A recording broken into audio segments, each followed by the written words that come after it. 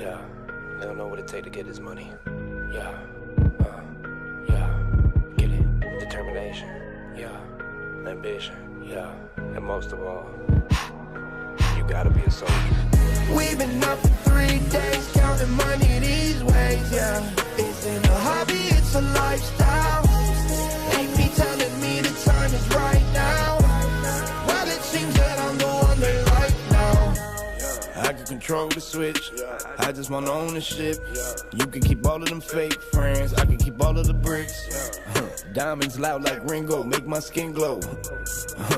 I'm a dog, dingo, line them up, bingo. But you know how it go when you chase thrills. My little boy just died from a fake pill. Couldn't bury the boy, so they had to burn. Had to give mama bread just to pay to earn. Y'all ain't getting no sleep cause you too busy feeding the ego. I ain't getting no sleep cause I'm counting this money with all my amigos. We've been up for 3 days, counting money these ways, yeah. Isn't a hobby, it's a lifestyle. Ain't me telling me the time is right now. Well, it seems that I'm the one they like now. I don't know, same to me. Might be you, maybe me. I don't know, shame to see. My shit real, yours is make-believe. Yeah. Man, it's kind of offensive the way I'm cooking. Her neck hurting, I'm shining, I'm real good looking. I don't need to talk much, you can see the story. Man, he talking too much, he could be the story. I remember the day that they had us in cages. I thought it was outrageous. Now we get paid for jumping off stages. Look at me, mama, I made it like. We've been up for 3 days, counting money these ways, yeah. Isn't a hobby, it's a lifestyle.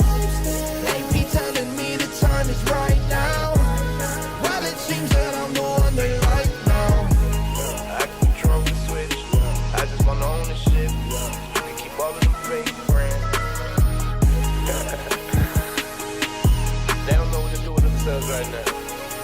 We're running this thing, you heard?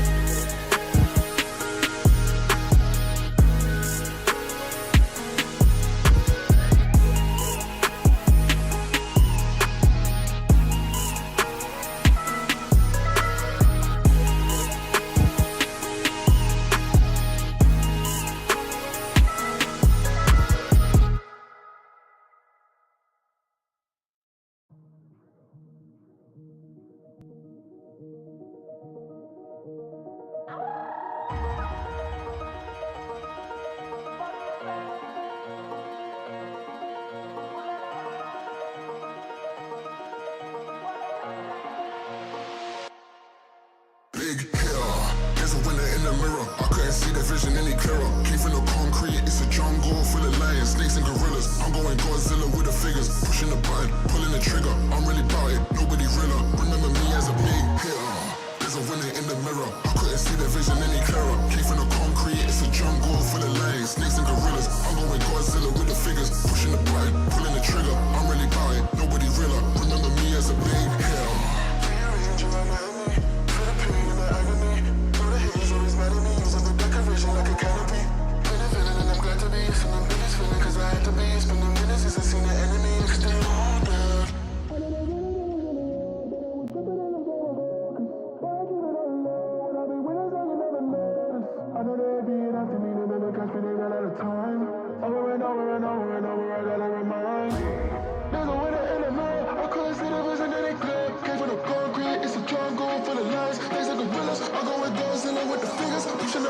pulling the trigger. I'm really about it, nobody realer. Remember me as a big hitter. There's a winner in the mirror. I couldn't see the vision any clearer. Came from the concrete, it's a jungle for the lions, snakes and gorillas. I'm going Godzilla with the fingers, pushing the button, pulling the trigger. I'm really about it, nobody realer. Remember me as a big hitter. There's a winner in the mirror. I couldn't see the vision any clearer. Came from the concrete, it's a jungle for the lions, snakes and gorillas. I'm going Godzilla with the fingers, pushing the button, pulling the trigger. I'm really about it, nobody realer. Remember me as a big hitter.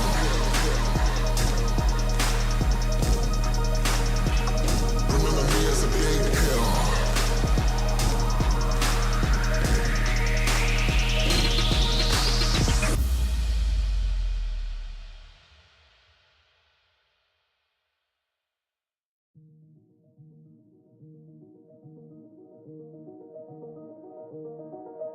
going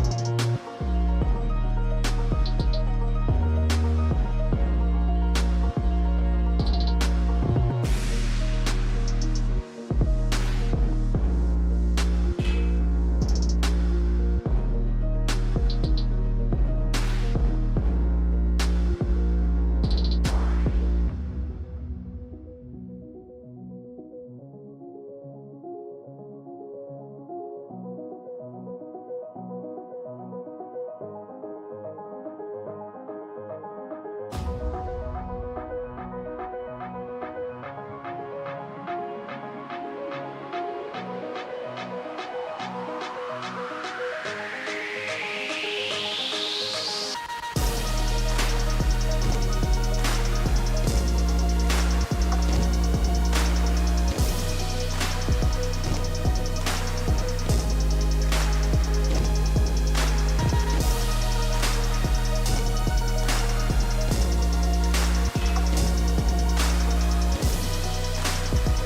Go to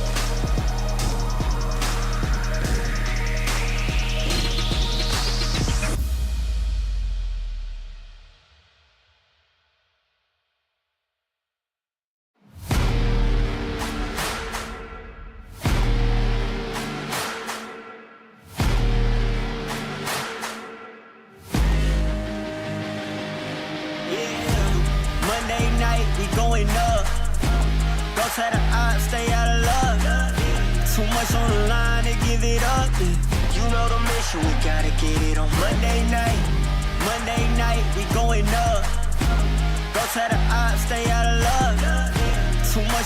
line to give it up. You know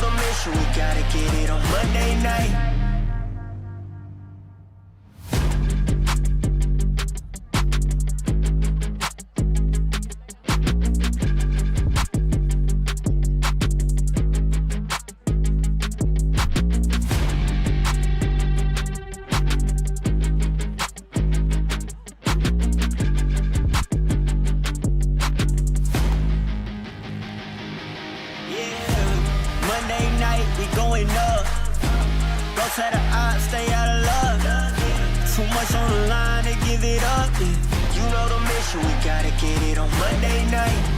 Monday night, we going up. Go to the odds, stay out of luck. Too much on the line to give it up. You know the mission, we gotta get it on Monday night.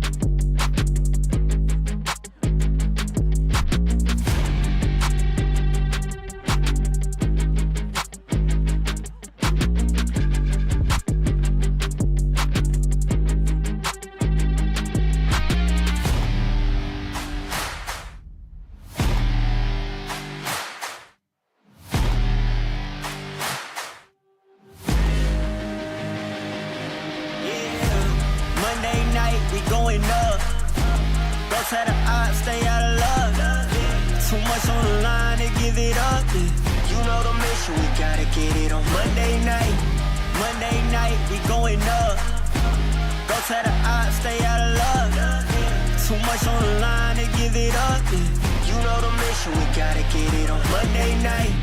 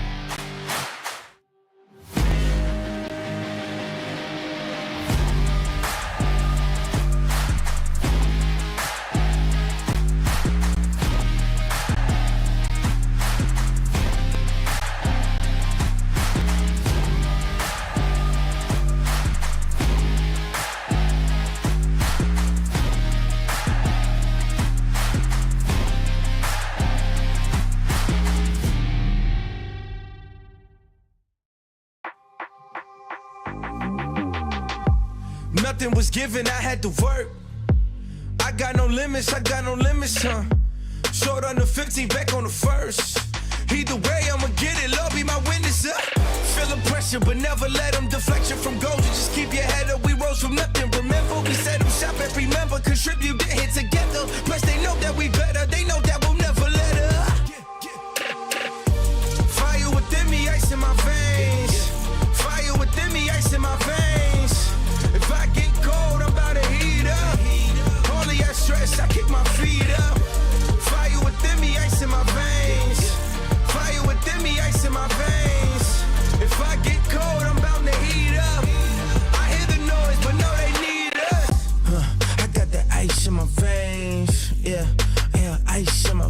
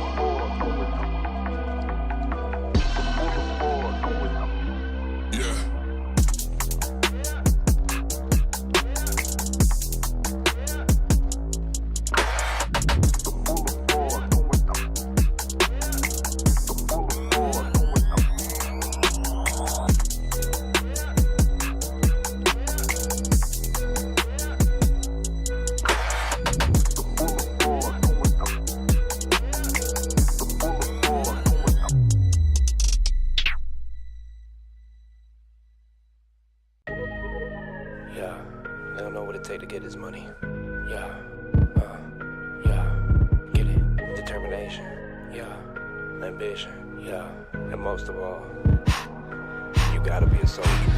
We've been up for 3 days, counting money these ways, yeah. Isn't a hobby, it's a lifestyle.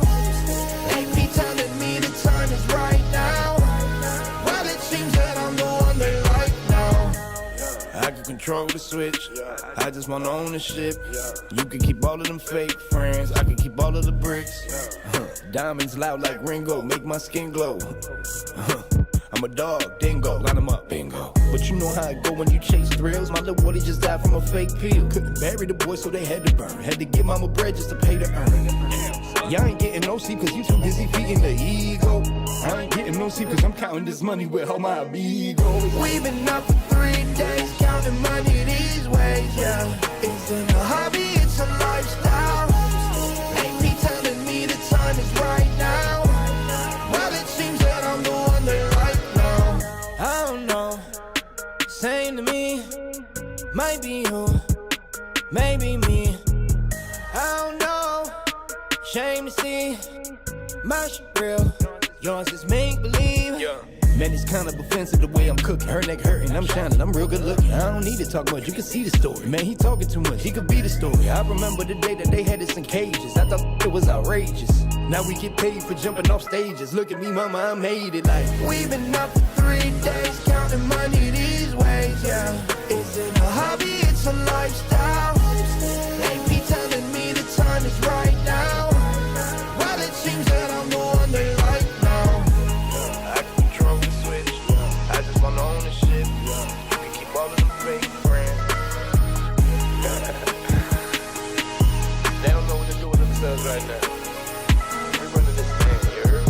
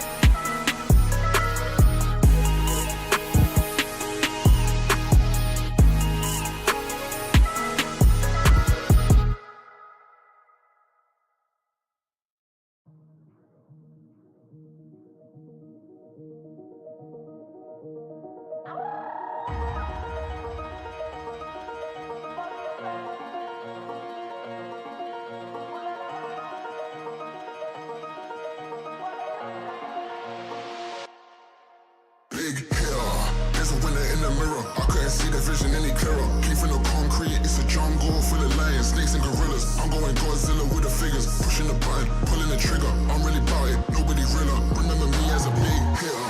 There's a winner in the mirror. I couldn't see the vision any clearer. Came from the concrete, it's a jungle full of lions, snakes and gorillas. I'm going Godzilla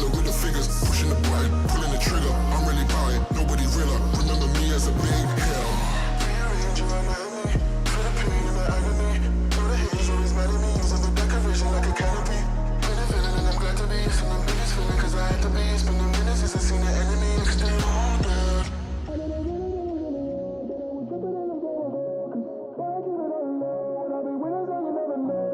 I know they beat after me, they never catch me, they ran out of time. Over and over and over and over, I gotta remind. There's a winner in the middle, I couldn't see the vision that they clear. Came from the concrete, it's a jungle full of lies. They said gorillas, I go with Godzilla with the fingers, pushing the button, pulling the trigger. I'm really body, nobody winner. Remember me as a big hitter. There's a winner in the middle, I couldn't see the vision any clearer. Came from the concrete, it's a jungle full of lions. Snakes and gorillas, I'm going Godzilla with the fingers, pushing the button, pulling the trigger. I'm really about it, nobody realer. Remember me as a big hitter. There's a winner in the middle, I couldn't see the vision any clearer. Came from the concrete, it's a jungle full of lions. Snakes and gorillas, I'm going Godzilla with the fingers, pushing the button, pulling the trigger. I'm really about it, nobody realer. Remember me as a big hitter.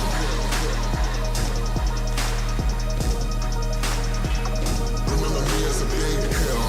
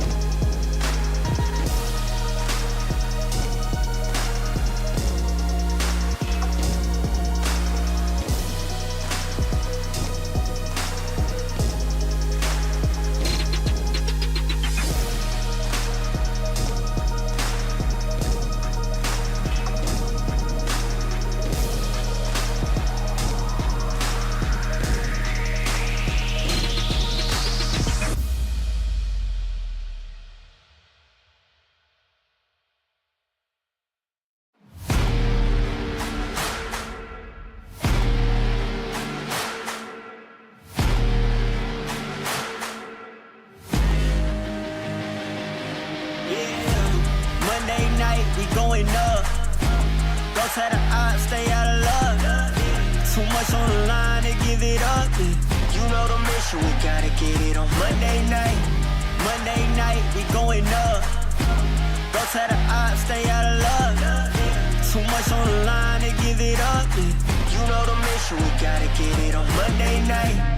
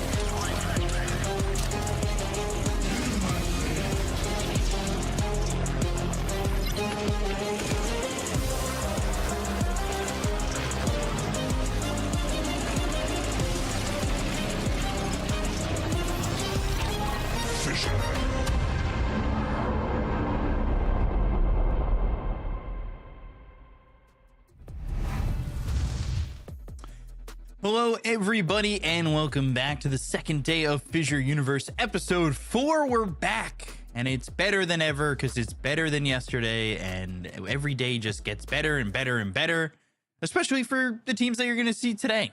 You got teams that are 1-0. They're better than yesterday, right, Lacoste? Yeah, most definitely. And you're in a good mood. Seems like you got some good night's sleep. You have a lot of energy considering it's 5 a.m. for you. But yeah, we had some upsets yesterday as well, which was a bit of a surprising one.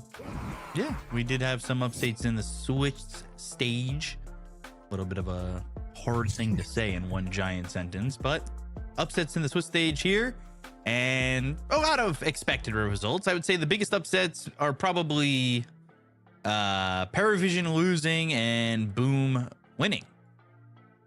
Yeah, also Talon taking the game off Tundra. Southeast Asia seems like they are doing well. I see Boom that managed to beat BetBoom in a pretty convincing fashion, and also Nightballs taking down Paravision 2-0. This is for those who don't know, NP or Nightballs is the new team that has been formed to kind of upset people. This is a team that came from Western Europe. Kadaro Desire, Davai Lama, Vorik, and Kami. But yeah, very interesting team, and we can look at the schedule, what's going to be happening today.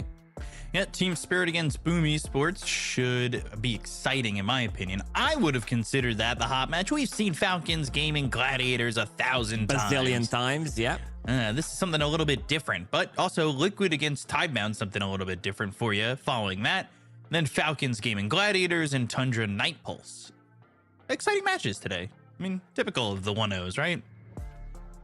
And then on the second channel, you've got the 0-1s of Aurora Gaming 1 dub, Paravision 1 move, BetBoom Team against M80, and then to round it out, Talon against Wildcard. Cool matchups. I like these as well. I don't know about you, Lacoste. Yeah, some of these should be, I would say, pretty one-sided, but the hot match might go either way. It's hard to tell. Dota would be pretty boring if we had all the 2-0s, if we had every single time, quote-unquote, better team winning. But yeah, we had some upsets day one, and it's definitely going to shake up considering that we're in the Swiss stage. So going to be a lot more spicier than we expected. Yeah, definitely going to be spicier. And let's take a look at the roster for Team Spirit. As you got Collapse, Yatoro, Rue, Laurel, and Maposhka. I was hearing that Rue had a pretty amazing series yesterday based on Reddit comments and a little bit of what I was watching. What did Reddit say? Reddit said, Laurel's so good, Pog.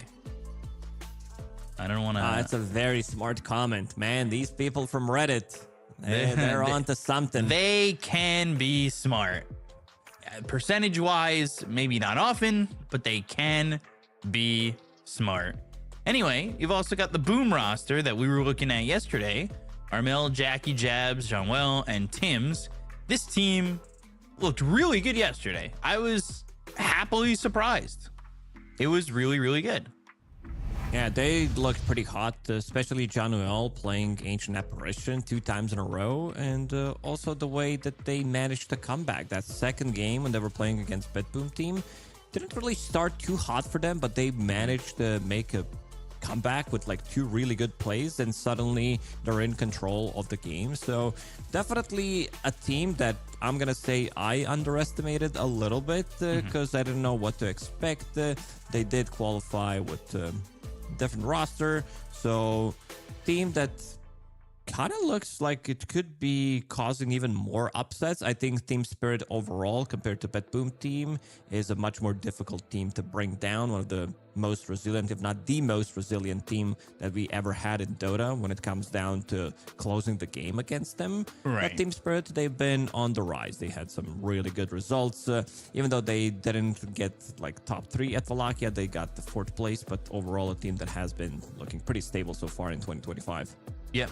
And we've got the coin toss won by Boom Esports. They chose the first pick, and Team Spirit went with Radiant. By the way, I found the comment. It's from a person named FZSX. You don't have to call him out. No, this is a good comment. This is a great comment. What if the comment is B-Cop is the best? Imagine if you... Man, I would be reading that as well. Oh, man, would I be reading that? Yes, but this person said, this is some crazy Storm performance by Laurel. So everybody was hyped with Laurel yesterday.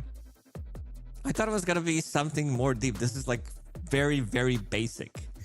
Yeah, it's Reddit, dude. What do you want? Like, what are you looking for? Well, what? There's some doctors and engineers and scientists on Reddit. Yeah, that's my alt account.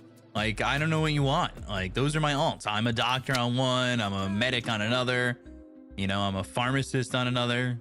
I do a lot of things. I know an actor that does all these professions, but we're not going to be talking about him. And let's focus on the draft, because this draft is going pretty quickly. Yeah, pretty quick bans. Ancient Apparition, by the way, I wouldn't have expected this going into the tournament. Most picked hero right now at 10 picks.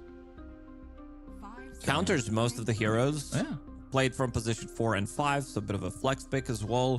Gives you just enough burst damage and also gives you ability to increase the magic damage. I think something that is a bit underrated. Not the strongest laner. He does manage to get the trades in the lane, but overall, like, he doesn't provide you with a stun. You need some kind of a setup for his stun, otherwise people are just going to be running away. And Boom Esports, they will choose Tinker as overall first pick. We've seen Tinker yesterday a couple of times in the games that we covered.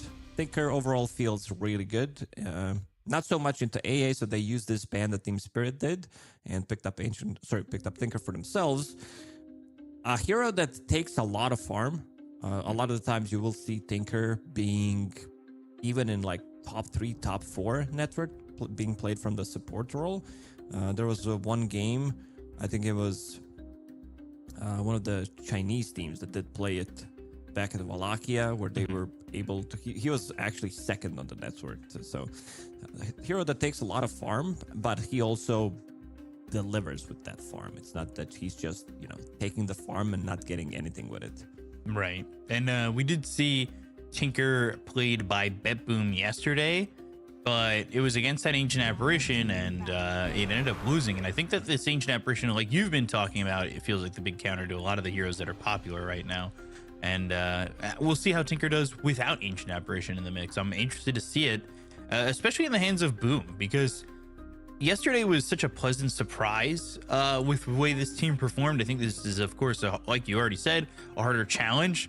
So I want to see them give more, and they've already, in my opinion, done well, because the draft yesterday, what was it? We saw Ancient Apparition first picked, and then countered by Ancient Apparition countered every pick for the other team's draft. Now you don't have Ancient Apparition, and there's a Tinker in the draft. I'm already like, all right, this is gonna work a little bit for Boom. Yeah, I also want to see if there's a possibility for Boom to play Tinker from the mid lane. So I'm checking what they've been up to from the mid lane. Let me just double check that. When is the last time? Armel does have 25 games on Tinker in his professional career. Last time he played it was in 2022, so relatively long time ago. But I think in this meta, after seeing how Liquid played it, some other teams at Wallachia, I think a lot of mid players also want to probably start practicing the Tinker again from the mid lane, because you want to have that flex potential. Most likely going to be played from the support role, but if it's a good game for Tinker in the mid, because also Tinker mid with Aghanim Scepter, he does counter all of these tanky heroes. We'll have to see if he gets to that point. I'm interested too to see what Jean-Well plays, because he played that Ancient Apparition, I believe, in both games against BetBoom Team, and he played really well. He had a lot of very important ice blasts in that series alone. So now with it banned, he has to go to something else, and I want to see if he has as much impact as he did yesterday. Sometimes you are most impactful with one or two heroes, and when you're put to something else, you don't feel it as much. But I don't know. I'm expecting the most from Boom right now. Team Spirit, they woke up and they're like, what's our logo? It's a dragon. We're going to pick Dragonite. We're going to pick Twin Head Dragon as well. So Winter Wyvern's it might be next? a meme. Maybe Puck. Puck is a fairy dragon. Ooh. Okay. So Puck, Wyvern. Do we have a fifth? Do we have a 5th dragon to put in the Team Spirit Dragon draft? 10 seconds remaining. I don't think we do. I'm trying to think, is there another dragon? I don't think so. Is Viper a dragon? Viper Team Spirit is the malevolent familiar of a sadistic wizard. Yeah, you had that in your mind. You did not I read it. It's read that it's in off the client. screen. Yeah. No, I would admit to reading that. I wouldn't. I don't know the lore that well. Let's go back to the draft. Boom Esports picking up Tiny and Marana. So Tiny, I've seen Tiny's from the carrier role a couple of games yesterday where he really struggled. He was unable to hit the timings. It was Pure and it was also Satanic who played it and ended up the game with pretty bad score overall. Not too much they were able to achieve. Maybe teams also figured out how to play against Tiny because this hero has been strong for the last from the carrier role at least, ever since the patch changes to insurmountable as well, but mostly has been played from the mid lane. And I see Marana. This also means that Tim's is going to be playing Marana. He had a great performance yesterday against BetBoom Team. Even though a lot of other teams don't really want to play Marana as a position 4. We saw it was Tim's yesterday, and at the beginning you were just like, oh, okay, typical Marana impact into the lane, arrow onto the range creep, but then he seemed to impress. Although, again, I feel like the duo of that with Ancient Apparition is pretty strong. It is. All things Underrated considered. aspect of Marana is having that Moonlight Shadow. So basically having Smoke, better version of Smoke on 2-minute cooldown. So you can always make a move. Combine that with the Smoke, so you can always be active on the map, especially if you're playing from ahead. And Team Spirit will pick up Beastmaster for themselves. I see Jakiro, Dragonite. If you pair up these two heroes, or if you pair up Jakiro with the Beastmaster, you can pretty much kill any hero on the map. So with these type of heroes, you don't necessarily need to bring the third hero. And gotta be another classic one from Team Spirit. Rue, so far, has had some amazing games at Wallachia. When he first joined the scene, I don't think many people believed in him. Same thing did happen with Laurel, but he definitely has proven his worth over the last couple of months, and also one of the better Muerta players out there. So very simple, very easy to execute type of a draft coming out from Team Spirit. And the Beastmaster, fingers crossed, not going to be played in the safe lane. That did not work for BetBoom Team. No, most likely they're going to be looking for Yataro's hero last. You know, with Rue here at the FISSURE Universe Ep.4, just want to mention, I believe his first tournament with Spirit was the BetBoom Dacha in October of last year. And that was when we were originally saying that, like you said, there was a lot of pressure on him to perform well. He's been one of the best Muerta players I've seen. And he's there's a lot of those. Really well. All of these top teams have player that plays Muerta so well. And I want to see if they're going to be banning out, because Tidehunter, very strong offlaner right now. It's just that he has a couple of bad matchups. I think people are staying away from Monkey King as a counter to Tide in the lane. I'm more maybe worried about heroes that Yatoro does play, like Slark, maybe even Phantom Assassin with the break. Let's see, they have one more ban inside of Boom Esports to decide which hero Tide doesn't want to play into. Because Ursa a lot of the times feels really good. Sometimes on 18, if enemies show their lane from the offlane, it cannot be flexed. And a lot of the times you will see Ursa getting banned in the last phase. 5 seconds remaining. Yeah, we saw Ursa banned yesterday a couple of times in the last phase. Storm and Gyro banned, maybe not knowing what the deal is yet with who goes where.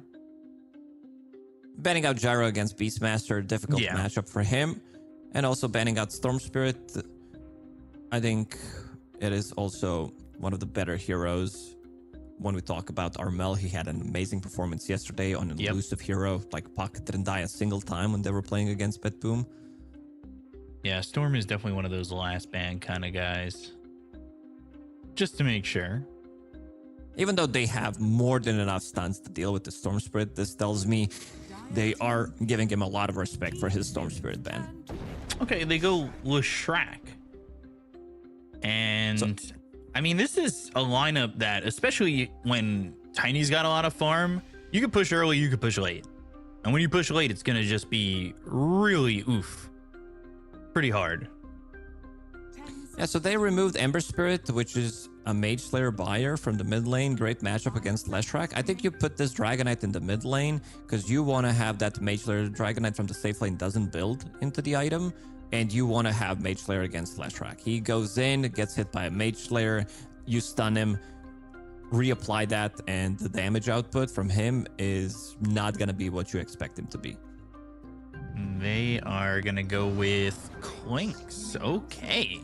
Okay. So they yeah, go for it. Yeah, they wanted to have something that is going to keep the distance. I did mention some of these melee heroes, but after seeing Leshrac, you can't really play Slark into Leshrac. It just feels really bad. So this is Yatro's classic. He did bang it out a couple of times.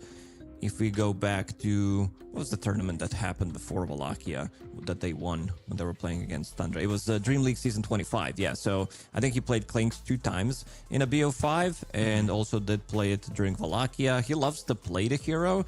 It gives you pretty free lane against Tidehunter, even though you are playing like into damage block, which is something that you don't like to play, but they wanted to also keep the distance. And this is also a hero that can shred through some of these more tankier heroes with the insane amount of damage that he does have. Also, the Clinks played once already in the tournament, was played by Crit. So, you know, yeah, we're getting different looks at a hero, which is always fun. I actually really love that when you can see heroes being played in a support and a carry role. And I'm interested to see how Radon plays it and how he's going to work with the rest of his draft. Because if he's going to be mobile early, like, I want to say level 6 for this team, you have a lot of control and you have a lot that can open up Clinks being mobile and aggressive early in the game. And I know he likes to do that, similar to like Ame style, where you want to play, get level 6, go in, fight, and overwhelm your opponents. And I think they're, you know, if you can get to the face of Tinker or Mirana, you just get yourself a Dragon Tail or a Primal Roar, follow that up with a dead shot. You've got a kill pretty easy for Clinks, right? Yeah, this is a very good, good scaling lineup coming out from Team Spirit. Lineup that comes online quickly. You can definitely go for Tormentor 15 minutes into the game. You can, because there's Tidehunter, you're always going to have something to like take fight. When we're talking about the Tormentors, area of control is going to be pretty big. You will have Tinker with the March of the Machines, but I don't mind Boom's draft. I would just prefer if this Mirana is something different. I don't believe in the hero, even though they won with it yesterday. I feel like a lot of the times this hero can be really lackluster when it comes down to scaling from position 4 and what she brings to the table compared to some other position 4s. Right. And we'll have to see how that goes in game number 1. Boom against Team Spirit. Boom still looking to kind of play with house money here, right? They've won this first series. That gives them where's that term from? Bit of time. What, playing with house money? Yeah, is that from poker? I mean, it's just like a casino term in general. Once you're playing with money that you've made and not lost, you're playing with house money. I see. Simple term. But what if you're playing in your own house? You kind of have this setup. You invite your friends. Does that count as a house money? Not if you live in the apartment. If you can use a mechanics hold on a deck and shift some cards out there, yeah, you're playing with house money. But you gotta be good. You gotta be swift. Deal from the bottom of the deck. I have no house money. There's no money in this house. My wife spends everything. Back to Dota. Let's see. Jab's gonna get the D word here. Tim's getting 100 gold early on. I'm interested to see how he plays it, because, you know, we were just talking about it in the draft, how he was playing it in the last game, just throw these arrows at these range creeps and kind of continue on with life. Not really shift too much until he got to that Moonlight Shadow. Not an easy lane to kill. I wonder if he just, especially with something like Jabs in the offlane on this Tide Hunter if he moves around a little bit more. Leaves the Tide by himself. Because I don't really think Clinks is going to kill him too quickly, right? No, but he's also getting some of the solo XP, which is really nice for Radon. In the bottom lane, we'll get level 2, considering what they did on Boom. They body blocked, they allowed the lane to push back, and Januel is in trouble. And getting pretty low. He'll have a Hawk right there to root him. Needs one more shot to get that first blood.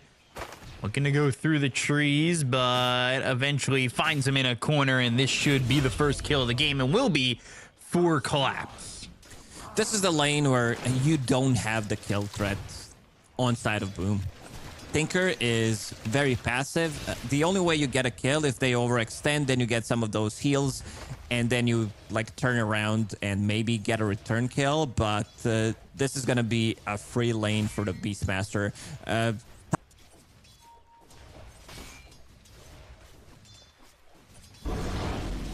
Have a pretty good time in this lane. It seems like a pretty open lane, at least for the moment, and him combined with Rue has been a pretty devastating combo. Maybe not feeling all too comfortable when Collapse and Rue running him for a second.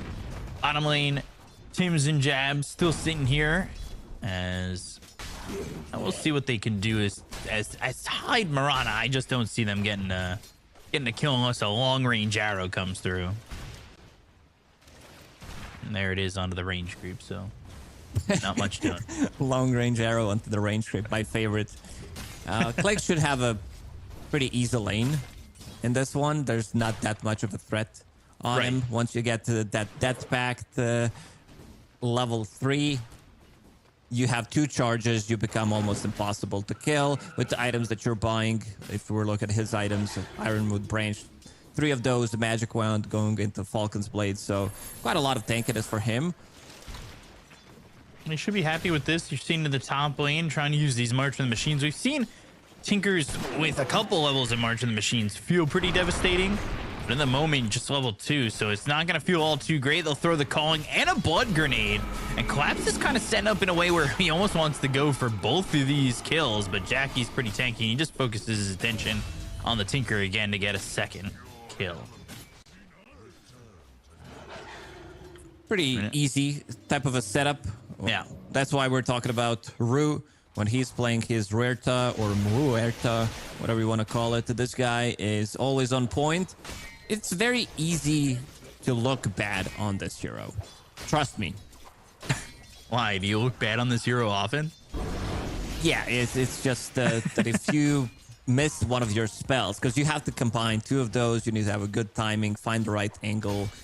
Also, before you can get to your level 10 talent, the cast range for the dead shot, it does feel very awkward a lot of the times. Looks like they're putting pressure on that top lane. They're going to go for Jackie.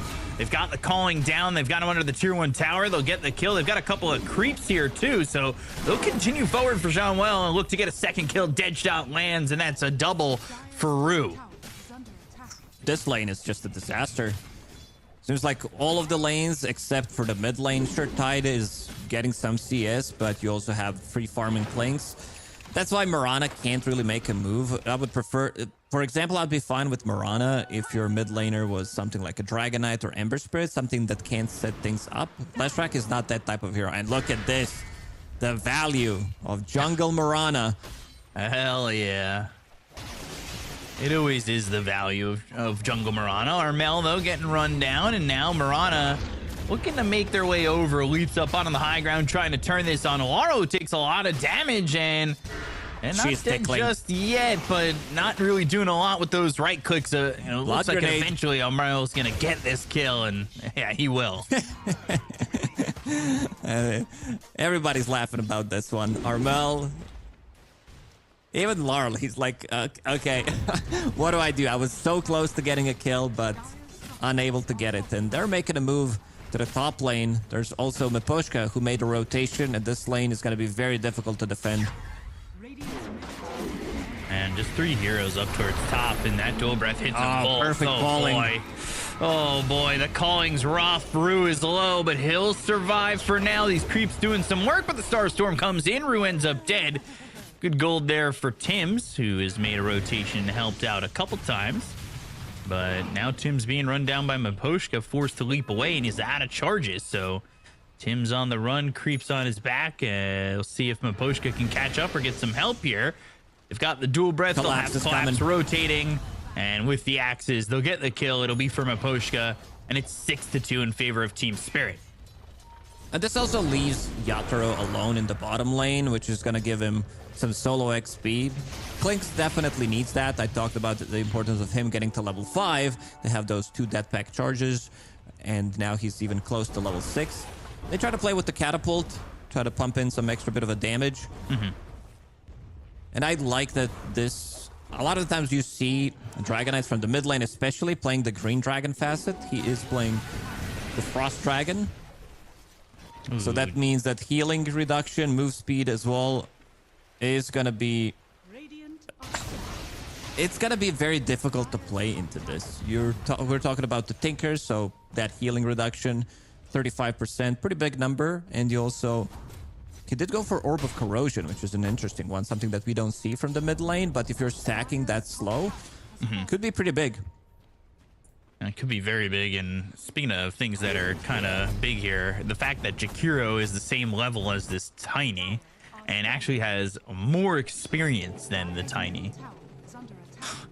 Very interesting to have a Tiny so far behind, and it's another game where Tiny struggles to the point where, truthfully, I kind of feel like we might be looking at one of Tiny's last games. Or how stubborn do you think players are? No, definitely not. I think we might see a shift where Tiny's going to be played from the mid lane. Still a strong hero. Nothing has changed. We saw Team Liquid being very successful with the hero. I think a lot of the times you would see teams picking up the heroes that maybe they don't fully understand, and also other teams having a great understanding of what's going on. Collapse, getting initiated on. Deadshot was there, calling down Primal Roar, but the arrow, the blood grenade, and the combo to get the kill and a Collapse. Tims will try to TP out. There's no way for them to catch up. No Deadshot to throw, so... You could see the Collapse was thinking about summoning the boar so that he can block the arrow, but Tims finds the right angle, gets the kill. I mean, this is similar in some ways, and I kind of feel like I'm flip-flopping. I'm not trying to, but... You know, similar to what Boom did yesterday, right? Like, they were behind 4,000 to BetBoom early on in one of their games and then came back and, I mean, at least showed the resilience to be able to come back from a pretty poor position in the early game. So they're kind of slowing it down a little bit. They need to get a little bit more out of the map, but they've shown already that it's not impossible for them to... you know, get something back. And yeah, we'll see that right here with Armel finding Maposhka. Easy kill for this Leshrac. I mean, so much damage on a solo target early on from this Leshrac, and that's what I'm talking about. Ooh, Radon. Let's see if they might be able to catch him here. Not a lot of mana here for Armel, but they've got the Gush, they have the slow, they've got Tims behind. They'll try to get the damage out, and they should have it. Just take some time under the tower as he heals up a little bit, and they do get that kill, and all of a sudden it's 6-5, and they're working on this bottom tier 1. Armel understands that he needs to be the damage dealer for the team, because damage coming out from your Tiny early on isn't really there. Neither from Tidehunter. Your Tinker also doesn't provide you with any kind of damage. He's going to be more focused on himself at the early stages of the game, stacking, getting a bit of a solo XP so he can level up his abilities. But very nice move coming out from Boom. I almost said Aurora, seeing Aurora jabs on the screen. Was once the days of Aurora being an SEA roster. This is all kind of even out, and it's become Boom being back to what we've seen them do multiple times. And, you know, Tim's got a decent amount of farm on this Mirana. They've let Collapse kind of have this really good game, and he's got a good start. He's up 1,000 gold over Armel, but we've seen already before with the fact that they were able to kill him, that they can make sure that that slows down, or this gold's not too much for them to handle at the moment. Amplify damage secured by Rube too. He's slowly recovering, nothing too crazy, but this tower should fall. This is the second dragon form that Laurel's going to use in the mid lane, and they should be able to bring it down. How many Spark of Courages do we have? I see 1 on Klings, 1 on Dragonite, 1 on Tidehunter even. That's an interesting one. Yeah, It gives you tankiness. Yeah, if you are trying to kill the Tidehunter and he gets extra 5 armor, he uses his Kraken Shell. I almost said uses his passive ability. I don't know how you use a passive ability, which is not a passive ability anymore. Would be an active ability. Yeah. But That's how it works. you do have 3 Sparks of Courage, 3 Trusty Shovels, and 3 heroes here fighting, but And 2 1 dead heroes winning. Huerto. Yeah. Yeah. Moonlight Shadow. We talked about it, the importance of it, basically going for duo, as a duo, going together and grabbing a kill. Beastmaster on top of the net worth. Aghanim Scepter, 11 minutes on top of Mana Boots. It definitely did help that he got that tower in the top lane. He got the first blood, so he was off to a good start. We did say that he's going to have pretty free lane, but I didn't expect him to have 11 minutes. Yeah, that's pretty Aghanim quick. Scepter and Mana Boots. I mean, the number used to be 13 minutes Aghanim Scepter on Beastmaster, but he has got it already, and they'll have to deal with that Drums of Slum. They've got Jackie coming over, and they do have this vision on Collapse, but they really need to be careful about making this move because, I mean, going on him, if he's just able to get Aurora out and Slum You don't have his enough way, damage. yeah, you might just die on both heroes. Especially now that the rotation's been made by Maposhka and Rue. They'll even just go for the Roar. Ice Path following it up will be there, and they will get the kill onto Tims. Boom Esports managed to stabilize the game a little bit. If you look at the net worth, it's less than 1k. Lashrak is the one who's getting quite a lot of farm, and these are the stacks that they've been making. Tinker, we haven't really seen much from him other than dying a couple of times in the lane, but he does have that Holy Locket available. March of the Machines maxed out. And this is something that we see from Tinkers is they find the open spots of the map and farm it with the March of the Machines, so they get a lot of gold. And you can see on the net worth that He's both always up supports there. here for Boom are up there. Always most farmed support in the game. Getting it from the Yeah. stacks, taking the lane for himself. Can be anywhere on the map. That definitely helps a lot. But yeah, of course, not only that, you've got arrows that get some easy creeps, some gold being gotten, and Tim's, he's keeping up, at least for right now, with the Tinker, and you see the supports from Spirit kind of falling a little bit further behind. They do smoke on these 2 heroes, trying to come over, maybe find something mid, maybe use a Roar after an initial fight from Laurel, but Laurel, no Elder Dragon form at the moment, so they don't go there. They're going to walk all the way bot. See if they can find anything. We haven't seen Ravage yet used, I believe. No? Been pretty silent. A lot of the times you won't even see it for a good 15 minutes up until Tormentor fight. He's Team got Blink Spirit. coming out, so... They're smoked up, and with that Drums of Slum, we've seen this so many times. They're gonna go inside the Roche pit. They're definitely not lacking the damage, but they know what's going on. Scan connected from the Dire, so they're gonna smoke up and see if they can make a move.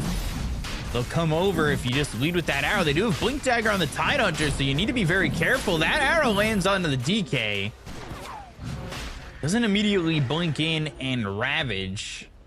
Waiting for the rest of the team to kind of show up in this situation. But with Roche so low, I mean, there's definitely a thought for Boom that you might have to try and go in there and take it yourself. Oh, the counter smoke. They want to do the full wraparound, try to surprise them here. Let's see if they're going to be able to find anything. Let's see what they can get from this. They'll be coming up the steps, but the blink into the Ravage, that's going to be on to 4 heroes. No follow-up. Don, but yeah, there's no follow-up for this. Jabs, he silenced up the calling, ticked him, and now he needs to be a little bit careful. They look for the stun. They landed onto Laurel. The Breathe Fire comes through on 3. They've got the Ice Path reactivated for a second, but Laurel's still dead. They take out the Dragon Knight, and Team Spirit getting hit by that Ravage and don't get anything. Boom, take out that DK. Having the high ground advantage. They did use Ravage, so let's see if Team Spirit wants to take Roche. Roche is going through the river. And smoke from Boom Esports. Let's see if they're going to be able to find another opening. They might. They just might. Jabs again, blinking now onto collapse. Ice Path gonna split up the team. So they can't that dead shot. The dead shot hit Jackie. The right clicks from Radon. They've got the silence on a Jabs. He doesn't have a Ravage to work with, but he's right in the face of Radon. The Primal Roar comes through. It's gonna be on Armel. These heroes are low on the side of Spirit. They've got the Gush on a collapse. The dual breath hits on a Jabs. He's slowed up, gonna be killed off. Rue ends up getting that kill, and now Boom are the one who have to turn tail as they'll start to run. The arrow flies in. Don't believe it hits anything of significance as Jean-Well now running away from Laurel. Oh, Laurel. Away, and now they've got themselves the stun landing from Armel. Laurel in too far. He's dead again. He was fighting in melee form. They gotta respect the amount of healing that is coming out from these bots. Dire's middle tower. Arrow on a Roche. It's still available. So much damage being done here by Armel. And they are just going back and forth, following each other from one Roche pit to the next. And you can follow the channel, follow Fissure on all socials. If you type in !F in the chat, they followed Maposhka. And they are going to get this kill. The Starstorm and Jackie with the right click getting that one. And that means Roche should be theirs with the way that Spirit are set up. Armel is gonna pick it up. Armel pretty much having the perfect game. He's nice try there from Muerta. Rue was almost getting the last hit on it, but now you have to deal with Leshrac twice. He has the backup of the Tinker using Defense Matrix, which is maxed out now, so 30% status resistance, all the heals, Holy Locket, repair bots. Might be a bit too much, even though Laurel, he does have Mage Slayer, he does have Orb of Corrosion and the Frost Dragon, but it does feel he needs that ulti. Otherwise, he's keeping way too close to the Leshrac and he's still dying. They will get their consolation prize of the Tormentor. Rue ends up getting that shard, and take a look at the win probability, 55-45. It's pretty close right now. The game did slow down for Spirit. Collapse, he had insane amount of farm. He still does, but it does feel like he's gonna need to get his BKB, and let's see what Radon is building into. He wants to get Hurricane Pike for himself, wants to be able to keep the distance. But Jackie is also the one who's recovering. He's getting very close to Klink's net worth, and also once he picks up the Shadow Blade, does have a shard of his own. That's going to be a surprise. Like, they could definitely kill Muerta. You can even kill Klinks with +1 easily. If they could find the Klinks, that is. And Radon walking up. Blink forward from Jabs. Actually throwing out that dust. And Radon is AFK. He's chilling. Radiant's top tower. Trying to wash off the dust in the river. Takes some time, but eventually dust has been cleared away. Things very slow. I'm a little surprised by how slow they are for Spirit. They had a bit of an advantage. They had Collapse having a really good lane, and it didn't feel as though they used all that to secure much of the map the way I thought they would. They definitely realized Boom can fight back with the heroes that they do have. Another Mirana ulti. Dire's bottom tower is under Not going to Just be able to missing find Collapse there. anything. Also, I like that this Muerta is building Ags. It is such a good item. We might see... It is a fun item, but it also does feel slightly OP. Let's just put it that way. I just feel like it makes the fear or the bullet hitbox pretty big. Yeah, especially if you can get Radiant's top to your Glip Glop. Because you have Atos, you can easily transition that into Gleipnir, and then it becomes massive. It's very good for controlling the backlines. A lot of the times you don't see the impact because the camera's not on it, because it's so big. And it does allow you to fear the backlines, which has pretty huge impact. Jackie, he tried to go for his Shadow Blade reveal, maybe get a pick off, and look how aggressive Armel is playing. No fear whatsoever. Yeah, it really doesn't mind being so far forward. I mean, they're gonna take this tower pretty easily, and it's simple for Boom right now. Use this Aegis, pressure the map a little bit, farm up, give Jackie some space to get himself into this comfortable spot where he feels like he could fight. And he hasn't been unwilling to fight, but as I say that, here they come and they get the kill. What an Radon angle. is there with Collapse. Collapse really surprised him from the trees. There was no time for him to react. And now, you know, you're using this Aegis to try and open up space for Jackie to feel like he can fight. But dying like that all of a sudden means that he doesn't really get as much of a benefit out of it. And they do end up getting Miposhka, but it's not exactly the best thing ever here. Rue also stealing that shrine. Oh, that arrow. Connecting. Eventually, Rue should die here. They land that stun. They'll get that kill. Armel getting credit for that one. He's on a mega kill streak. Armel is all over the place. He's been involved in 9 out of 11 kills so far. He's been very active, has a Bloodstone, and I believe he has full Yashikaya being delivered to him. Yeah, he's very farmed. He just needs the rest of his team to kind of catch up here. And even despite the fact that Tinker has had all of the map to kind of that extra space to farm with, he's got that Holy Locket, he's got that mech. Muerta technically is caught up, but of course, 1,400 of that net worth given via the Tormentor. So it hasn't been all due to farm from Rue, but Rue doing a good job nonetheless to find farm to look to go for this Ags. They were searching. They're looking to find potentially Collapse. They don't want him to be able to find Jackie from that pathway again. To go back to Muerta's Ags, her Ags was so shit. I don't think anybody understood what the Aghanim Scepter did. Basically using it for the sun. What that ulti was supposed to do is dazzle. This is kind of what the dazzle is right now. The parting shot? Yeah. Also, can I add that Jabs is getting his Ags delivered? We saw this. We didn't see the Ags, but we saw yesterday a Tidehunter go all the Gush talents, and then we were like, well, where's the Ags? Now we're getting the Ags, and he just took his first Gush talent. Yeah, the big one is 40 Anchor Smash damage. Usually you don't skip on that one, but Gush Slow, if you're preparing for Ags, it feels so good. He's going to go back to it, so extra 15% on top of 40, which goes up to 55. Could be pretty insane. Combine that with Leshrac. Rainbow pressuring. Yeah, they're all responding. TPing over. Gush. Dust. Ooh, gets the Hurricane Pike some distance, but he's slowed up. The calling in a good spot. The death shot lands onto the Tide. That means no Ravage for the moment. They're trying to keep up with Radon. They're trying to find this. They've got the Gush. Do they have a stun? No.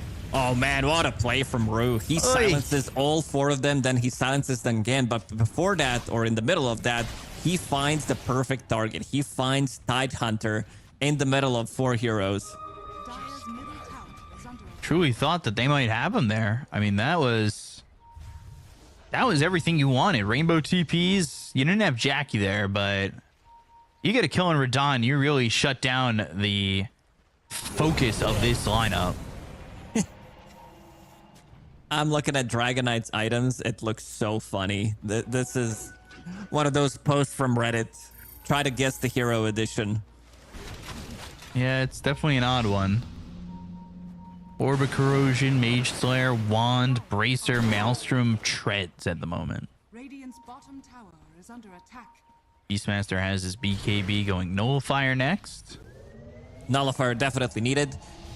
Whenever you play against Tinker, you want to be removing Defense Matrix, and you know that he's going to be building into Glimmer Cape, so removing 2 of those does allow you to lock onto a target and kill it. This Gush a problem. Kinda hurting. See if they can find Collapse. They're gonna move in.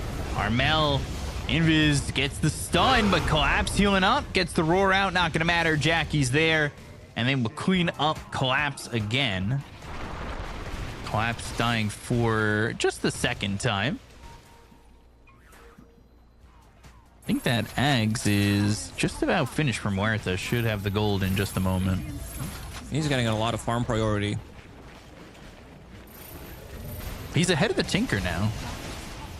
Extra 1,400 gold from Tormentor, but yeah. And I'm looking at what Team Spirit's doing with the itemization.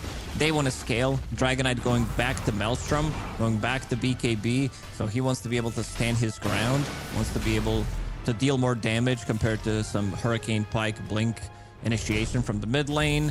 They think having Initiator from the off lane, because Collapse picked that Blink Dagger up at like 15 minutes. They seem it's going to be enough.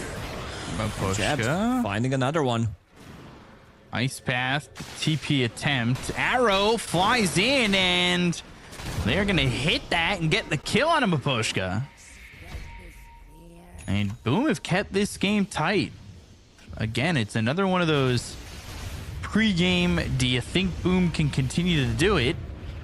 Especially after yesterday's performance, which was such a plus for them. And right now, the answer is yes. I mean, this Boom lineup looks so good at the moment. And I know that they're not ahead by much. I know that they're not like dominating this game or anything. When you're coming into a series, one of which where I think a lot of people who are watching competitive Dota may have counted you out. And I'm not saying it's right, just saying they might have. And putting up a good performance like this, especially after yesterday, seems really good. And now, ooh, that was just close. TPing Radon out again. This is the second or third time that he was able to TP out. He also got a big item if we're talking about Revenant's Brooch. So you have that extra damage, extra crit, and also holding on to Nemesis Curse. So his damage output is going to be insane in the next fight if he can do it. But I'm also seeing a lot of kiting potential, a lot of Glimmer Capes. How many Ravages have we seen? I think only one in that triangle, right? That 4-man Ravage, yeah. Yeah. Although, hold on a second, you might see another one. Adams walking forward, Ravage comes in. Oh, he just wanted to go. BKB comes out from Laurel. They get the kill on Aru. They're going to look over as Radon putting out the damage. We're going to get the kill on Armel. Macro fire in a pretty good spot. They get the kill on Armel. They've got the dual breath. They'll kill off Jackie. Now well in trouble. That's going to be a third dead. Tim's, he's on the run with those leaps. Throws an arrow back just to deter. But this is looking like it should be Roche. I mean, that was an okay Ravage. BKB was popped pretty quickly from the side of Spirit, though. This has to be like 5,000 damage dealt by Yatoro in the previous fight. Let's see it. 4.2k. Yeah.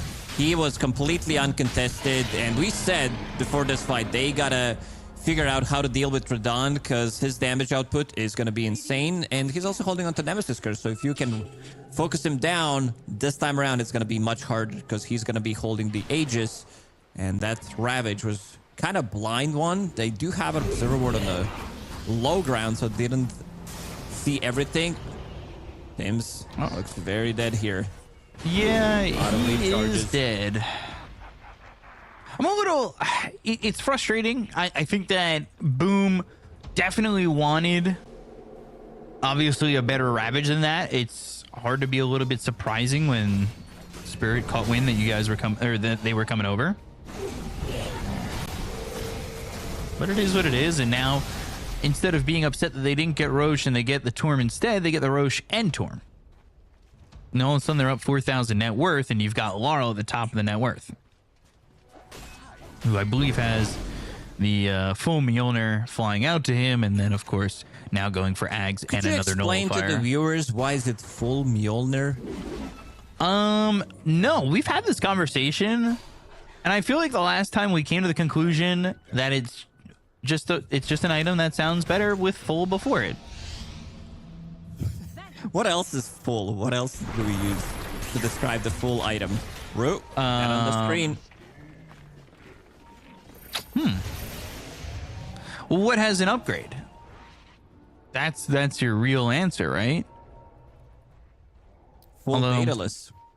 Nah, we don't really say full dataless, I guess.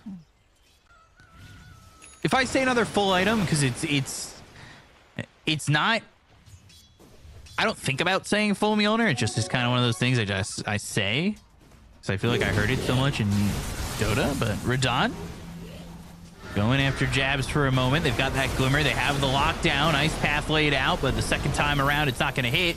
Jab's taking a lot of damage, though. Has that shield. Laurel will have a follow-up stun. He pops the BKB. They're going to go in for everything on this one. Radon doing the damage to get the kill here on Armel. I mean, that's the big damage dealer for Boom, so they need to really back out of this.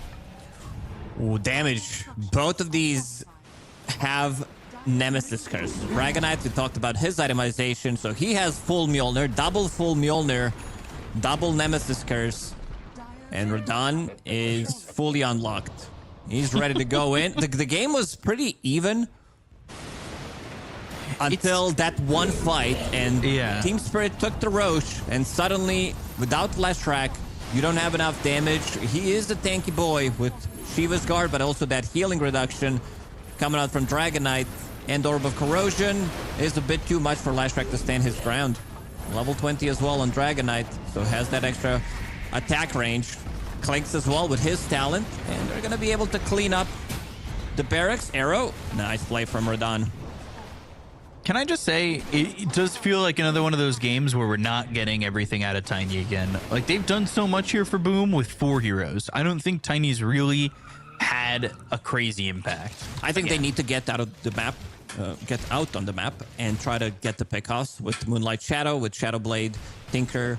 He's level 18, so he has rearm at very low cooldown, so he can be anywhere. In terms of what he brings to the table, it's not much damage, but sometimes you need that extra bit of oomph.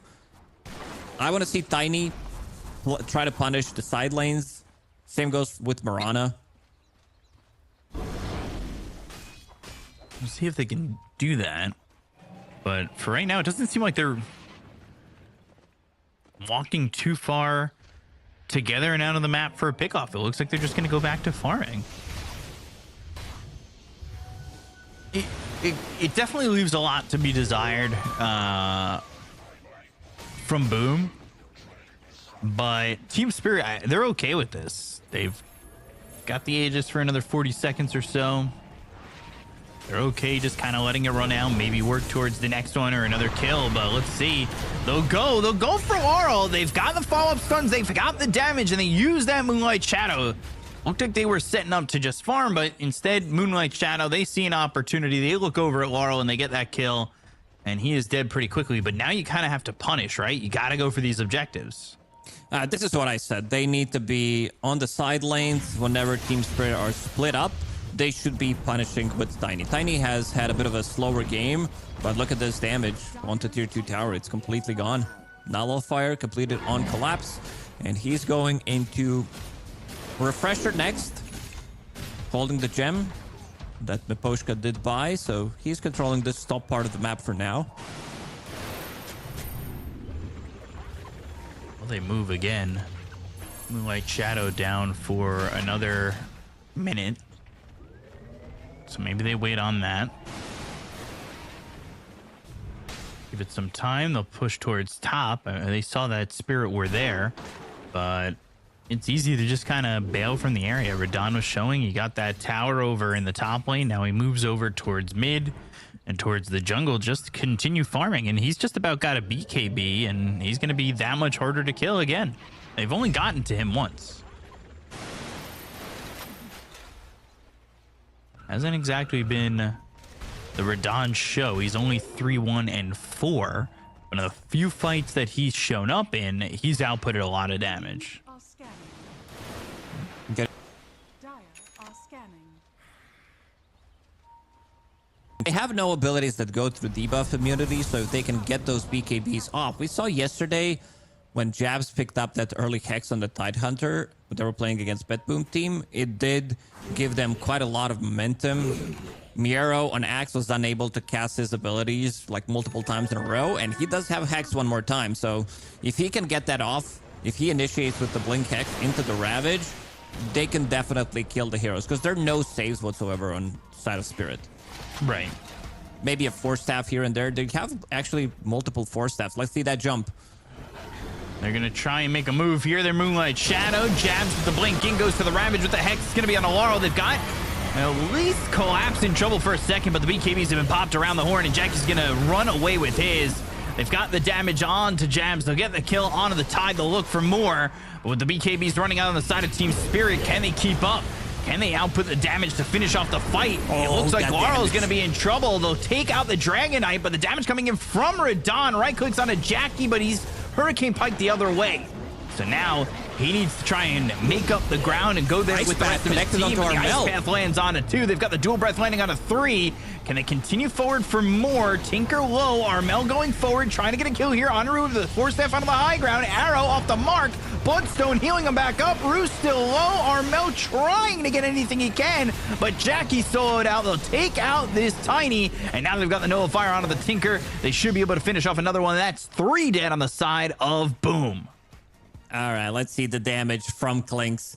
13,000 damage coming out from the previous fight. Completely uncontested. They were not touching the Clinks at all. This is just insane. Look at the damage. He dealt more damage than the whole team of Boom Esports. God damn. The way they jumped the mid, they jumped the Dragonite, Blink Hex onto Dragonite. This is the most difficult target to kill. And then they use the Ravage, and Tiny needs to be the one on the same target, because if he's not, they're definitely not grabbing the kill. And it seems like they do lack a little bit of damage in some of these fights. Leshrac, he needs to get close, but he also needs to be afraid because he's playing against the Dragonite. So he's going to get slowed down. I see that Yatoro is building into Eye of Scotty. So you will have Frost Dragon with Aghanim Scepter slowing you down, Orb of Corrosion. You're not going to be able to move. At least good thing for Tiny is that he has slow resistance. So that's something. He's not going to be as slowed as much as the other ones. In a Roche they go. Another Aegis. Should be theirs. And, I mean, there's nothing stopping them. Nobody's coming over. They have Ravage, but it's not going to matter. They're not going to make the move. By the way, Maposhka, 2,200 gold off. Or no, 1,200 gold off of this Ags himself. I'm like, this guy's really quick at math. Yeah, you were quick, but incorrect. The first. But then I corrected very quickly. You did. Quick mistake into quick right answer. Beakup, you're getting good at math. Really, I've been really impressed. Keep it up. You see how he talks to me, guys? Chat, you see this? You hear this? Are under attack. This is not an on-stream performance. The math and text off-stream too. That's what we do. Dims trying to creep skip here in the bottom lane. A little bit, getting some extra bit of a farm. But we've seen some good arrows from Tims, but other than that, this is why I don't like the hero. In a losing game especially, what is your impact? Your biggest impact comes from Moonlight Shadow. Yeah, and they've been using that to get a couple of fights to start, but other than that, what do you really offer? Like the last fight, you Moonlight Shadow, you blink in, you Ravage, and you're missing an arrow, or the BKBs are already popped. Like, what do you do in that situation?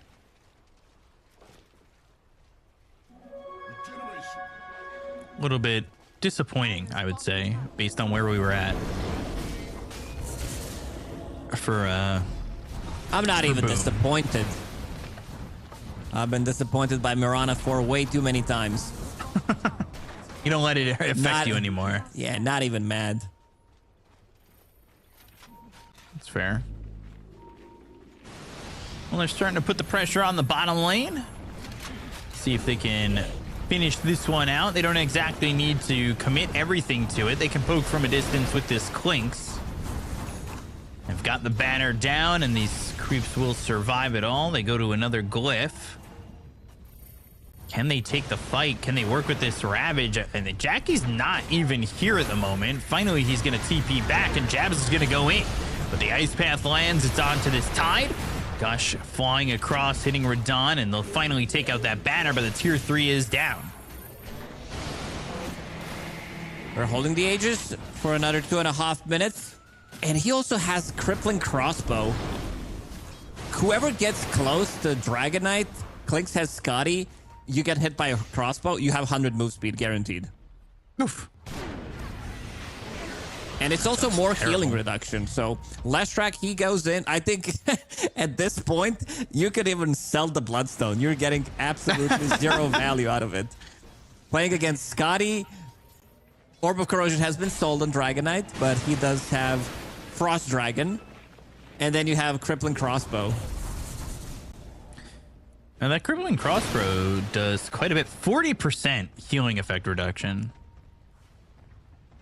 For 4 seconds. I mean, that is... Yeah, and then you have 40% coming out from Eye of Scotty. 35% from the Dragon. Uh-huh. It's, I don't know, around 80, my gut would say. Is it additive? Is it multiplicative? What are we doing here? It's not additive. Well, imagine if it multiplied. 40% times 40%. And then you're just dead. Mirana does have a crossbow. I like that Tims is playing this crossbow arrow meta. Radon stepping forward into a Hex. Arrow lands, but it is just the shield rune being affected at the moment. They're going to blink in with Laurel. He'll go to the Dragon Tail. Jackie's in some trouble. They've got the Macrobuyer down with the Ags upgrade. The damage done with Radon. They get the kill on a Tiny. He's forced to buy back. They will hold their ground for now. Gush flies out. But another Ice Path into a Ravage. They'll get the kill to Laurel. They'll take the Dragon Knight. They'll look over at Rue. They should be able to get the kill into the Muerta. They'll hold off two. Now they'll look for more. Maposhka forced staff onto the high ground. Can they get this kill? They land the stun. Armel gets him and kills him. 3 heroes dead on the side of Spirit while they try to take the high ground. Not too bad of a fight for them. They had to commit with the buyback on Tiny, but still managing to get 3 kills. And they also saw Yatoro picking up their Expiron, who's level 26, by the way. So Tarbomb does have multi-shot. That's gonna hurt.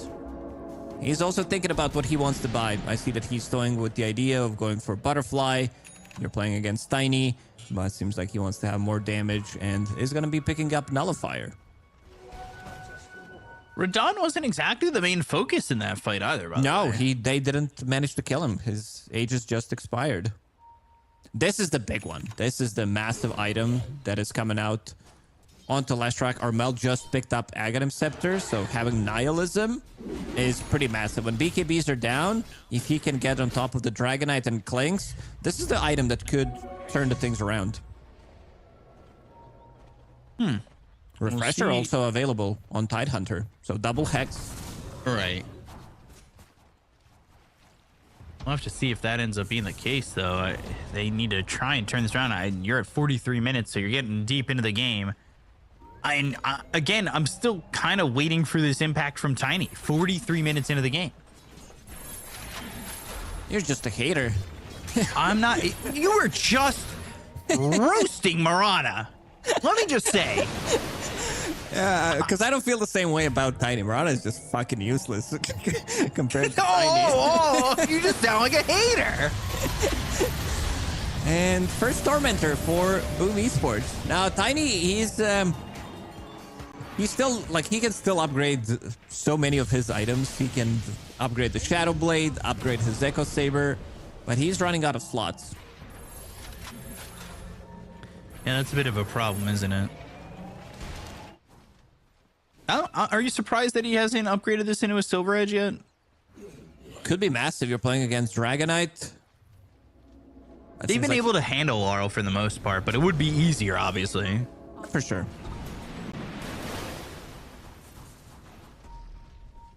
I wonder if Spirit are even going to go in again before they look to get another Aegis. I don't really see that as being the case, honestly. We'll see, though. Her Moonlight Shadowed, smoked up. Both teams looking to make the right move to finish this game. And even, I would almost go as far as to say, even if Boom win this fight, I don't think it truly ends the game. But with the buyback that came through from Jackie, a fight win here for Spirit might just finish it. Yeah, if they can kill him. But I'm also looking at the Tidehunter. This Ravage, double Ravage combination with Armel could definitely bring them back to the game. Nihilism is the big item. And also he's getting closer to level 5. Would definitely love to pick it up before the fight starts. Still needs a couple of creep waves, or they need one big kill. You can see that Team Spirit, they're still giving them the respect. Roche is up. And is available in the top lane. See if anybody goes that direction. You've got Radon pushing top. He's got 3,200 gold saved to his name. What's Laurel going for? Hag's Blessing and a Revenant's Brooch. Okay. Having Revenant's Brooch with Mjolnir feels like a very deadly combination when you're going into the late game. You're playing against Tiny, who has 34 armor, so you want to go through that tankiness with magic damage. My Shadow. They're hunting. Trying to see what they can find. Ooh. Moonlight Shadow, and as that smoke was used, Obs comes out. I don't believe they got their smoke broken, and Mapushka was actually able to smoke after they were in the area. Throw a sentry down, see that Obs, that was just a place. They'll clean that up. No fight just yet. Armel gonna show in the mid lane though, and Laurel's gonna go for this. They want the Ravage, they've got the Hex. Can they get the damage out here to get the kill here on Laurel? A bit of a bad move coming through from Boom as they kill off Tims, they'll kill off Jabs, and they'll look over at Jackie. Looked like Jackie tossed this Tide into Laurel, and it just didn't really do anything. And then Jackie, he's gonna pop his BKB, but you gotta remember, he doesn't have buyback. So they're gonna chase, they're gonna wanna kill him. They'll toss Collapse up into the air. They've got the root coming out from the Hawk, but the damage being done here with the Nihilism. Do they have enough? Yes, they do. They'll take a Collapse, but Armel now getting shredded by Radon. Just gets away, gets some help from Jean-Well, and is able to escape. Oh man, that toss, I think it messed up with what Tidehunter wanted to do, because he got a pretty good initiation. He got initiation on Dragon Knight, plus the Hex and Ravage, and wanted to refresh and probably do it one more time, try to kill him, because he already used the Dragon form. So even if he comes back, he would still be in melee form. But unfortunately, not sure what that toss was about. That fight allows Spirit to go for Roche again. So Roche number 4 goes to Team Spirit. I've got an Aegis again on Radon. Radon 8-1 and 5. And just continuing to do work from the outside of these fights. He's not really committing too hard. And the Ravages, they're okay, but it almost feels as though they need to try and get somebody to pop their BKB early and have Jabs go in secondary. Because they've been able to get these. They just went in. Big kill. Oh, that's one way to do it. He had cheese and BKB. Never had a chance to use them though. Radon has butterfly in his backpack. That's how farmed he is. They're going to move forward here. Radon. Oh, Jabs right in on Taru. This is on high ground. They get the kill here on Aru. They're not going to have buyback available on the Muerta, but they'll get the kill on a Jabs. They'll take out this Tidehunter. No Ravage used. BKB comes out from Laurel, trying to chase for more. Dust comes out. Radon goes north, trying to avoid the dust. And they're going to continue to look for this fight. They'll use the refresher shard on Laurel. He'll go back in with the BKB as well as having another Dragon Tail in the damage. But now he eats the cheese. Radon getting low. Laurel, he's also going to die here. He does not have buyback. Jackie on the run from Radon. They've got Collapse sold out, but it's just Tims and Jean-Well hitting him for the moment. And finally, they're going to bring over Jackie as well as Armel to get this kill. Collapse is isolated. This Beastmaster and take him down. 3 heroes down to the side of Spirit. A fight that goes horribly wrong for them. Ooh, Boom Esports, they're definitely back in this game. With these type of the moves, the damage coming up from Lashrak is insane. With Nihilism, if you don't have BKB, 12,000 damage coming out from him. Same amount of damage as the full Team Spirit lineup. You can see the damage coming out from the other members.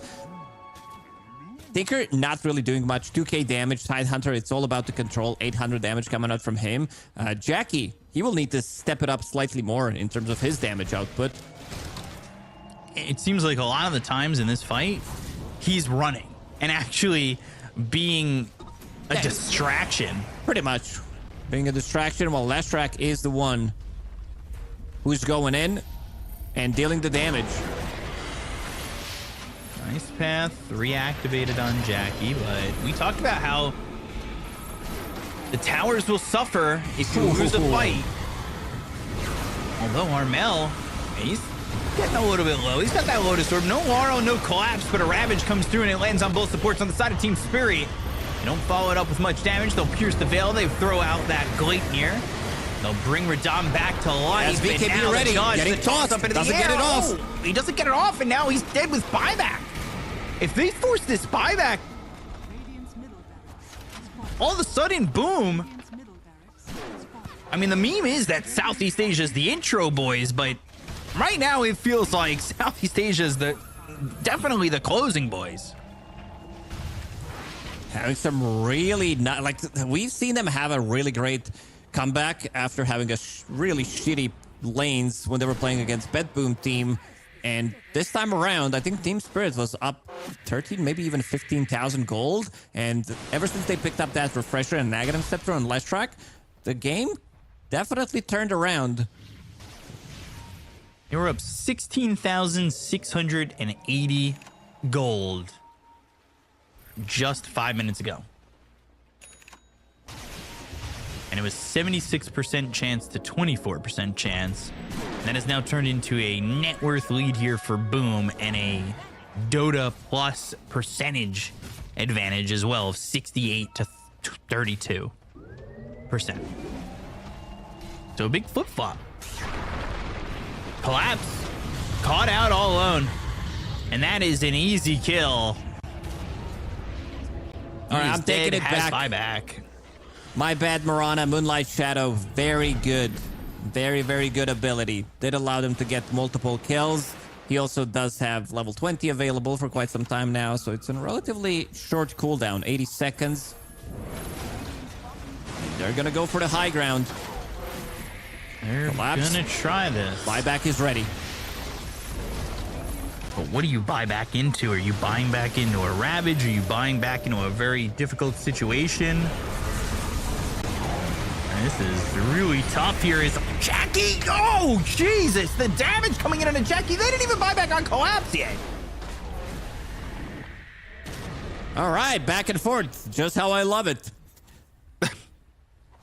Always a good back and forth game. Always fun Dota here on the official Fissure broadcast. 2,000 net worth lead now dwindling for a second from Boom Esports. I mean, and they're not going to push in without Jackie. So you've now given yourself 100 seconds of life. At least that, right? Yeah, he has buyback available, but no objectives to be taken. There is no Roche. Tormentor, it is up, though. So maybe they can go for Tormi, get some extra bit of a gold. Ooh. Neposhka's super farm. He has Octarine Core, Interlens, Aghanim Scepter. Would definitely love to get himself to level 25. Oh, must feel nice, right? Jakiro getting all that farm. 5 position. Tinker's super farm too. He's almost as farmed as this Tide. What would you like to see Tide get? Damage dealing item? No, definitely. No, definitely not. Let's not get ahead of ourselves. I see that he's going for a BKB. They already have Shivas on Leshrac. This is something Tide does buy most of the time. But yeah, I think BKB should be fine. Having a double BKB in a fight. Having 17-second BKB with the refresher. Okay. It's a lot of time to be BKB'd. And it's also a big meme because of his facet, he's becoming bigger and bigger at Dawn. With a little bit of rat play coming out from him. He is now the colossal squid eater. You ever eat colossal squid before? You ever have squid in general? I did have squid, yeah. Some calamari. Ooh, yeah. It's one of my favorite recipes to make. I make stuffed squid. Aeon Disc on Beastmaster. Disassembled, of course. And we've seen how quickly they can kill him. And they're going to Moonlight Shadow again and look to get this. They landed the scan. Are they just going to blink in Ravage? Let's see. Oh, they're searching. They're looking. They found Laurel. But the BKB, no Ravage thrown, and never mind. We just wanted to say what's up. How are you? Laurel, he's ready with the BKB. He had some good BKB timing when they were jumping in to the triangle. He knows that if he gets initiated on, you could just get killed instantly. Now damage from last track. What does he have in the bottle? He has Arcane Rune in the bottle on Lesh. Good rune to have. Team Spirit, though, they smoke. They're trying to ruin anything that Boom have. See if they can find an opening here. They're going to look. They're going to search, but the blink in collapse is going to go with the Primal Roar, but it's going to be onto the Marana. Tim's in trouble. Gleipnir thrown over. That's going to land onto the track. Armel in some trouble with another Roar fighting and inside the macro macro. fire. Oh, boy. 2 quick kills. No buyback for Tim's, but buyback available for Armel. And Roche potentially on the up and up soon for the 5th time. Giving him the old Booker T. Yeah, you want to get the buybacks out. Team Spirit, the lanes are approaching bottom lane and the mid lane, but top lane is not in a good spot. Also, Radon, he did not pop his BKB in the previous fight. Neither did Dragon Knight, so they will have everything available. Last track, he needs to be protected. They can't allow him to stand in the middle of Macro Pyre with all the slows that we talked about. Scotty, he's not moving, and that means that whoever gets caught inside of it, it's going to be very difficult. Radon. They're going to look to make a move towards top, and Ravage immediately collapsed. He assembles that Aeon Disc. That allows him to get away, but they've got Radon in there. Grass to get the kill out of the Clinks. He was all alone. Macro Pyre doing a lot of work, though. Oh, and the dead shot putting jabs back into the Macro Pyre. He's quite low. Another dead shot. Macro Pyre is no joke. I mean, I know they lose Radon here, but you look at the damage that they're able to do with the Macro Pyre. 9,000 damage coming out from Jakiro in the previous side. It's pretty nuts. If they could keep inside of the Macro Pyre, because Macro Pyre becomes pure damage. You also have like 2 ice walls on the side of it. So if you're trying to go through them, it slows you by 60%. That we already talked about all of the items that they do have with the slow, with the Frost Dragon as well. And Roshan, it is available. So Refresher Shard, Radon is gone for 50 seconds. Level 29 on Clinks. Ooh. Can they make a move here? That's the question. Can Boom bring it back? Oh, God. Again. Jakiro just hit level 25. So you have 100% increased damage on dual breath and extra bit of range. So, yeah. With Ether Lens, look at how big this is. This is actually freaking massive. It's the full... It covers more than a full screen. Yikes. That is pretty crazy. By the way, Roche up. But no Radon for 4 seconds, and he doesn't want to buy back. They've got the arrow in. They've got Roche low. They're not making a move. Oh, dead shot. Hey. Making things a little bit dangerous here as they're going to try and get themselves. Roshan Laurel's going to blink, and he's going to the BKB. They've got the Macro Pyre down. Now, Lotus Orb on Armel. He's going to pop his own BKB. Macro Pyre stopping them from going into Roche. Oh, Roche Laurel, is actually dead. Laurel, can they get the Aegis? They finally do. And they back away. So they get... A lot of items that were on the ground that needed to be picked up. Laurel panicked there for a second, but managed to get all of them, and they also well recovered the gem. That Macro Pyre is very good zoning tool. You can see that they're fighting inside of it, and then they throw casual, even more fire, so fireball, just for the memes. We're also at 60 minutes. So get those Mad Stones. It's time for tier 5s.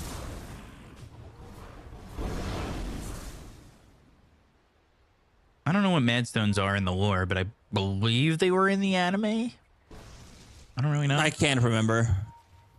Yeah. What do you like tier 5 wise?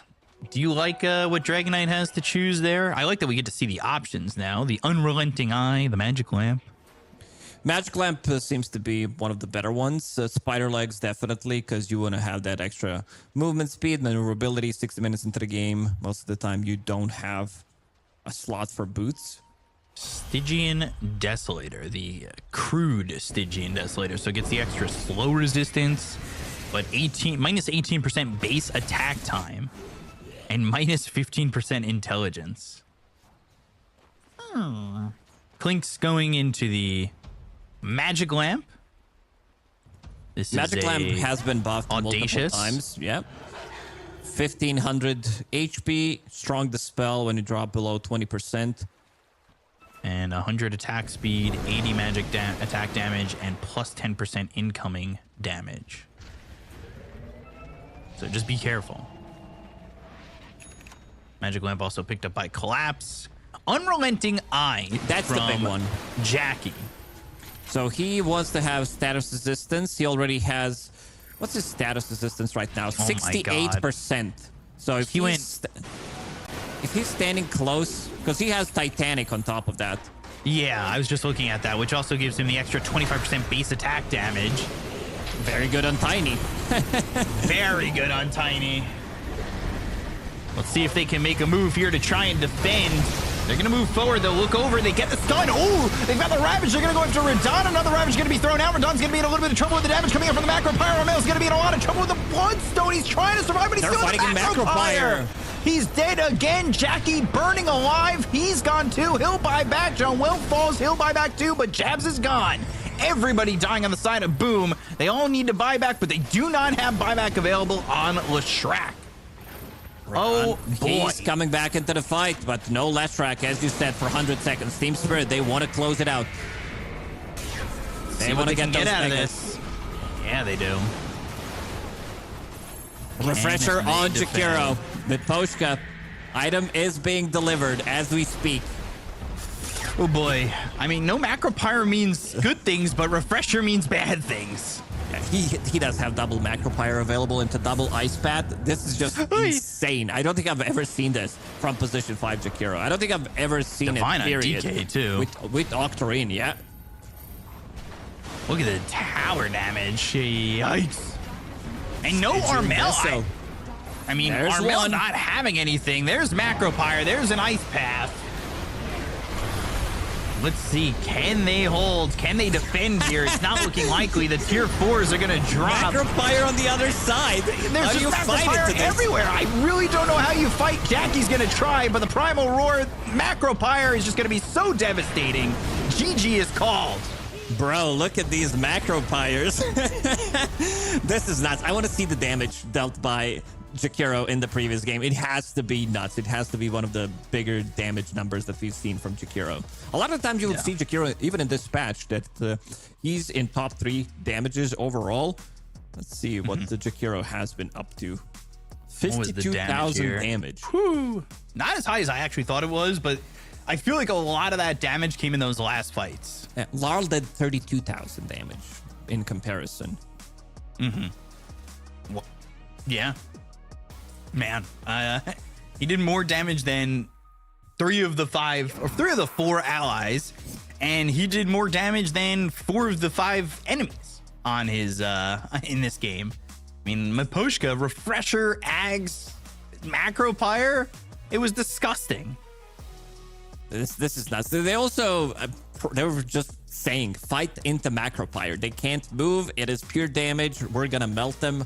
Armel had a great game on Leshrac. There was this moment where I thought that they might be able to take the game with the refreshers, but some of the Ravages were not connecting. They were not connecting onto multiple heroes. There was no follow-up.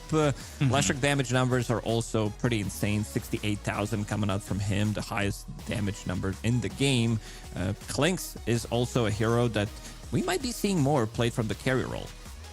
At 10, 4, and 14, did a good job there. Outputted a lot of damage. I mean, that was pretty disgusting overall from Radon. And, you know, I kind of wanted to see more from Jackie. Jackie ends the game 6, 9, and 12, and leaving a lot to be desired. 28,000 hero damage is all that he was able to accomplish in that game.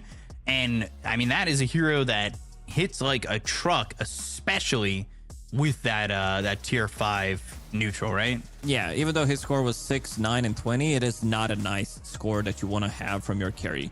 Tiny, we've seen it every single game that we watched. Carry Tiny has been losing.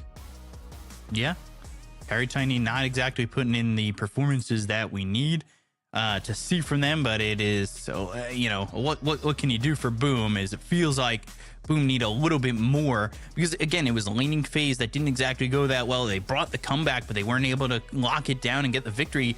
You know, something they were able to pull off against BetBoom, but not Spirit this time. And we'll see what they can do in game number 2, but we've got some highlights. We've got an interview. We'll see you guys in just a moment when we get back with game number 2. We'll see you soon.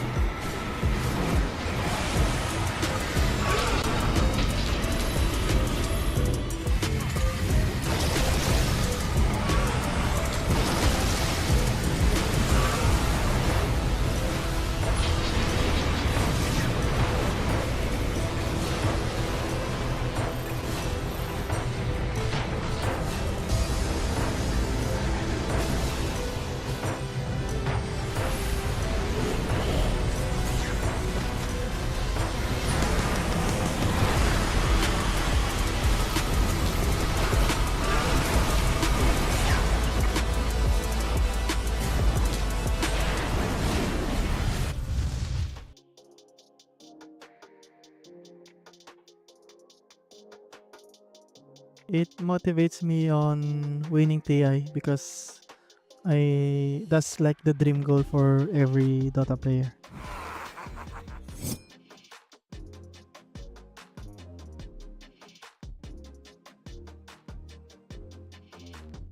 I would say nothing much changed because most of the drafting and the discussion is on Moshi.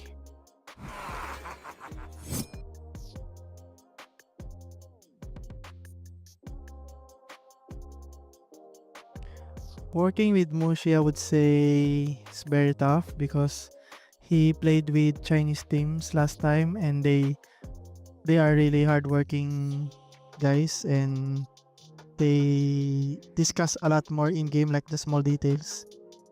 And yeah, he's very good coach.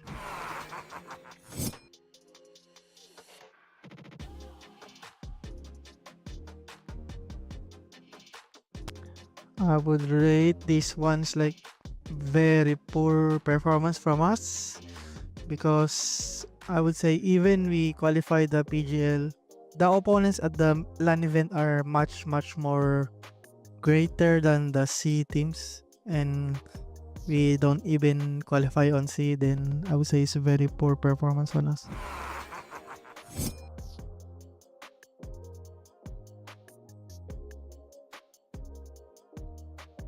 I would say intense C because we are mostly pure Pinoy on that one, except for the March and KP roster. The Pinoy players are very loud. Then in Boom Esports is more chill about the communication because I would say I like more the Boom comms because the more you chill, the more you can think about the game.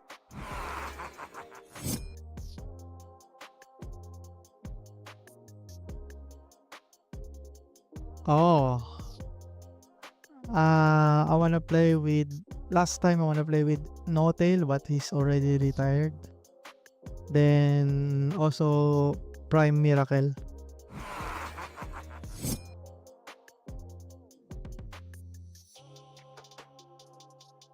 If I'm done playing as a player, I wanna be a coach. I'm just thinking about playing right now. But sometimes I actually think about that. But I'm playing pause 4 right now. I can still go downgrade to pause 5.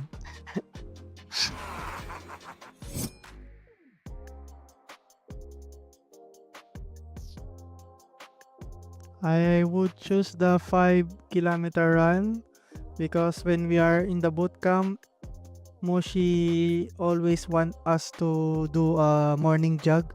So I think we can do that.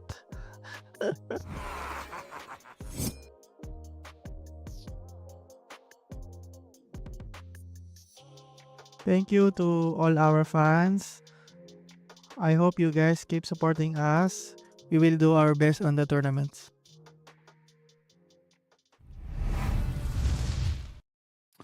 Welcome back, everybody. It's the FISSURE Universe Ep.4. Go on, Benjamin. all right. Thanks. Focus. You don't want to focus. If you want to take these throws, you know that'd be real nice, Lacoste. Just one of these days, for the 5 years we've been working together, maybe you could take a throw. You can introduce us everywhere. But yeah, we're back in the FISSURE Universe Ep.4.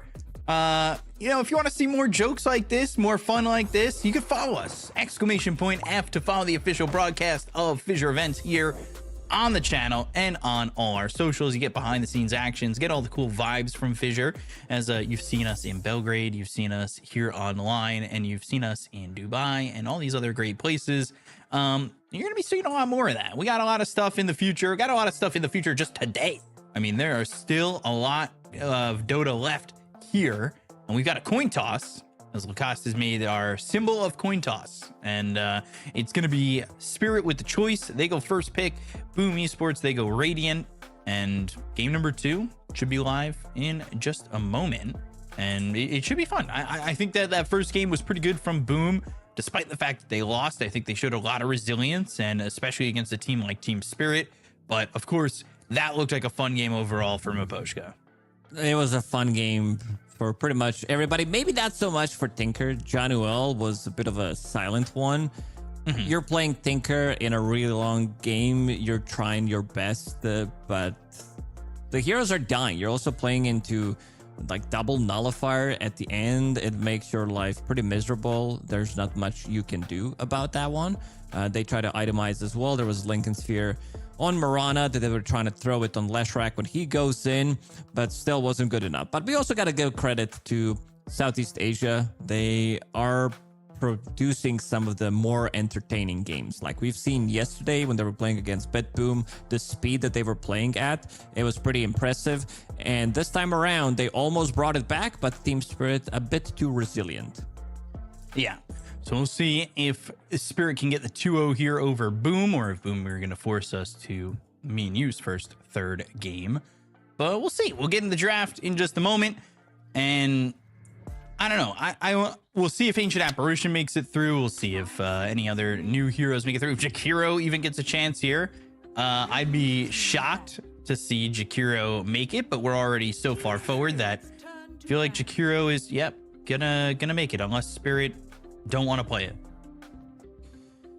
After what happened in the previous game, I'm pretty sure that they want to play Jakiro. And also, they were not too afraid to open up with the Jakiro multiple times during Wallachia.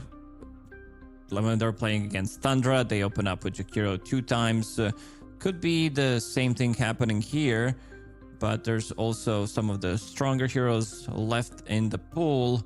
There's also Night Stalker who is available, so they might go with that one.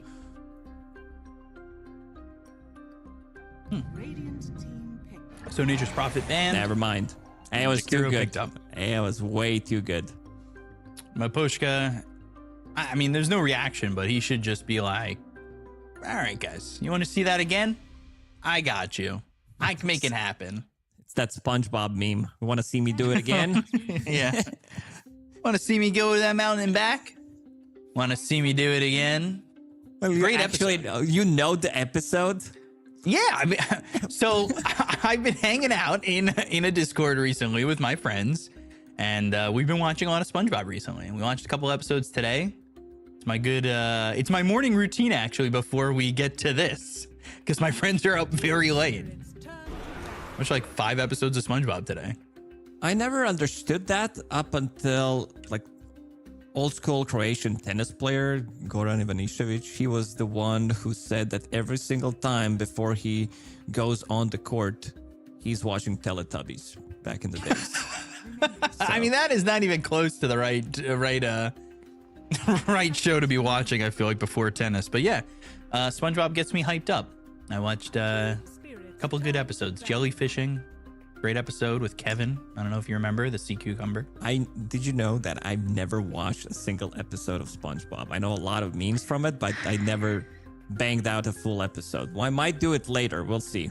Remind me. Production, get me somebody who knows SpongeBob. Thank you. We gotta focus on the draft. There it is. More dragons coming out, as we've seen in the previous game as well. But still, Team Spirit is gonna give the respect band to Tidehunter. Can't really blame them. It gets very difficult to play against it. Dead in the Water, one of the better shards out there. Even though it got nerfed, still super powerful shard.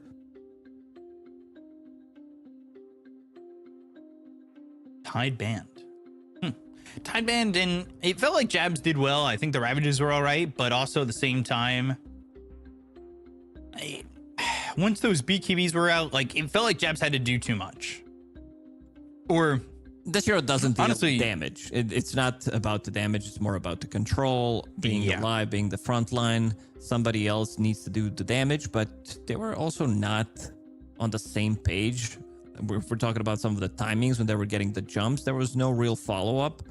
Kind of hard to say who you want to blame in that one. That one time when they were initiating onto Dragon Knight, he also got tossed, which messed up with him using the Refresher and another Hex plus Refresher combination. And Team Spirit still gonna give respect to Tiny as well, even though Tiny didn't have the greatest game. The only Tiny that I've mostly seen work out so far from the carry role was Mickey. I think he's the best one in understanding the timings and how to play with the hero. Let's take a look. Tiny only has a 50% win rate so far, which I don't think is updated. I think it's actually less than 50% now, because I don't think this is updated for the game that we just watched, and would mean it's 5 wins, 6 losses. And I wonder if maybe it'll take less prio in drafts. I know it's still a strong hero, but it just doesn't feel like it feels figured out, and it feels like it's just not getting enough done. Can be a little bit slow, especially if you get shut down. Having like 2 deaths in the lane is going to delay your Echo Saber timing, which is going to delay your farm by quite a lot. The hero farms super quickly. Like even in the previous game, you could see that Jackie was staying near the top of the network after not being much active, having a pretty bad lane. He got killed 2 or 3 times, pushed out of the lane. His tower was gone early on. One of the reasons why he had such a bad game. And Boom Esports are like, you know what, Team Spirit, you had a great draft. We're going to copy and steal some of the heroes that you did have. So taking Muerta for themselves, taking the Dragon Knight. I already do like Muerta a lot more compared to Mirana. Even though Moonlight Shadow did allow them to get multiple kills, it still feels that it's not enough. In a 60-minute game, if you're Moonlight Shadow, evasion with level 15 talent, doesn't feel like you're contributing much. He had some great arrows, had some really nice arrows that he was when they were trying to TP out, but overall, hero that definitely could use a little bit of buff, or you could be playing it from position 5. And we see a response, the old school response to Dragon Knight. Terrorblade still has one of the highest win rates when we're talking about the hero-to-hero matchup. It gets pretty difficult. I think nowadays it's slightly better because you can choose the other facet. You don't necessarily need to go for the Frost Dragon. With the reflection and everything, you're going to be slowed even more. So I think in this matchup, you do opt to go for the Green Dragon. Terrorblade and Keeper of the Light picked up for Team Spirit. We saw yesterday in our second series, which I'm just gonna throw it out there, B-Cup. They need to either pick Ember Spirit for themselves, or they're gonna be in a lot of trouble. Yes, yeah. Keeper of the Light, Jakiro, and Ember Spirit. This is the trio that Team Spirit did run a few times in the last tournaments, and it looks so good. It's basically leaving the side lane alone, both side lanes, and then grouping around the mid lane, using that chakra magic, lowering the cooldown on Ember Spirit. It can get pretty difficult, and you also have tower damage. Sometimes you see Ember Spirit lineups not having enough. Jakiro fixes a lot of these things, especially early on. They were banning Kato both games against BetBoom, so were they not prepared for this? Because it feels like a pick that Spirit like. I want to see catch. I want to see something like Mars for Boom Esports, something that's going to be able to jump to 2 supports. You throw in Muerta Silence on top of that and try to kill them off immediately. And it's also a relatively strong lane. Mars not the strongest of the laners, but Muerta fixes a lot of these bad matchups. Dead shot into a Mars is always kind of nice and kind of fun. They go Elder Titan, not what it was really expecting there, but Sand King's an initiator. I don't hate it. We saw Sand King do good things yesterday. Sand King has been used as a response to Terrorblade. If you remember 10 days ago when Spirit were playing against Gaimin Gladiators, Gaimin opened up with Terrorblade 2 times, and it was immediately responded by Sand King twice. ET, however, he is very good against Terrorblade, of course, with his aura, so that's gonna be a way of them increasing the damage. This is also another one that works out. So I think in this one, you could definitely play Dragon Knight from the mid lane and choose another carry for Jackie, because you see the matchup. Even though it's a possibility that they run Terrorblade from the off lane. Overall, Team Spirit doesn't have the last pick, so they will have to show their hand, but it just might be in the hands of Yatoro. Let's see what the bans end up being for this final phase. They get rid of Puck, as you mentioned, the Fairy Dragon. I mean, the Storm Kato duo is kind of disgusting. Not that it's a duo lane, but just a duo in general. And this is what, Coddle 4, so you're getting a little bit more farm priority. And also good synergy between Coddle and Terrorblade. Most of the time you're gonna be using to replenish mana on Storm, but you can also lower the cooldown on Terrorblade's meta, which is basically his ulti. Yeah. Do you think they should just move it over to the ulti spot? No. I think Terrorblade is fine the way he is right now. Well, no, I'm just saying you change it to R. There's no difference other than changing it to the R spot. You can go and change your hotkeys. Your buttons yourself. Yeah. You know, fair enough. 5 seconds remaining. So looking at the bans, Lifestealer and Phantom Assassin removed. This could also say we want to play this Dragon Knight from the mid lane, because these are really bad matchups. You have Phantom Assassin with the break mechanic, Lifestealer kind of eats you alive. Not enough stuns, not too many stuns on side of Spirit. Yeah, just Ice Path and Vortex is a bit of control, right? Yeah. So I'm gonna give you Rue's Coddle stats. He's played in pro games Coddle 12 times. He's got an 83% win rate. That's pretty impressive. He lost his most recent game against Falcons, but then he won the game 3 days prior to that against Falcons. And then the last time he had lost was 2021 with Coddle. It sounds impressive that he didn't lose since 2021. Yeah, it makes it sound way better. Well, sounds better, but Keeper of the Light hasn't been meta for quite some time, especially from position 4. This final pick here for Spirit's going to be Gyro. I mean, that gives you homing missile. It gives you flat cannon, which is quite nice. I like this last pick, but I am a little bit worried on how they deal with the initial initiation, especially with like Blink Burrow and a stomp from Elder Titan. It's going to be Storm zipping in, follow up by Jakiro. They wanted to have Gyrocopter as a response to Sanking in the lane, because Sanking can be flexed. It can be played from the mid lane, but haven't really seen it recently. So Sanking plus Morta. Sanking is a really bad laner. You're going to be playing into Jakiro and Gyrocopter. This is the lane where we're going to be seeing how bad of a laner Sanking is. And overall, last pick, Death Prophet. That Prophet has, I would say, looked okay-ish during Wallachia. Nothing too crazy. I want to see if it's going to be... which facet he's going to go for. For now, he does have Spirit Collector. Let me just remind myself real quick.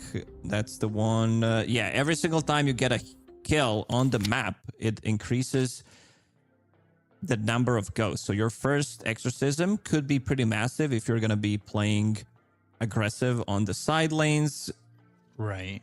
And also, I think in this one, when we're looking at the catch, I might be fine with him picking up some Road of Atos as his first item, because that Prophet is pretty similar to some Venomancer off lane back in the days, where every item that you buy kind of feels okay. There's nothing too crazy about the itemization, because you can build into Kaya Sanj, BKBs, Yule Scepter, etc. And every single item does kind of feel okay on the Death Prophet. Right. It does allow you to also go for the objectives. Their power damage is pretty nuts. You have Dragon Knight and you have Death Prophet, so it's going to be quite a lot if you're winning a fight, and then turning that exorcism into another objective, into towers, could be good. But yeah, looking at Team Spirit's draft, as you said, it's lacking a little bit of stuns. They don't have as many. I still like the draft though, and also just to push on what you said about Death Prophet, ended Wallachia with 7 games, went 1-6. Not exactly the best performance from I think Death the Prophet. only one who won with it was Tundra. Yes, they went 1-2. They picked it 3 times. Yeah. They also forced it in the grand finals. They used that as a response to deal with the Tide Hunter. But yeah, I still want to see if the hero is going to be viable, because right now it does feel a little bit of hit and miss, mostly miss. Yeah, I would say definitely more so on the miss. It's its first pick for the tournament, so maybe things change. Obviously, it's day 2, so a lot of things are going to be first pick. But we'll see how Death Prophet does, especially in the hands of Armel. For this Boom lineup, I feel like Armel has definitely been the best performer so far. Jackie, of course, having that tiny game just previously, but it was Armel who kept them in it. Like, it was really his performance that kept them in that last game, and we'll see if he's able to do that with the Death Prophet, because I think this is a bit of a harder challenge when it comes to keeping them in a game. And, you know, the Leshrac and the Death Prophet have pushing potential, but obviously Leshrac has much more timely pushing potential, right? Yeah, that's for sure. If they group around close to your tower with Exorcism and DK hitting your tower, that tower is 100% gone. Also, this time around, instead of the Frost Dragon, we see Corrosive Dragon for the side of Boom Esports. As they take it, it was in the hands of Laurel last game with the Frost Dragon.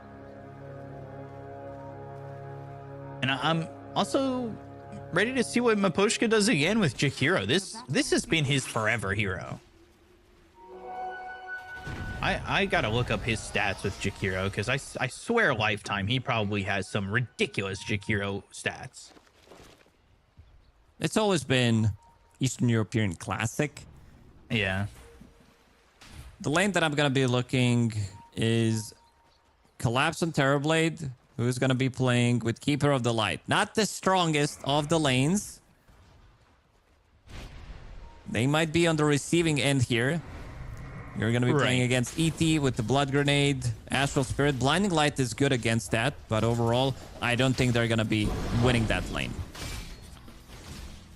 And also want to see how much tanking is going to be able to achieve against Jakiro and Gyrocopter. Already said during the draft that this is a bit of a difficult matchup for him. Sure, you have Muerta, which could get the most out of it. Problem is you can't really play aggressive, and you can see the jabs pinging it out in the top lane. I need some kind of a help. You need to stay with me so I can CS. And please stay with me. I need to get everything I can out of this lane. And this is the hero, by the way, that I was talking about that Laurel had an amazing performance with yesterday. The Storm Spirit. So we'll see if he's able to repeat that. And how does this matchup go against Death Prophet for Storm? It's been a while since I saw the matchup. I don't think you're going to be getting the kill on Storm. So I'd say pretty even. Nothing too crazy about this matchup. And Radon here just staying in the face of this offlane for... I almost did the same thing you did. Want to say Aurora, but for Boom. You use those tags quite often to just quickly remember the team names. A little bit tough when stand-ins or players that haven't updated it yet have old team names. Bottom lane, Rue, he's got that Blinding Light level 1. Hasn't taken anything yet, level 2. And no Metamorphosis through 2 levels for Collapse.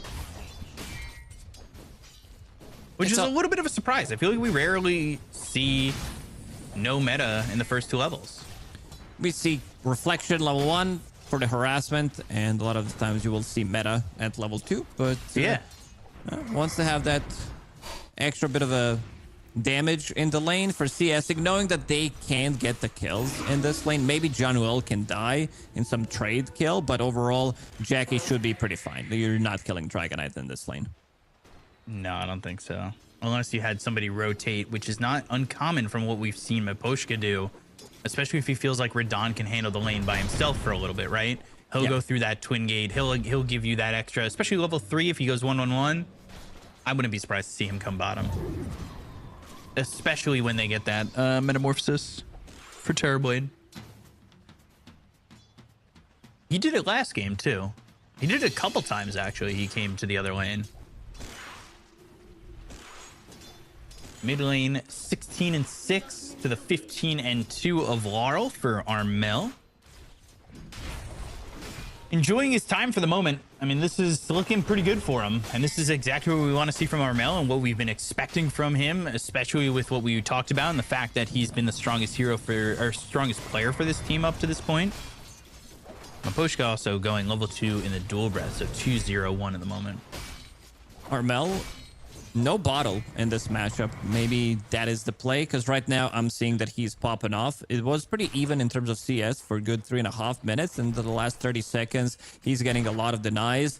He also wants to pick up boots of speed, so he can try to run him down. 3 charges on Spirit Siphon. Might need to get some kind of a rotation. If Tim's rotates, they could definitely grab a kill onto Laurel. Yeah, one good dead shot and you land it. You're pretty set. And speaking of rotation, Spirit Siphon, oof. Miposhka, he's ready to go in. Laurel, unfortunately, is only level 4. Doesn't have Electric Vortex. I don't know if it's even going to matter. They've got the dual breath, and that is a level 2 dual breath to work with. Armel, he's going to get quite low, but I don't think he's going to die. Although Miposhka looking with the dual breath, or with it available to throw it onto Armel, and he lands it. But now you got to be careful about Spirit Siphon keeping him alive. So Spirit Siphon trying to survive, and the Illuminate comes in from Rue. They'll get themselves first blood. They'll take out Armel, and that's huge because Armel was really starting to dominate that lane. He was. He would definitely love to have Boots of Speed. Would make this one so much more easier for him. He would be able to run away, and he also bought the Blood Grenade for himself. So having that extra bit of 50 HP did allow him to survive for slightly longer. He did buy it to have a kill threat because Spirit Siphon, it doesn't slow anymore. It's not a percentage base damage. It's just damage over time.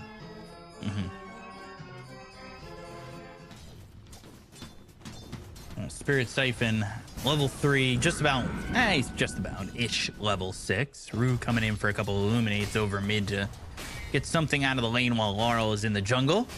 They did take that Metamorphosis for Collapse, but it doesn't garner them any kills just yet. Metamorphosis, not the most important spell on Turboblade nowadays anyway.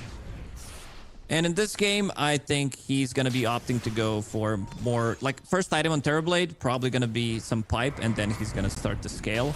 A lot of the times we do see Orchid, and then you transition into carry, picking up Manta Style for yourself. Get that Demon Zeal available to you with the Shard at some point. Looking at Tim's, looking at Armel, Exorcism, Laurel, he is going to be run at and killed so quickly. So Illuminate doesn't do enough damage, and, well, that's one. Exorcism gets the kill, and that's going to be adding to the Spirit Collector. And they at least turn this around to get something onto Armel. He looks A-okay at the moment. Playing with the catapult. Tim's and Rue gets that, and they are playing with that catapult. You are right, with the Exorcism doing a lot of damage to this tier 1 tower. That tower is dead. It's sitting at 300 HP. First Exorcism, that's exactly what you want to get. Tower damage and also grabbing the kill. Radon fighting against Jabs. Jabs is pinging it out. He needs some kind of a help. He needs somebody to come over, and eventually it's going to be Miposhka with Dust and a dual breath, and all of a sudden Jabs called down and killed. So they'll swipe that shrine. This is massive. 2 of your supports, they definitely need levels. Yeah. Muerta is level 3 right now. This is pretty bonkers. You definitely need to be... This hero, you want to have level 6. Not a lot of times, not for the damage, but the turnaround play. Where they're running out of magic. Laurel is level 6 in the mid lane.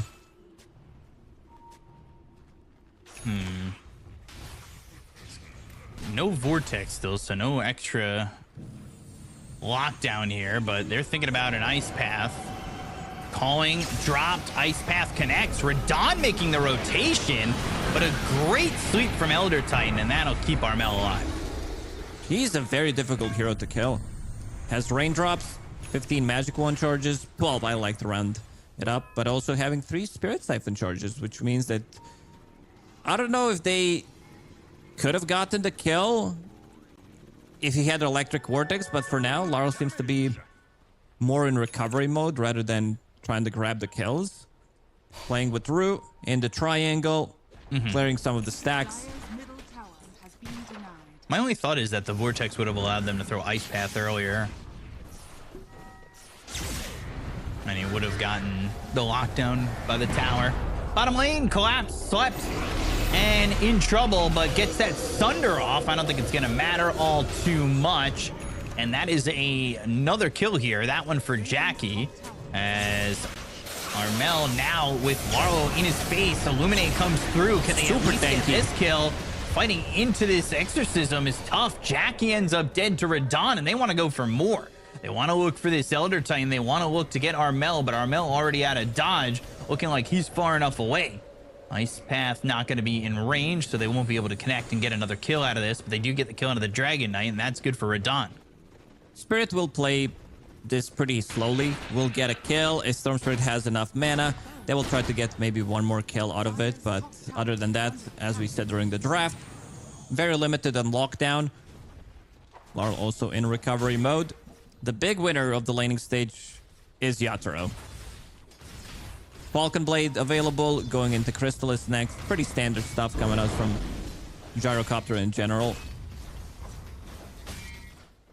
Yeah, he's about 20-30 gold away from picking up this Crystallis. He's got the damage. He's happy with the way the lane is going. And to be honest, Collapse is not too upset either. He does die there. He's got himself 1 assist, 1 death. But he's going into the pipe. He just needs time to get that Ring of Tarrasque, and then he feels pretty strong overall. Burrow Strike, though, Spirit Siphon onto Rue, and they'll get another kill. That's going to be a 3rd Spirit collected for Armel. Radiant's middle tower is under attack. So getting all those spirits. You can see some stacks being taken here for this Sand King as well. Even electing to use Epicenter on this. Ball Lightning, they're going to look. They've got the Vortex. They have Radon here, and they'll get a kill on a Jabs. Plus, they also stole some of the big XP creeps and the gold from him. Bringing out Armel. Maybe they're not done yet. Shield Rune available on Laurel. This is how we expected this game to be played out, where you have both of the offlane and safe lane farming in the side lanes, and 2 supports playing with the Storm Spirit, providing them with the lockdown and also providing with that extra bit of mana. Dragonite. Arma done on him. For a guy that calls himself Arma, I thought he was going to be buying more armlets, to be honest, but never really happens, at least not from the mid lane. And you got to have him on like Huskar or something. Yeah, that's the only one. Vortex is available with the Ball Lightning, and they'll go in onto Armel. They have the Ice Path landing. They've got Dual Breath. Armel, he's in some trouble, and they'll get the kill. Laurel gets that one, but they've got the sleep. It's onto the Kano. Can they keep Rue alive? Joel doesn't quite have the damage, and now they've got a Dual Breath to go the other way. This should be another one for them, as Radon is here once more. I mean, this guy is... Stay in your lane, man. He is just everywhere this game, and he has not stopped. He's ready to join early on, and that's what I like to see. Level 10 on Gyrocopter. Laurel also did unlock himself. They also did kill the tower in the bottom lane. Now they're going to be killing tower in the mid lane, so this opens up the map for them to play much more aggressive. And have in mind that this is Keeper of the Light with Solar Bind available, so... they will have that extra bit of magic reduction coming out. You're playing with Jakiro, you're playing with Storm Spirit. Everything pretty much is magical. This is the only time ever since the changes, ever since Keeper of the Light has been popular in the last like 2 or 3 weeks, that I'm seeing Solar Bind as a facet from position 4. Solar Bind is such a pain to deal with.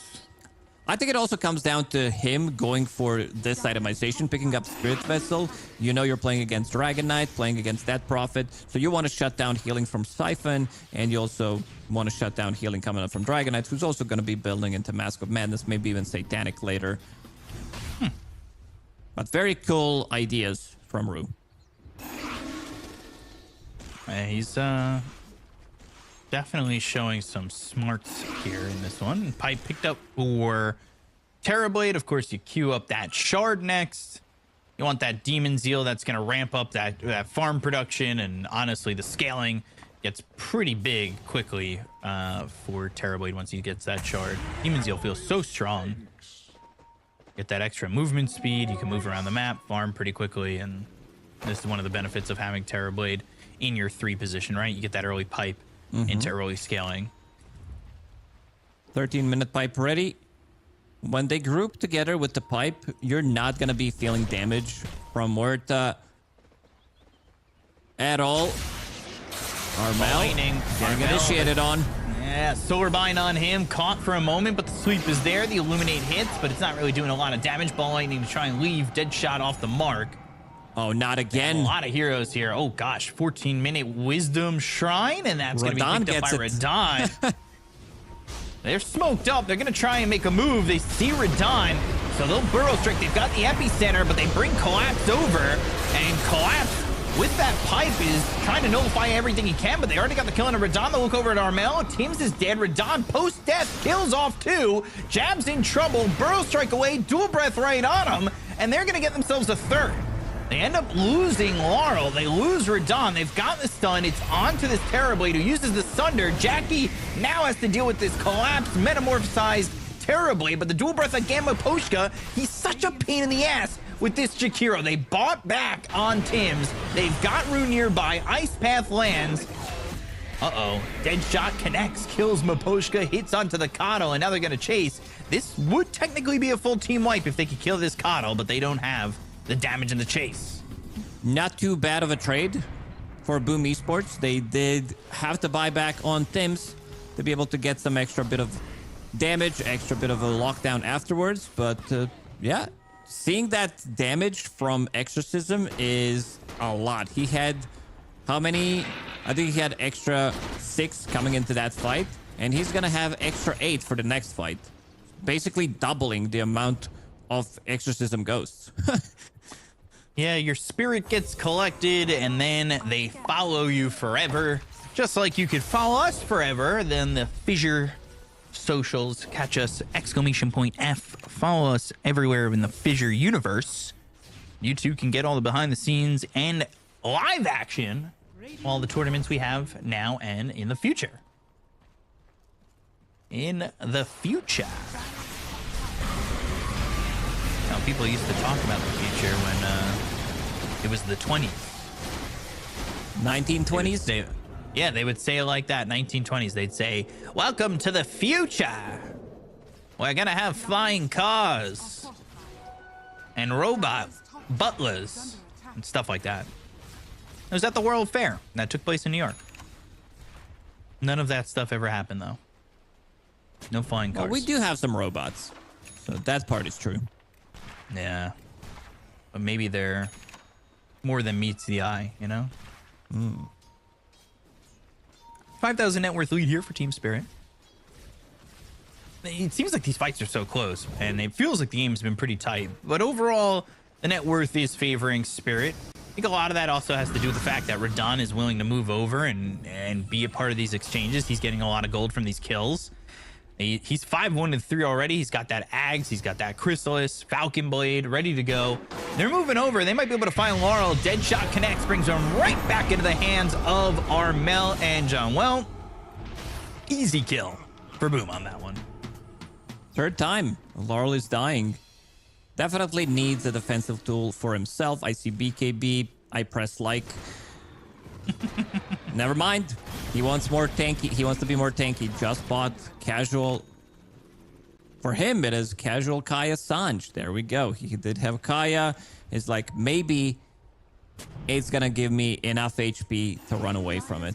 That Prophet only has 1 point in Exorcism, but I'm also looking at the Spirit Collector. 9 extra ghosts that will come out. And this is level 2 Exorcism, so 26 ghosts that are going to come out with the next Exo. Woof. That is quite a bit. They try to go after Jakiro. The silence runs down, but Poshka, though, double ice path. Reactivates it again. Macro Pyre. This was a big thorn for Boom in the previous game, and Tim's is going to burn out. Radon gets that kill. They look over at Jabs. They've got the Silver Bind. The Ball Lightning over. Looking for another one. They've already got 2 dead. Well, ooh, Ball Lightning once more. Laurel's in pretty deep. The Spirit Siphon, the Crypt Storm, not going to land, but Collapse goes in with the help of Radon. They'll get themselves another 3 heroes down on the side of Boom Esports, and they need to leave. They're trying to get Jackie out of this one, and he's quick enough to get away from the ice path that's off the mark. So they lose 3, but they get nothing out of it. Everybody's full HP. They need Sanking to control them. They also need Epicenter to go off. Otherwise, they're not winning that team fight. Even though there is Pipe available on TB, they still need that extra bit of a damage. We talked about Armel having the Ghost available, those extra ones, but the damage just wasn't there. They need to be able to control them. Sanking needs to go in, get the stun, and also be able to get out. I think they need multiple rounds of stun coming out from Sanking.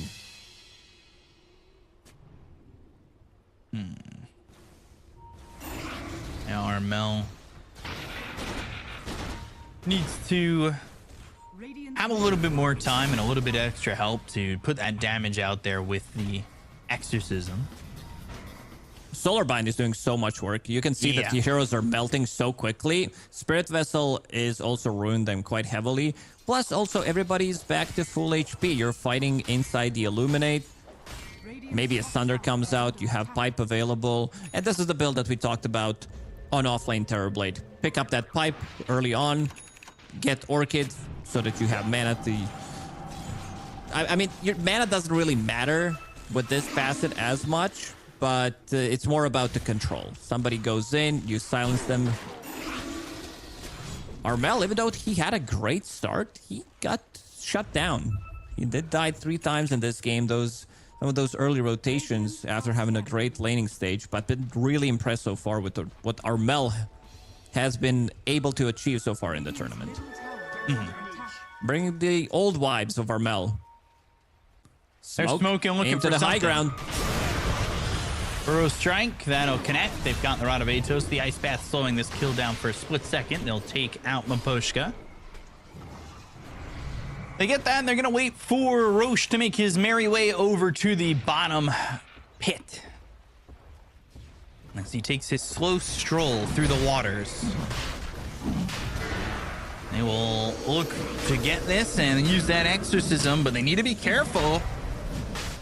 The Illuminate being not a free Roche by any means. No, not at all. And they actually, with Armel already pretty low, back out of the pit. Thank you guys for killing Roche, taking away 50% of his HP. We'll make sure to kill him off afterwards. This is one of those feels bad moments. Yeah. Using Exo, not even getting Roche, and also giving Aegis for free to the enemy team. Those Illuminates, even without Jakiro, they were ready to take the fight. Kano's got a good amount of farm. I mean, he's keeping up with the Sand King, and now they're looking, speaking of Sand King, 4 jabs as they'll try to get a sweep here, but they've got the silence. They'll have the meta.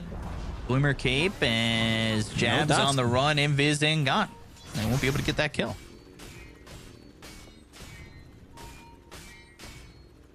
Well, with that first item, Glimmer able to save the Sand King, so it already pays off. Jab's looking for a pipe. Muerta, of course, looking for the Ags, but this doesn't exactly feel like the Muerta game we saw in game number 1. Definitely not. He got shut down. 2 of his XP runes got stolen as well.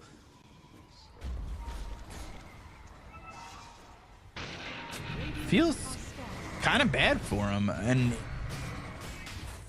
they got their most recent shrine, right? Yeah, Armel got it. Thank God. I was gonna say they lose another shrine, and I mean, God, the experience difference would have been out of control, truthfully.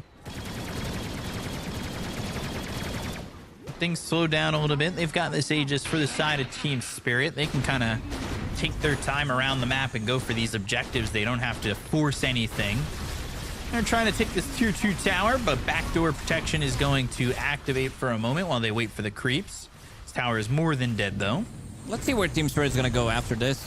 Mid lane, it's getting pushed in. Creep wave is across the river. Another tier 2 tower is available there. Aegis up and running for the next 3 minutes. I feel like Boom Esports will need to take the fight. They just can't allow them to take all of these objectives for free. And also 2 very deep observer boards, which got scouted the smoke that they just used, and one is on the other side. Other side. Brain Was not that your braining to rewind? me. Yeah. Rewind it back. Say it one more time. One more time. I'm gonna press rewind. Go again. Collapse. He is the front line for the team. Relatively tanky. High armor, but in terms of HP, doesn't have that much. Does have essence ring, so could get an extra bit of HP from that one. Boom, not finding anything with this smoke. And why not push up even further now? You've got the rest of the team smoked behind you, and Radon can just go for this tier 3 tower. This might be forcing what could be the final fight. And I don't mean to say this one's over in any way, but this is definitely pushing Boom in a spot that's going to be very difficult for them to deal with. Ball lightning in. They're going to look for the Elder Titan already. They've got the Macro Pyre down, the Illuminate lands. That's going to be a kill for Radon. The tier 3 already low and gone. And onto the racks they go. And there's just not enough of a response available to Boom. Everything's falling apart after that Roche attempt from Boom, where they were unable to finish it off. They used Exo, were forced to run out, not take the fight. And now you have to deal with 2 9-second BKBs. Terrorblade is getting pretty massive as well. Fighting into this pipe, the rush pipe from Collapse, has been pretty difficult task from Boom. And Dragonite, he has all of his items available. Armlet, Blink Dagger, BKB, and Mask of Madness. The question is how much damage he's going to be able to deal. Still 1 minute on that Aegis, so they can't really jump Radon and hope for the best. No. But a minute is a lot of time to work with here for the side of Team Spirit. And when they land an ice path like that, they might be able to get a kill on Armel, who's in trouble. Yule's up and thinks about popping that Exo. They've got Jackie into the back line, trying to get a kill here. The Earth Splitter is going to be pretty big, but they get the kill on Armel. They'll end up losing Collapse. They'll look for Rue, who's in this for the moment, but it's a double kill for Jackie. They'll look over at Tim's. They'll get the kill on the Muerta. 2 heroes dead on both sides of the fight. They hit the sleep, they hit the stun. Laurel in trouble, he'll end up gone. 3 dead on Spirit. Radon still moving forward though. Might want to be a little bit careful. Bros strike onto the low ground, and still working with this Aegis means they're going to back off of Radon, but not overall a good fight for the side of Team Spirit. Yeah, not too bad of a fight overall for Boom Esports. They were the ones, because he soaked up all of the damage with Death Prophet, which feels really nice. He's a tanky guy. He has Gossamer Cape, Plate Mail, all this tankiness from Kaya and Sanj. Buys a little bit more time with the Yule Scepter, but he didn't deal much damage because there was no Exo used. So for the next fight, extra 6 spirits will be available for Exo. He's level 16 right now, but definitely needs a little bit more protection. Even though Glimmer Cape came out, it was still not enough. And also to point out, Jabs, he's playing a bit of a different Sanking. He's not scaling for himself. This is not Bloodstone Shiva's Guard type of a game for him. Instead, he wants to make the team more tanky, picking up Crimson, great item against Gyro, and also picking up Pipe. That was his first item after picking up a Blink Dagger. Right.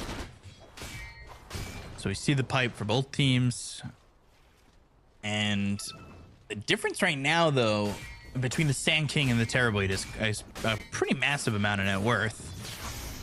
And they're starting to shift over towards bottom. They want to get themselves another shard and bump this 9,000 net worth lead up to 11,000. That's going to be a shard for Laurel. Dragonite didn't commit with any items, so it feels nice because he got quite a lot of gold. He got a double kill in the previous fight. Suddenly, he sees Gyrocopter holding onto Eagle Song and does have enough gold in the next minute or so to buy full MKB. A lot of the times you would see, let's say Dragonite died, he lost his gold and didn't get that double kill. You see Butterfly on the enemy carry and you're like, man, I need 4,000 or 5,000 gold to finish off this item. But not in a bad spot, considering with that Butterfly now finished in the MKB soon to be finished on Jackie. But the win probability 78 to 22% as Spirit, they're pressuring, but truthfully all they really need is that next Roche. I also think that Dead Prophet with her Facet Spirit Collector should have always +1 when you play against Team Spirit. I could see that. I think if you hold Spirit Siphon on a hero long enough, it should suck the spirit out and get a +1 as well. Imagine if we made some funny mode in Dota.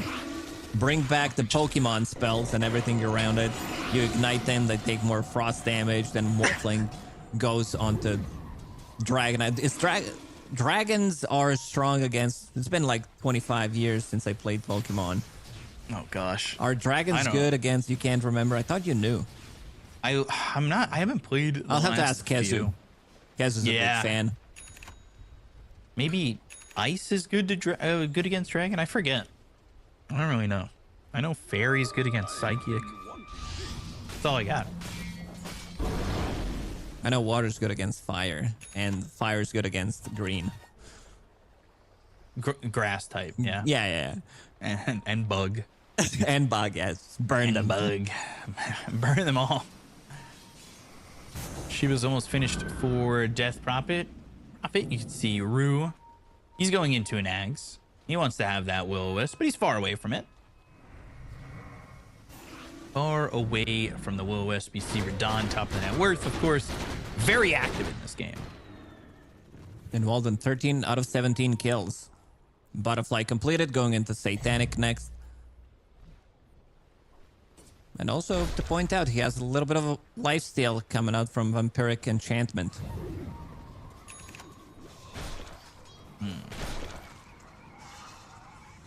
See if Boom can make any movement here to maybe set up for Roche.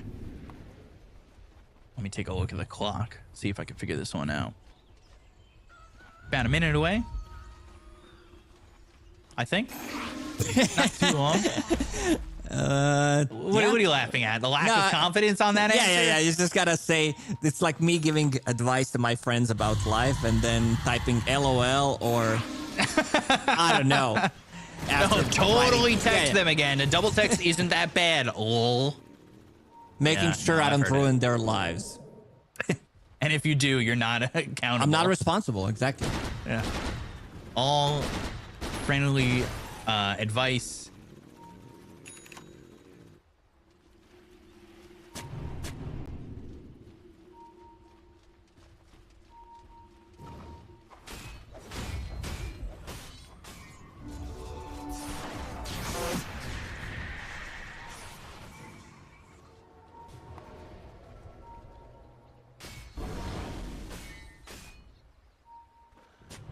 They're waiting up on this high ground, looking to make a move, though, is Team Spirit. They're going to run towards Armel. And Ball Lightning all the way across towards this Muerta, trying to get killed. But go into the Pierce of Veil. They use the BKB on Laurel. They'll find themselves Armel, and now soloed out. Ooh, the Illuminate the Macro Pyre. That is enough damage to get the kill on Armel. They don't have a Death Prophet to work with. They'll get the kill on the Tims. They'll take out two. Now they got to focus their attention on a Jack. They've got the Dragonite in their grasp. BKB trying to run, but Team Spirit, there's no rats down bottom. There's no need for them to stop. Radon's got the damage, and they've got the health. They'll get themselves another one. That's DK gone. They're inside the base. The Burrow Strike, but jabs out of mana. And he is slow to get back into his base, which means they can pull him in. Ultra kill for Somebody Radon. tank it. They're going to try to. They'll take it. The damage. Radon. Rampage. And that is devastating for Boom. Devastating enough that they're going to call GG. And it's a 2-0 sweep for Team Spirit. They made it look relatively easy in this second game. It took them a little bit more time to come online. Laurel got shut down slightly at the early stages of the game. Two supports immediately came around him to play. And you had Radon also being super active. And Terrorblade, he was just like, see you guys, I'm gonna chill, I'm gonna farm up my items, and then I'm gonna join with the Pipe and Orchid. But also to point out, in the end, he did not commit. This is a big bait, big brain play from Radonsky, because he didn't commit to go for Butterfly. He sees this MKB and he's like, hey man, joke's on you, I'm gonna buy Swift Blink instead, so this MKB is not gonna be countering me in any way. Yeah, all thanks to Chop Shop, right? You know, you're able to bait people into items, and then you're just like, I don't like this anymore. I don't want to play with you. I'm going to cut this up, make this good, add some tomatoes, add a little bit of salt, and then I got myself Swift Blink. Life is good. So you can bait those items and make life really pretty easy. He ends up going 13-1-5, involved in 18 of the 22 kills there for Team Spirit. 32-minute game compared to the 60-minute banger we had in game number 1. And another dead profit loss. This hero just can't really catch a break. It did feel good in the lane. He did win his lane pretty heavily. Got that exorcism, got a kill on Storm, almost killed the tower from 100 to 0. But the whole composition of the team, it definitely feels like you need to play around that Prophet because she needs extra bit of a protection. Thanking didn't really have the game. There was this like one glimmer where they were able to make the turnaround play. He lived for slightly longer, but every single time they see that Prophet, they heavily commit. They use everything: Solar Bind, Spirit Vessel, Macro Pyre into Ice Path, Storm Zipping in. Pretty impressive stuff again coming out from Team Spirit. But Boom Esports, after winning against BetBoom Day 1, Day 2 they're gonna lose to other Eastern European team, still showing that they are definitely a team that others need to be afraid of. They have some really cool ideas how to play the game, bringing in new heroes. Team Spirit, however, a bit too difficult nut to crack. Yeah, and we'll see how the road continues now for Boom, because they could go from BetBoom Team to Spirit, then they maybe play Aurora next, and if they play in the next round, they could also play 1W, or they could play one move. They could just go through the Eastern European gauntlet here, but they now move to 1-1, and you've got Spirit that moved to 2-0. Spirit one series away from being able to qualify for the playoffs, and the earlier you do that, the much more ease you have when you get yourself that couple days off for some rest and some scrims. That's gonna be it for this series. We got Team Spirit 2-0 over Boom Esports, but we got another series coming up in a little while. We got Liquid against Team Tidebound. We're gonna be back with that in a while. We'll see you guys then. Stay tuned.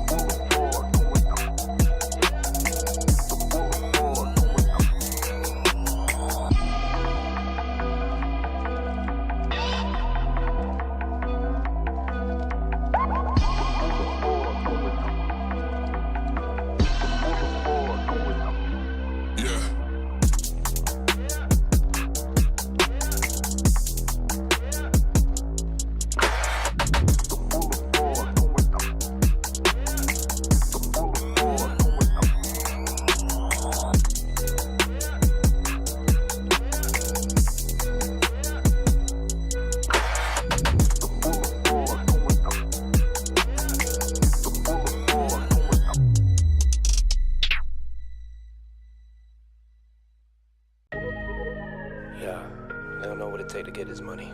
Yeah, yeah, get it. Determination, yeah. Ambition, yeah. And most of all, you gotta be a soldier. We've been up for 3 days, counting money these ways, yeah. Isn't a hobby, it's a lifestyle. AP telling me the time is right now.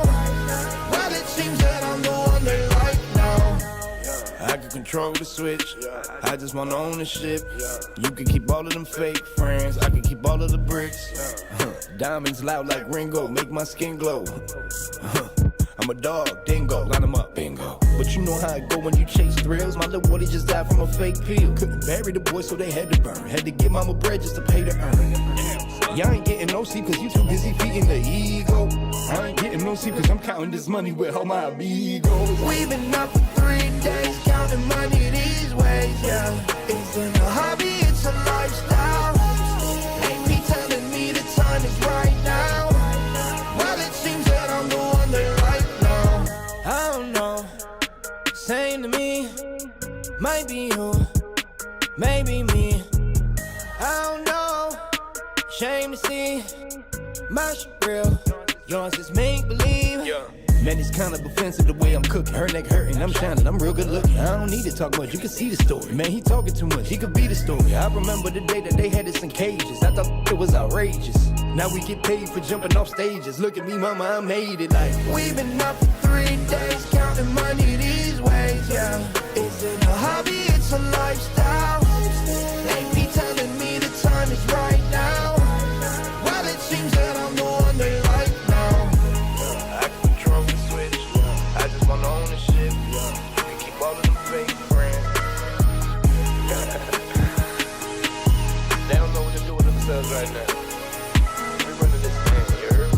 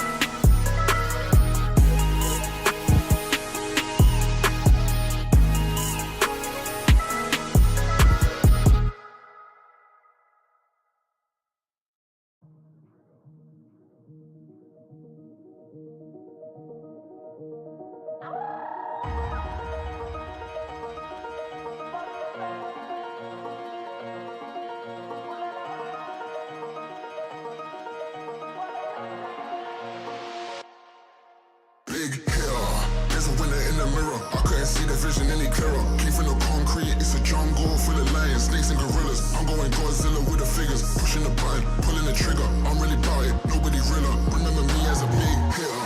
There's a winner in the mirror. I couldn't see the vision any clearer. Came from the concrete, it's a jungle full of lions.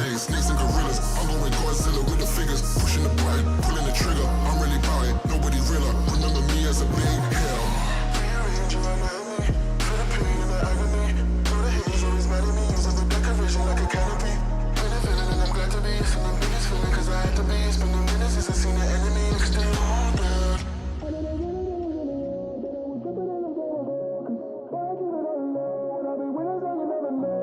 I know they'd be after me, they never catch me, they ran out of time.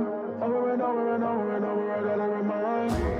There's a winner in the night, I couldn't see the vision that they clear. Came from the concrete, it's a jungle full of lies. They say gorillas, I go with Godzilla with the fingers. Pushing the button, pulling the trigger. I'm really body, nobody winner. Remember me as a big hitter.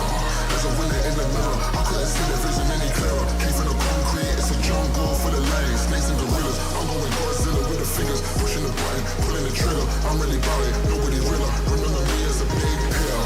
There's a winner in the mirror, I couldn't see the vision any clearer. Came from the concrete, it's a jungle full of lions. Snakes and gorillas, I'm going Godzilla with the fingers. Pushing the button, pulling the trigger. I'm really body, nobody winner. Remember me as a big hitter.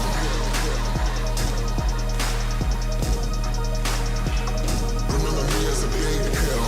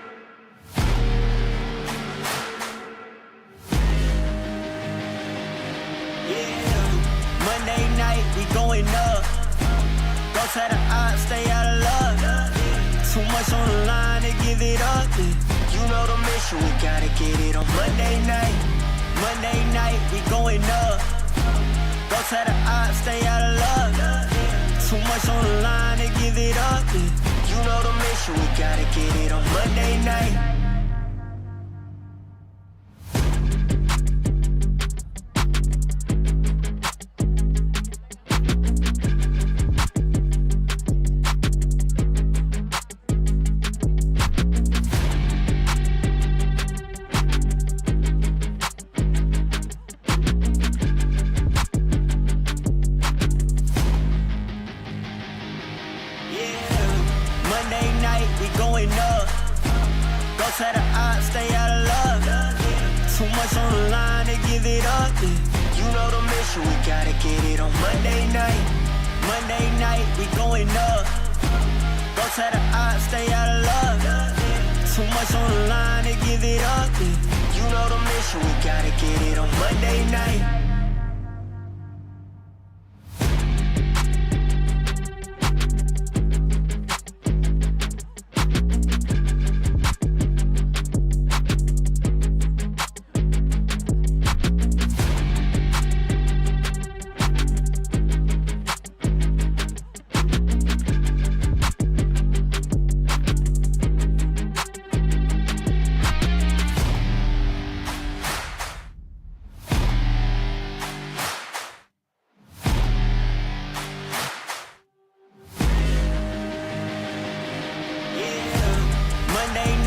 going up. Don't tell the odds, stay out of luck. Too much on the line to give it up. You know the mission, we gotta get it on Monday night. Monday night, we going up. Don't tell the odds, stay out of luck. Too much on the line to give it up. You know the mission, we gotta get it on Monday night.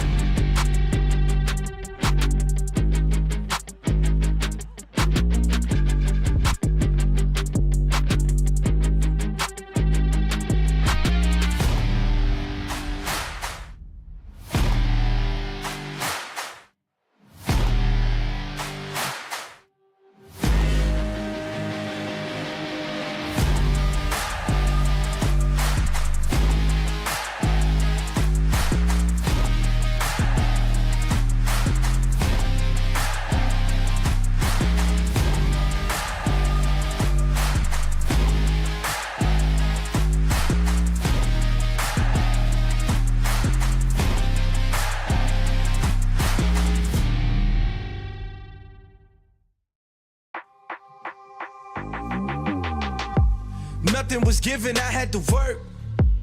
I got no limits, huh? Short on the 15, back on the first.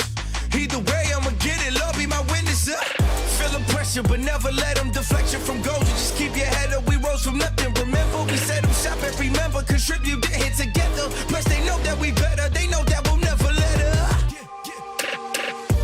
Fire within me, ice in my veins. Fire within me, ice in my veins. If I get cold, I'm about to heat up. Only I stress, I kick my feet up. Fire within me, ice in my veins. Fire within me, ice in my veins. If I get cold, I'm bound to heat up.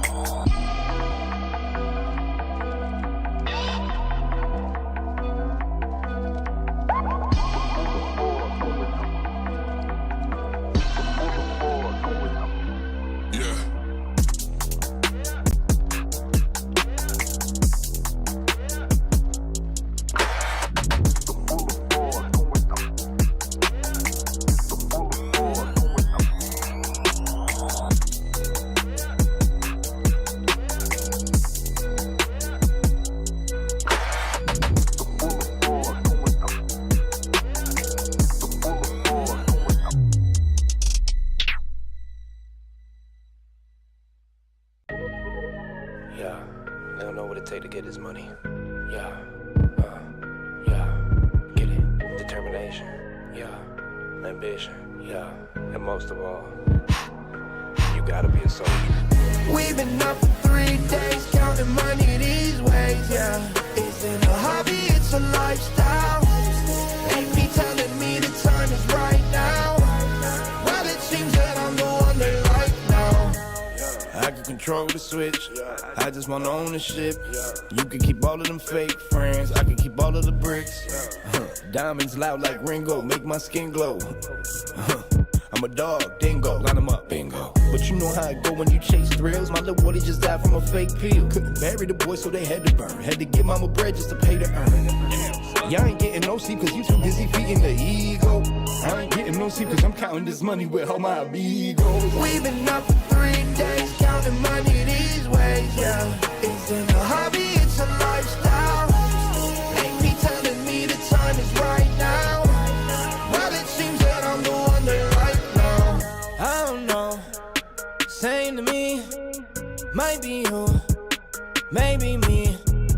I don't know, shame to see. My shit real, yours is make believe. Man, it's kind of offensive the way I'm cooking. Her neck hurting, I'm shining, I'm real good looking. I don't need to talk much, you can see the story. Man, he talking too much, he could be the story. I remember the day that they had us in cages. I thought it was outrageous. Now we get paid for jumping off stages. Look at me, mama, I made it like. We've been up for 3 days, counting money these ways, yeah. Isn't a hobby, it's a lifestyle. Ain't me telling me the time is right now. Well, it seems that I'm the one they like now. I can control the switch, I just want ownership. You can keep all of them fake friends.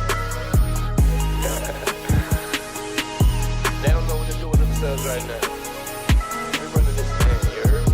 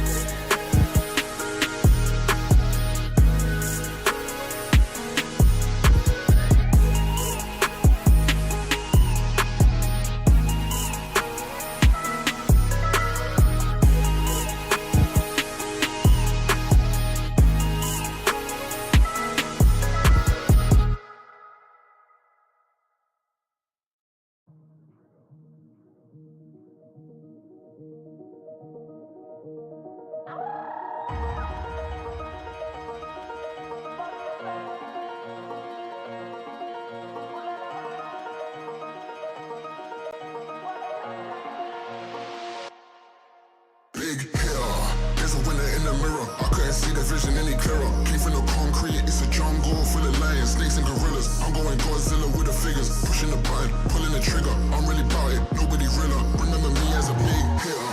There's a winner in the mirror. I couldn't see the vision any clearer. Came from the concrete, it's a jungle full of lions, snakes and gorillas. I'm going Godzilla with the figures, pushing the button, pulling the trigger. I'm really about it, nobody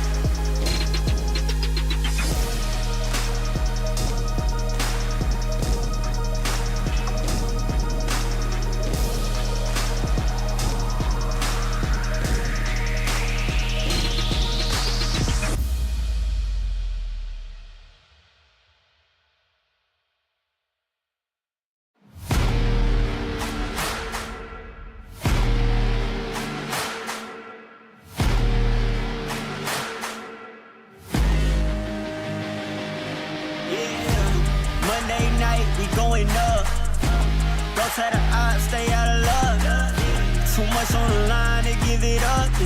You know the mission, we gotta get it on Monday night. Monday night, we going up. Go tell the odds, stay out of love. Too much on the line to give it up. You know the mission, we gotta get it on Monday night.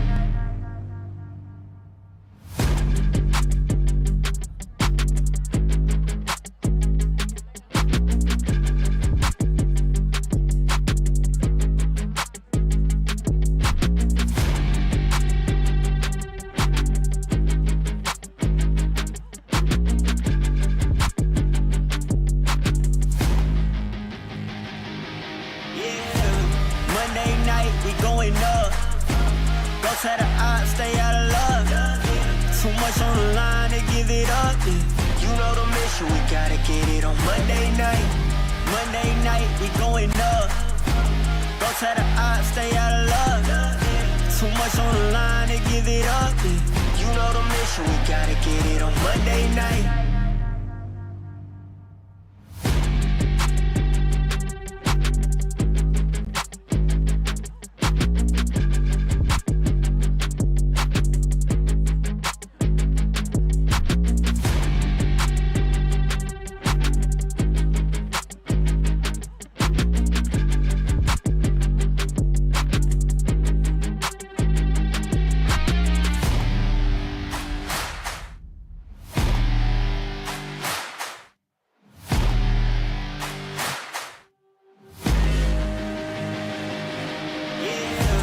Monday night, we going up. Go tell the odds, stay out of love. Too much on the line to give it up. You know the mission, we gotta get it on Monday night. Monday night, we going up. Go tell the odds, stay out of love. Too much on the line to give it up. You know the mission, we gotta get it on Monday night.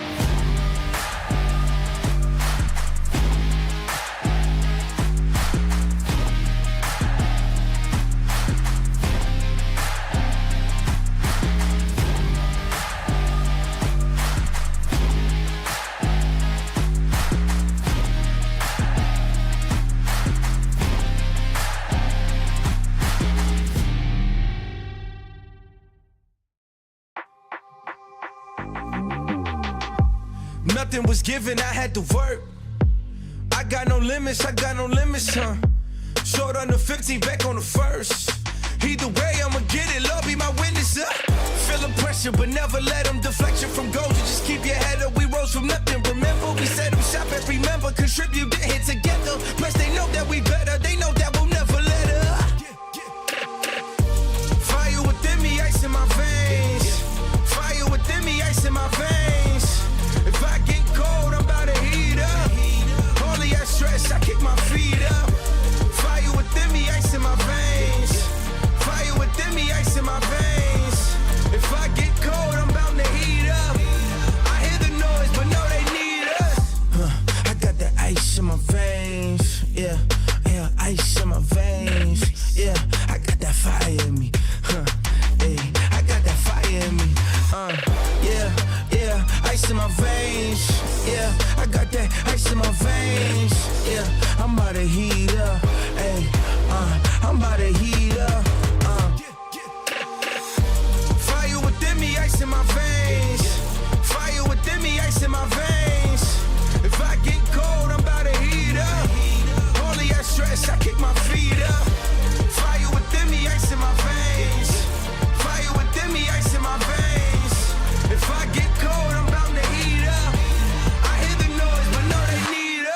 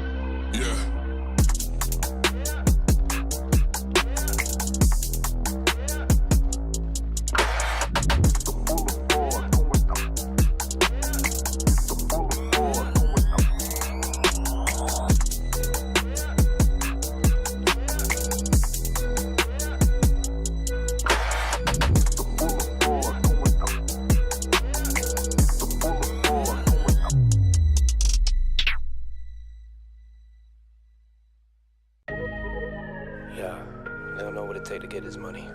Yeah, yeah, get it. Determination, yeah. Ambition, yeah. And most of all, you gotta be a soldier. We've been up for 3 days, counting money these ways, yeah. Isn't a hobby, it's a lifestyle. Ain't me telling me the time is right now. Well, it seems that I'm the one they like now. I can control the switch, I just want ownership. You can keep all of them fake friends, I can keep all of the bricks. Diamonds loud like Ringo, make my skin glow. I'm a dog, dingo, line them up, bingo. But you know how it go when you chase thrills. My little boy just died from a fake pill. Couldn't bury the boy, so they had to burn. Had to give mama bread just to pay to earn. Y'all ain't getting no sleep cause you too busy feeding the ego. I ain't getting no sleep cause I'm counting this money with all my amigos. We've been up for 3 days, counting money these ways, yeah. Isn't a hobby, it's a lifestyle. Ain't me telling me the time is right now. Well, it seems that I'm the one they like now. I don't know, same to me. Might be you, maybe me. I don't know, shame to see. My shit real, yours is make-believe. Yeah. Man, it's kind of offensive the way I'm cooking. Her neck hurting, I'm shining, I'm real good looking. I don't need to talk much, you can see the story. Man, he talking too much, he could be the story. I remember the day that they had us in cages. I thought it was outrageous. Now we get paid for jumping off stages. Look at me, mama, I made it like. We've been up for 3 days, counting money these ways, yeah. Isn't a hobby, it's a lifestyle. Ain't me telling me the time is right now. Well, it seems that I'm the one they like now. I can control the switch, I just want ownership. You can keep all of them fake friends. They don't know what to do with themselves right now. We're running this thing, you heard?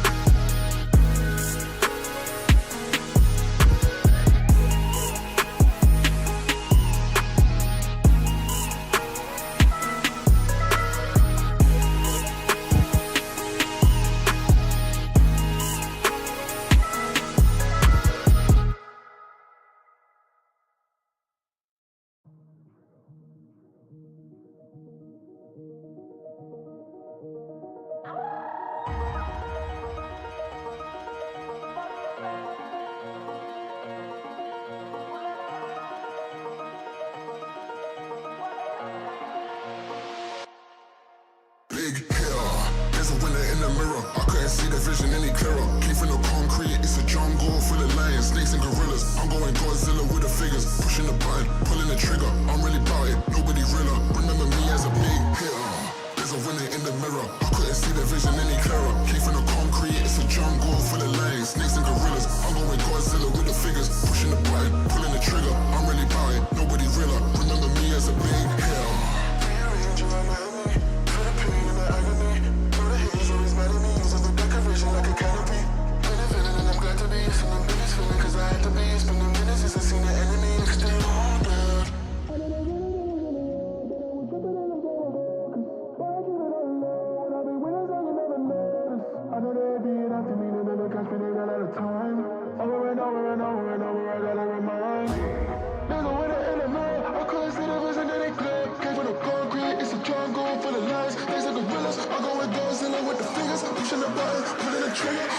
body, nobody winner. Remember me as a big hitter. There's a winner in the mirror. I couldn't see the vision any clearer. Came from the concrete, it's a jungle full of lions, snakes and gorillas. I'm going Godzilla with the fingers, pushing the button, pulling the trigger. I'm really about it, nobody realer. Remember me as a big hitter. There's a winner in the mirror. I couldn't see the vision any clearer. Came from the concrete, it's a jungle full of lions, snakes and gorillas. I'm going Godzilla with the fingers, pushing the button, pulling the trigger. I'm really about it, nobody realer. Remember me as a big hitter.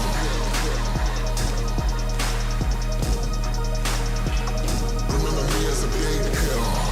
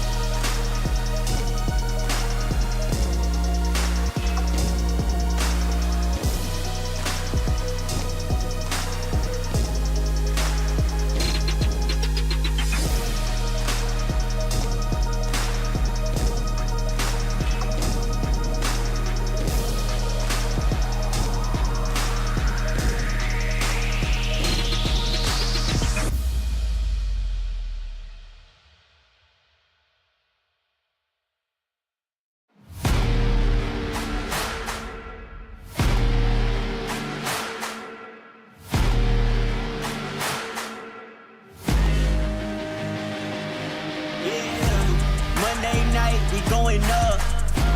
Go to the odds, stay out of luck. Too much on the line to give it up. You know the mission, we gotta get it on Monday night. Monday night, we going up. Go to the odds, stay out of luck. Too much on the line to give it up. You know the mission, we gotta get it on Monday night.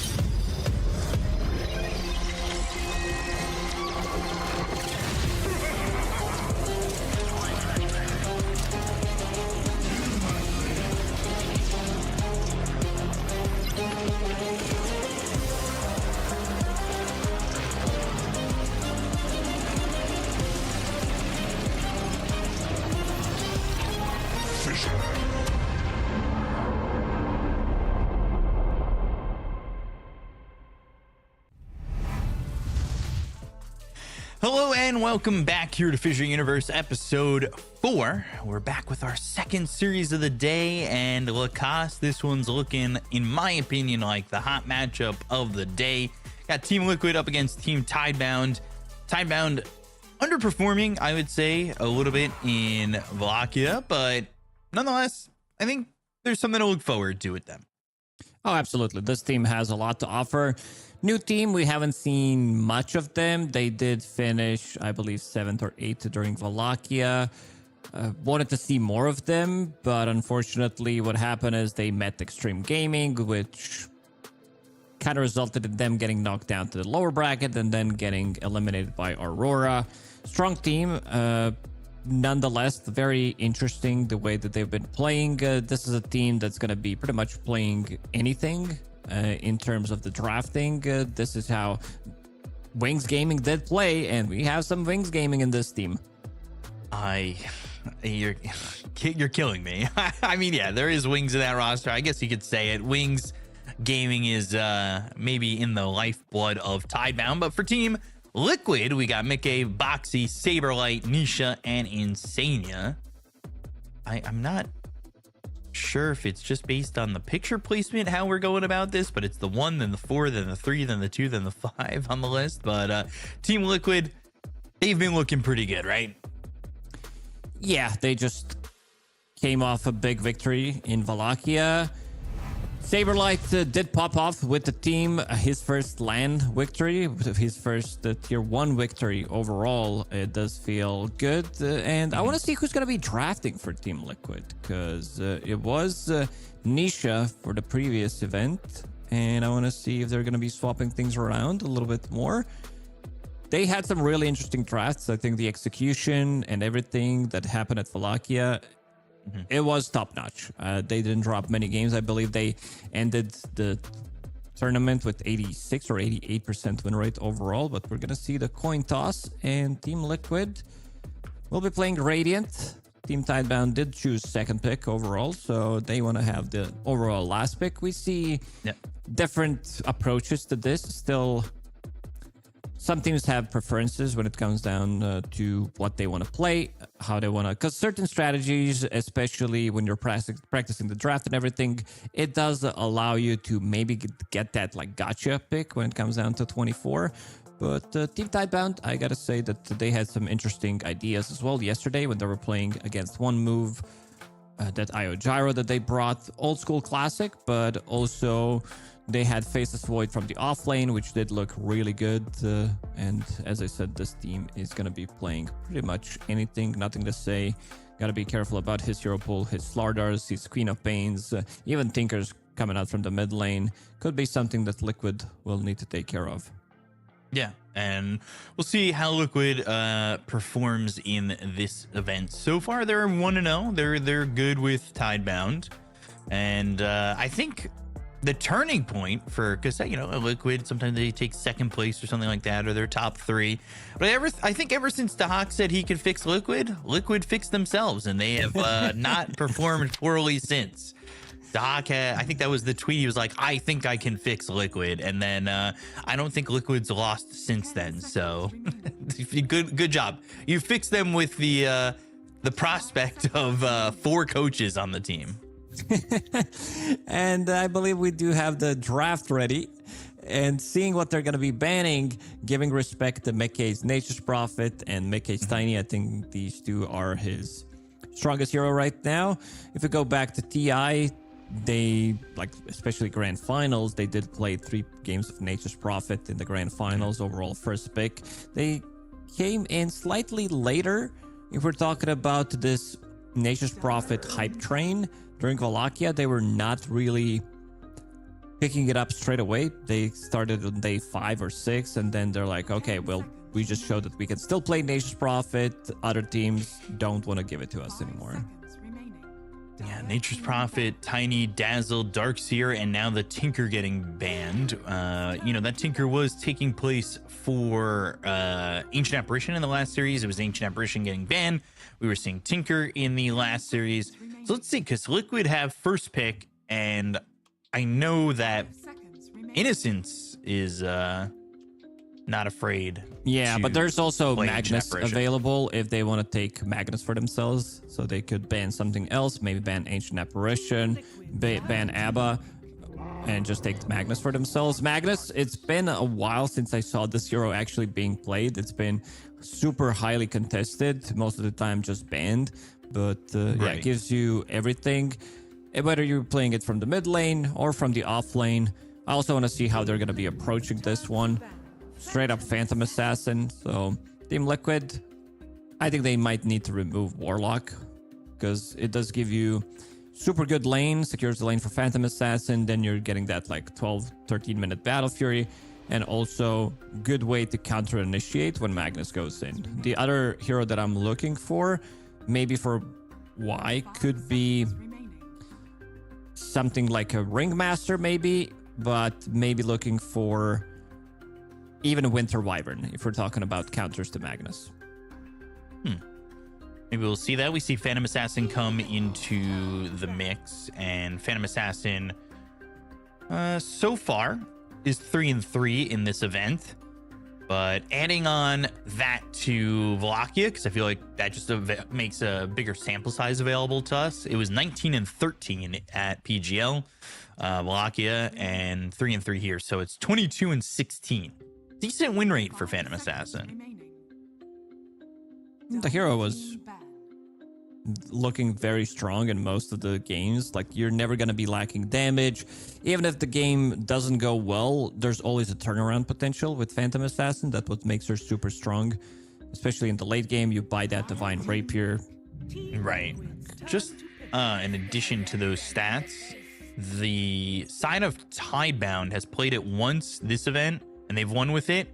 And they also didn't lose with it at Wallachia either. They played it 4 times, went 4-0, so they're currently on a 5-game streak, at least of those 2 tournaments, of winning with Phantom Assassin.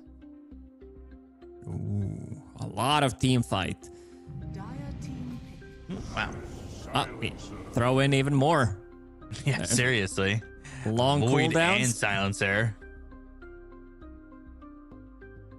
There was You see these heroes and you're starting to think, okay, how we're gonna deal with this? This is gonna be very, very annoying.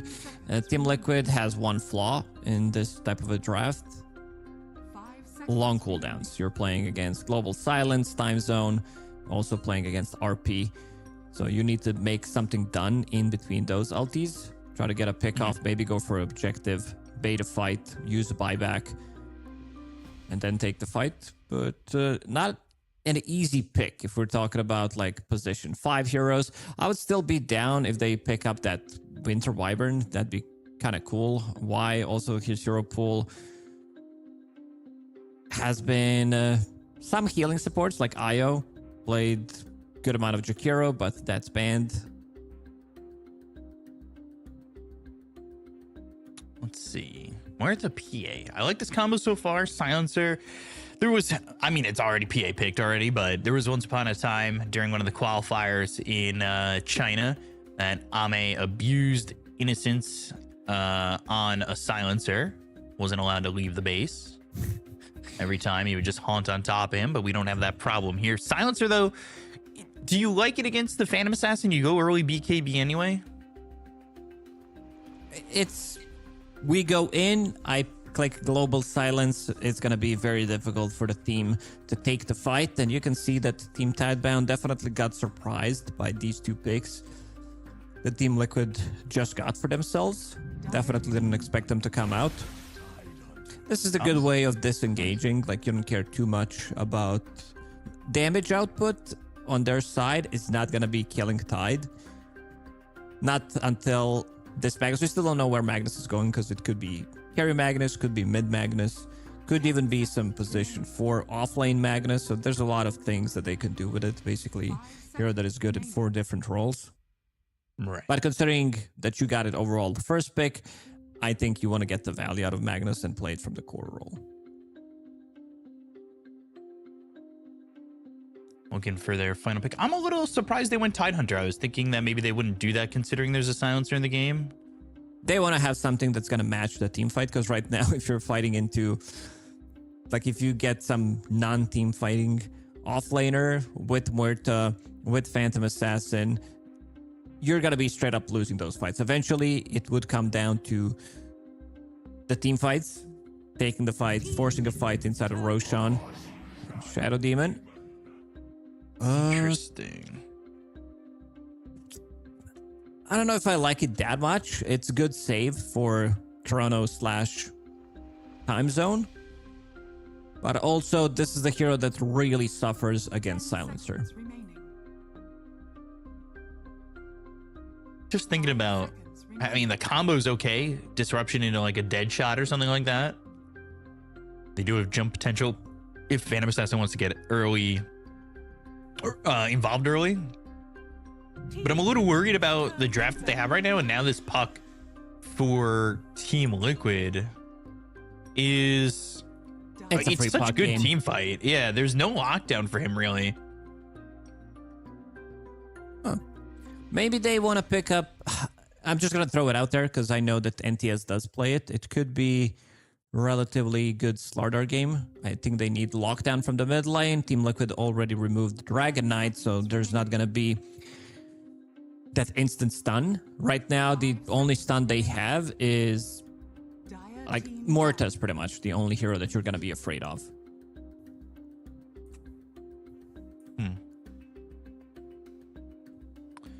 Banning the Enigma. Even more team fight. Yeah, it is a lot of team fight for them in the moment. 10 seconds remaining. They had something similar because I remember seeing the same heroes. This is something that they ran against Tundra. They had Faceless Void, Silencer, Magnus, Terrorblade, and Enigma. And seems like the coach found us the exact same one. He found a hero that they could potentially play. Give him even more team fight. Not like they need it, but this is also a hero. Because right now, they could also play Faceless Void as a carry. Not saying that they will, but there's a potential to it. A lot of carries. Back when Dota 2 Pro Tracker did work, we could see that a lot of the carries were also toying with the idea of playing Faceless Void, because you can lock down Tidehunter, and you can see also some of the old school thinking. If he's going to be playing Chronosphere, we're going to be putting Shadow Demon just in case so that we have the save. Whew. Terribly. This feels strong. Greedy, but strong. Yeah, basically the same type of a draft. Just instead of Enigma, they do have Puck. Team Liquid cooking pretty hard.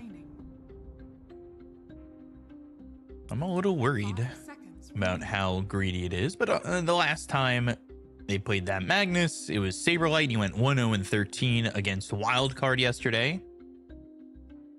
And the final pick here for Team Tidebound is going to be Sniper.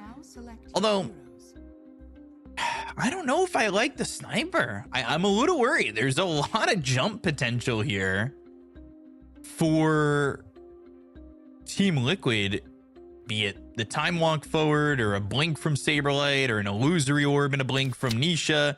Like, Sniper's not exactly safe in a game like this. He does have a heavy duty frontliner in Bach on the Tidehunter, but it does beg the question, is that going to be enough for him to have free reign in the fights?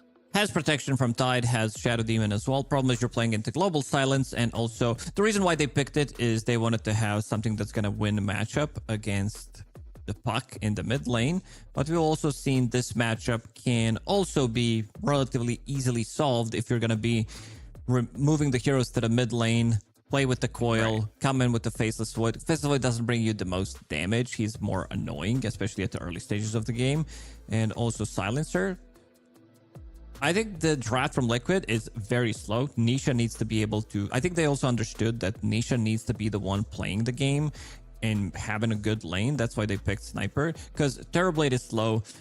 Faceless Void position 4 with Magnus, not the lane where you're going to be like, oh wow, this lane's going to win. We're going to be getting the kills. It's more going to be of a slower lane where they're going to be, disengaging, playing against Shadow Demon and Phantom Assassin. Try not to die, maybe get a return kill, get some stacks going to the triangle, because Bo3 is a player that does stack quite a lot. One of the top 5s pretty much at every single tournament. So if they can shut down Nisha, I think Team Tidebound could be off to a good start. Yeah, and in the game they played against One Move, they won that first game with the Phantom Assassin in 27 minutes. They played quick with Shiro on the Phantom Assassin. They weren't afraid. Orb of Corrosion goes Battle Fury, and he was honestly ready to fight. He went Sanjin Yasha after that, but he's just not afraid of using that early damage to get things to work out for him. Yeah, this game, I think Manta style is going to be more of a value. You want to remove reflection, multiple silences, time dilation could be very annoying for you. So yeah, I think in this one, Corrosion, Battle Fury, BKB into Manta. Or if he's feeling himself, maybe if they get some Roshan, he could skip the BKB and then get the get the Manta style instead. But yeah, we'll see how the game's going to develop. Also, nothing to say. Let's see what he's going to be up to. Because we saw the exact same matchup. Usually you take Headshot, but yesterday we saw Shrapnel being taken at level 1. We'll see. We'll see what the sniper does. He's gone into the ghillie suit.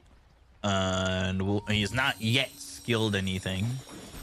I'll keep an eye on what Nothing to Say wants to go for. And how Liquid want to play this out. Because they do have a smoke available. They did use it, so they're gonna have 4 heroes smoked up here with Boxy, maybe even wrapping around. He actually spots Nothing to Say, and the rest of the team, can they make anything happen?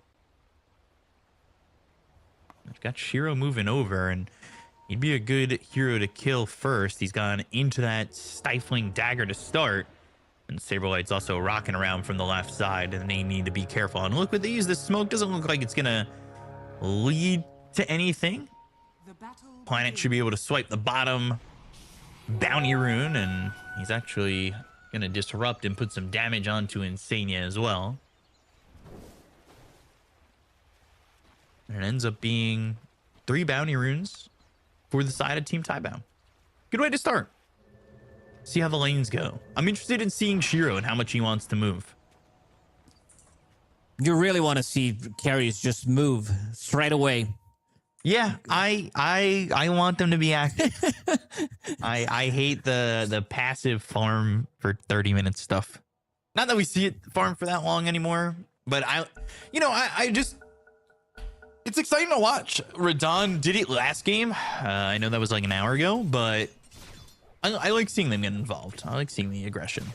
I have some stats for you because Shiro, during Wallachia, he did break some records as well. He had the least amount of deaths, averaging slightly above 2 deaths per game, which is pretty impressive. And also considering the run that they did have. He's also second on the KDA, so definitely someone that's going to be getting involved early on. Third on GPM, second on last hits per minute, third on tower damage per minute. So this guy is very, very active, but he also doesn't die. This is something that usually doesn't happen, especially coming from the carry role. It's a big series here. Winner of this goes to 2-0, has a chance to qualify for the playoffs tomorrow. And we were talking about it with Spirit earlier because they won their series, that, you do get those days off to kind of figure yourself out. And meanwhile, Boxy, he's getting chased here. Deadshot connects. Innocence is gonna pick up that first blood. Why? Getting the kill on Boxy. Wasn't asking you why, but I was telling you why. And tough lane. This is not a killer lane. I said maybe they're gonna be able to grab some return kill, but Phantom Assassin should have a complete free farm in this one. Mid lane is going to be a very interesting matchup. Blood grenades, nothing to say. I don't know if they're getting a kill here. Definitely need some extra bit of a help. This was very ambitious from Boxy. Saw the opportunity, he took it, but yeah. What was the opportunity? That was just time walk, no time dilation or anything, with just a blood grenade thrown over. If he was level 2 and had bash skilled with 2 bashes, maybe. Big maybes. Doesn't get anything there. It goes back towards top. With that, though, Sniper takes a little bit of damage, but he's happy with his lane. I mean, he is really happy with his lane. 13 and 4 out of the 5 and 3 of Nisha.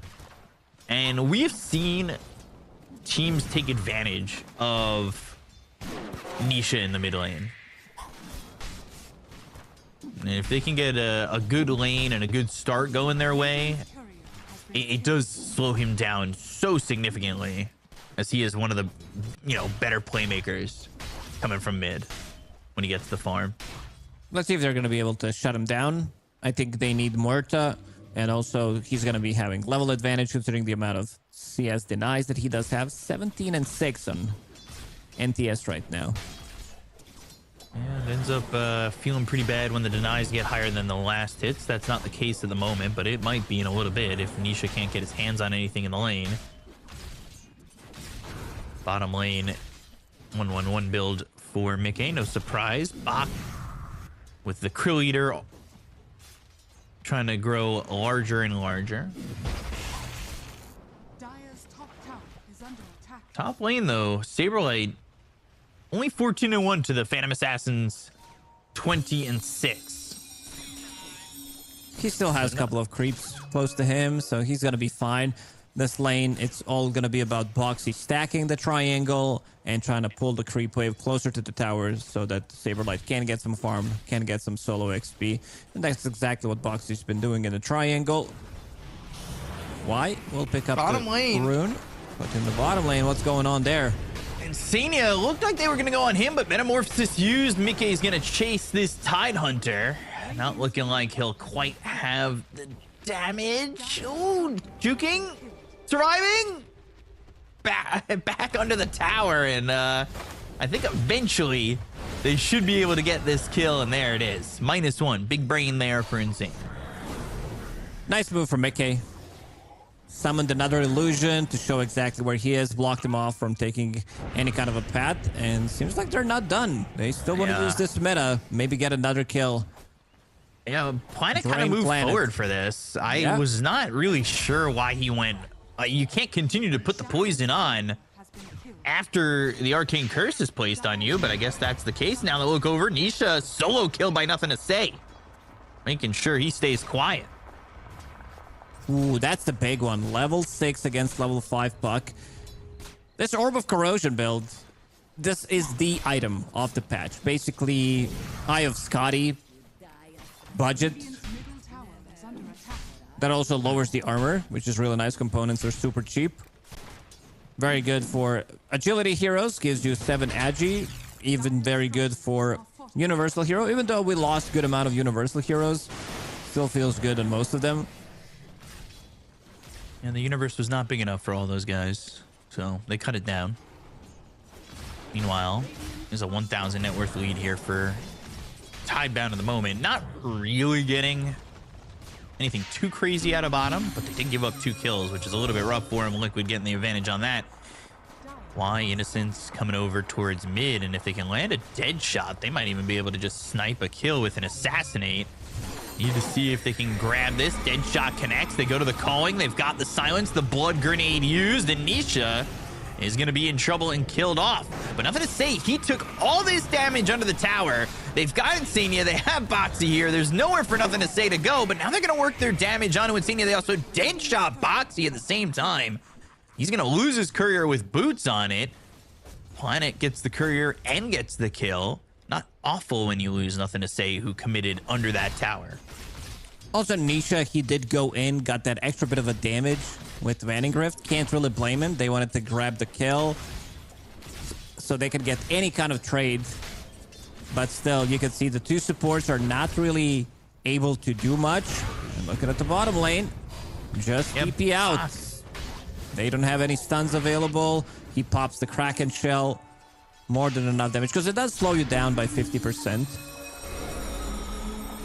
Nisha now finally level 6, but he needs to be very careful. And this tier 1 tower is already below half health. This is potentially the tower gone already. He's already out of the range of the tower, and Nisha gonna have to find somewhere else to go, because it ain't easy here. Radiants are scanning. Nothing to say, dominating the lane, and 1,600 gold ahead of Nisha. And now a disruption that should line up a dead shot and a calling. It should be another kill, and will be. Planet getting the kill on Nisha and the tower. That's massive. These are some really cool moves that Tidebound is making. bringing in multiple supports, knowing that if Liquid wants to come back into the game, they need to kill NTS. And I think I know what NTS stands for. Nisha totally slammed. It's like, look at the difference. He has double his net worth 8 minutes into the game. Yeah, that's pretty rough. And he is top of the net worth by a decent margin. I will say Terrorblade's keeping up. So Mickey on a good line at the moment in terms of what he's got.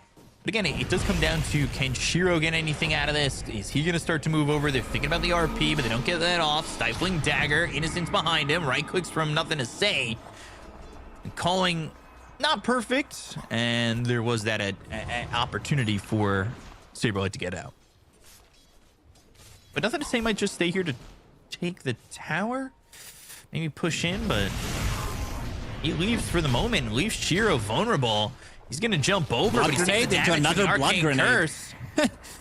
Ooh, ticking down. So low. The Arcane Curse ends up getting Shiro. First blood Not grenade did bad. miss, but time dilation, Arcane Curse. Second blood grenade did hit. This also means you're going to be getting that damage over time. Mickey, he's farming well in the bottom lane, almost on top of the network, keeping up with NTS, but NTS is going to be a big problem. Yeah, but it was a good job there by Liquid to avoid his initial gank top, right? Like, that could have been poor. Instead, they get the kill on the Phantom Assassin. They're not afraid to play aggressive on him. And 9 minutes into the game, sometimes we see these silencers struggle to get the experience, but he's already level 6. Because Saberlight did pick up XP rune, and it did go to Insania, and now there's a big difference between Boxy and him. And now you can see that Boxy is also farming in the top lane, trying to get something done, some extra bit of XP for himself, farming with the Empower. So this is not too bad. Shiro again, RP. And the Arcane Curse, they've got the damage, but can they get this kill? Oof, just in the nick of time. I don't know where he jumps to out of there, but you don't want to give him any opportunity to end up surviving. And this is going to move, nothing to say, towards bottom as they want to get this tower. But you can see Silencer making life very difficult for Phantom Assassin. The last word in the Arcane Curse, you Stifling Dagger or you jump out, and that last word is going to make it so you really can't do much more than that. And this is without even using global.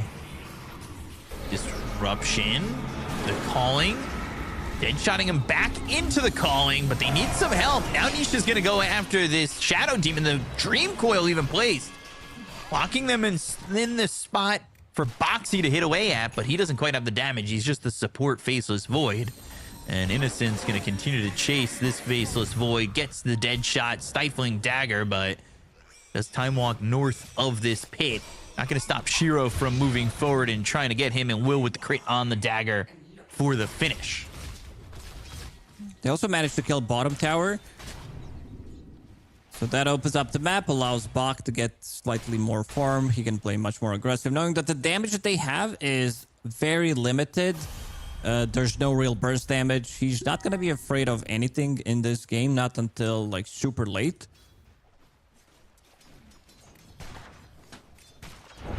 Pretty decent farm here on this Muerta. Kind of getting close to this Rod of Atos early on. Have in mind, this is position 5 Muerta we're talking about. Yeah, top of the net worth for the supports. Has helped with a lot of kills. 5 out of 6. Yep. So, not afraid to get involved in any way. Which has been pretty good for them. They've been using this to get kills with nothing to say. We'll see if it ends up turning into anything more, as Shiro was able to at least get on the board. They smoke up for the side of Team Liquid.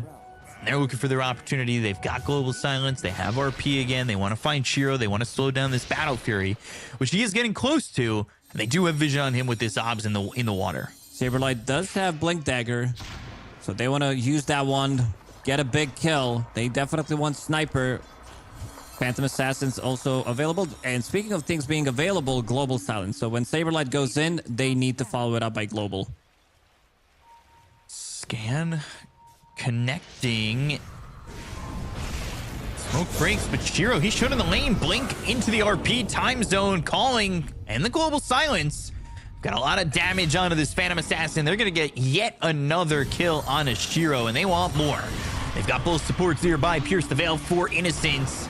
Another silence, but here comes nothing to say. The right-click damage on a Boxy who doesn't have a lot of mana. Oh, the dead shot connects. Now they go to the Ravage. Nisha's dead.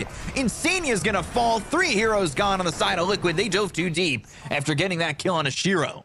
I was wondering where Bach was. He took a bit of a different path and finds a really nice angle, gets a 2-mana Ravage, and they clean up afterwards. Liquid, after using their abilities, now they need to slow down slightly more because you have no Chrono Square, no RP for 60, and no Global Silence. At least they have Coil, so they could still try to make some kind of a move. Problem is, Puck, he wants to be able to come back into this game. Bottom of the cores in terms of net worth, so definitely needs a little bit more time to recover. Yeah, that's a bit of a rough overextension. Really thought that Liquid could just go in and out, maybe get that support, but nothing to say making the rotation, and having that Ravage is huge. On top of which, Innocence going into the Pierce the Veil, his dead shots have been on the money. Bottom lane, oh, Nisha again. He might be in trouble.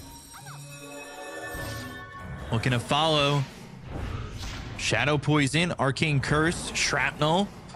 Nisha should be out of harm's way. There are 4 heroes here for the side of Team Tidebound, and they're unable to get their hands onto this puck. Nisha's still going to sit here bottom. Saberlight coming over. RP going to be off cooldown. They've got the obs. Sentry placed. Nisha backing off. Nice disruption. Oh! That was quick. That could have been such a problem for nothing to say, but Planet on the money. They might lose Innocence, but yet RP used. He pierces the Veil. The Waning Rift gets the kill. But man, quick fingers from Planet. He knew he was done. Once he blinked in and got disrupted, and then got demonic purged, and look at the perfect timing. Tormentor is about to spawn. Let's see who's gonna get it. They would definitely love to have it on the planet, and let's see if they're gonna be able to get it, because Huerta is kind of shitty one. Doesn't really give you anything from position 5, but yeah, they got it on Shadow Demon, so that's a good way of dispelling a lot of these annoying things that they did have. The damage over time, dispelling the Global Silence as well, so he can throw it on himself, keep dispelling himself, get that disruption as a combo breaker, and also love the itemization that Planet is going for. So mech already done on him, going into Guardian Greaves, so that's going to be his way of also dispelling at least one of those things. Man, I just want to go back to that disruption. Planet really on the money. I mean, that could have been... It allows nothing to say to continue to extend this lead, continue to have this great game. And as long as they're keeping this sniper alive for the early parts of this game, it's allowing Phantom Assassin to recover after Shiro's slow-ish start. I say slow-ish start. He's been killed a bunch of times, but he's still third on the net worth. Continues to farm up, about to crack level 12. Look at Boxy. Your casual position for Faceless Void behind enemy lines. Not sure where he's going. He wants to play Boots that. drums. Yeah. Boots. Drums. Boots of speed. Oh, stops the TP. And that means they're going to get a kill here on the Boxy. Nothing to say. Swiping that away with the Assassinate. So another kill for him. He's on a killing spree.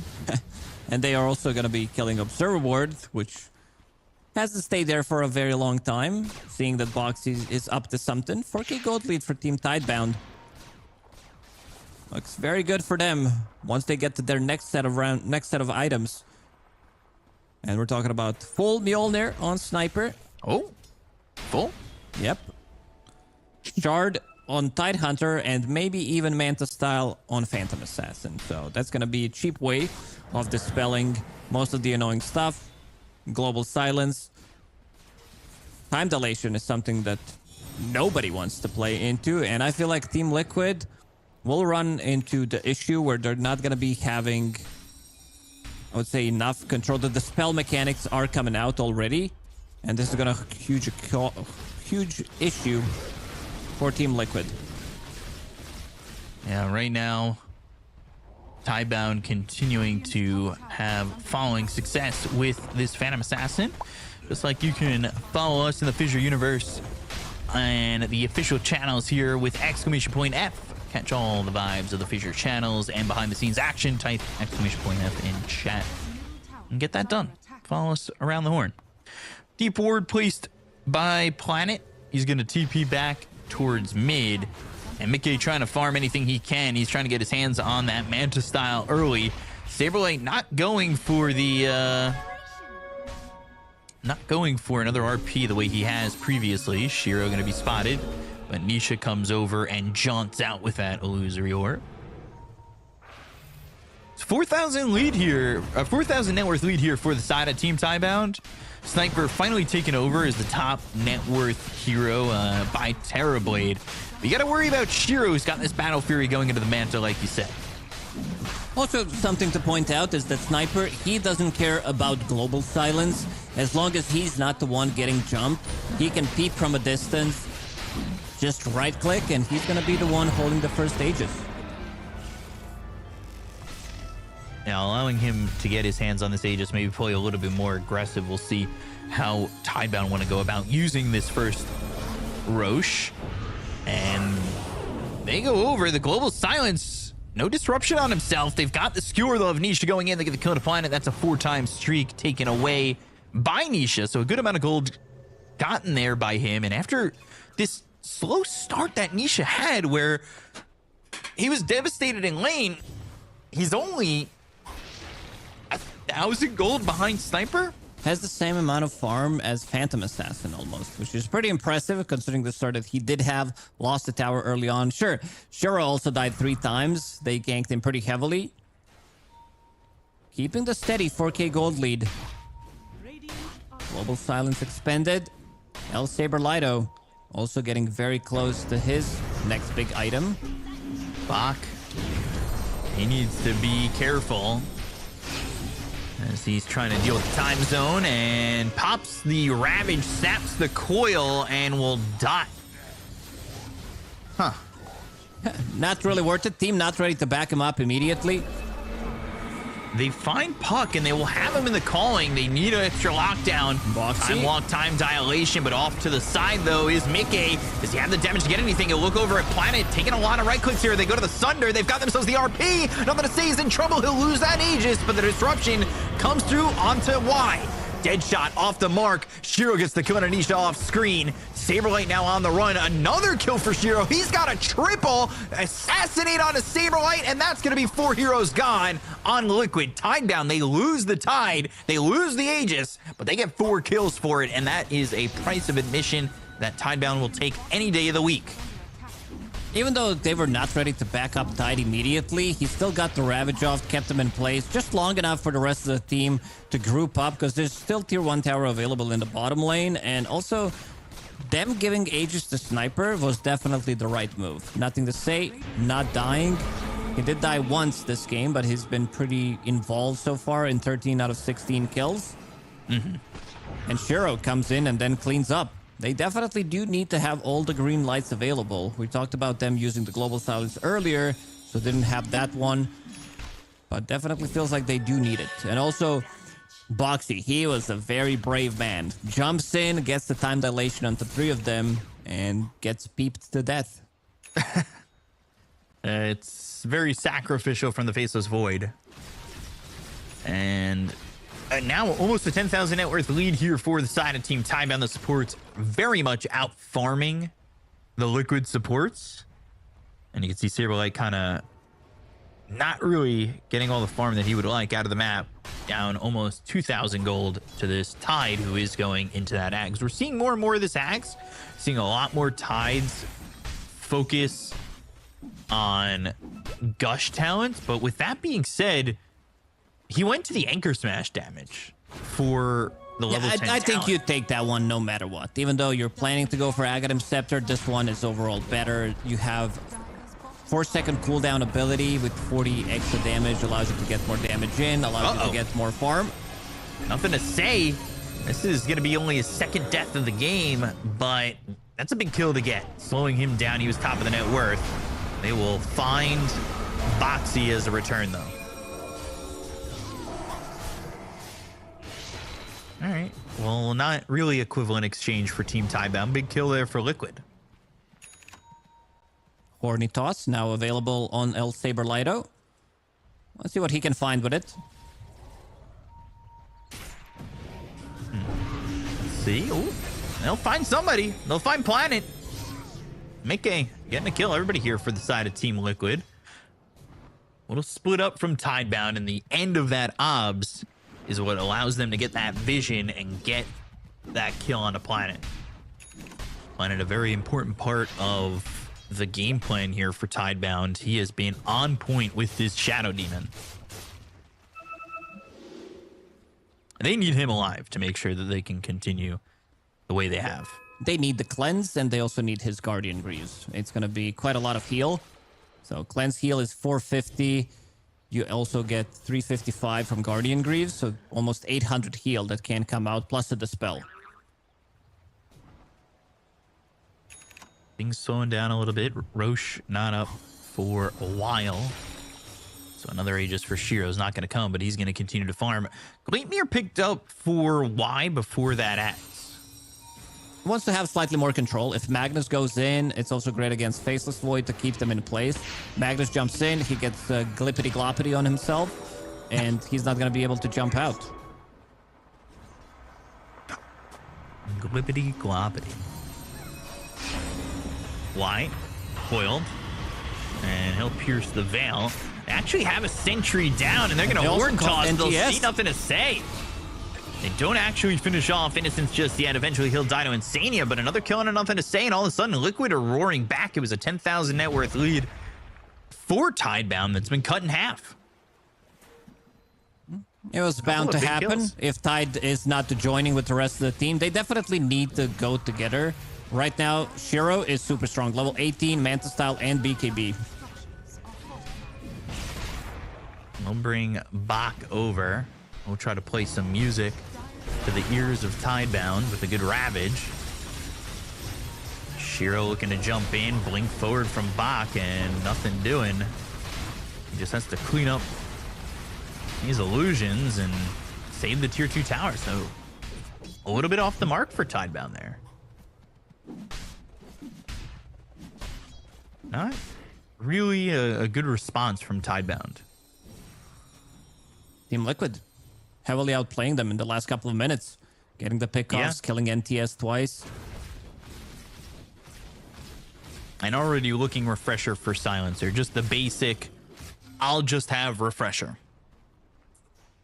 That's it. That's all I need.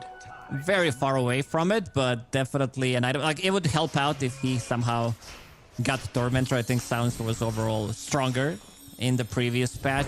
If we're talking about the Tormies, where he's getting Tormentor 50, like there's one Tormentor on your side. There's a higher chance that you're going to be getting your shard, and you pop that global silence. Suddenly you're stealing multiple intelligence in a team fight, because he has mana boost, so I don't think he has a problem using double global anyway. But he would definitely love to steal some extra int. We'll say now Nisha ahead of nothing to say. Again, who dominated the lane, who is a part of 14 of the 17 kills. But things have slowed down for this sniper, and they'll go and get themselves the Tormentor. They'll get themselves a shard, almost assuredly for Innocence, and it will be. You have to get to the shitty one. That's just how it is. Get it out of the way, and then the next one will be good, I guess. Sniper could have gotten it. Could be pretty massive. Having the concussive grenade instead. Yeah, now it's Sniper and Phantom Assassin, the only two who don't have their shard on the side of Team Tidebound.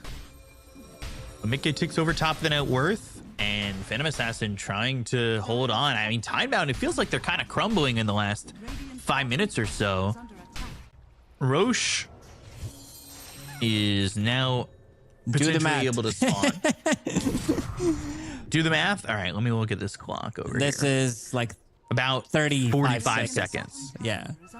Yeah. All right, I was okay with that one. That clock's a little bit easier to read. It's when it's a lot of time and I just don't know what I'm looking at over here. You're talking about digital clock, right? No, that's analog one's- in the pit. That one's easier to read for you. Yes. You see numbers. Very easy. Yeah. You told me that story that you learned how to read analog clock once you turned 18. No, nothing to say getting a kill on a Boxy. Well, you're trying to throw me under the bus here, dude. You learn clocks in like 2nd grade. Well, yeah, most of the people do, but that's why you told me the story. Don't do that. Don't do that. Stop it. I did not tell that story. Maybe I heard it from somebody else. But back to the game. Yeah, that solo kill. Let's see. Mid-fight. Disruption, and that'll be on the illusions. They've got the calling down. That's a skewer on just the illusions. Global silence even committed here, but not that good of a global silence. Gladiator comes through onto 2, but Bot can't blink up onto the high ground, and now he's in some trouble down in the river. They've got the Dream Coil on both Innocence as well as Shiro, waiting maybe That's a good to get coil. Good setup for back Mag. in. RP, skewer back towards the team with the BKB. They've got the damage coming out, but now they'll go into the Pierce the Veil. Shiro going back, but they've got themselves the Ravage to get the kill on Anisha. They've got the right clicks for nothing to say. BKB from Mickey, but he's slowed up, needs to be careful. Dead shot doesn't land on a hero. They go to the calling. That can't chase them back in. Disruption for a save. Boxy looking to come over. They've got the Stifling Dagger. He goes into the Ghost Scepter. Right click from Mickey on the high ground. They'll take out Innocence, and Bach will run away. The Ravage, maybe not where he would have liked to place it, but one good enough that saves the life of Shiro, which is most important. Looked like a good opening for Team Liquid, but they also can't lose puck. If they lose puck, most of the time you will need Terrorblade to do all the heavy lifting. He's gonna need to be able to deal the damage, because damage that they have afterwards is basically some damage over time with Time Dilation, Arcane Curse. But Mickey, he needs to be the one punching them hard, and they could potentially just try to run away with all these dispels that we talked about, to the cleanse. So for the next fight, if Puck gets a little bit more support, if he lives long enough with Parasma, with Shard, they definitely don't lack the damage. See if they can get that damage off in the next fight. Roche is up. Nobody going for it yet, though. He'll start to cross the river for his morning stroll. Planet is nearby. Nisha's also going to spot Roche coming over, and Saberlight's going to spot Planet. They've got more than enough damage after this disruption is over. -1 again for Planet. So Planet, after having amazing positioning in the early parts of this game, feels like he's been caught out more than he'd be happy to give up. He's only died 4 times. However, it seems as though some of them have been in inopportune times that have led to Liquid taking another fight that's successful for them. Not an easiest one for him if he's the one getting jumped. He had, I think, 2 deaths to Horny Toss, where they just jumped him with the Observer Ward. Radiant, are you going to be using the scan to scout things out? What's happening on the hill? While Boxy's getting some of the Sentry and Obs D-ward. I will say Tide didn't go to the Ags. He went to the Hex. I like that. I like that pickup. I like that a lot more. You're playing against Faceless Void. You're playing against Puck. They don't have instant initiation, and this is something that Nisha will need to be afraid of. They will back him up with some Global Silence RP, but they could still definitely kill him. Smoke and smoke action. They know these are illusions. Full wraparound being drawn on the minimap for both of the teams. Scan connecting one more time.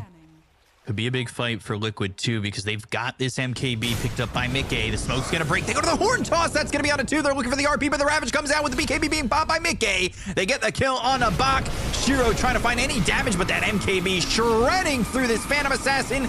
Shiro's dead. Innocence might be next. Planet falls. Down goes this Muerta, and they'll look for nothing to say. Boxy is on him. They try to find the dust to land, but nothing to say. Now goes south, and Boxy still right on top of nothing to say. We'll pop it. Oh, TP attempt. And gets the First bash hit immediately. bash.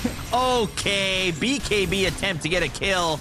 And nothing to say will stand his ground and try to get something. Well, somebody He's needs actually to kill forcing him. them to run away. Guys. And now Dust still on him. Shadow Blade won't matter. They'll get the kill. It's a full team wipe for the side of Team Liquid. Absolutely beautifully executed by Liquid. El Saber Lido getting two-man Hordy toss onto two of them. Skewer back into RP, and it gives them just enough time to pop the BKBs. Ravage was slightly off the mark. And if they're the ones initiating the team fight, and also seeing that Mickey, he was toying with the idea, maybe I want to buy Silver Edge so I can break both Tide and Phantom Assassin, but instead he opts to go for Monkey King Bar, and this way he's going to be able to pierce through the evasion. So Phantom Assassin doesn't feel as strong anymore, and Mickey will be the one picking up the Aegis. So Team Liquid, in the last 10 minutes, pretty much flawless gameplay. Flawless gameplay, bringing back the net worth lead. They've gotten themselves an Aegis. If you're Tidebound, now you got to deal with this MKB and find a way to try and kill off this terribly, but it's not easy. Now you got to kill him twice. I just don't know if I see that coming from Tidebound. Man, Void's network, look at it. Look where it is. 7,000. He's the least farmed hero in the game, but Boxy is doing some heavy lifting with his chrono squares. It also, like, if you're caught inside of chrono or time zone, that is, for your allies, it also gives your allies 400 cooldown acceleration, which is pretty big, especially for Puck, because you can get your phase shift, you can get your Vanning Rift, another illusory orb. Even for Magnus, he has like 4 active abilities, so that definitely plays a lot into it. Hard to notice. I mean, it's easy to notice if you're watching some of the clips from Reddit, some of the funny ones, but overall, still, Team Liquid making this position for Void look very good. Trying to maybe scare Shiro into popping his BKB. They're all together here for Tidebound, but the question is whether or not they can find...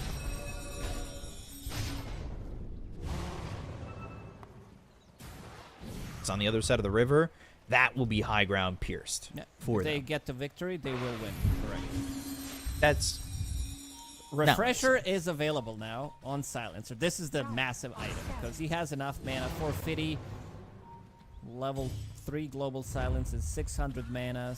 Refresher is 350, so we'll need a little bit more mana if he gets that level 3 ulti. Can you do the math? Can I do the math? Yeah, 350, 650, and 50. Yeah, he needs 800 mana for the first use of Global Silence and the Refresher. Does have great healing Lotus, so he'll be fine. He'll be fine. He's got a regular healing Lotus as well. And he also has mana boots, so definitely He's has okay. enough. Looking to silence the haters. Forever. Towards the tier 2 tower they go. Should be an easy tower to take. Not sure Tidebound have a response at the ready. Trying to throw somebody into Horny Toss jail and doesn't come up with anybody. Nisha picked up a big item, Lincoln Sphere, so he doesn't need to be careful about that Hex initiation from Tidehunter anymore. There are some abilities that can pierce through that Lincoln Sphere, pop it, but I think Nisha should be fine in terms of player reaction. He's a professional e-gamer. Mm-hmm. You enjoy watching the professional e-gamers, as you call them. See how they can take this next fight with this smoke. Who they'll get a chance to go after. Distance on the high ground. The calling is down, but they've got the horn toss. Bot gonna blink into nothing because they've already bailed. They pulled in Innocence, and there was nothing left for Bot to do. Nisha, he's also doing some split push action. Good damage done. Onto tier 2 tower, tier 3 tower in the mid lane. And Mickey, he does not want to stop. Daedalus MKB. You can't have more damage than this. El Saber Lido. Hex? But they go to the Global Silence. They've silenced up these heroes on the side of Tidebound. Gotta remember, though, he's got that Refresher. He's got another Global Silence if need be. The top set of racks are gone. Liquid looking to continue on. Still have this Aegis, RPUs, Shiro. There's an MKB, there's a Global Silence, and now in the middle of Times Square is back. He plays his music to his grave. Mickey with a double kill. Now they'll go for the mid set of racks in the tier 3 tower. I mean, Liquid, the last 15 minutes have been absolutely perfect. Saberlight with another skewer. He has been on point. As Innocence goes into the Pierce the Veil, they've got the Ravage. Maybe something doing here for Tidebound. They got the buyback coming out from Shiro. They get the kill on Anisha. They got the Aegis out of the hands of Mickey, but he's trying to get the right click damage to get the kill here on Innocence. They'll end up losing this. Terrorblade and Tidebound, with the buybacks committed, end up holding. They do, but this is very costly. You just bought back on your Phantom Assassin and on your Tide Hunter. Sure, you won the fight. You got some extra gold from it, but next fight, they lose Shiro. I really like that Saberlight is going for the solo RP onto Phantom Assassin because they know that they have more than enough damage, and she dies quickly, taking extra 8% from old sources, holding on to Nemesis Curse. Let's see if they are going to be able to find something here. They definitely need to. They'll find Magnus. El Saberlighto is El Saberdetto.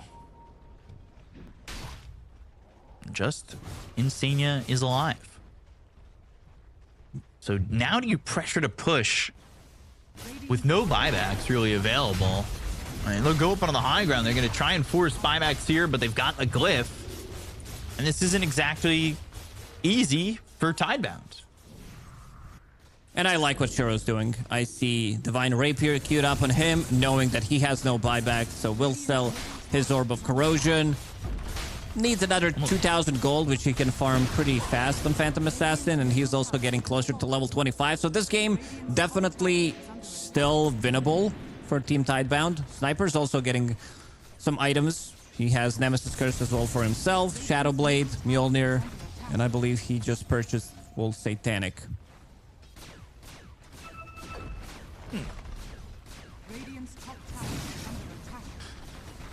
Nothing to say. Takes the tier 2 tower top. And advantage is definitely there for, well, it will be there in a second for Liquid. They're 60 gold away from Terrorblade having buyback, but actually Nisha doesn't have it for 500.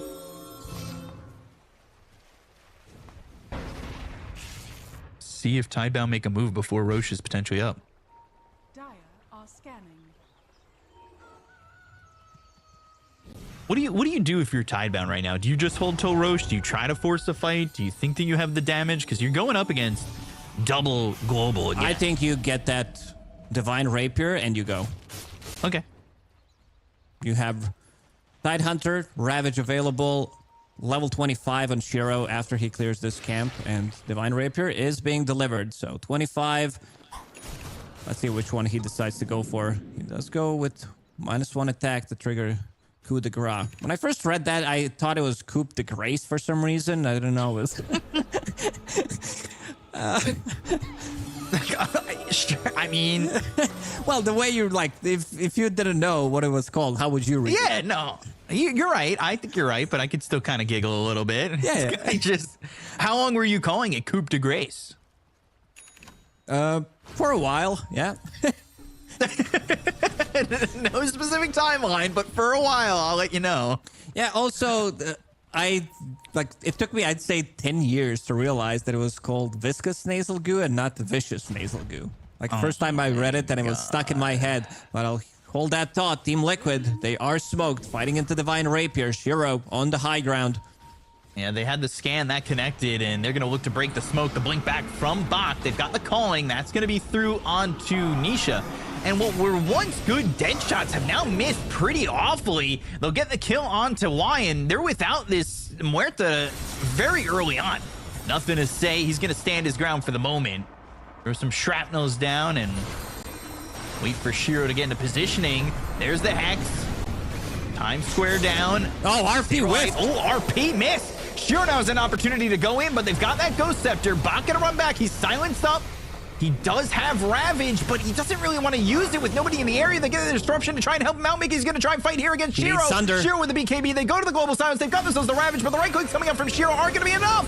Now they hit the Hex. They'll look over. Mickey low. Skewer. Can he get a Sunder. No, Mickey's he can't. He dying. doesn't have it. Saberlight's dead. Mickey's gone. Bach falls, but they've got themselves the Waning Rift. Shiro's gonna be he's low, but he's not gonna be life-stealing. dead. The Guardian Greaves. Oh, and he's life-stealing. They look for Nisha. They survive with this Phantom Assassin having the Divine Rapier, and they will try to chase for more, but Nisha goes back towards the Phantom Assassin. Disruption once again from Planet, keeping this Phantom Assassin alive. Extra bit of a healing coming out from the Guardian Greaves. He drops down low, gets cleansed. And also, that RP, I thought they were going to disengage. Team Liquid did very nice kiting if we're talking about Tidehunter, because they did not want to heavily commit. They wanted to bait the Ravage. They were holding on to BKBs. But then again, RP whiffed completely. And he goes in, skewers Phantom Assassin on top of Mickey, and then Mickey dies. And now, Give us an Aegis. you have Phantom Assassin with the Divine Rapier. Oh, and an Aegis.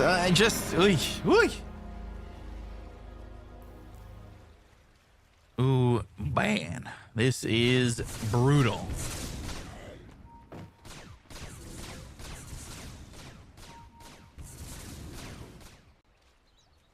This is Phantom Assassin now having 5 minutes with an Aegis. Buybacks are still available for Liquid, but all this time is now giving buybacks back to Tidebound as well. They'll have buyback available for the Phantom Assassin in a minute 45, but they may not care about that. If they want to just buy out because they have a Divine Rapier that if they drop, they might just call. They still have another fight. The buybacks are coming off cooldown, minute and 30 seconds. So they should be fine. Amplified damage. Did spawn bottom. It is go time. Let's see if they have, my God. if they have any smokes available. They do have one on Planet. Oh my gosh. Well, that's an issue. Need to watch out for Shiro. Win probability 64-36. You got amplified damage. You got to be looking for a kill here. And Shiro currently, I mean, they're taking the long way around. I almost feel like they're a little hesitant to go and fight, even with the amplified damage and the Divine Rapier. Didn't find the fight with amplified damage, but he's sitting on 5,000 gold. Let's see if he decides to buy out. Aghanim Scepter, now purchased on Insania. Pretty good, honestly. The Arcane Curse, a lot of these spells here for Tidebound are pretty low cooldown. Yeah. Remember when he had level 20 talent, Arcane Curse, Undispellable? Then you pop 2 of those with Refresher. You can sit in the base and win the fight with it. Life is easy. That's not the case anymore. AoE last word, though. Nisha and Boxy in tandem together. They're moving around the map. Full 5-man smoke for Tidebound, looking for an opportunity to find anything they can, but they still can't get their hands on it. They have cheese. And what are they grabbing right now? These lotuses, these greater healing lotuses. Maybe they're working on a block of cheese. But nothing to say getting that shard. I believe Phantom Assassin still needs the shard for them to be complete, but they've got the concussive grenade now. A little surprised he didn't buy shard on Phantom Assassin. There's not too many things to break, but it's also insane amount of damage. It is 28% of your max HP. So basically taking 1/3 of your HP on relatively short cooldown, 20 seconds. Yeah, it's about 840 something damage.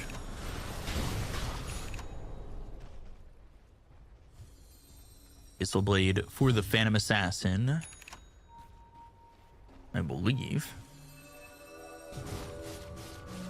And he's got that in his backpack. Still a minute 24 with this Aegis, and they have not tried to. I mean, they've smoked, and I'm gonna say this: they've tried to find fights on their side of the map. They haven't exactly extended that far.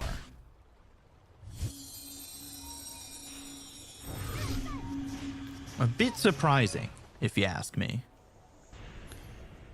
Aegis is going to be gone in a minute. so he still needs to farm another 2,000 gold to have buyback available, because he just bought out on that Abyssal Blade. That's what makes me a little weary about the way that Tidebound have played this Aegis. They've only got 45 seconds. He bought out almost as if they wanted to fight, but now not exactly timing well enough where this Aegis is gonna still be available for him in the next fight. So that means he's gonna need to save for buyback if he wants. But if he dies and the Divine Rapier is given over, I do worry about if they really even have anything. If Nisha could somehow pick it up. He has Aghanim Scepter, level 25. Dream Cold goes through debuff immunity, Parasma. MKB even just completed. So sitting on still on 4,000 gold.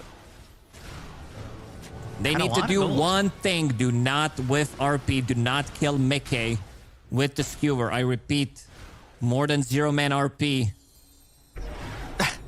More than 0-man RP, so the bare minimum. He had a great game, though. He was zoning up until that one missed RP, which kind of turned the whole fight and the whole game around.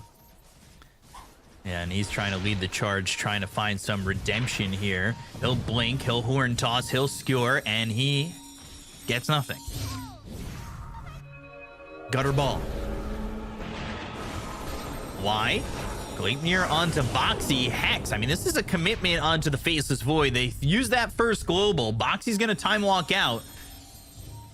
Odd positioning here for both teams as Shiro wasn't exactly ready to jump in, but Nisha now, Illusory Orb and the Waning Rift, he jumps away. He doesn't jaunt. And nothing doing between these teams just yet. They're like not ships in the night, but they were going, and now they've got the skewer. All right, they find themselves Bach. He'll ravage immediately. Global silence means no follow-up. Refresh, but he'll Yules himself up into the air, and now can he get another ravage off? No, he can't. He's got buyback though.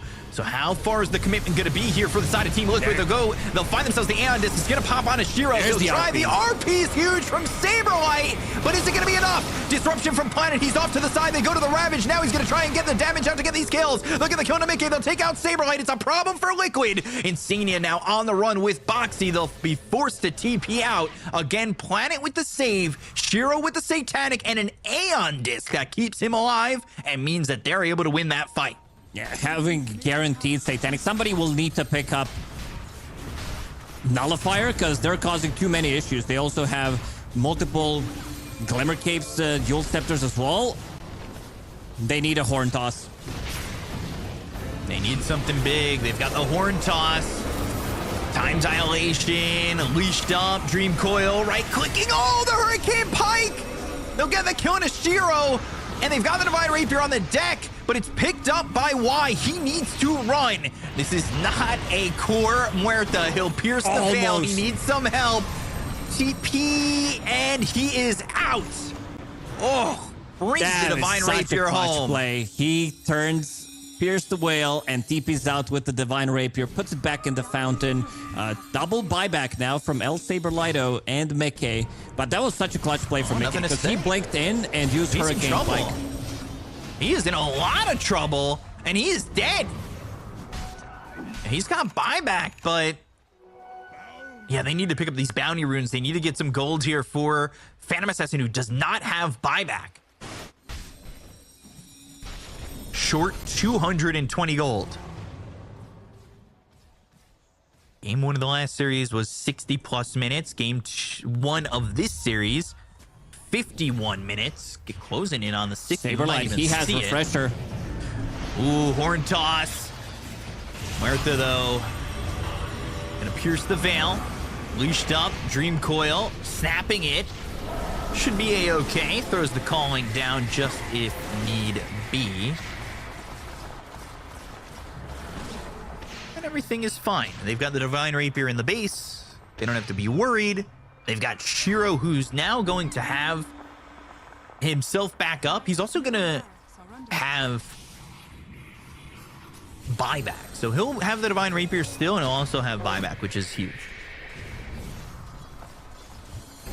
Needs to farm slightly more gold, but they also need to fix the lanes. Bottom lane is getting pushed in. Double catapult. Roshan is gonna respawn. Read the clock for me. I'm reading the clock. The clock is gonna be 50 seconds. All right, chat, do your job. 50 seconds. Time if it. it's not 50 seconds, You'll teach me how to everybody. How to read analog clock. Yeah. I used to have a watch from a company I won't advertise for free for, but the watch told time in colors and like dots and stuff. It was cool. Nice little... Good for you. You couldn't read it, so you had to have the numbers colored to make it. It was in like dots, what colors? It was like, it didn't read as numbers, but you knew what to, you know, the red was worth 15 minutes and the green was worth an hour. It was cool. Cool little conversation piece. Clearly not for you, because you just laughed at me for reading colors. Like I'm some sort of idiot over here. Some idiot savant. Oh, wow. Some French words like coup de grace and swan. Coup de grace? Yeah. Who's the Sure idiot thing. now? Me. Always. Come on. So everything at a stalemate. I don't think that's French. But Roche is up. Roche is alive. So who will go for it? Who will make the first move? Saberlight. Ooh, man. He is looking for the right positioning for an RP or a horn toss. Planet. Disruption. Finding an illusion to make illusions with, making nothing or something out of nothing. And just throws that into the Roche pit, sees that it's up, and we'll see if they go. 8,000 net worth lead here for Liquid. They have no buyback still on this Phantom Assassin. Terrorblade looking for the Ag's Blessing. Would have that Terra Wave, that fear, that extra time in the Metamorphosis. That is the most important part. Big item on Planet. He finished off Wind Waker, so he can be the one saving people in the time zone, in the coil. It's the only way. Like, you're still gonna go down, but it's gonna buy a little bit time. You can snap the coil yourself, and there's also a refresher available on Anisha right now. So double coil with Aghanim Scepter, MKB, Parasma, Octarine.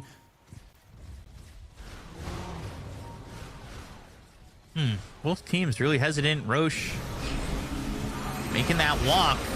All right, making that walk. You got to be careful. You don't want to get thrown here. They go to the Global Silence. They've got the Dream Coil. And now Ravage comes out. Global again. Dream Coil dropped one more time. And Boxy going to look for an opportunity to get that time sphere down, or that time square down. And Box going to end up dead. He doesn't have buyback, so they're without this Tide Hunter. Why? Piercing the veil.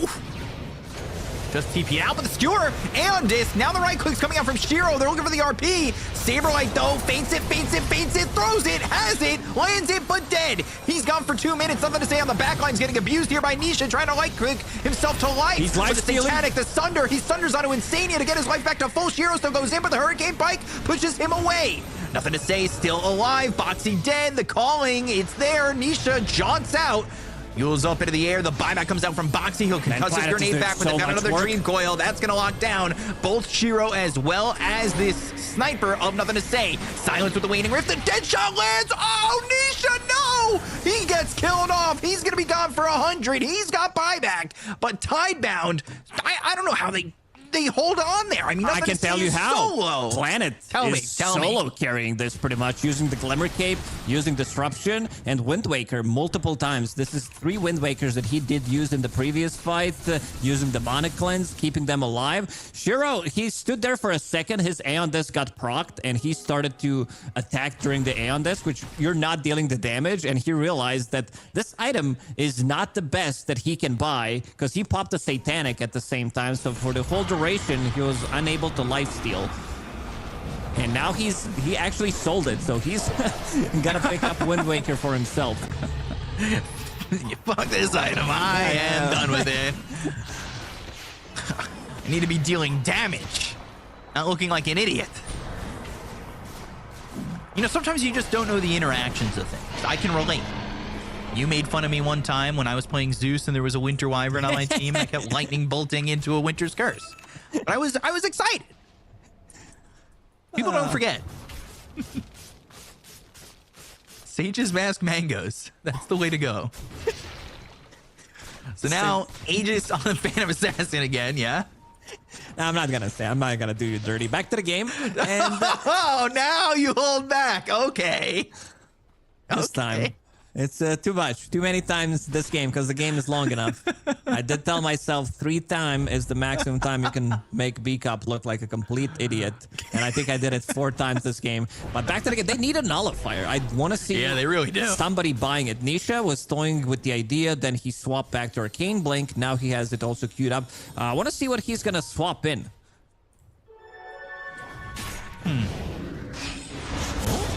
Skewer. Oh! Paid off in dividends. Potentially. Oof. Aegis gone. Ravage used. Bach in trouble. Yule's up into the air, and now they're going to have the second life. They're looking for the RP for the Hex. Oh, Bach! Is it going to be enough, though? They've got the global silence. They go to the RP. It's going to be damage on a Shiro. They get the Divine Rapier on the deck, and it's picked up by Mickey. Oh, no. They do not have buyback on the Phantom Assassin. He bought out, especially when selling that Aeon Disc and going into the Wind Waker.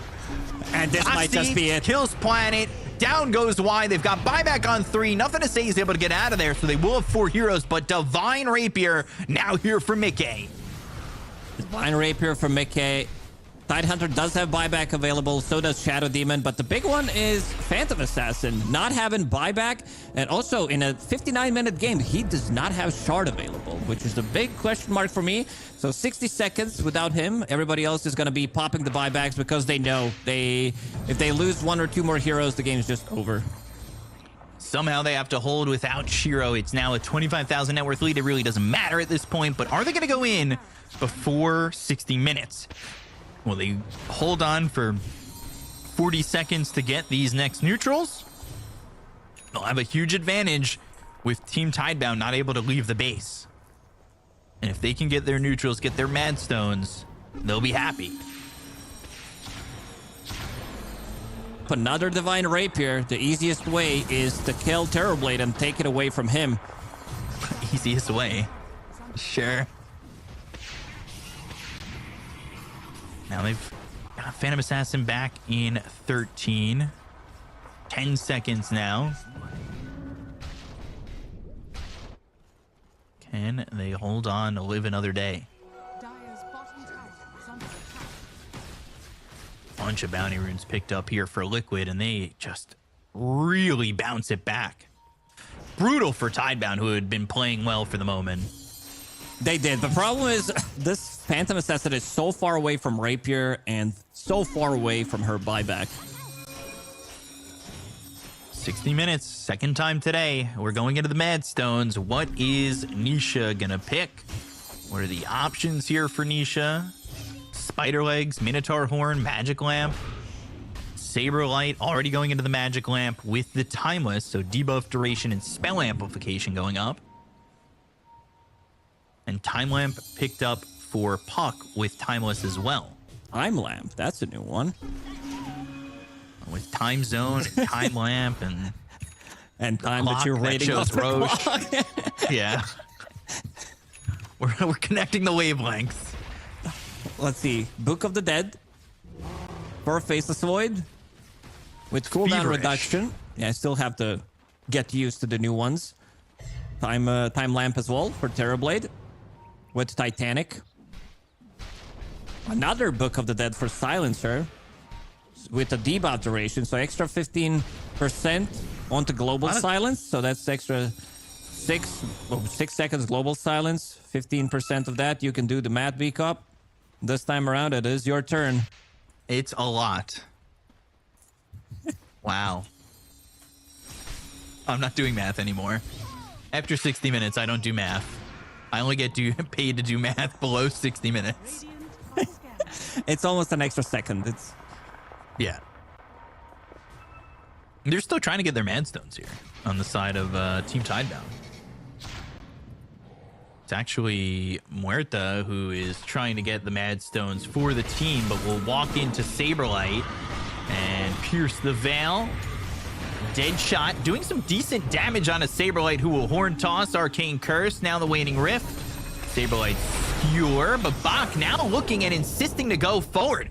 Global Silence means no Ravage, and that means no Muerta for 2 minutes. They're going to even follow forward for more on a Bach, who is in a lot of trouble. Gets back to full health, running up to the high ground, and is able to escape, but the Dream Coil is on a Nothing to Say. Saberlight knows that he's close to damage being done on a Nothing to Say. It's pretty heavy. Guardian Greaves keep him alive, and he needs to get all the way back to base. They did not commit. Mickey still has a meta. El Saberlighto, 2 RPs available on him. He's also got Ag's Blessing, so he's able to have that Terra Wave, that extra little bit of time here with the Metamorphosis. Saberlighto, he gets the Metamorphosis help there, or Mickey gets the help with the Terra Wave from the Saberlight Horn Toss. And they've got 2 supports dead, no buyback. Phantom Assassin got to find a way to help out, find a way to do something. Nothing to Say, standing his ground, clearing up the creeps, but he can't just stand still. It leaves him very vulnerable for Saberlight to just jump in. This tier 4 tower going to get low. We'll see if they're able to kill it or if they can hold on just for now. Shiro, the pings are on him. They've got the Lincoln's Pot, and now they're going to find the time zone. It's on to 2 heroes, but the Wind Waker trying to get him out. They go, they find themselves in Dream Coil. They've got Nothing to Say. He's got buyback, Bach. He is running away, and he does not have buyback, so he needs to survive, but the throne is exposed. They go to the glyph. Do they have the damage? Can Shiro even jump in on this? He has Illusion's doing work onto the throne, but Shiro never committing onto this. Another time zone comes out, and now they're they'll focusing focus the throne. They've got the right clicks. They should be able to get the Ravage, the slow slow one. Because of the time zone, that was the slowest Ravage I've ever seen. You have like 6 seconds to react to it, but yeah, Team Liquid, they brought it back. Then Team Tidebound brought it back with the Divine Rapier. But ever since he lost the Divine Rapier, sold his Aeon Disc, purchased Wind Waker, he did not have enough money for a buyback, and he did not have enough money to buy a second Rapier. Oof, what a crazy game. Yeah, and it was also that little bit of, gold change from selling the Aeon Disc and then buying out onto the Wind Waker, where he changes his buyback. He doesn't have the gold. He's short of everything, like you said, and it's because he wanted to make that change because he realized, hey, I can't right click and do damage and heal up with my Satanic because I've got an Aeon Disc. So that is a little bit tough when it comes to being a Phantom Assassin, but a good job by Liquid. They were down 10,000 net worth. They pull it back. I mean, they had a really, really good time in the second half of that game, I'd say. They did. Yeah, they definitely did. Team Liquid, like, they were also down 8,000 gold and still managed to make really nice moves. What is pretty impressive is that in a 60-minute game, somehow Saberlight managed to not get a single kill. He's actually at 0, which is pretty impressive. He's involved in 29 kills out of 37. He had a great game. He whiffed 1 RP, but other than that, he was really on point. But having a 0, a lot of kill stealers on his team. Yeah, 0, 6, and 29, kind of crazy. And he was on point for a lot of that game. I think that maybe like once or twice he didn't hit, but you could see how much the team kind of relied on his control. Yes, with the horn toss and the RP, heavily very delivered. important. Yeah, it was. Yeah.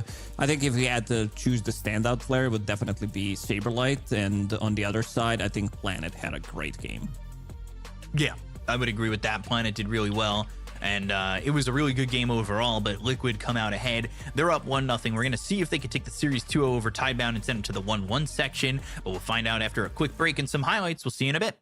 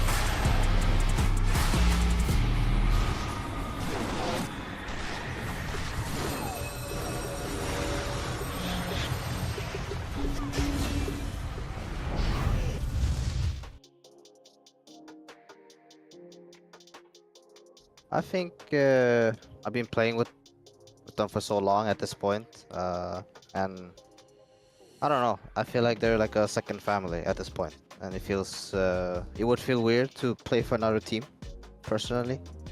I think I made a promise to William that I will play as long as he's here, so that's the reason.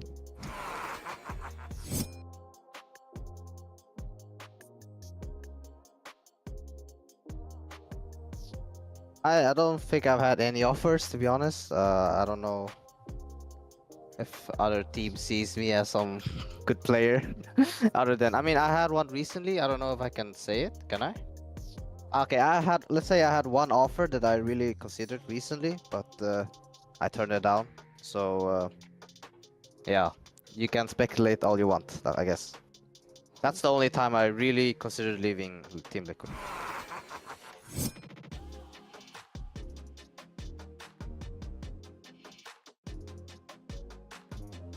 Obviously, this season's results has not been the greatest, and not what we expected. But I think we haven't had a full boot camp yet, so we're just trying our best to not, what's a nice word for it? Like fully despair and like give up, I guess. We're still trying, and I think things will get better when we get to boot camp eventually. And for why we couldn't boot camp is I think people had Schengen days, and some people couldn't go, and then we ended up deciding that we're gonna play from home instead.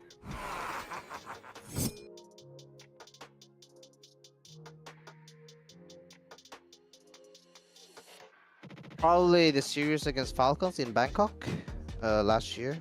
It's the most recent game that I can think of that was memorable. I think he gave us the momentum to push deep into the tournament, and yeah, that's the most memorable for me.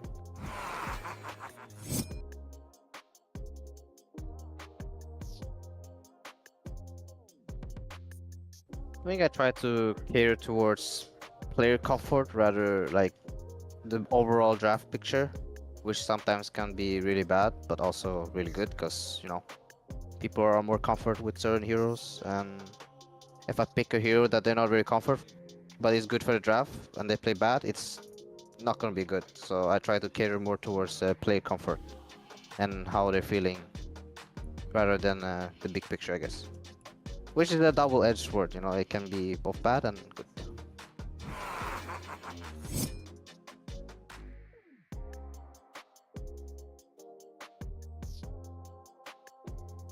I think I like the map changes a lot.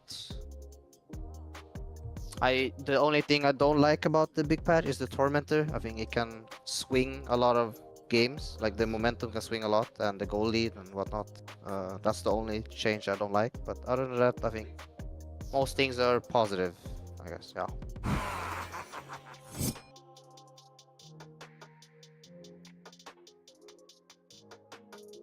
I think it's way better. It's makes the game more open, and I think comebacks will happen more often because of it.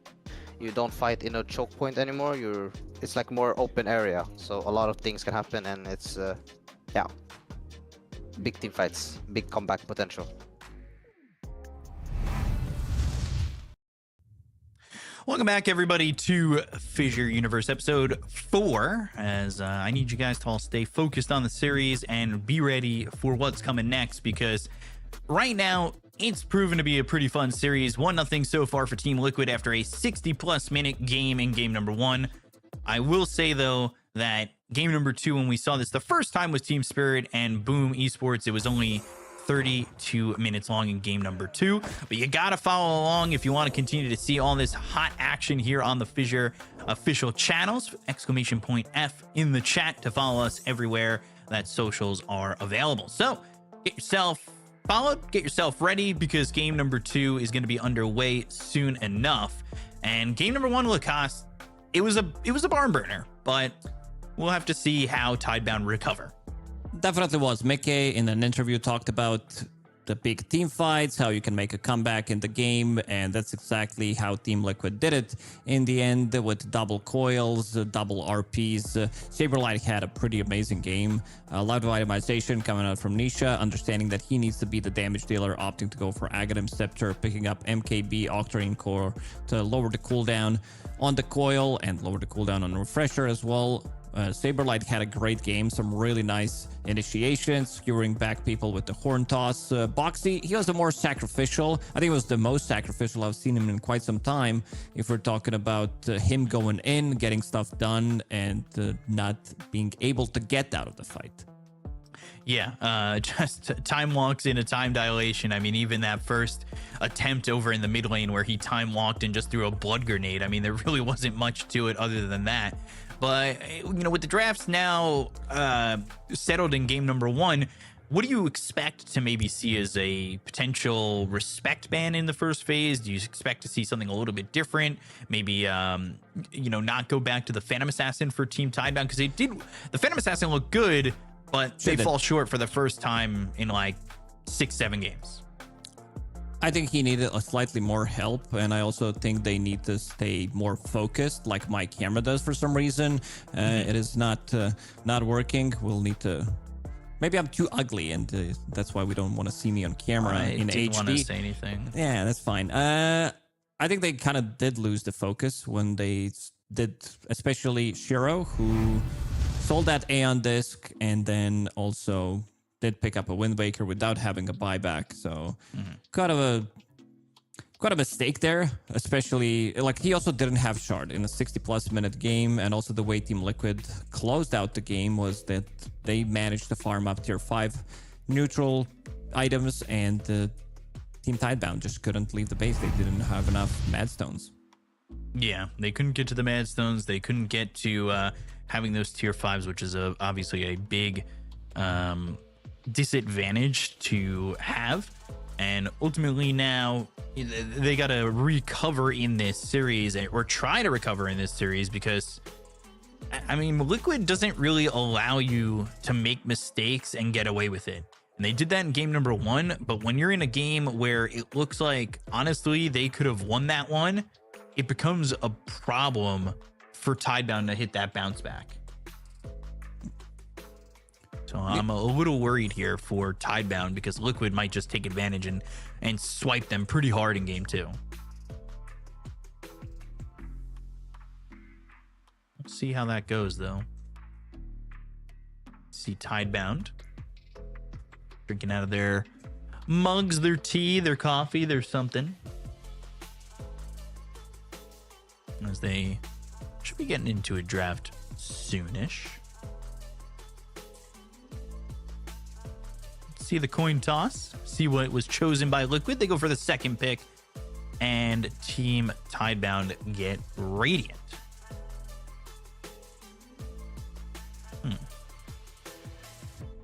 So Team Liquid does have overall last pick.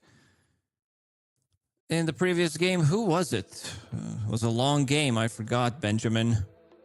Who was it that got second pick last time? Yeah, it was Team Tidebound, because they did pick Sniper. Yeah, the overall last pick was Sniper. Although now it's Liquid who have the ultimate last pick.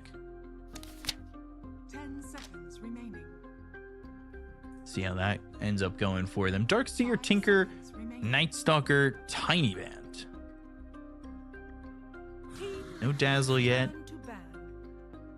And no Jakiro Band yet. Heroes that at least I'm seeing that are kind of still in the midst of it all. 5 seconds remaining. Abaddon, though, getting banned out. Is Abaddon as strong as people still think he is? I think this hero can be countered. We've seen quite a lot of Abaddon going for like more utility. When he was first introduced, we saw a lot of Echo Saber, SNY being the damage dealer, some Radiance if it's a good game for it, but I think people figured out overall how to deal with it. 10 seconds remaining. Well, they banned the Nature's Prophet 5 seconds on remaining. Liquid. Radiant team Let's see. wins turn to And then they ban the silencer and they go to the Magnus themselves. So Bach Mag is potentially in the cards. They've got potentially Bach Mag. Maybe we see nothing to say on it. Who knows? Radiant team back. And the response is Jakiro. So Jakiro we've seen a lot of. Maposhka playing 2 games of it today and doing well with it. But I'm looking forward to seeing what will come out here for Team Tidebound, 5 as seconds remaining. they're going to go to these bans. They've got this Magnus. What do they want to play with? They got rid of the global silence, something that made life a little bit difficult for, I would say, the offlane last game.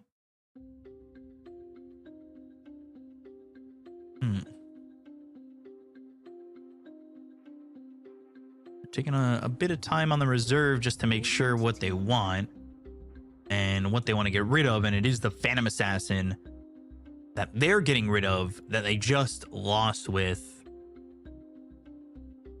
in game number 1. They did not want to give Team Liquid PA out of the second phase because Jakiro and Phantom Assassin in the lane, you're never going to be lacking damage. Very difficult for offlaners to play into this type of a lane. To ban.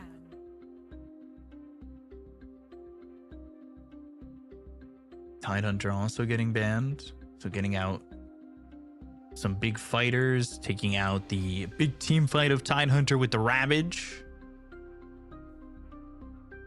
10 seconds remaining. Jakiro is also very good against Magnus. When he goes in, if you can get the Ice Bat on top of him, this could be pretty massive. And you can see that Team Liquid, even though they just played Faceless Void, they do not want to play with it. And they're also going to give respect to the offlane Faceless Void that Team Tidebound did play. They also did play during Wallachia. It did look good for them. There's the Muerta picked up for Liquid. So going to the Muerta, taking that away from Liquid. Should be 4-position Muerta, 5-position Jakiro, right? Yes. They're going to need some kind of a setup for the offlane. I'm a big fan of Mars, especially against Magnus, because he can get the skewer off if you can disengage. Also seeing Chen. Possibility that Saberlight will pick it up. You have good amount of damage with Jakiro. You pair him up with the Muerta. You have a little bit of a bounce as well. The fear mechanic onto the walls of the arena. Another circle that you can throw onto it. But mostly good against Magnus. 5 seconds remaining. Chen picked up. Not really seeing much Chen, right? No, this hero was not so popular. Some teams still did play during Wallachia. I think it was Tundra and maybe somebody else played it. It was Falcons 2 games, Tundra 1 game, and Wildcard 1 game. And it went 1 and 3. So it didn't exactly do well. Which we'll see if it does well this time around. But I'm a little bit worried, I would say.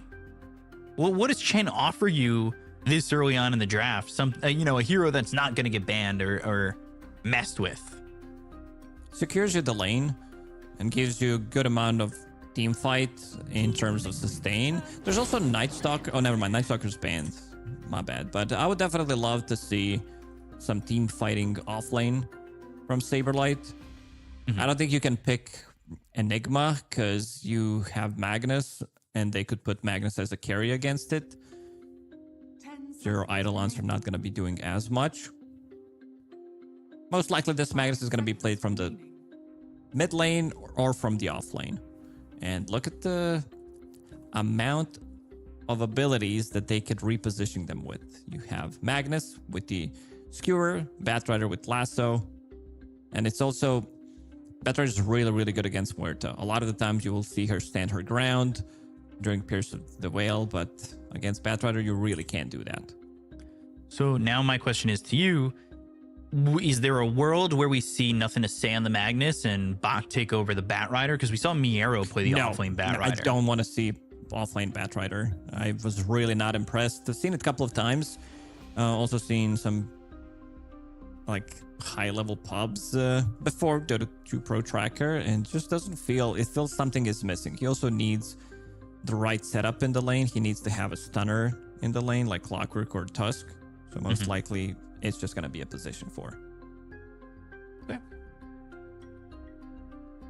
Interested to see what the rest of the draft holds for them. Double pick time for Team Liquid. We're at Jakiro, so they've got their supports figured out. And they're going to go into the gyrocopters. I mean, this isn't going to be Io Gyro because they've already got more at the Jakiro. I would also but it be will be Gyro fine by itself. with Primal Beast if they want to pick it, because you know that Chen is going to be played as a position 5, and if you can get the hands on him, if you just lock onto him, he's straight up going to die. You see a position 5 who doesn't have any defensive capabilities, you can definitely try to punish that. But I'm also fine with Mars because it does allow you to hold him in place for your gyrocopter so that you can deal the damage. And they go to the Mars now, so they've got a little bit of movement with a spear. And they've got the arena here too that is honestly pretty decent with a macro pyre in it as well. Yeah, this is a perfect pick. I really love Magnus overall. I mean Magnus Mars, because it does allow you to get a good team fight initiation. 2 of the supports are really not doing that, so Lifestealer is going to be a response. Something Mars doesn't like to play into, but it's also not the strongest lane by any means you are playing into. Chen and Lifestealer, in terms of getting the kill, you can't stop them. Even if they don't feel like they want to play the lane, you can always pull because you're playing against Chen and Lifestealer. They can't really punish you. Right. Lifestealer, not his first pick of the tournament, I believe. He has already been played 3 times. He's 2-1 so far. PGL Wallachia, he went 6-7. Mainly ended up getting played by Tundra 8 times out of those 13 times. Liquid's turn to ban. Huskar getting banned. Talked about Armel Armlet mid Huskar. But obviously not in this game. I'm just, referring back to a callback of the last series. And Dazzle ban. Dazzle making it this far and being ignored is kind of a surprise with how prioritized he's been. I think this hero is slightly overrated. It is a strong hero, don't get me wrong. A lot of the times the hero will look OP, but in a professional environment, I think some of the teams did figure out how to play against the hero. And I wouldn't mind seeing Ember Spirit for Nisha. I think this would tie their lineup together real nicely because you have a setup. It's also very easy to play with the 2 supports if you go for something like, it's also a very good Storm Spirit game, so I think they're going to be looking for something elusive. Overall, they have the last pick, so they will see the full draft. There's also a possibility if they leave Ember Spirit in the pool that they will take it. So yeah, Team Liquid, I was about to finish the sentence, they might ban it out because they don't have the pick out of the phase.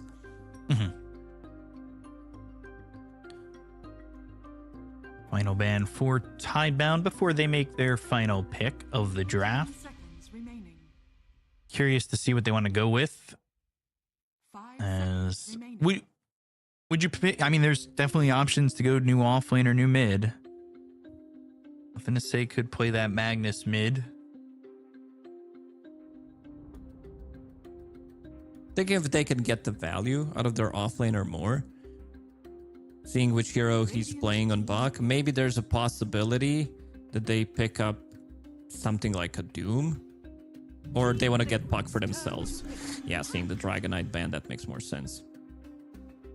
I go into the Puck. So control.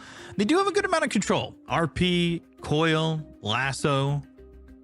But it all requires their ults to have that control. And maybe Blink, Skewer. That does count. Blink, Horn Toss, Skewer. All right. Gives them a little bit more control. I got the pick. Bring me Slardar. I'm summoning Slardar from the mid lane. It does well against Puck matchup. It does well against the Lifestealer because right now they have no abilities that go through debuff immunity.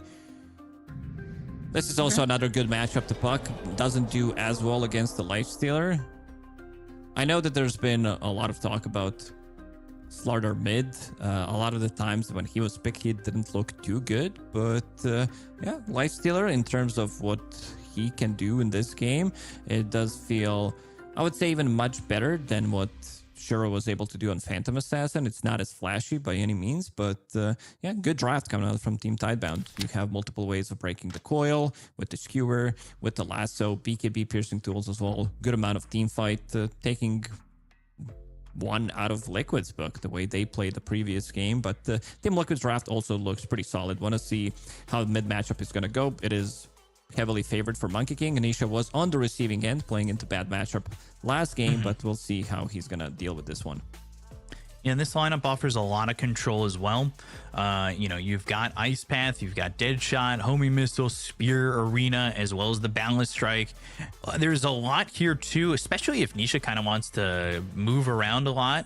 He's not going into the Simian Stride, he's going Wukong's Faithful.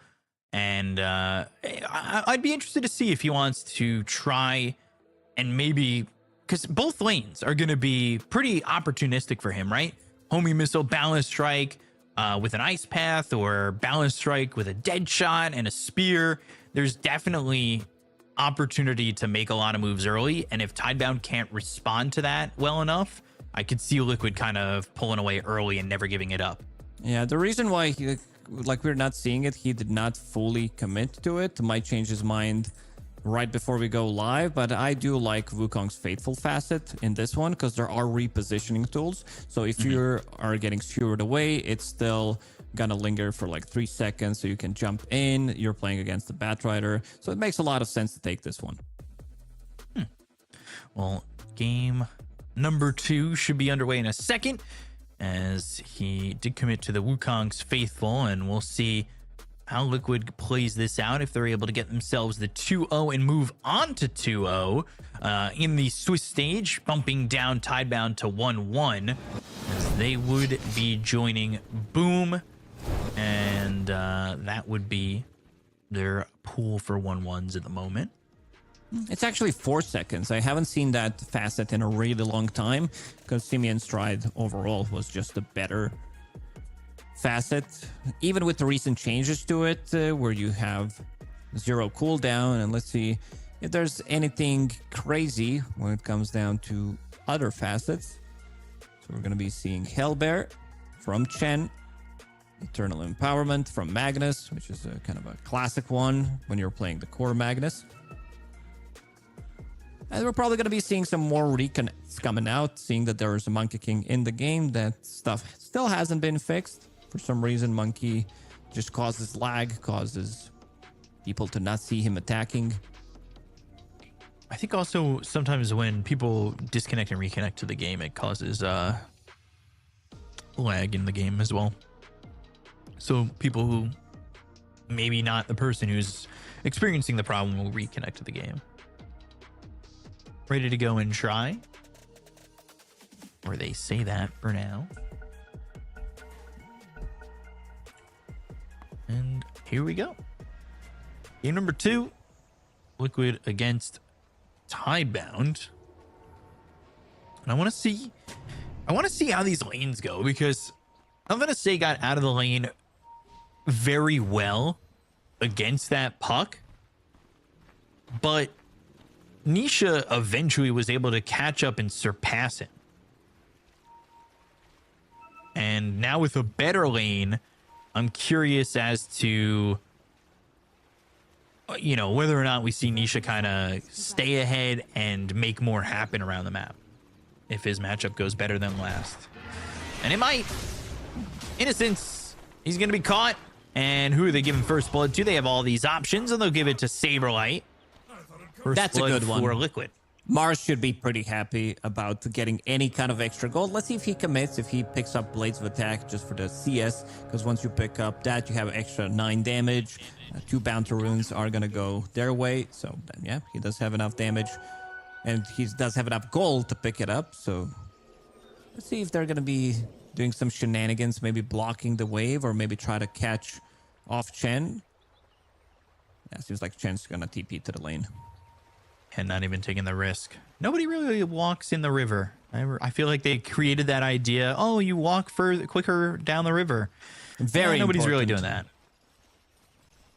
that. Nobody does that to get back to lane. Immediate dead shot from Boxy. Welcoming a Y back into the lane.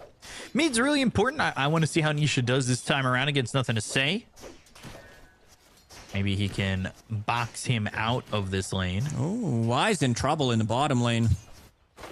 Yeah, he is getting already low again, and he just TP'd back, and they'll get the kill. Boxy's going to get credit for that one, and that means Shiro's going to be here for a while by himself. But I just asked to see the river be utilized. Maybe we see Chen. There's no way that he's going to run down to the river, and then he has to go up again.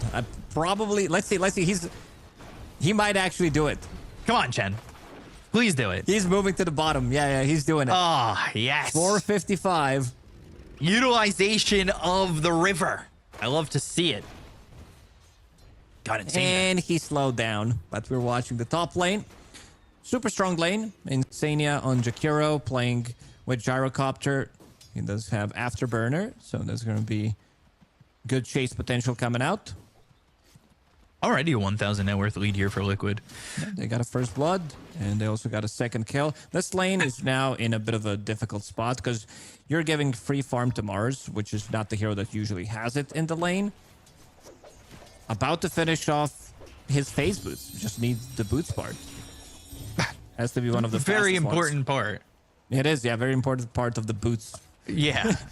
It's like having the wheels and the bearings of the skateboard, but not having the actual board. You know, how important is the board? A great comparison, Ben. Thank you. I was actually proud of that one. Granted, I stole that as a reference, but whatever. You like to steal stuff. You still owe me $200 from 2020. Oh, stop it. You forgot about that one. Yeah. When you took it out of my wallet, I asked you to get me something out of my wallet, my ID card, and I noticed that 200 is missing. Was it $200 or 200 Euro. lei? Euro. I thought it was 200 lei. I took that reference from a Larry King interview. That's how deep the reference cuts get. And right now, the cuts are not too deep for Tidebound, as they've only lost 2 heroes so far, and the lanes are kind of evening out a little bit. In terms of net worth, it's starting to pull back. Interested to see if Mickey is just going to go here and forcing this skewer away. 19 CS on Monkey King, 11 on Puck. Nation's like, you want to see me dominate the matchup? You were playing into favorable matchup in the previous one. Remember when you did this to me? Gosh. And it's really... he's doubling his CS now. It really becomes a problem when the denies reach the CS level, which truthfully shouldn't happen. But that's when you really start to feel pretty devastated in a lane, right? Yeah. All 3 cores from Liquid on top of CS. Magnus is struggling, so is Puck. Lifestealer was kind of left alone. CSing nicely, but the phase boots 4 minutes in finished for Mars in the off lane, so he's going to be more than fine. You're never going to be able to kill him, not unless you rotate Puck. Planet in trouble and going to be run down by Mickey and Insania. The neutrals, though, will swipe the kill. Little kill steal there to help out. They might even just go for Bach and try to force yet another skewer.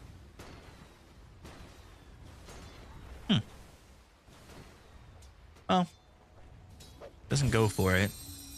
They were under the tower for a moment. You can see we switch it over to the net worth, and it's all 3 here for the side of Liquid. Good dead shot from Boxy, putting Y in a bad spot.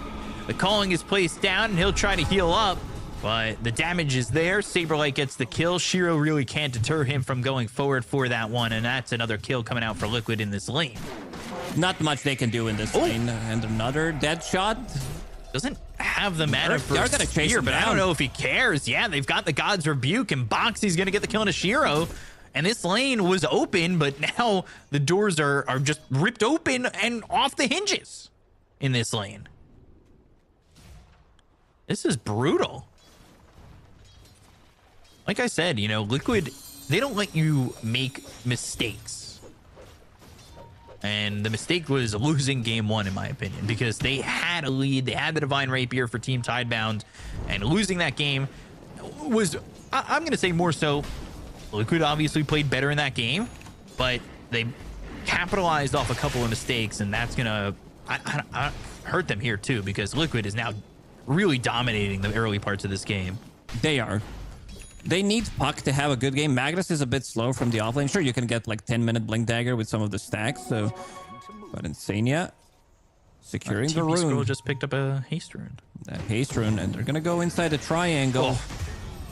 And just one right click. Easy does it to get a kill with that haste, and may not be done. Nothing to say does have Dream Coil, but that phase shift, now they've got the calling. Nothing to say is going to drop the Dream Coil. He'll try to get away, but Boxy's there with the dead shot. 6-0. Such a good start for Liquid. And this type of a lineup is also not we are going to be making comebacks. Sure, you have this displacement tools with Lasso, with Skewer, but you also need Blink Daggers for that. And considering how far ahead they are, look at this aggressive move that Liquid's making. Nisha. Pushing him away from the shrine. That's all they want.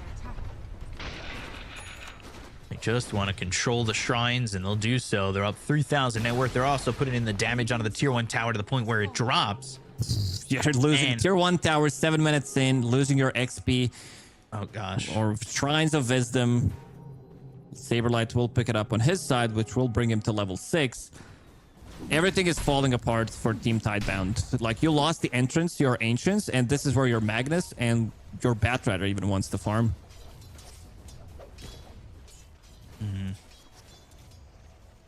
7 minutes in, 3,000 net worth lead. Liquid just not being stopped at all. Nothing to say. Feeling the wrath of a bad lane. God's Rebuke, Saberlight gets the kill on Innocence. Now 7-0. Deadshot connects. Nothing to say is on the wrong side. Coil. Let's see. Illusory Orb, and that will get him back across the river and to safety. But still no kills here for Tidebound at all.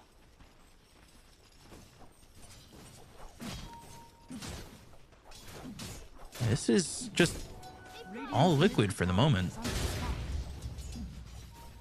And Shiro level 5 to Saberlight 6. He already used that arena to get a kill. They're going to bring Nisha down bot. He's got an amplified damage. There's no level 6. There's no infest. Shiro, he wants to survive, but there's no way it's going to happen with this amplified damage. And Innocence is dead here too. There's nowhere for him to go. Boxy's low, but it doesn't matter. It's 9-0 for Liquid. He's level 3 on Chen. And this one looks like it could be a quick game. Now they're bringing in numbers to the bottom lane, which should be a free tower.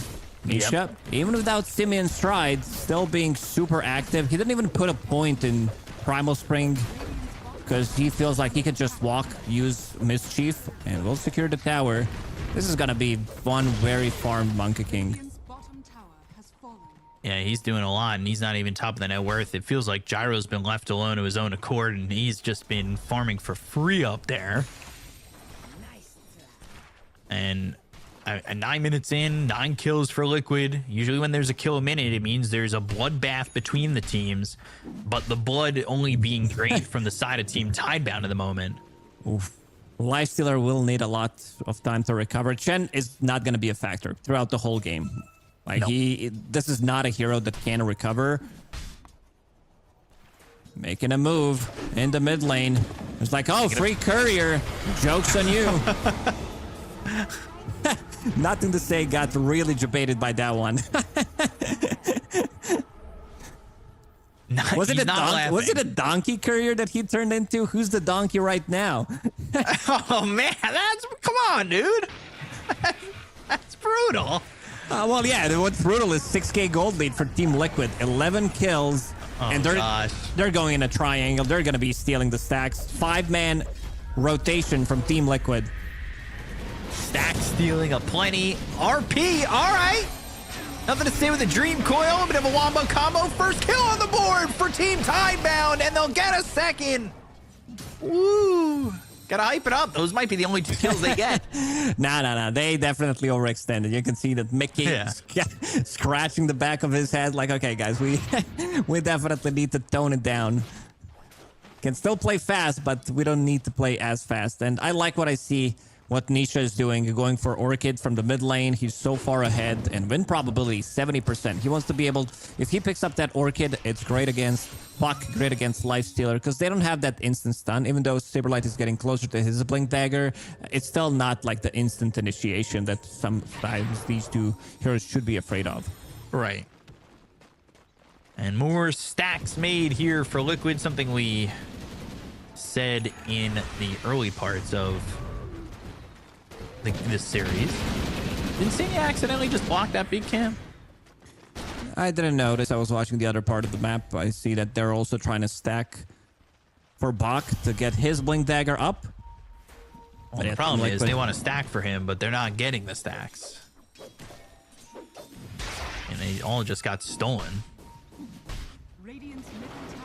Still a decent sized gold away from getting that Blink Dagger as well. We'll say, though, nothing to say in terms of experiences keeping up. Only 1,000 gold behind for the moment. Immediately Boxy coming over and making them uncomfortable in this triangle. Good arena spear. The calling is there. They've got the kill. Nothing to say. Dead again. 4-0-5 for this Mars. Such a great start. It also does come down to him getting the first blood and also him having the perfect lane, because he's not afraid of the chance. Saberlight going in one more time. Oh, God. Nisha will be the one getting that kill. 13-2. As they've got Radovatos flying out here for Boxy. 12 minutes into the game. You already talked about that Blink Dagger on Saberlight. Shiro's been given some time to farm, but he is nowhere near close to what the Gyrocopter has. And uh-oh. Trying for it. Nope. Nice try, nice try. NT. 6K net worth lead, though. The supports, especially this Muerta, has so much gold. He's almost got as much gold as nothing to say. That's kind of insane. Yeah, and he has the Radovatos flying out, too. Boxy's on fire with Muerta. Like, it's such a treat to watch good Muerta players play the hero. I don't know why it's so satisfying, because it's a skill shot. You basically have 2 abilities. And if you miss those, you're going to look pretty bad. How's our boy Chen doing? Level 5 still. Well. 13 minutes into the game. They don't want to commit. They did not get their shrine in the previous 7 minutes, and now 30 seconds till the next shrine is up. I will say Liquid is not in the area yet, but we'll see if they are when the time comes. It doesn't look like they'll move over that way. They get scanned out. This tree starting to move over. Flame Break hits Nisha. He goes into the Wukongs. Radovatos onto this Planet Batrider. They'll pierce the veil. The Ice Path lands. They'll get a kill onto Planet. Boxy's in a little bit deep, but he'll TP attempt out, and they'll commit the Dream Coil to get this kill or try to get this kill. Oh, no, it's devastating. Oh, nothing to say is gone. Y is dead. Shiro gone. They get 1 kill. It's on Boxy, but it's a full team wipe for Liquid. Oh, they needed that RP to hit on multiple targets. I don't even know if they would have enough damage. Maybe they would be able to get 1 more kill out of it. But yeah, this game is looking really, really rough. Oh, gosh. That is tough. It is pretty difficult. Like, I'm trying to think of some potential comebacks. Chen is not a factor. He's not going to be a factor. And we're going to see that one more time. This was not like the cleanest execution onto Batrider. Boxy is already like underneath the tower. Uses Dream Coil just to try to get a kill on him. And you can see that Magnus is on a different side. He just TP'd in and it's already too late. Yeah, man, that is tough. A bit too late now. 18-3, 9,000 net worth lead. Just going up and up and up. And just, I don't know. I really wasn't expecting this from Tidebound at all. I don't think they did as well. Like it was just a disaster from the start. Mars getting first blood on Chen. He comes back to a lane. He TPs to the lane. They kill him one more time. Then he comes back again. They get a double kill. And that lane is completely over. Now Orchid available on Monkey King. So Leicester definitely has to be much more afraid of. Y is level 7. He did got the XP rune.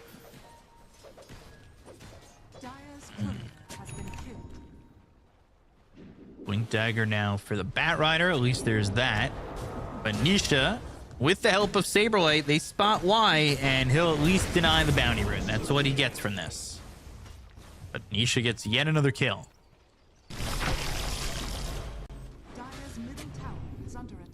Radiant Vision there, protecting them, or so they think.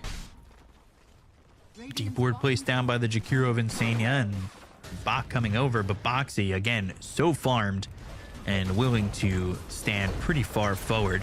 They've got this Orchid that you talked about, really good against the Lifestealer and the Puck. It's going into the BKB next. Has Shard available as well, so he can reposition himself.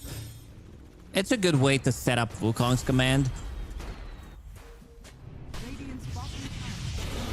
Oh no. Why is he wants to get off this wild ride, or does he?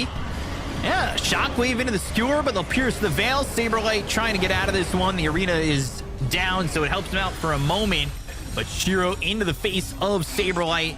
They get the kill onto Y. They'll trade Saberlight. The Dream Coil committed onto the Jakiro. Thinking about going into the Wukongs, but that'll be another kill here for Team Tidebound. It was a funny number for a second. For just a moment. Yeah. Didn't want to show it too much, but not too bad of a fight. Bach gets a 2-man RP, skewer back. Arena placed down. He almost gets away, and Boxy, with ulti, manages to TP out, knowing that they have very limited amount of stuns. Now Planet. He also does have Blink Dagger available, so Team Liquid, even though this game looked like it's over, these are the type of abilities that can make a comeback.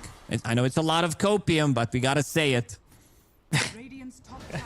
How big of a copium tank do you have over there? It's massive. 500 gallon. Is that how? I don't even know what gallon is, to be honest. Yeah, I was gonna say, you may not know that one. Mickey getting the kill there on a Planet. Another easy one, getting them up to a tally of 21 kills. Ooh, he almost got stunned by a neutral creep because he had 2 of those. And Nisha getting the solo kill. Like 18 minutes into the game, mid laner kills enemy carry and only gets 490 gold. This tells the story about the game. Yeah, this isn't exactly fun for Tidebound, but they can still pull their way back in, like you said. That being said, though, now you got Tormentor being taken. Radiance is online. 18-minute, almost 19-minute Radiance. Okay. No way he baits this, right? Somebody walks over, sees a creep. I mean, they already got him with the courier. I don't know if they're falling for it again. You gotta get the hat trick. Dire's middle tower is under attack. Nisha. Not gonna sit here for 2 minutes and wait for this Wisdom Shrine, but they might be able to get a kill on Shiro. Might have wanted Nisha to go in first, but chasing Saberlight is a bit of a questionable decision. That being said, RP comes through. They've got the arena. They've got the Macropire down. That'll get the kill on Shiro. Saberlight gets a little bit of help from a Lotus. Bach ends up dead. That's 2 heroes gone on the side of Tidebound. A TP attempt out from Y, and he'll escape, but maybe not so fortunate for this Puck. They hit the lasso. They've got the silence still on Puck. That'll run out, but nothing to say. Gets up out of the high ground with the phase shift and the illusory orb. Again, Bach does the job. He gets the RP. It's just that they're missing damage. Chen doesn't provide with any kind of damage. Lifestealer got initiated on, so he was unable to get the infest. A lot of the time, like, this Orchid is completely ruining what Lifestealer wants to do. Yeah, this is really just no answers right now for Tidebound down this much, and I mean, they just gotta hope they have some follow-up, just like you guys can follow the channel, !F. Catch the vibes of Fissure on all socials. Type !F to follow us and find out where to follow us. Usually we use F to pay respects. I think F should be used in this one as well for Tidebound because, yeah, it's a difficult one for them. They seem to be in recovery mode ever since the game has started. Still winnable, though. Just gotta inhale it a couple more times. Just get the mask on. Oh, yeah. Get that copium in there. Iron Talent. Very popular today. It's gonna be a free Aegis for Liquid. Nobody coming over. And Aegis for Mickey. And this one, you know, you can come back, but how long do you hold on? How long is too long if you're continuing down this pathway? Rod of Atos, spear misses. And I say Rod of Atos, but that's Gleipnir. This early on into the game for Boxy. They've got the Orchid. They have the silence with the calling, and they'll get a kill on Nothing to Say. He's got nowhere to go. And Planet now. On Planet. Uh-oh. Ice Path stops him from going to the left, which means this homing missile actually not even needed, with Nisha coming through with that extra damage. And Mickey tipping Nisha is like, yeah, thanks for coming in. I use half my mana to try to grab that kill, use my ulti, but Nisha, he's cleaning up. 12, 0, and 8. Involved in 20 out of 26 kills. Having the perfect game. Level 16, 22 minutes into the game. Tier 2 tower. That'll be taken out as well. They might have one more fight. If they lose this fight, there's no tier 2 towers left, so they could try to take another side, holding the Aegis for 3.5 minutes. SNY now down on Gyrocopter as well. Makes him super tanky, having that status resistance. Magnus does have enough gold to buy a BKB, and he's gonna purchase it. So, everything needs to be perfect for Tidebound. They need to land multiple man RPs into Coil. Lifestealer needs to live long enough. Yeah, they need to try and make it happen with the lasso. Maybe they do, but the Gleipnir thrown over. They've got the calling. That's the silence of the homing missile coming through, but they found themselves Nothing to Say. And he has no response as he has been quieted this entire game. He got completely shut down. 6 deaths. Playing into difficult matchup. Yeah, one that is not going their way in any sense. No lane went their way. The mid game didn't go their way. I mean, the shrines aren't even going their way. This is tough. Somebody's got to be able to carry that weight, and it doesn't look like anybody on the side of Tidebound are ready to do it. Too heavy, I think, this time. Everything needs to align for them to win a team fight. Liquid still gotta give them slightly more respect in terms of the farm that they're gonna be able to get on the map. We'll try to slowly choke them out, holding the Aegis for another 2.5 minutes. The one who's hunting them down is Nisha. He is smoked on the trees, trying to find an opening, and Shiro, he used his rage. Uh-oh. Uh-oh. That's an Orchid. Spear, Arena, RP. Hand of God also used. But not enough time for Shiro to recover the skewer back. The call down committed, as well as the Wukong's BKB is going to run out. Now they've stunned up Bach. Spear off the mark, but the Rocket Barrage, they've got 2 more. Nothing to Say on the run. But, well, Hurricane Pike, they'll focus their attention onto Y. Run down here by Mickey with the double kill. And 3 heroes gone, no buyback, and they're onto the high ground. They take it to the tier 3 tower. They still have this Aegis for another minute, 43 seconds. Using the rage because of rage. This is one of the few times. I guess he wanted to kill the creep wave and bounce back, maybe infest Bach when he blinks out, because he had a good read what's going on, but they were too quick. Nisha surprises him with a stun into Orchid. Blink Spear Arena, and he's done. This is going to be two sides of barracks. They have no RP available for 60 seconds. Meke seems like he wants to die. He just would run out in a minute. He wasn't even letting the tower not hit him. Oh, look at this. Oh, the Big ice frame dash! play. And the bait. Insania staying ahead. Oh my god. Yeah, you guys definitely got him. Right, guys? Shiro's dead again. The bottom set of racks are gone. GG is called. Liquid moved to 2-0. Take the 2-0 over Team Tidebound in a second game that some may say never really even existed for Team Tidebound. Yeah, this game, scratch it. They got completely stomped. The score is 32-5. The way it started, bottom lane, complete disaster. First blood to Mars. Mid lane, you're not winning that matchup. And also top lane didn't do too well. You're playing into super strong lane, Gyrocopter plus Jakiro. Every single lane has been lost and they were unable to recover. There were no moves to be made. Chen in such a game is not going to be providing you with much. Their XP rune got stolen.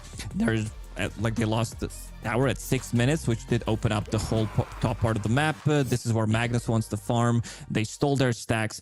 I don't think, from Liquid's perspective, it doesn't get better than this. Yeah, 13-0 and 12 for Nisha, 5-1 and 21. This time, Saberlight does get kills, and he gets 5 of them. And I mean, Boxy was impressive. He does almost as much damage as Saberlight does. He's got really good gold. His GPM almost as high as nothing to say. And Liquid absolutely shutting down Team Tidebound and send them to the 1-1 bracket in the Swiss stage. Maybe they're also a bit tilted coming out from the first game. What happened? They were, like, in terms of the itemization and everything, they kind of had that in the bag, to be honest, with the Divine Rapier on PA, and they crumbled coming into the second game. It does feel like it did affect them, and now they need to reset, to learn from one of the best teams. Team Liquid just won Wallachia in a pretty convincing fashion. They were not sweating at all, and it does seem there's a lot to learn whenever you play against this team, whether you win or lose. Yeah. So they'll be joining Boom Esports and Aurora Gaming into the 1-1, but joining the 2-0 of Spirit is Liquid. And, you know, one more win for either of those teams, and they'll be on to the playoffs and qualified. Could be an early Swiss stage for the two of them. We'll see how that goes for them tomorrow, but it is 1-1 for them. We've got 2 more series, a bit of an extended break, though. It's still Falcons, Gaimin Gladiators for the 3rd series, Tundra, Night Pulse in series number 4. We'll see you back for those after a break. We'll see you soon.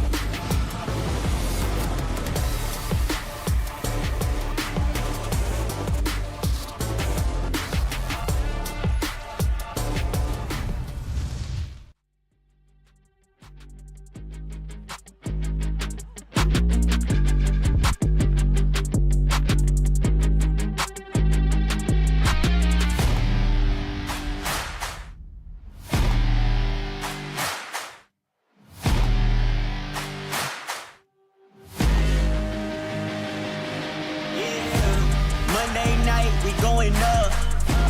Go to the odds, stay out of luck. Too much on the line to give it up. You know the mission, we gotta get it on Monday night. Monday night, we going up. Go to the odds, stay out of luck. Too much on the line to give it up. You know the mission, we gotta get it on Monday night.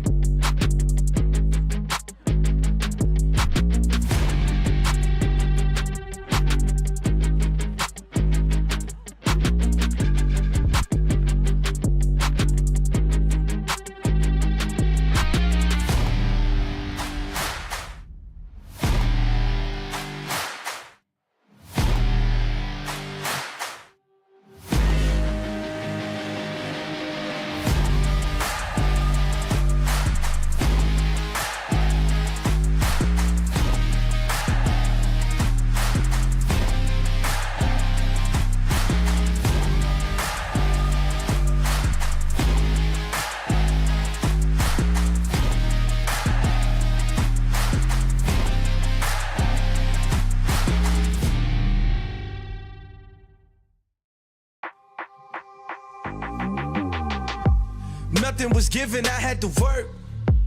I got no limits, huh? Short on the 15, back on the first. Either way, I'ma get it, Lord be my witness, Feeling pressure, but never let them deflect you from goals. You just keep your head up, we rose from nothing. Remember, we set them shop every member, contribute, get hit together. Plus, they know that we better, they know that we'll never let up. Fire within me, ice in my veins. Fire within me, ice in my veins. If I get cold, I'm about to heat up. Only at stress, I kick my feet up. Fire within me, ice in my veins. Fire within me, ice in my veins. If I get cold, I'm bound to heat up. I hear the noise, but no, they need us. I got that ice in my veins. Yeah, yeah, ice in my veins. Yeah, I got that fire in me. Hey, I got that fire in me. Yeah, yeah, ice in my veins. Yeah, I got that ice in my veins. Yeah, I'm about to heat up. Hey, I'm about to heat up. Fire within me, ice in my veins. Fire within me, ice in my veins. If I get cold, I'm about to heat up. Only at stress, I kick my feet up. Fire within me, ice in my veins. Fire within me, ice in my veins. If I get cold, I'm bound to heat up. I hear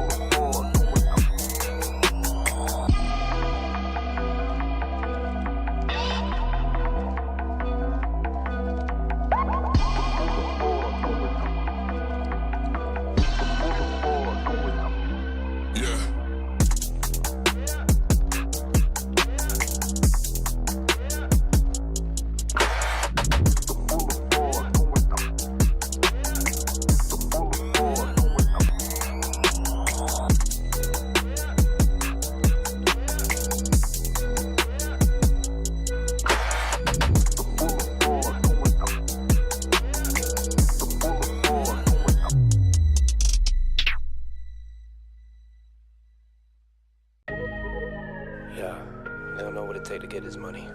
Yeah, get it. Determination, yeah. Ambition, yeah. And most of all, you gotta be a soldier.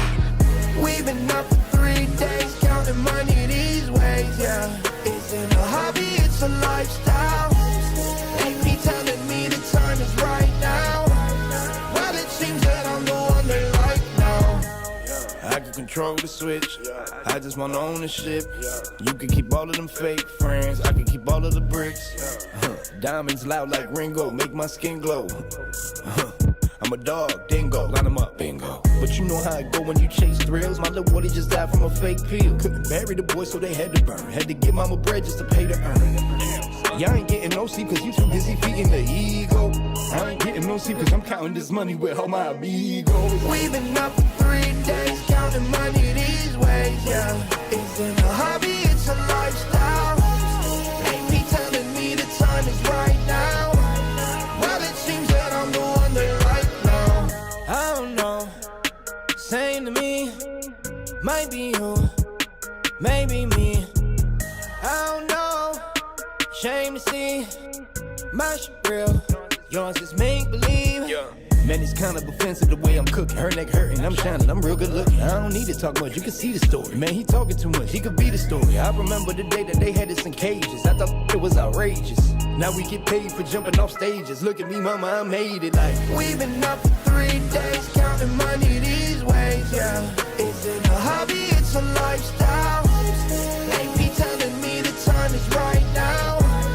Well, it seems that I'm the one they like now.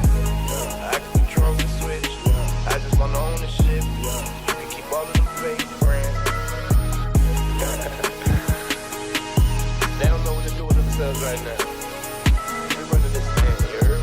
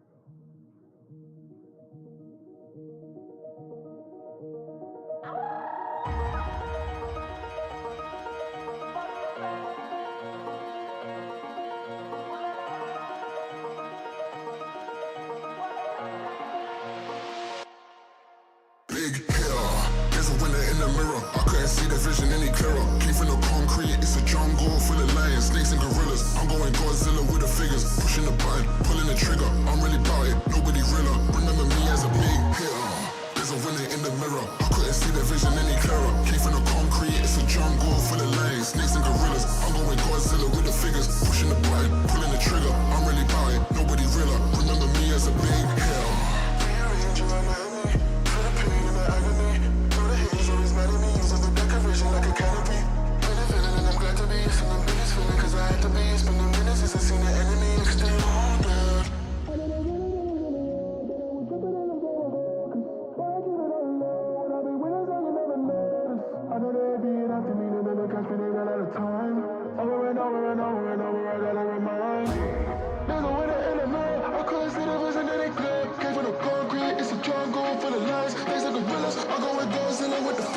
pushing the button, pulling the trigger. I'm really body, nobody realer. Remember me as a big hitter. There's a winner in the mirror. I couldn't see the vision any clearer. Came from the concrete, it's a jungle for the lions, snakes and gorillas. I'm going Godzilla with the fingers, pushing the button, pulling the trigger. I'm really about it, nobody realer. Remember me as a big hitter. There's a winner in the mirror. I couldn't see the vision any clearer. Came from the concrete, it's a jungle for the lions, snakes and gorillas. I'm going Godzilla with the fingers, pushing the button, pulling the trigger. I'm really about it, nobody realer. Remember me as a big hitter.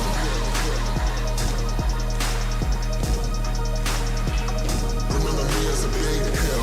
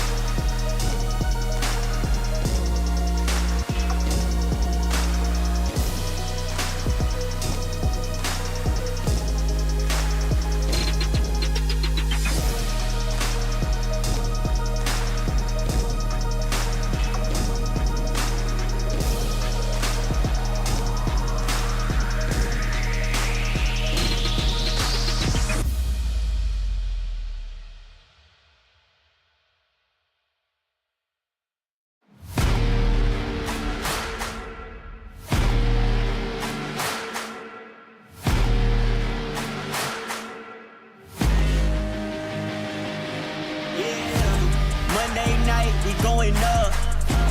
Don't try to stay out of luck. Too much on the line to give it up.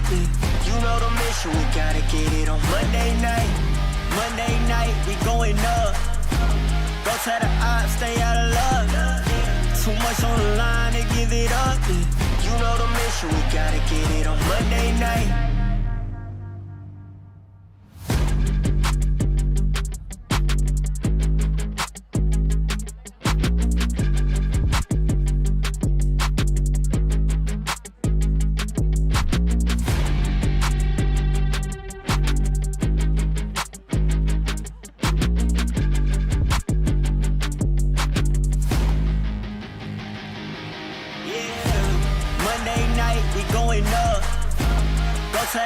Stay out of love. Too much on the line to give it up. You know the mission, we gotta get it on Monday night. Monday night, we going up. Don't try to stay out of love. Too much on the line to give it up. You know the mission, we gotta get it on Monday night.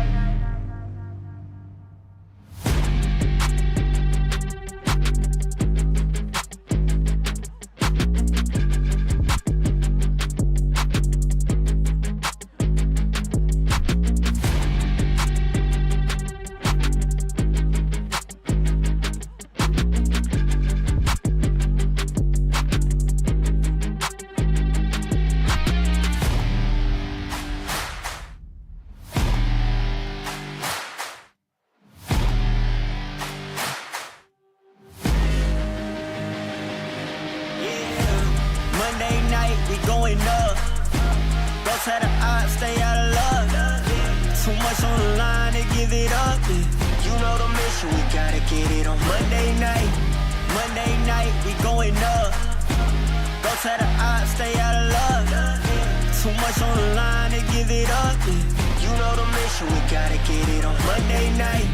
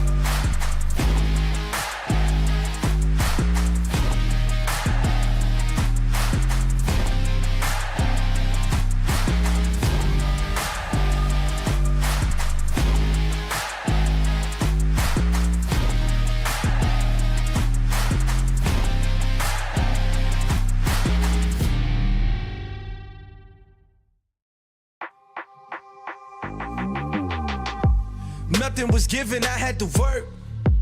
I got no limits, huh? Short on the 15, back on the first. Either way, I'ma get it, Lord be my witness, Feel the pressure, but never let them deflect you from goals. You just keep your head up, we rose from nothing. Remember, we set them shop and remember, contribute, get hit together. Plus, they know that we better, they know that we'll never let up. Fire within me, ice in my veins. Fire within me, ice in my veins. If I get cold, I'm about to heat up. Only that stress, I kick my feet up. Fire within me, ice in my veins. Fire within me, ice in my veins. If I get cold, I'm bound to heat up. I hear the noise, but no, they need us. I got that ice in my veins. Yeah, ice in my veins. Yeah, I got that fire in me. Hey, I got that fire in me.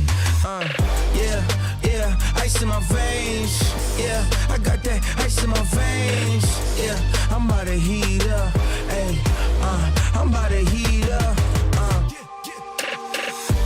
Fire within me, ice in my veins. Fire within me, ice in my veins. If I get cold, I'm about to heat up. Only that stress, I kick my feet up. Fire within me, ice in my veins. Fire within me, ice in my veins. If I get cold, I'm bound to heat up. I hear the noise, but no, they need us.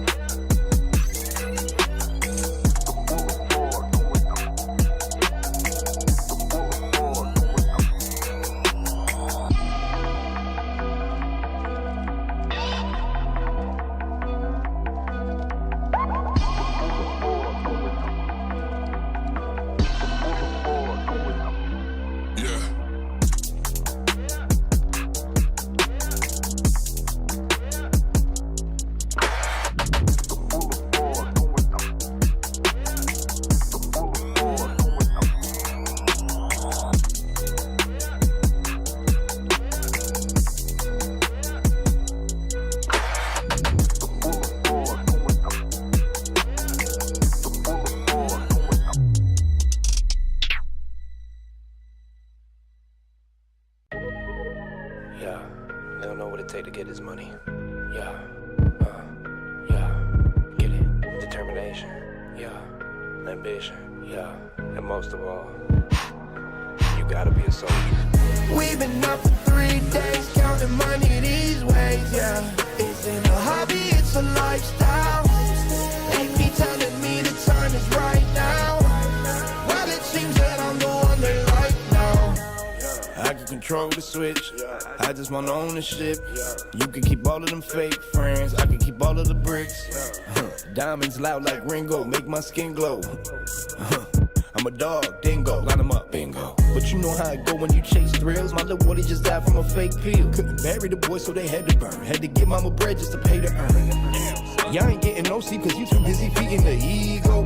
I ain't getting no sleep cause I'm counting this money with all my amigos. We've been up for 3 days, counting money these ways, yeah. Isn't a hobby, it's a lifestyle. They be telling me the time is right now. Well, it seems that I'm the one they like now. I don't know, same to me. Might be you, maybe me. I don't know, shame to see. My shit real, yours is make believe.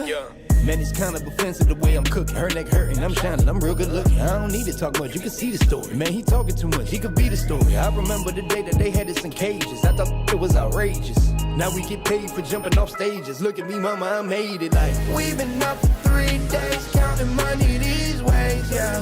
Isn't a hobby, it's a lifestyle. They be telling me the time is right now. Well, it seems that I'm the one they like now.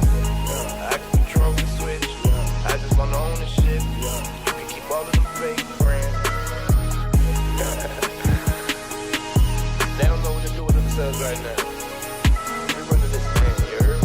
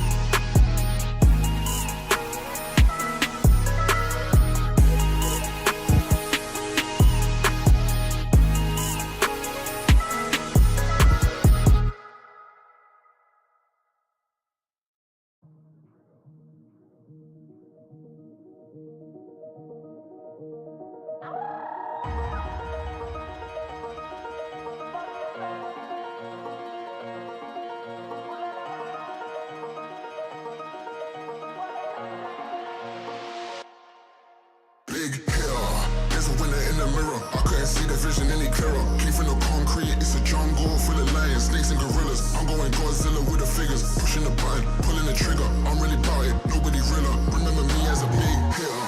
There's a winner in the mirror. I couldn't see the vision any clearer. Came from the concrete, it's a jungle full of lions.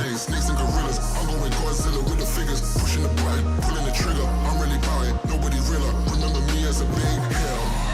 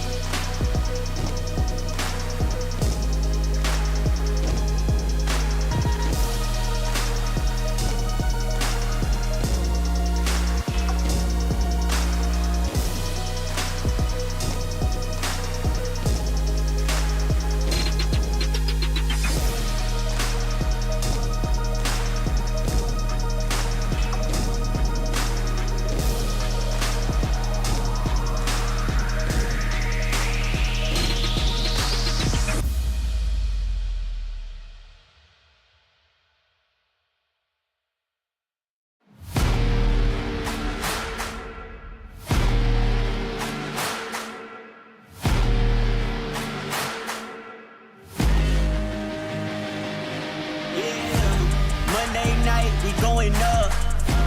Don't try to stay out of luck. Too much on the line to give it up. You know the mission, we gotta get it on Monday night. Monday night, we going up. Don't try to stay out of luck. Too much on the line to give it up. You know the mission, we gotta get it on Monday night.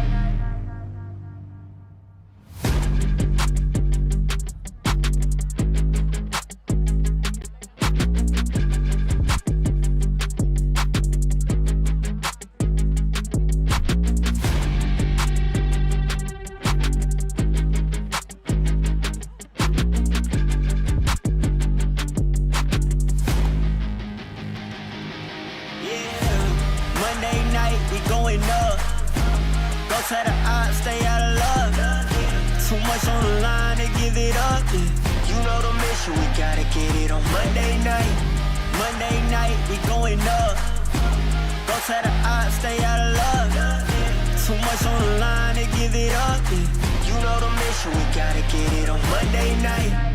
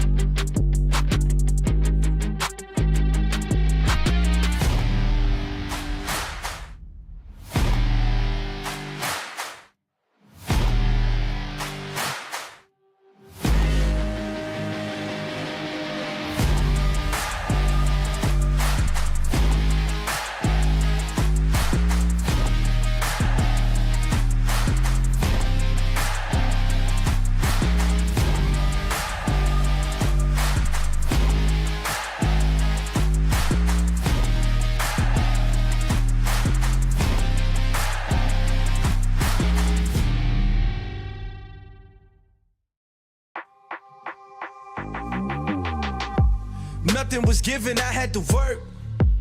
I got no limits, huh? Short on the 15, back on the first. Either way, I'ma get it, Lord be my witness, Feeling pressure, but never let them deflect you from goals. You just keep your head up, we rose from nothing. Remember, we set them shop and remember, contribute, get hit together. Plus, they know that we better, they know that we'll never let up. Fire within me, ice in my veins. Fire within me, ice in my veins. If I get cold, I'm about to heat up. Only I stress, I kick my feet up. Fire within me, ice in my veins. Fire within me, ice in my veins. If I get cold, I'm bound to heat up. I hear the noise, but no, they need us. I got that ice in my veins. Yeah, ice in my veins. Yeah, I got that fire in me. Hey, I got that fire in me. Yeah, ice in my veins. Yeah, I got that ice in my veins. Yeah, I'm about to heat up. Hey, I'm about to heat up.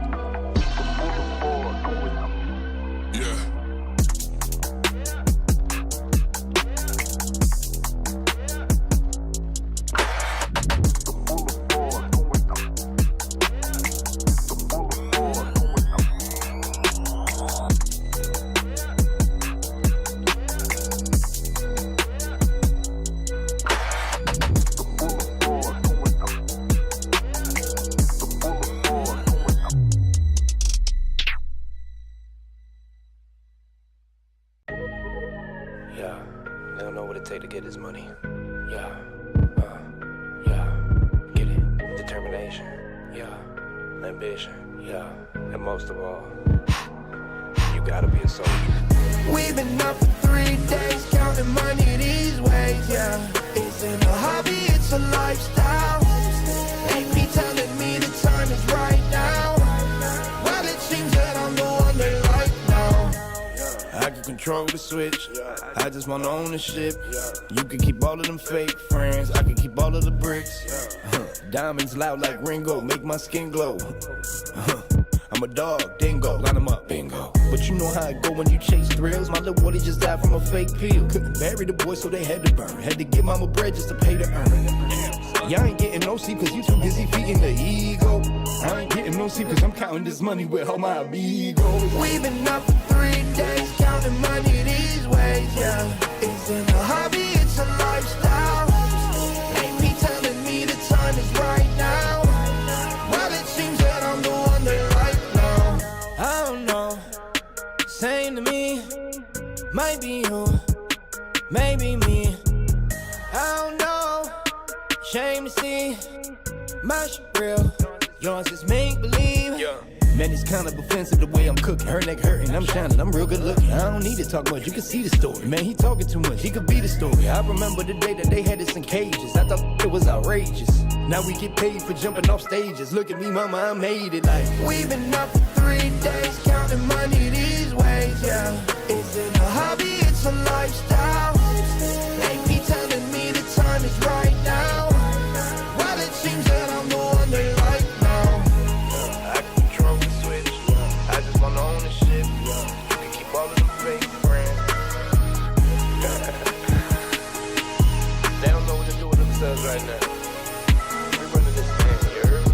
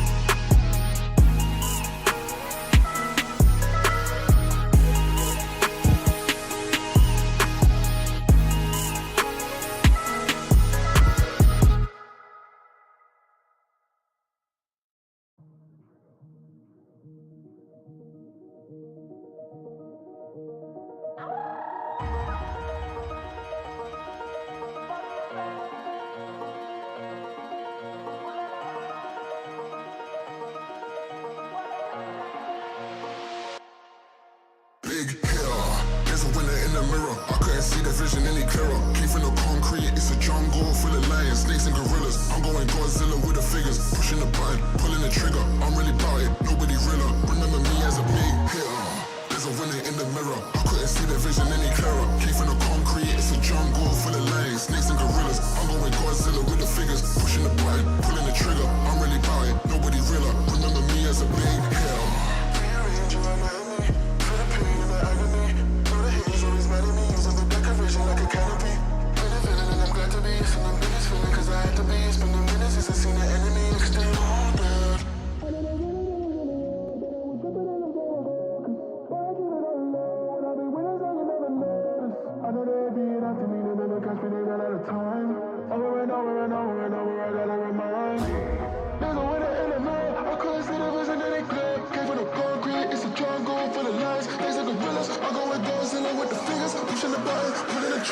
really bout it, nobody realer. Remember me as a big hitter. There's a winner in the mirror. I couldn't see the vision any clearer. Came from the concrete, it's a jungle full of lions, snakes and gorillas. I'm going Godzilla with the fingers, pushing the button, pulling the trigger. I'm really bout it, nobody realer. Remember me as a big hitter.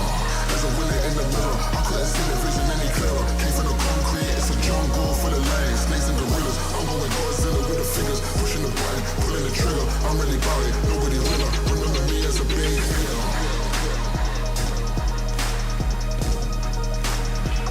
Remember me as a big hitter.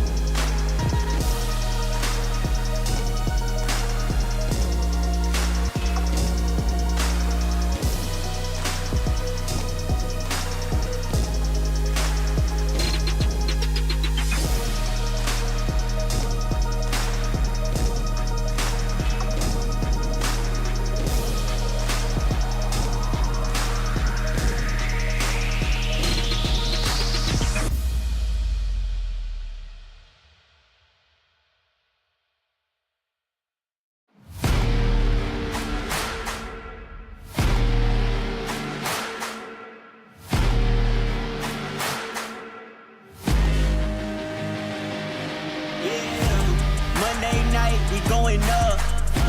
Go to the odds, stay out of luck. Too much on the line to give it up. You know the mission, we gotta get it on Monday night. Monday night, we going up. Go to the odds, stay out of luck.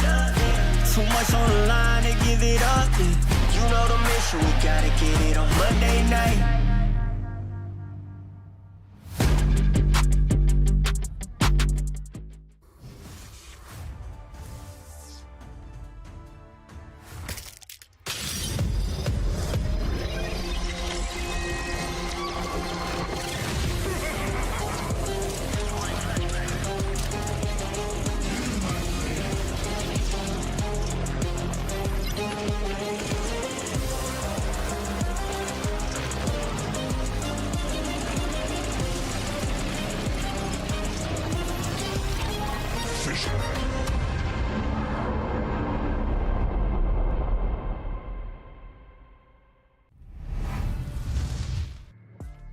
And FISSURE Universe Episode 4 is back here. We had a long break, another day starting off with a lot of 2-0s, but the action does continue now with Harry and Lizard. We got Falcons GG, but Lizard, before all, did you have a great early day and ready for good Dota? Yeah, pretty much like well rested, chilling, watching BCOP and Lacoste cast a couple of stomps. Unexpected, I need to say. Like, I expected games to be way closer today, but they were, if anything, even bigger stomps than what we had yesterday. Yeah, I've noticed currently in the meta that we are getting a little bit faster games, let's say. Previously, if you would have a game that is going well for a team, they would end it only at like 35-40 minutes despite crushing it. But now we see that they are ending a little bit earlier. Some of them, of course, the ones that are one-sided. Why is that so? Well, it can mean a couple of things. Like sometimes it's like that because the meta allows it and you have heroes that can push. And sometimes what happens is teams become so well versed in what their end game scenario is that they don't make too many mistakes if they take the lead. And I feel like right now, out of all of the games that you have watched and we have watched together, it's been more the second case, right? Like you have one team that does well, doesn't push until second rush, waits, bides their time, chokes out the map, and then wins cleanly around. I wouldn't say it's like extremely quickly. These aren't 20-minute games, but they're still averaging 30 to 40 minutes, 35-ish, let's say. And we aren't getting these 60-minute long brawls with some crazy tier 5 neutrals and stuff. In qualifiers we had those, right? But right now in the main event we aren't getting them because so far we are watching very one-sided games with teams that are very comfortable in executing what they need to execute. You know what I'm kind of sad about is that we probably won't get a chance to cast one move. If you remember that interview with Difference, like how hyped he was that he gets to play a tier 1 tournament. I mean, it really stuck to me, and it's kind of a bummer seeing them lose 0-2, and tomorrow they're gonna be playing for elimination. But I guess such is life. But let's focus on Falcons and GG, right? These are big names in Dota. One name that dominated the 2023 season, or maybe even 2022, and the other one that recently dominated 2024 season, being Team Falcons. How do you look at these two teams currently when it comes to the matchup? Do you have a preference? Do you think one is stronger than the other? Any thoughts about them? I actually don't feel. If you asked me maybe a month ago, I'd say that Falcons are clear favorites here. I still feel like they are favorites, but not as much. I feel like let's put it this way, like they're still the favorites, but their recent form hasn't been the greatest. If you look at the last couple of series that they've played, the last important series, of course, like the one versus Tundra, then losing to Liquid, dropping out of Valachia. When it comes to coin toss, by the way, I just want to mention the Team Falcons. They are taking second pick almost as always. There is something that they truly like about the second pick. And like in their series so far, what I did notice is that Falcons, they tend to give Night Stalker away when they're second pick. They're like one of those rare teams that wants to play against the Night Stalker. So we'll see if that happens here again. Gaimin banned it out, so no one is gonna play it. Yeah, it's I think Gaimin probably have the same read. They know that Falcons are gonna let it through. Falcons probably have an idea of how to play versus it when they've got second pick, and then Gaimin would rather not play versus a Night Stalker that you have a ban to cover for it. How do you feel about that position for Night Stalker? I mean, it started coming into the meta when you and me were casting the qualifier for this one. Now the meta has changed. People are pretty much going for core items on the Night Stalker as a support. Has it grown on you? Do you would you like it to end? How is it looking for you? No, I'm like a big fan. I'm a big fan of these stupid position 4s that don't really they don't rely on a lot but pure positioning and aggression, and you need to read the map well to make them work. It's not like a Lion or Shadow Shaman. Like these guys are even harder to play, like your Night Stalker 4. Back in the day, I would compare it to a Doom 4 as well, and the way it was played. It's just a big brawly bro that runs around the map, creates pressure with a couple of bracers. Completely different to, let's say, a hero that Team Falcons have banned. Not the Doom, but the Tinker. Gaimin Gladiators had a couple of really good Tinker games, and they tend to first phase it, like insta-pick. So nice to see it banned out. A hero that I think we might see pop up in this series as well is the Ancient Apparition. Like, we have seen it yesterday. I think we might see it again. And of course, actually, Gaimin the one that snatched the Prophet away. Like, out of these two teams, of course, Gaimin played a lot as well. But I would say the Team Falcons are more inclined to insta-pick it when it's available. They can play it on mid. Of course, Skitter loves playing the Prophet. In a lot of tournaments, I remember them even fighting over the hero. Like, they pick it and then they're like, but I want to play it. No, please let me play it. Just because of the way his Ironwood trees work later on as well. Of course, just one of the reasons why they enjoyed the hero. So you mentioned Enchantress yesterday when we saw the Nature's Prophet. This is kind of the same thing. So we are going to be seeing a Falcons Chen, which is quite cool. Also, whenever I look at Falcons, you know, it's weird that some of these players, considering how much we cast them and sometimes they are playing from home, that we would be able to recognize their rooms, right? And if they would put us a guess the player according to the room, and then they would put Skitter's room, his I would get like 1,000 out of 1,000 times. And it's Watson, he hides way too much, right? He literally just looks down on us. I'm a god, and I know that you very often enjoy recognizing rooms from different player cams and videos, but one from Quinn as well in the background, a good old fridge, probably can be recognized. But yeah, like you mentioned Enchantress Chen as well, snatching away those pesky trees later on. Does come in handy. Snaking plays it well as well. Like, we have a lot of decent Chen players in general in the scene, but not a lot of players that are willing to play the hero. We have seen today as well a very bad Chen game already played on this tournament. It was not great.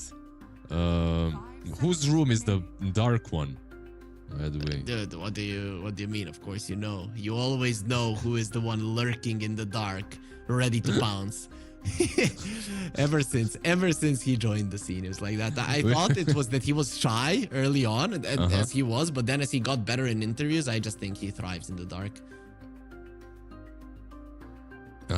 To be young again and play in the darkness without my eyes falling out after a couple of hours. I loved it, by the way. My gaming experience is sitting in some basement of an internet club, playing Dota and Warcraft, you know, like, you're basically in a basement that was converted into some sort of a net cafe.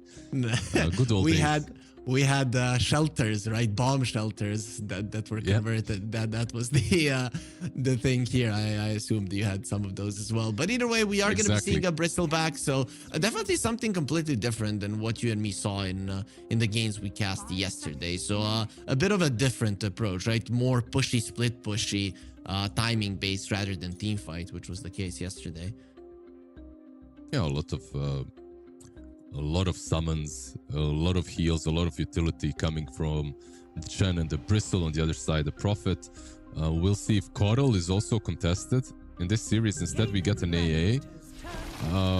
Keep in mind that Gaimin, they are a Huskar team.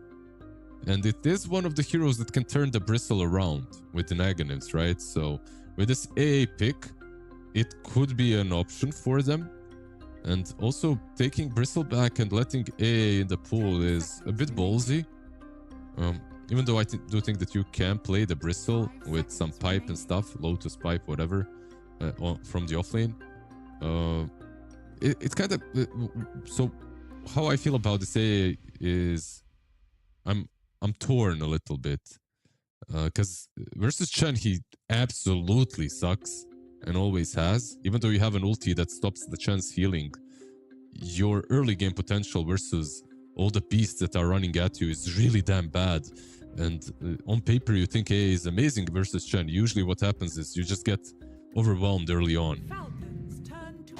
So there's going to be a Venomancer from Gaimin. Is this the jungle Veno that we're going to be seeing? I believe so.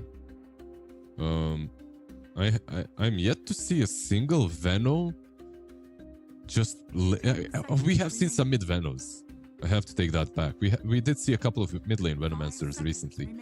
But I am actually a big enjoyer of a jungling Veno. Why not? Like, if you can get level 6 minute 5.5, sure, go for it. You're farming the Ancients. Your offlane, though, will struggle 9 out of 10 times. So you have to pick accordingly to protect your position tree.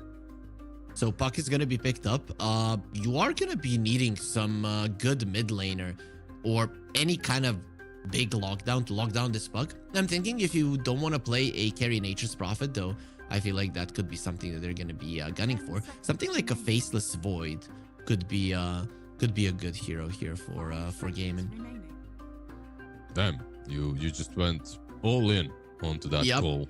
That's an all-in call. Like, I know there's a lot of heroes in the pool left, but that for me that's an all-in call. You know, when you pick one out of the bag like that, Faceless Void, okay.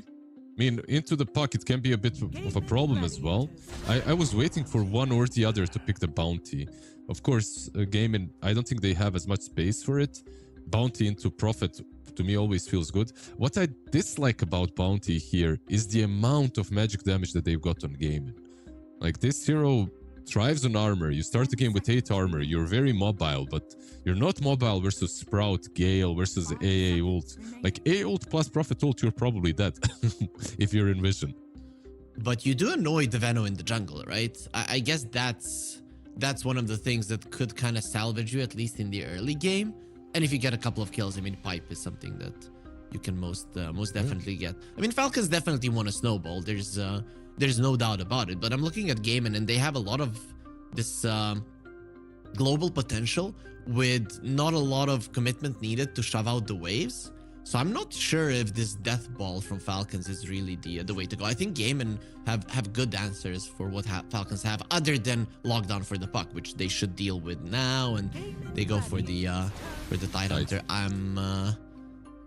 I'm fine with that, but it's not necessarily gonna be looked at as stopping the Puck. Rather, it's gonna be looked as a hero that's gonna be stopping the push.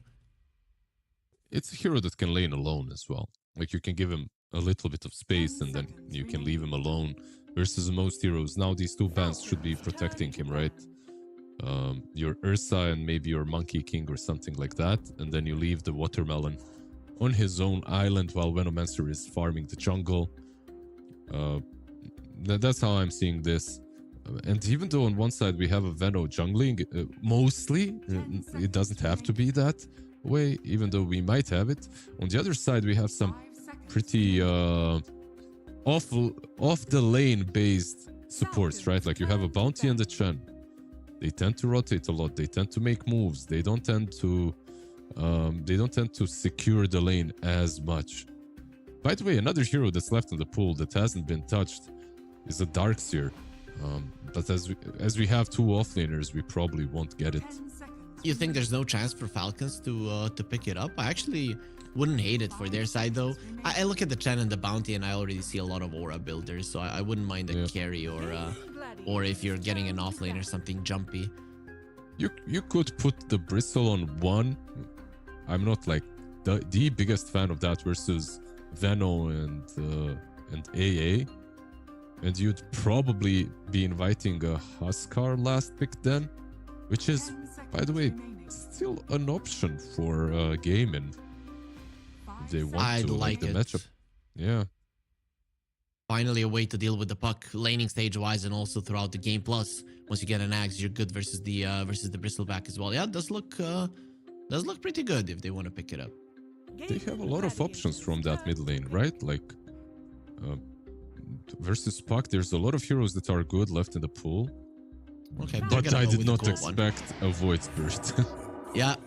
Okay, that's a cool one, really. And Snaking, he's not sure what to think about this one, but this is a really good one, right? Because now you have somebody who's gonna be killing people. You always have the A ulti and the Nature's Prophet to come over. So Tidehunter standing his ground, defending towers. Ulti from the Nature's Prophet pushing out the waves. Veno as well, and then the Void Spirit with the global presence getting kills. And there are heroes that are quite squishy here, as you mentioned, the magical damage especially, that he can take down. It's just that, like, I'm not seeing a lot of Void Spirit recently it's not a hero that's popular at all, right? What it also brings here is a way to turn the bristle back around, right? Like you get that one extra way of it's not super reliable, but it's reliable enough, I would say. And the matchup versus Puck kind of goes both ways. Like you can win it, you can lose it, depending on how the lane goes and how the runes are secured and who gets 6 first. So let's see what the last pick is. A Spectre. God damn, this is a good Spectre game. Yeah, I love it. I love it. This finally alleviates the pressure of you only thinking about, okay, they're gonna split push us, because you can finally find them now with the bounty and kill them with the Spectre. It's gonna be bounty and the Puck hunting on one side, and then Spectre coming in. On the other side, it is gonna be the Void Spirit hunting, and then maybe the Nature's Prophet getting himself in there. I have to say I'm loving these drafts more so than what we saw yesterday when it was all kind of around the team fight, juking around. This is gonna be more map spread from both of the teams. Yeah, it might be. I feel like the moment this Veno gets 4-5, like he can start rotating when he's out of the jungle. It's like the Spectre plays a lot faster than she used to. I want to see what the build will be as well. I wouldn't mind some Orchid. I also wouldn't mind the good old Radiance build. I'm not sure what he goes for, but both are fine here. Why I said exclaim that I liked it is because of the Orchid into the Void Spirit. You're playing versus a Veno Prophet. Like these heroes hate a carry that can get on top of them easily. And if you add some Dream Coil or Diffusal, they can't get away. Top that off with the track.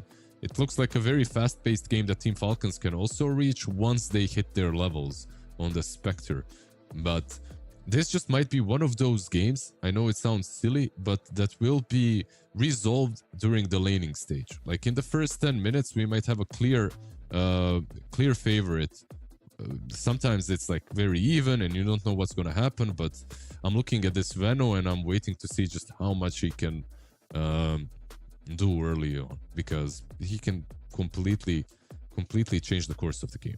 So talk to me about this Forsaken facet on the Spectre. Does it dissuade you from buying the Manta? For people that don't know, you do double damage with your Desolate, but your illusions no longer have it. So how do you look at that facet? Do you just skip the Manta, or is the item just way too good? Manta is still a crucial item, I would say, on Spectre. For different reasons, not only the Desolate from the illusions. I think you can still go for it, but maybe he has a different idea. Maybe he has like some build that perhaps involves a BKB as an idea. We'll see. Spectre is universal, so there's a lot of options that Skitter can go for. And this hero, through the years, has suffered so many different changes to the item builds. Skitter has been a part of a lot of different metas with a lot of different builds as well. What was the name of the pub star like in 2015 who Badman. played? Yeah, Badman. We need Badman. You don't have to. If this was like, what's the name of that show? The Chase, Potjera. I'd instantly answer. What was the Spectre in 20? Badman. Yeah, he didn't even need to ask the question until the very end. Yeah, him buying his urns, it was legendary. Our production is even remembering it right now. So it is something that old school pub players are gonna be knowing about. Skitter looking to go for the rune. This would be quite dangerous with 3 heroes that can slow him down, and they are gonna be killing the convert, taking the rune.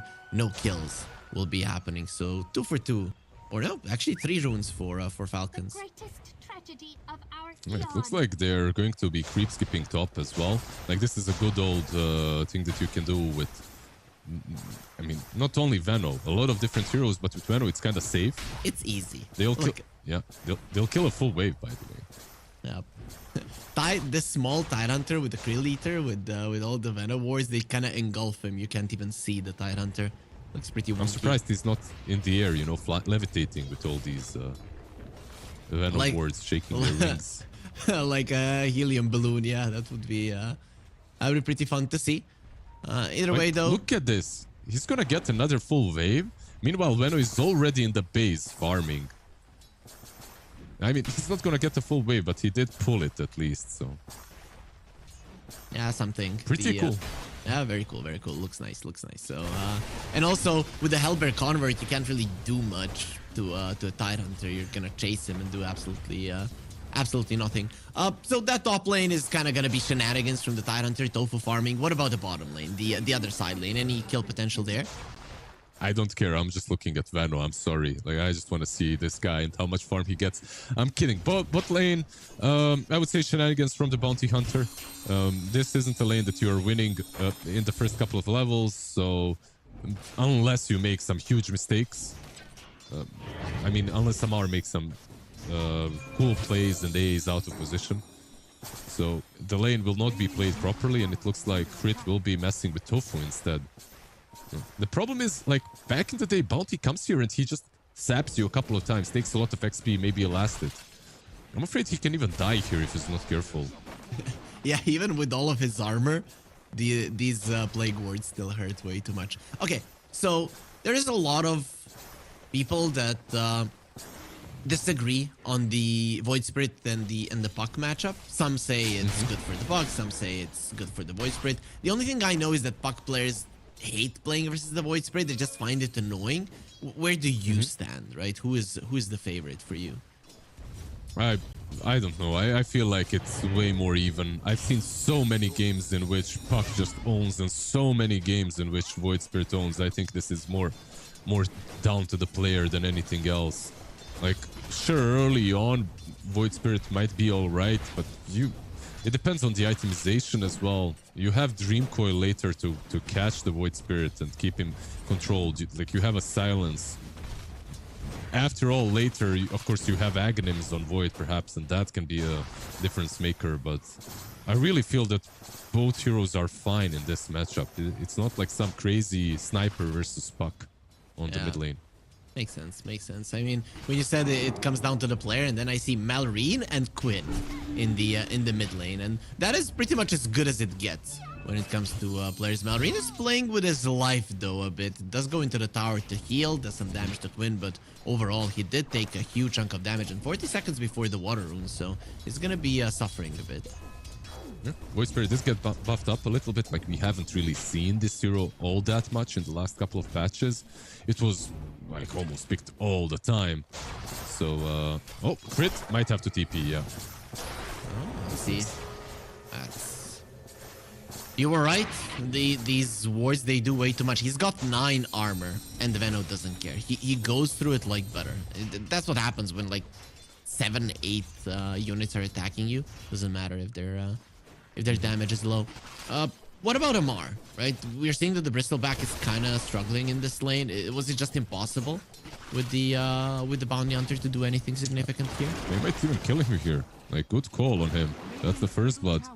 You planned all of this, right? Like, you knew. You were like, what about Amar? And now he dies. Good job. Yeah, his lane is absolutely awful. He's playing into a Prophet and an AA. Like, AA, literally all he has to do is just spam Chilling Touch every time Bristle is nearby. I feel like overall, Gaimin are having a much better laning stage. Even mid lane has been controlled by Tofu. He's denied one water rune and taken the other. Oh, Crit! Run! Run!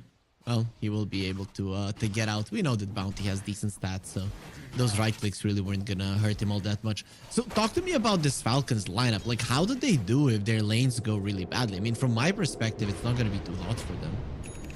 Not gonna be too hot. You get level 6 on Puck and Spectre, and then you can make a rotation. Watson bottom lane.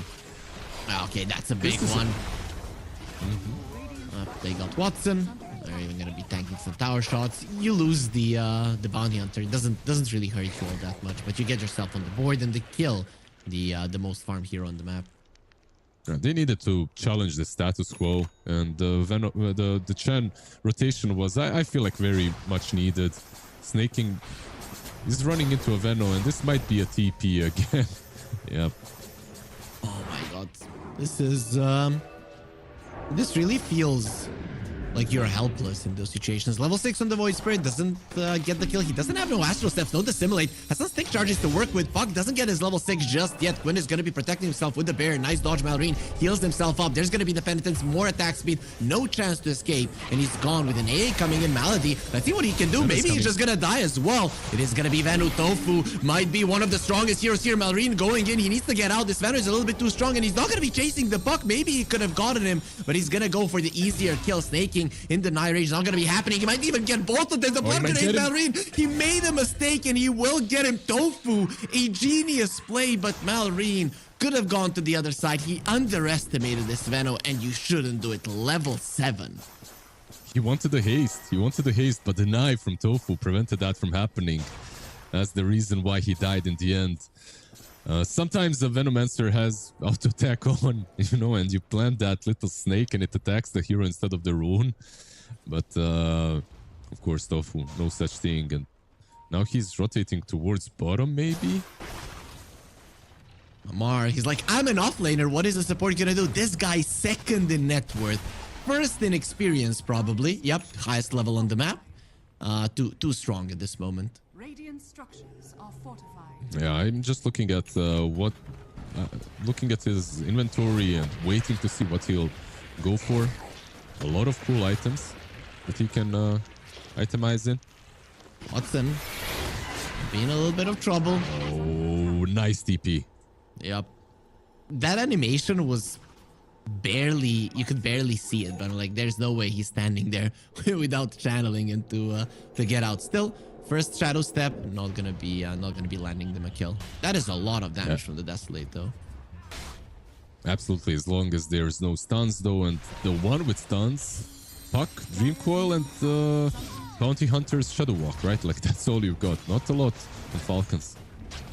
He's going for a cool item on the Spectre. It is going to be an Echo Saver, it seems. So that is a fun one. Snaking, getting gone on. Astro step forward. The silence is there from the Puck. Malrine, he does have his Coil. Quinn getting out of tower range. Doesn't want to be playing with this one, but the tower is dropping low. Malrine now going to be the next one on the menu, surrounded from all sides. And they don't have great lockdown from the Puck, but encircling him multiple times, it just lands them an easy kill. Yeah, he didn't even jaunt to the orb, right? Like he went back. That's a tower, and this is a very reminiscing this game is very reminiscing of the old GG, right? And the way they played back in the day. Pretty much. When I saw Bristleback Chen, I was like, that's something that GG would want to play. And well, it seems like that they also know how to play against it. Tofu targeted. He will get out and crit. Is gonna drop low. Yeah, he is he dying? No, not really. Amar though on the other side of the map. No way to get out. The Cold Feet will connect, keeping him in place long enough for Watson to dish out the damage.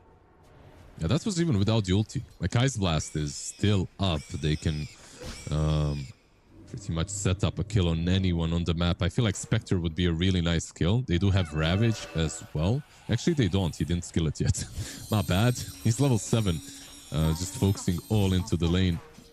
I don't know if you're a stats guy, but do you think Falcons ever, as a team, had a game where 9 minutes in, their opponents, 4 top net worths were their opponents? I don't think it ever happened for them, not gonna lie. These guys have been so good for so long, and I think this kind of a stomp is something that they haven't experienced just yet.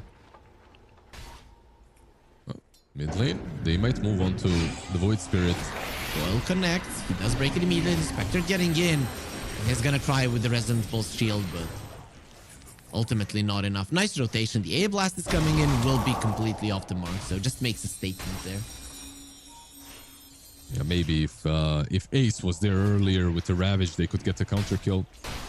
Not like this though. In any case, that's the power of the Puck versus Void Spirit, right? Like you have a control. He can't really move out of it. You also have a silence. Really difficult to deal with if you get gone on. So Veno doesn't want a full Solar Crest. He's just staying with the Pavis and going into a mech. Okay, I'm fine with that. We'll get the Guarding Reach, removing the track, removing the silence. Nice things to have. I kind of like it because this hero really suffers from basically, whenever you're playing versus Veno, get any sort of a spirit, get any of these heroes that don't really need a blink dagger to get on top of him. And you kill him before he kills you. That's the only way, because he's generally squishy. Pavis kind of alleviates that. This tower also feels squishy with two greater treants going for it. Spectre going on to Ace, that definitely does hurt. Even the Tidehunter ulti from the Nation's Prophet doing some damage. Not really enough to scare them. Ace getting out just in time, but it will be one more quill from Amar because the kill has enough HP, enough mana to go for it. Amar will be taking a lot of damage, but he does want to take Malady down with him. Will be able to do it, but ultimately does get shattered by the right click, so Watson. So you give away the offlaner, but you did take an offlaner and a support for their troubles. And Falcons, they are striking back here, Lizard. Yeah, just a 3k difference now. Not terrible. Keep in mind that they do have a bounty that's still not level 6. He's just about to hit it. Meanwhile, the enemy position 4 is level 10. That's the difference that we have right now. However, the bounty will soon start playing with track, and maybe that will change the network state of the game at least. See, Skitter is being annoyed a bit. Amar annoyed as well. Mage Slayer on Ace, posturing aggressively. They're definitely going to be getting this tower. Nice take there of the Greater Treant, but it is going to be expiring fairly soon either way if they don't kill it earlier. And there it is, even more gold for Gaimin. Snaking, get out. He will, just in time. Yeah, they're just taking over the map, right? Like this triangle now can be dominated by just the 3 heroes. Meanwhile, on top lane. Well, Skitter gonna be targeted. That's a step. Very nice usage of the Remnant, and ultimately they do get the kill. Watson is doing way too much damage. I mean, comparing his net worth to everybody else on the map, it's day and night difference, really. Yeah, and he's not even going for like the stock standard Mjolnir build. Instead, he just bought Yasha. I want to wait and see. I think this will most likely be a Manta on him as well. Maybe Mjolnir Manta. SNY makes no sense, right? So yeah. But who knows, right? Even with the nerfs, maybe Tofu? People will still go for it. Well, they're gonna be using the coil. Instantly gets broken. They're looking towards Tofu. Blast gonna be coming in this time around. Does connect on crit. Instantly deletes it. Tofu is gonna be healing himself up. Has that mech, and Skitter, he can't even get close. Tofu, they went for him. You talked about if you can just get close to him, you can kill him before he kills you. I don't think that's the case in this game. Yeah, usually it is, but this is the highest level in the game, I believe. Yeah, he is. He's level 12. He's higher than anyone on his team by a level. He has the mech and the Pavis. Like, yeah, you're not killing him that easily, or killing him at all. Speaking of kills, that Hand of God saves Snaking's life. I thought it was a waste, but no more spells on Quinn, so he will get away. They're about to have Greaves. They're about to have Greaves on Veno and the full Vlads on Tidehunter. No Lotuses just yet, but yeah, they're in a really commanding position. Still, I do believe that Spectre is like the ultimate win condition of the game, but he's just not. He has as much farm as his Chen. This isn't a scary Spectre. This is some parody. What was the right now, at least? What's the opposite of scary, right? It's whatever that is how we're gonna be. You know how you have the Scream and then you have the Scary movie. That kind of a deal. Yeah, pretty much. They are going to be going for a smoke. GG, that is, because Falcons probably don't feel too confident to go forward. 3 levels ahead of the puck on this Venomancer. Now they're going to be finding them, snaking. They do see him, but they do want the puck. Either snaking, he could have maybe taken that one for his puck. Either way, both of them are going to be taken out. Snaking, he is tanky. He's not tanky enough. Tofu just detonates him in a second and gets himself a mega kill streak. So there was a point when Falcons were looking a bit better, Lizard. I think that point is now gone. No, it's very gone. And this is a Tormentor now as well. Whoever gets it, it's not that bad. Like Ancient version or the Veno. Like it's good on both of them. Oh yeah, actually you are right. Or the Void Spirit. I forgot that the Veno is like top 3 right now. Top 2. Yeah, I think Quinn got a little bit mad. Like, how did I get the shard? It's because you have the least amount of net worth, brother. But also, guys, if you want to watch games like this, I hope there's gonna be more of them in this tournament and the wants to follow. !F in the chat. It is gonna be giving a link to all of our socials. The Skitter is gonna be found taking a lot of damage. The A blast will be used from the other side. They won't find him still. He did go towards Ace, who does have the Ravage. Will be using it to kill the Spectre. And there, one more Anchor Smash. Krill Eater. At this point, it really does do a lot of damage, and there is nowhere to escape.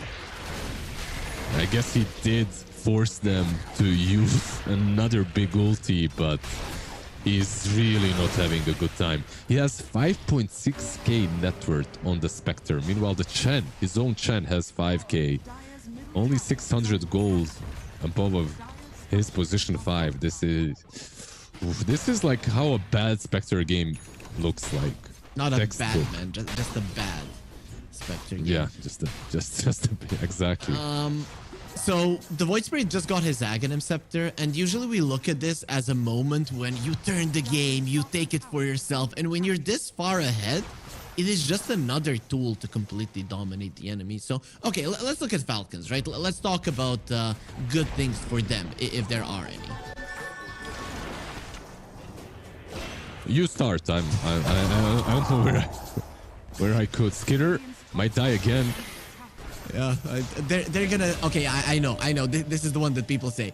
He is gonna have a faster respawn time because he is low level. Oh, so that's a good one. Yeah, that's always that's what I tell my teammates as well. I don't know, man. Like, this one is really difficult. They have an offlane Bristleback who's also really not having the best time. He does have a blade mail, so the more damage they deal, the more damage you reflect. 5-head gaming. Top lane. Snake, can he escape this? Well, TP out, damage output pretty high, but unfortunately the Remnant did connect. I actually think he would have escaped to the base and lived, but unfortunately Quinn is just a little bit too fast. Now crit as well on the mid lane. He's just gone. They're hunting them down one after another. This is a chain feed fest coming from Falcons. Looking way too easy. Malady will get caught. Maybe they can kill Malady, or he's gonna be killing the Spectre from afar. The ulti from the Nature's Prophet does land, and Nature is working against Falcons this time around. Okay, so is there a point where Falcons say, oh, it is enough? Is there a type of fight that is gonna happen when you call GG in this kind of a game, or what are you hoping for, really? I don't think. Yeah. Like, all jokes aside, I don't think this is a game in which they GG out. Okay. I feel like this is a game that you continue playing. You have decent team fight, like you have Track, you have Spectre. Your late game potential is massive. Basically, this is a kind of a game. If you manage to win one single fight convincingly, that's a big if, of course. You can completely come back into it, but... Let's see what they can do. They're a little bit blind on the map, but they will be finding Malady this time around. No way blast will be used, no cooldown anyways, but there will be a Ravage connecting onto 3 heroes. Bounty will definitely be punished for his sins, but let's see if they can get anybody else. Watson is unstoppable, and Falcons get out, so this most definitely isn't a bad trade for them if all of them continue to live, and they will. Yep. 1-for-1 with Ravage. A fairly good trade, plus the Track, right? No, not terrible at all. Your Spectre is still farming, getting some space. Once again, this is a Spectre that's not getting like some massive item that changes everything. This is a Spectre that's going for a Maelstrom, an Accelerant. Yep. So. He bought the Echo Saber thinking he's gonna be killing people. Now he's looking at his life and not really loving it, so he's changing it up. If the game was going well, do you think he'd go for Maelstrom as well, or is this just him salvaging it? I think he'd go for a Harpoon earlier. Okay. If it's a good game, and then you can actually hunt down heroes, maybe even an Orchid, and then just go after kills. Watson did go for the Manta, so there it is. The Kai is being delivered to the Void Spirit. Things are just starting to shape up for GG. Any big items, team fight items, not farming ones on the other side. Bristleback. There's a Hex almost completed on Tofu. Like he has 3.5k gold and the recipe, so he's really not that far away from from a full hex. Yeah, I was trying to look at Falcons and think when they're gonna get a big item, and then you mentioned Tofu and his hex, and it even it dissuades me from Falcons coming back into this game even more. You have to split push, but versus a Nature's Prophet, it is a little bit hard. I do like what Amar is doing, right? Go deep on the enemy side of the map. Even if you die, it's not the worst thing in the world. Malrine. Go to the left there, well, he will be met with 3 heroes. Like, I'm not gonna die to Quinn. Well, yeah, there's gonna be even more people waiting for you, just like people at home watching the FISSURE Universe. This is episode 4, guys, and a lot more FISSURE Universe tournaments have been announced. So be sure to follow us here as Watson.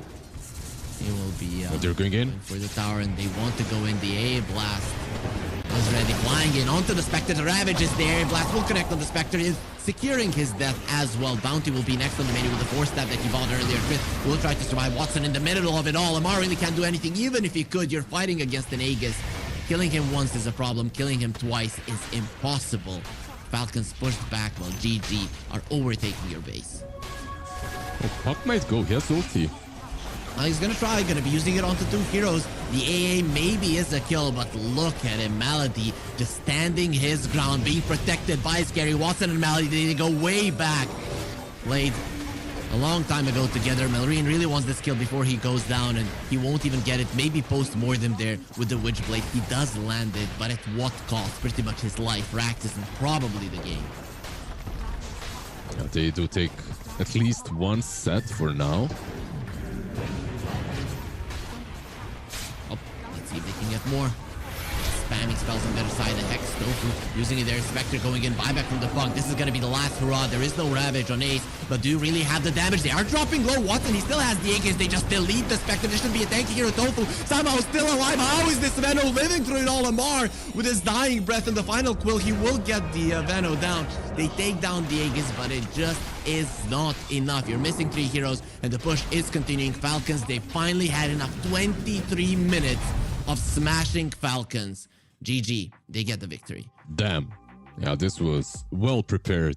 Like, they knew exactly what they wanted to accomplish in this game, and I feel like Falcons as well did not respond to this opening very well from Gaimin Gladiators. I'm not sure if the draft caught them off guard, if they weren't sure how it's gonna work, but I feel that they what Gaimin Gladiators have drafted, you only have one solution to it, and you have to play that way. They tried playing versus Falcons the same way that Falcons were playing. Like, you have a Veno in the jungle, okay, we have a Chen in the jungle and a Bounty Hunter in the jungle. But the things don't compute as hard, because on one side you have a Tide Hunter that's absolutely alone, and he can stay alone, he can chill, and he's winning his lane. Meanwhile, on the other side, you don't. Like, on the other side, you have a Bristle that's being just zoned and dominated, so that's already a difference. And on top of that, you have a Venomancer that's just farming out of his mind in the jungle, and he's getting way more than both the Bounty and Chen are able to do. Yep, I mean, looking at the stats, it's a completely one-sided game. Really not much to talk about it. The only hero that they really did kill a couple of times has been Malady's AA, and that pretty much because he was playing right in their faces. Blizzard, looking towards the second game, we really shouldn't judge from this one, or do you think Gaimin Gladiators are making a statement that they're coming back? Yeah, it's gonna be a fun series no matter what. I'm not sure what we are getting from game number 2, but I do believe that we will not see Veno, and if we do see the Venomancer, like, Falcons will find a better way of dealing with it. Like, this was basically like, here we go, have this Veno. We have never seen this in our lives before. Meanwhile, the hero is being played all the time, so I expect a better answer for Falcons. Yep, that's pretty much how we want it to go. But also, we've got a little bit of a surprise. Yesterday, we did have a community drop. Now, we're gonna have another one as well. Me, 273, will be getting another PA Arcana. We're giving away PA Arcanas. I feel like that's the best one, so I'm glad that Fissure is giving that one to our viewers. Guys, if you want to get one, continue chatting, continue writing nice things in chat, and then you might become liable to win one of these. With that being said, the teams are already preparing themselves in the lobby, so we want that game 2 to start. Don't go anywhere, guys. We do have a little bit of a talk with one of the players before the second game.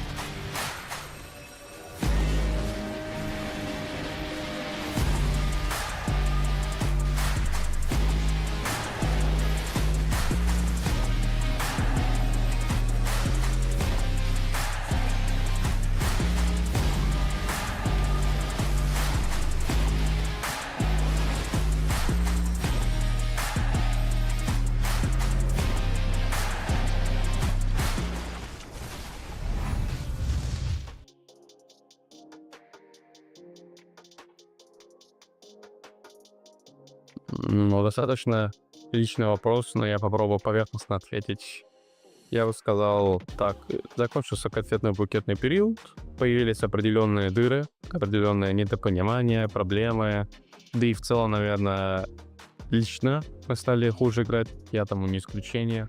Мы, наверное, понимаем всю динамику и стараемся выйти на прежний уровень, который хотя бы на минимальный прежний уровень, который у нас был. Хотя бы просто играть достойно так, чтобы мы довольны этим были. А результат, он уже будет как бонусом.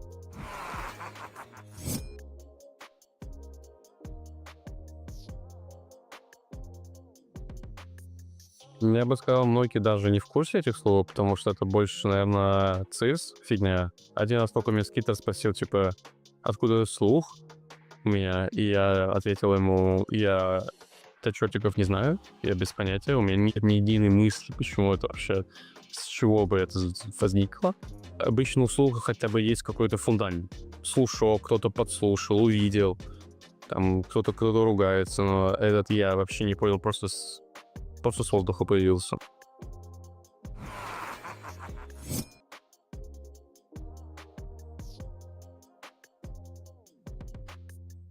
Ну, кстати, я бы добавил, что Батрайдера тоже хотел бы, чтобы его, наверное, как мидера подняли, потому что играть на Батаю сейчас это, наверное, мазохизм с его дэмэджем, его достаточно маленьким дэмэджем на спалах. Его линия, скажем так, стала просто утребнем, наверное, каким-то, поэтому ценность героя очень сильно упала. И поэтому в миду тяжело его реализовать, если герой не выигрывает эту линию.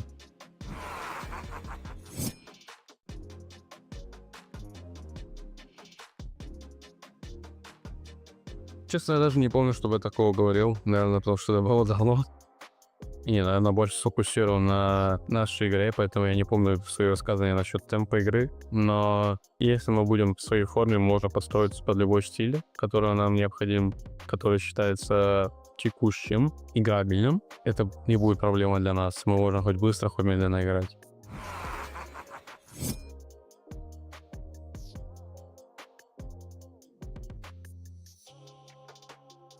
Конечно, я бы сказал, это основная сила движения тэш-тока. Это сам, не знаю, фундамент тэш-тока заключается в том, чтобы оскорбить вражеского героя, чтобы забрать его внимание с игры.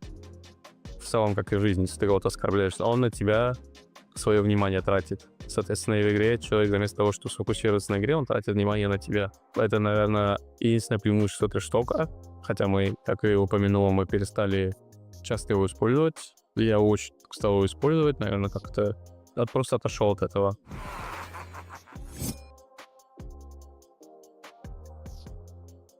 Я бы пожелал им, ребятам, которые у нас были, достаточно большого терпения. И моим родителям большого терпения. Они тоже за меня болеют. И я не знаю, сколько времени займет наша так называемая реанимация. Но я надеюсь, что она будет происходить не так болезненно, как окончание прошлого года, как начало этого. Хотя начало это не такое плохое, все-таки топ-2 был. Но все-таки просто терпение вам, и я надеюсь, что мы оправдаем ваши ожидания.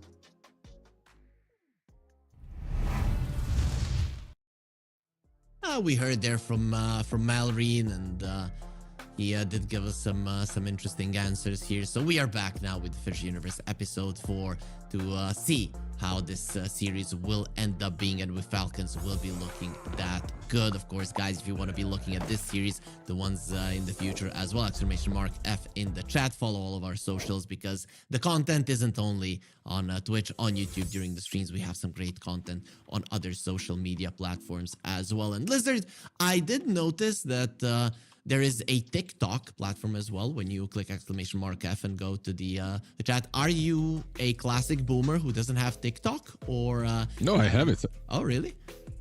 I even have 2 accounts on TikTok. I have the one where I trash talk and the other one where I actually post my stuff. What's the TikTok? I'll follow it right now. Oh, wait. I need to. I'm still a classic boomer, but that's the only thing that I do have. Okay. It's kind of good. I use it like Google, I swear. I found it. You don't have to. You don't have to link it to me. Very cool. I'll watch all the content. This was completely not scripted, as you can see. We probably could have scripted better, guys. Yeah, if this was a script, we very much suck at our job, Lizard. So that's absolutely. We can't follow scripts. But another one that did say they kind of suck at their job at the moment was Malrine in that last interview. I don't know that why. We just watched. What the hell, right? It's like we are not first. We're not good enough. I mean, Falcons in general, in my view, have been still been looking solid. Yeah, they have, but they aren't like winning every tournament like they were in the last year, right? Like, so I get it. They have high expectations, and it's not only like tournaments.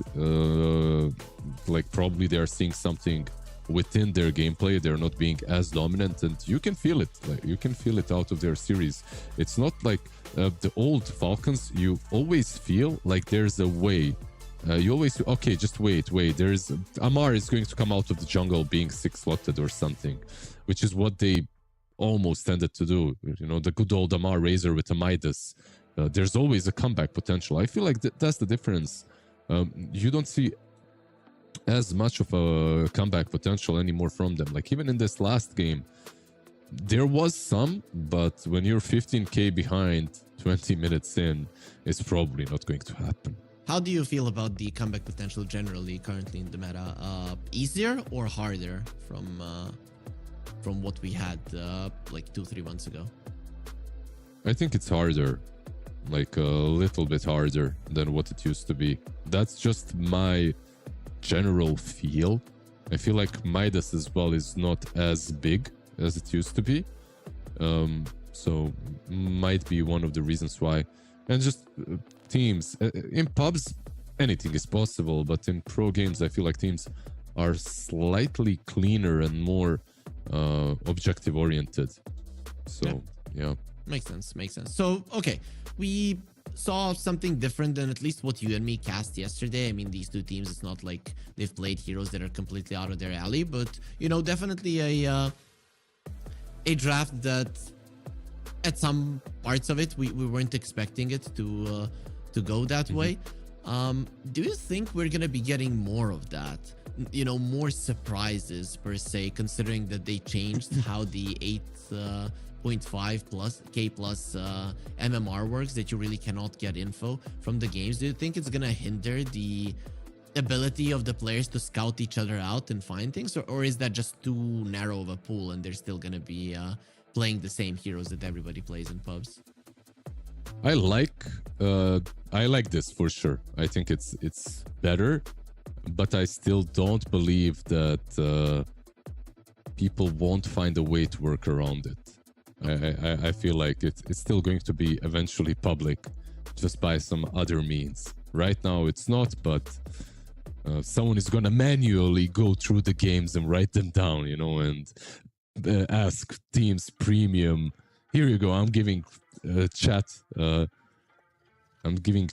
idea instead of losing all your money. Train AI to follow like Koikva stream, Ramsey's stream, Gork stream, you know, all those high MMR streams. Gather all the info and give us info on the matches. That could be a nice workaround. Imagine, you know the meme with the guy standing there, like, how the hell did you do that? That could be Valve in like a month or two if somebody works around it. Am I a joke to you, right? So either way, though, let's not talk about the changes to matchmaking. We have something more important to talk about, and that is the draft of Game 2. So let's get into it. There are no bans just yet, so really nothing to see. And come on, let's go. There is something to see, I would say, already. Team Falcons did take first pick, so that's already a bit of a difference. I feel like this first pick might be their way of snatching the Nature's Prophet immediately. We'll see what the bans are going to be, but I feel like if they are taking the first pick, they're probably also stealing the Prophet. They might still ban out the Tinker, I think. And we'll see about the Venomancer. I don't want to call that one out. I feel like the hero deserves either to be fully countered or just banned out immediately. Well, I mean, we have some inside info on whether it has been banned out or not. The viewers don't just yet, but we should be getting it on our screens fairly soon. No cues from production just yet, so we're gonna have to wait on them to give us the the draft. But do you think we might see a different approach, that we might not see that split pushy type pickoff draft? Maybe we go a little bit more towards teamfight. Well, it's already obvious, right? Like you have the Prophet banned out and you have the Venom banned out, and that already changes like completely. These two heroes for me have marked game 1 and the way it's played. Like Venom and Prophet allowed everything else, and with these two being banned out, it's very, very difficult to find like a real replacement. Like you cannot. There is literally nothing that can replace the Venom. But there's also something else that's kind of broken, and that's the Dazzle. Night Stalker, though, is still in the pool, by the way. A hero that Gaimin tend to let through. And now this is... Question, does the Crippling Fear silence the projection? 5 seconds remaining. I'm actually not sure how that works. I'm not sure what the... I think it shouldn't, right? Because you're casting everything from the projection anyway, and your hero is kind of stunned in place. So even if they go on you, you should still be able to heal yourself and grave yourself, right? I think I might be... Like, I literally played one Dazzle game since this change. I can't get my hands on it. It's either picked or banned. Yep. Every game. Because I think that's one of the things that people are talking about when it comes to Dazzle is... If you could stun the projection, then it would be fine, right? But considering that there's literally a hero that is running at you that you can't do anything about, and even if you find the real one, he can just grave himself, it becomes too big of a problem. So I guess the same question is, does the global silence you? I think the global should. Okay. Yeah, I think the global should, but I'm not... Again, I'm not 100% sure. I feel like what I am sure is that Falcons have achieved some sort of a win, a drafting win in the second game, if we get to game number 3, because Night Stalker was let through and Gaimin didn't pick it up. Like in previous series that Gaimin have played, they also let the Night Stalker go through, but the enemy team almost always picks it.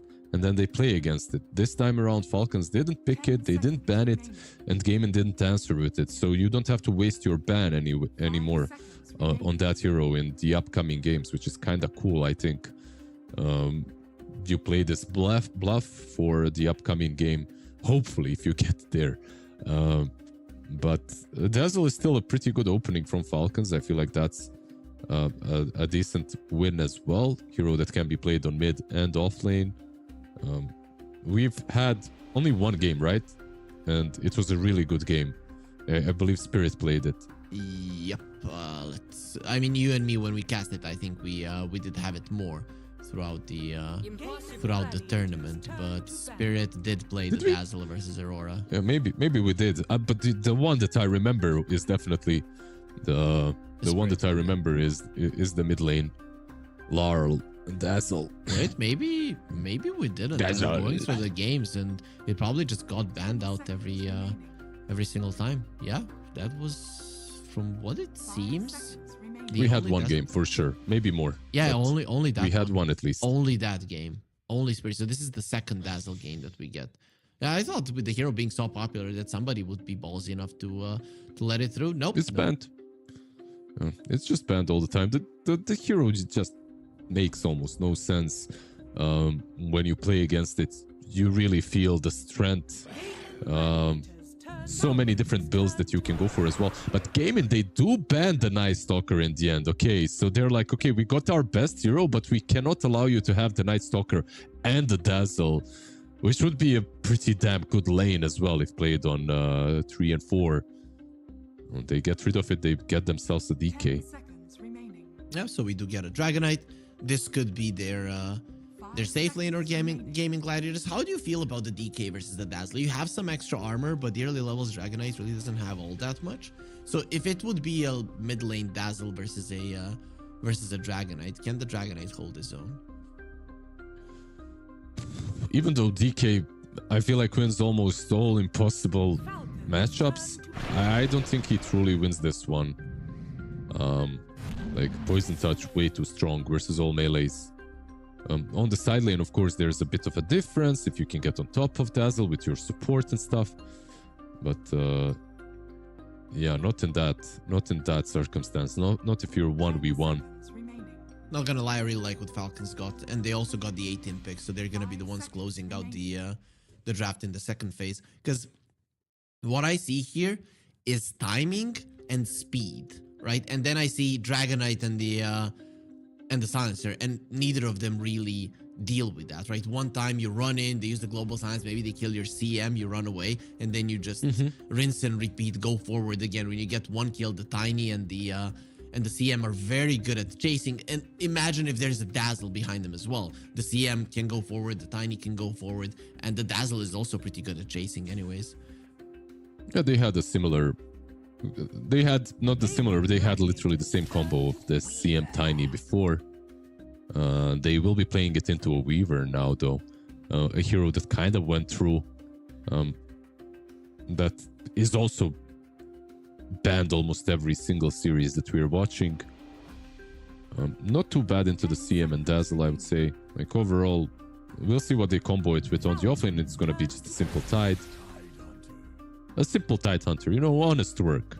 You show up in the lane, you probably cannot be killed. Life is good. Does what about a bait out King maybe now? a monkey? Yeah, that is what I was thinking as well. Monkey King does look Ursa amazing. as well, an option. We are playing into a global, of course, but I think it's that second option, and they go for it.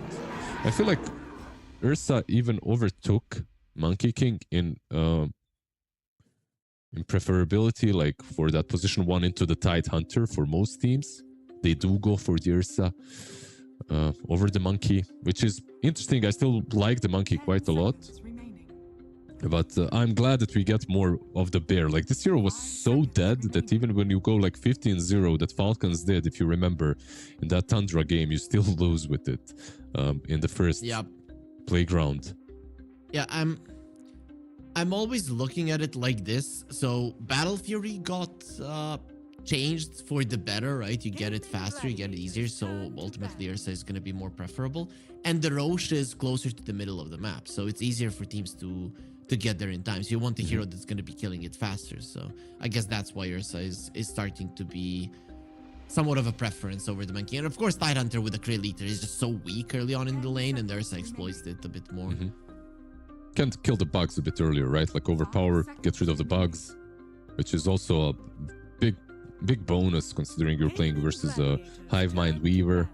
Right now, what are we looking at? We're looking at a team that needs a mid lane and a team that is most likely putting this tiny mid and might pick some sort of a support, but Gaimin, they're not buying that. They're banning the Monkey and the Huskar.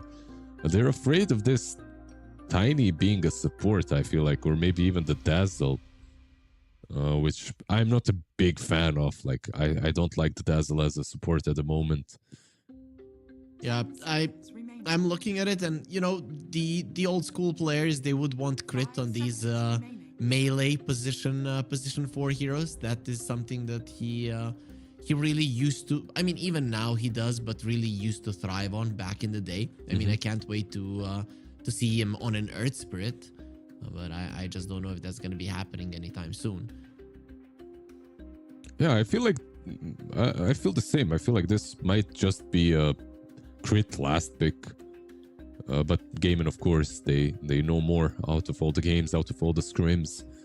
They are expecting a mid laner instead. Like maybe in the old patch this would have been a Hoodwink for crit, but perhaps not in this one, not any longer.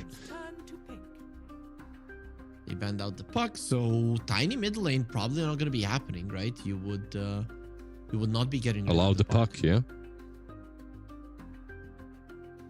Absolutely, like I agree with you. Though even with the tiny mid, this is a pretty good puck game, not gonna lie, right? If you think about it, and it is a Quinn puck, so he can play around it, at least laning stage wise. Yeah, you know, I never would have guessed this one. It was played today already, so the hero is coming back. I'm not like I'm still not convinced by the Sand King, but let's see how they mix it up. Yeah, I'm trying to think why this hero is being brought back. Did they go for some weird build, or they just feel that people have forgotten how to play against it and get a little bit too clumped up? I'm not sure. We had 2 teams play it so far in this tournament. We had Team Tidebound play it, and it was on the offlane. Fate Beyond played it with like some standard Blink Yules build, Crimson Guard, whatever. And we also had Boom play it, Jabs played it. So similar situation, Blink Pipe. Nothing crazy. Like both of the times, I believe they went for the Sand Shroud. Yeah. So I'm really not completely sold on the Sand King. I wasn't the biggest enjoyer of the games, but it is actually a Malrine Sand King, and he's known for the hero. Like he used to play it quite a lot when Sand King was broken. Then again, one of the worst matchups for him probably was the Queen of Pain when he was broken. So we'll see how he does against Quinn. Is this like 3 points in dagger quap versus the Sand King? I know a lot of players don't want to go towards it, and Quinn tends to be kind of greedy sometimes, but he also likes to crush you from time to time. So is there a chance that he puts emphasis onto the daggers? I'd like to see that. I'd like to see the daggers. Actually, out of all the last games that I have been watching Queen of Pain, if she has a very good lane and goes for the dagger, she just rolls out of control because you dominate the lane that hard. And Sand King is one of those heroes where if you win the lane that hard, you can perhaps even go into the jungle, pressure the stacks a bit more. You do have heroes that do that well. I'd like to see it. Oh boy, I forgot about it. In 738, it got buffed by 20 damage level 1. And that's a lot, right? You have 80 damage in the initial damage from if you have level 2 Shadow Strike. That is a lot, not gonna lie. Yeah, 30-60 to 50-80, right? In the first 2 levels. So level 2 Shadow Strike definitely stronger. It's also bait if your lane does not go well, though.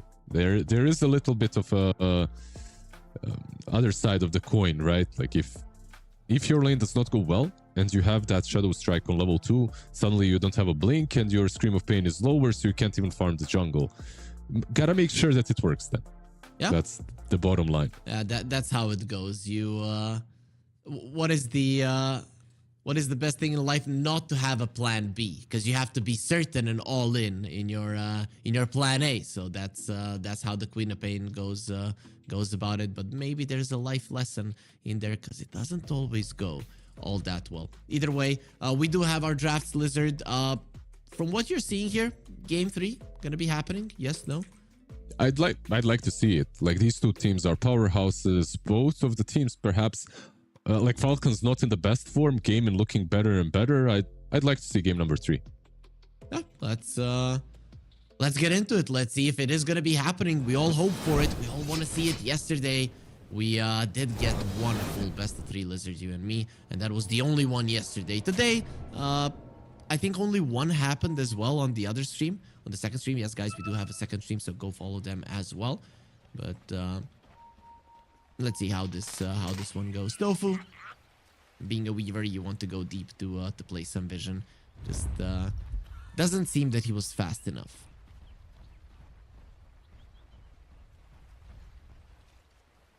You like the bondage on Queen of Pain over the Masochist? Kinda. I feel like we are seeing a bit more of it recently. That's actually cool, because you're versus a Sand King, so he's not really gonna be having a nice time. But there's an Ursa on the other side as well. So imagine if they just get a stun on you and the Ursa eats you up. It's not really gonna be doing anything. We'll see. We'll see how it goes. As they do want to fight here for the runes. Skidder gonna get slowed down. The minus armor is there. Avalanche. Ace is just gonna be running away with Malrine going in. Malady is just gonna be left all alone. They're gonna give this kill to Malrine. Not really. They're gonna give it to Skidder, who's still going forward. He wants to take Tofu. Let's see if that's gonna be happening with the Shikuchi. He will be able to claim this kill and probably run himself away. Crit. He definitely wants to punish. Has the wind lay, so the movement speed is there. Blood Grenade does connect. Avalanche will be there just in a second. Tofu, 3 seconds until he has his Shikuchi, and he will not be getting it off. He did kill the Ursa, but paid with his life. Yeah, it's still a very good kill for the Weaver. You take that, right? Like, you take that trade every single time that you can. But a big buff to Skidder, right? Like, just getting the first blood, getting boots, and instantly coming into the lane versus Ursa with them. And this is a really hard lane for anyone. You're playing versus a Crystal Maiden Ursa. Any melee hero, it's a nightmare. So good luck to Ace. I want to see how he deals with this. We're gonna be finding out how it's gonna go. What about the bottom lane, right? Dragonite, is he gonna have any kind of issues? We kind of talked with Dazzle versus the DK in the mid lane. What about the safe lane? I feel like the safe lane is already different because you have Silencer helping out. And on top of that, Silencer, he had one of those situations where he starts alone.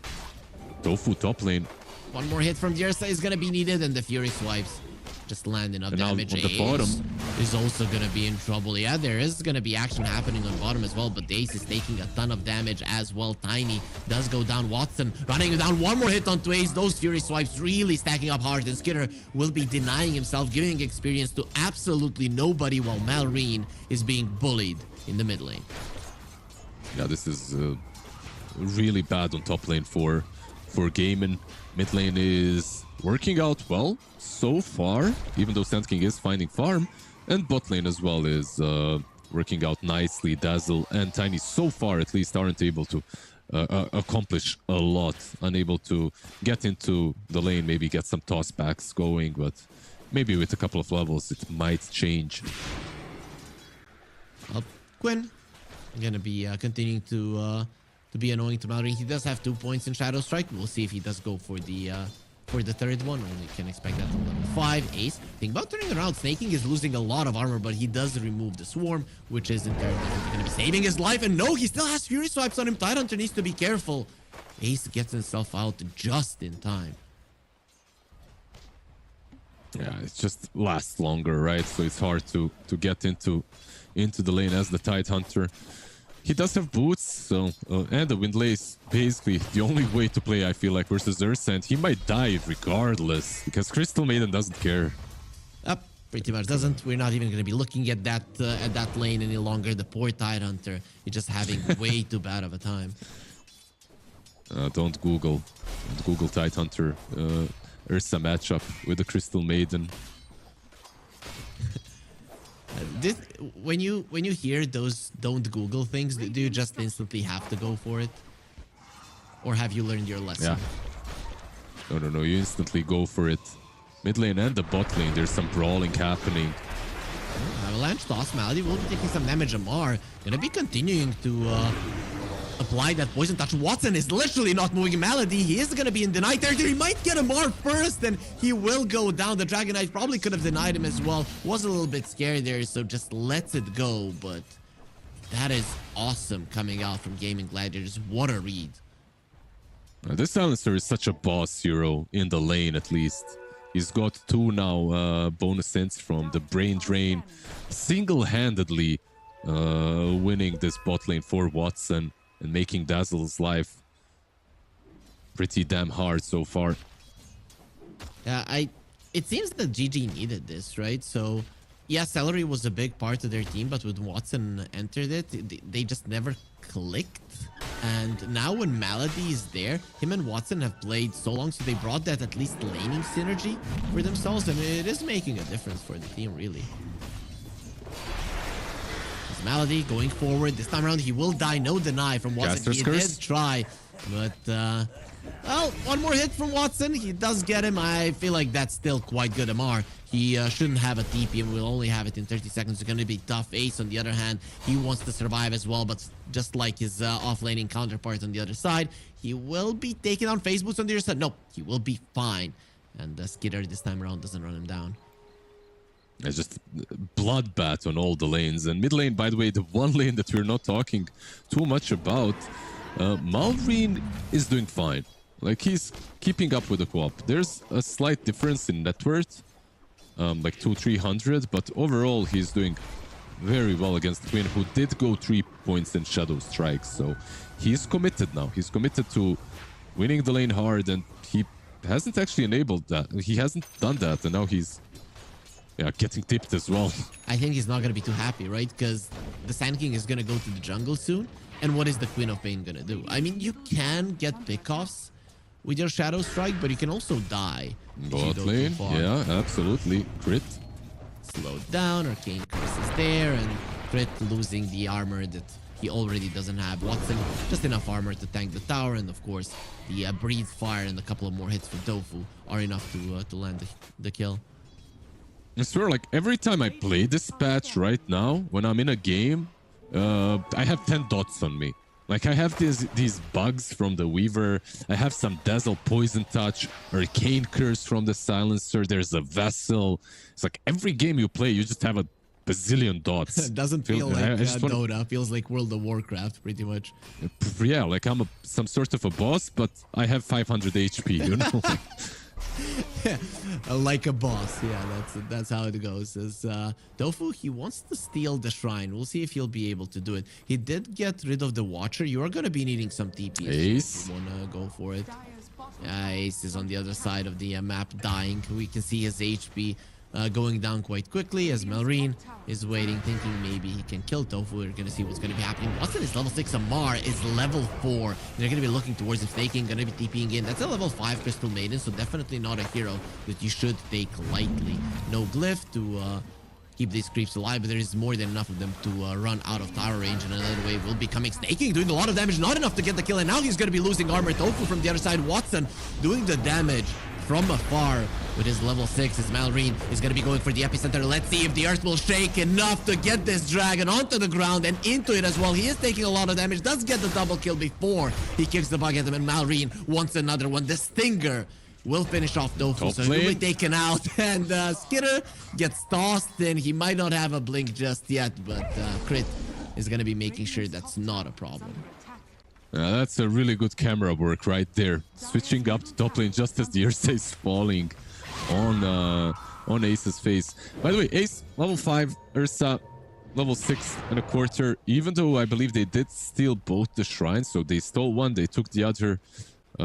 Overall, not a bad beginning for Falcons. Definitely not. Especially their tiny is level 6. Their supports are very high. When gets the haste rune and Malrine dead, yeah. He will try to finish him off. One more hit. Even with the haste, Quinn loses his life. Getting back into this game is gonna be hard already without the Scream of Pain leveled up, and you could see him kind of holding his head there, not feeling too good about what just happened. Yeah, it is one of those games where it's like we discussed this. It's hard to come back into, and now Sand King is stealing your stacks as well. Instead of it being the other way around, he's the one taking them. Only the hard camp for now, but they do take down the Dazzle down bottom. Amar is really having a rough time, and I think that's the biggest problem, right? He should be this guy that should keep this lineup together. If you get your blink daggers, you're always going to be running towards the Dazzle. That's what you want. You don't want him chasing after you. So I think that might be a problem for them. But I guess the market just go and farm the jungle while the blinkers go for kills once they do get them. It's kind of cool from both sides. Like on one side, you do have a way of shutting down this Dazzle who's already suffering. His tier 1 tower has fallen. But there's a lot of counterplay. Sand King is one of the best heroes when it comes to counter-initiating, if not the best in the game at stopping aggression. And if you single-mindedly just go insta on the Dazzle, you might get punished through the game later on. Watson, he did take down the tower. Top tower fell as well, so both of the safe lanes having a really good time. And look at the vision, pretty much mirroring it on both sides, very deep behind enemy lines, utilizing the tower has fallen. But Gaimin Gladiators focusing a little bit more in the mid lane, so let's see if that ward behind the tier 1 will be able to grant them some kills. They have global. Maybe they can use global and Sonic Wave, get Quinn going. Like so far, he's been more focused on the lane. He is finding some farm now, though. Snaking, gonna get some bugs onto him, trying to get away from Tofu. The armor is being reduced. They want the stun, and removing the bug before getting stunned up by the DK is a big deal. It still won't change a damn thing. It just finishes him off easily. Yeah, you could see that they are letting this tower go, at least for now. Malrine moved out, like he wasn't going to defend it for now, because there's global. Let's see. Falcons didn't like to defend the start. Quinn just goes in very aggressively. Malrine trying to get himself away with the Burrow Strike Malady. Running in. The last word is there. Sonic Wave as well. They really want this kill with Weaver from the other side. Deep. They might just be able to get it, but no, Swarm did miss, so he should be fine. Lets it go. Global slants to stop the ulti from the Crystal Maiden. Not the best usage of it. Pretty much just to escape. Falcons, they survived this. Their tier 1 tower in the mid lane, though, will not. Yeah, I still think this is a win for Falcons. You do lose the tier 1 tower. That was gone regardless. But you also bait out a global and a Sonic Wave. So overall, I think they came out on top. Specifically because Sand King didn't die. He's about to complete the dagger. Your Tiny as well is on 1400 gold right now. So you're waiting for that timing. But they are smoked up. Hunting someone on the top lane. Boromar. Let's see if they're gonna be able to find him. Ursa, is that a Battle Fury that they could have killed? They could have killed the Battle Fury. They decided to go for a kill on a Dazzle that you've been bullying. Anyways, I'm not sure if this was the better choice. They will maybe get the kill. Nope, no Sonic Wave. Definitely not a better choice now. Yeah. Pretty bad choice, turns out to be. Radiant's middle tower. Without a Sonic Wave, even with Amar not TPing out straight away, he survives.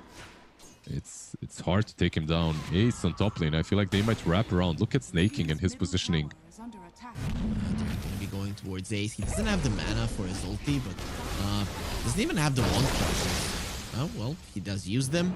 Just enough. And read that wrong and uses the Ravage. They're gonna come in to bail him out, probably Skitter. Now going on to Quinn, who doesn't really have the mana for a blink. One more hit, and Skitter just finishes him off with an Earth Shock. Has the healing Lotus to just continue the chase. Ace is gonna be next on the menu with the face boost. The Ursa looking to get on top of it. Malrine, what a good usage of the blink dagger. Goes on top of Ace. One more hit. He's most definitely gonna get on top of him with the second, with the Earth Shock, and Skitter gets himself a double. Yeah, that was such a cool play from Snake King. One Crystal Maiden rotation enables all of that. Like, not only do they kill Tide, but they kill Quinn because of Snake King's maxed out Frostbite, catching the co-op. Like, this is one of the longest routes early on in the game. A full 3-second duration plus the Ursa. You have to be so careful with your positioning if you're Quinn. They're gonna continue going for plays. This is what we talked about, that you do have this speed possibility for Falcons to just go forward and again. And while their Tiny is farming the Blink Dagger as well, these three, the kill squad, they want to win again. One stun connects, and he's most definitely gonna be taken down, but unfortunately he blinks away in time. Don't seem to be done though. Quinn is gonna be showing himself. Malrine waiting for it. There's the stun. The global silence needs to come out immediately, and it does. So that will be saving his life, but it's still a global being used, and the chase is on. They're not done. Crit trying to get himself away, and should be able to do it. Mally on the other side with the Frostbite will be losing his life, and sorry, not Crit, Tofu. It does Shukuchi out, TP out, but it is gonna be a 1-for-0, and of course the global silence being used. Yeah, they're just baiting all of these big spells out very comfortably. This rush will not be contested. It looks like they probably don't even know about it. Meanwhile, Tiny is showing in the lane, farming up his dagger. Like, look at Crit. He almost has it. Like, he's maybe 50 gold away. After rush, he definitely has the dagger. So now you have a dagger on him. You have a dagger on Sand King. Your Dazzle is still far away from Aghanim's, and I feel like that's the somewhat of a silver lining for Gaimin Gladiators. Maybe they can still fight even through the ages. They're gonna be needing their Dragonite to join in on the fight. How do you feel about this Mjolnir build, right? It is something that we're seeing, but he doesn't really have any defensive capabilities. He wants to go for a blink rather than a BKB. How do you survive? I don't think there is a better option. With this Frost Dragon, I feel like Mjolnir is the best. Like, you could go for some Mask of Madness armlet style like you used to, but I feel like this is just better. Just a better option at the moment. Okay. We'll see. He is gonna be getting himself away. Nice TP's out coming out from GG. 2k gold lead for Falcons. This is their timing, so they need to get a ton of kills. Do you think Gaimin Gladiators are gonna try to fight or try to dodge? Like, what is the right approach? Well, this is definitely timing that Falcons thrive on.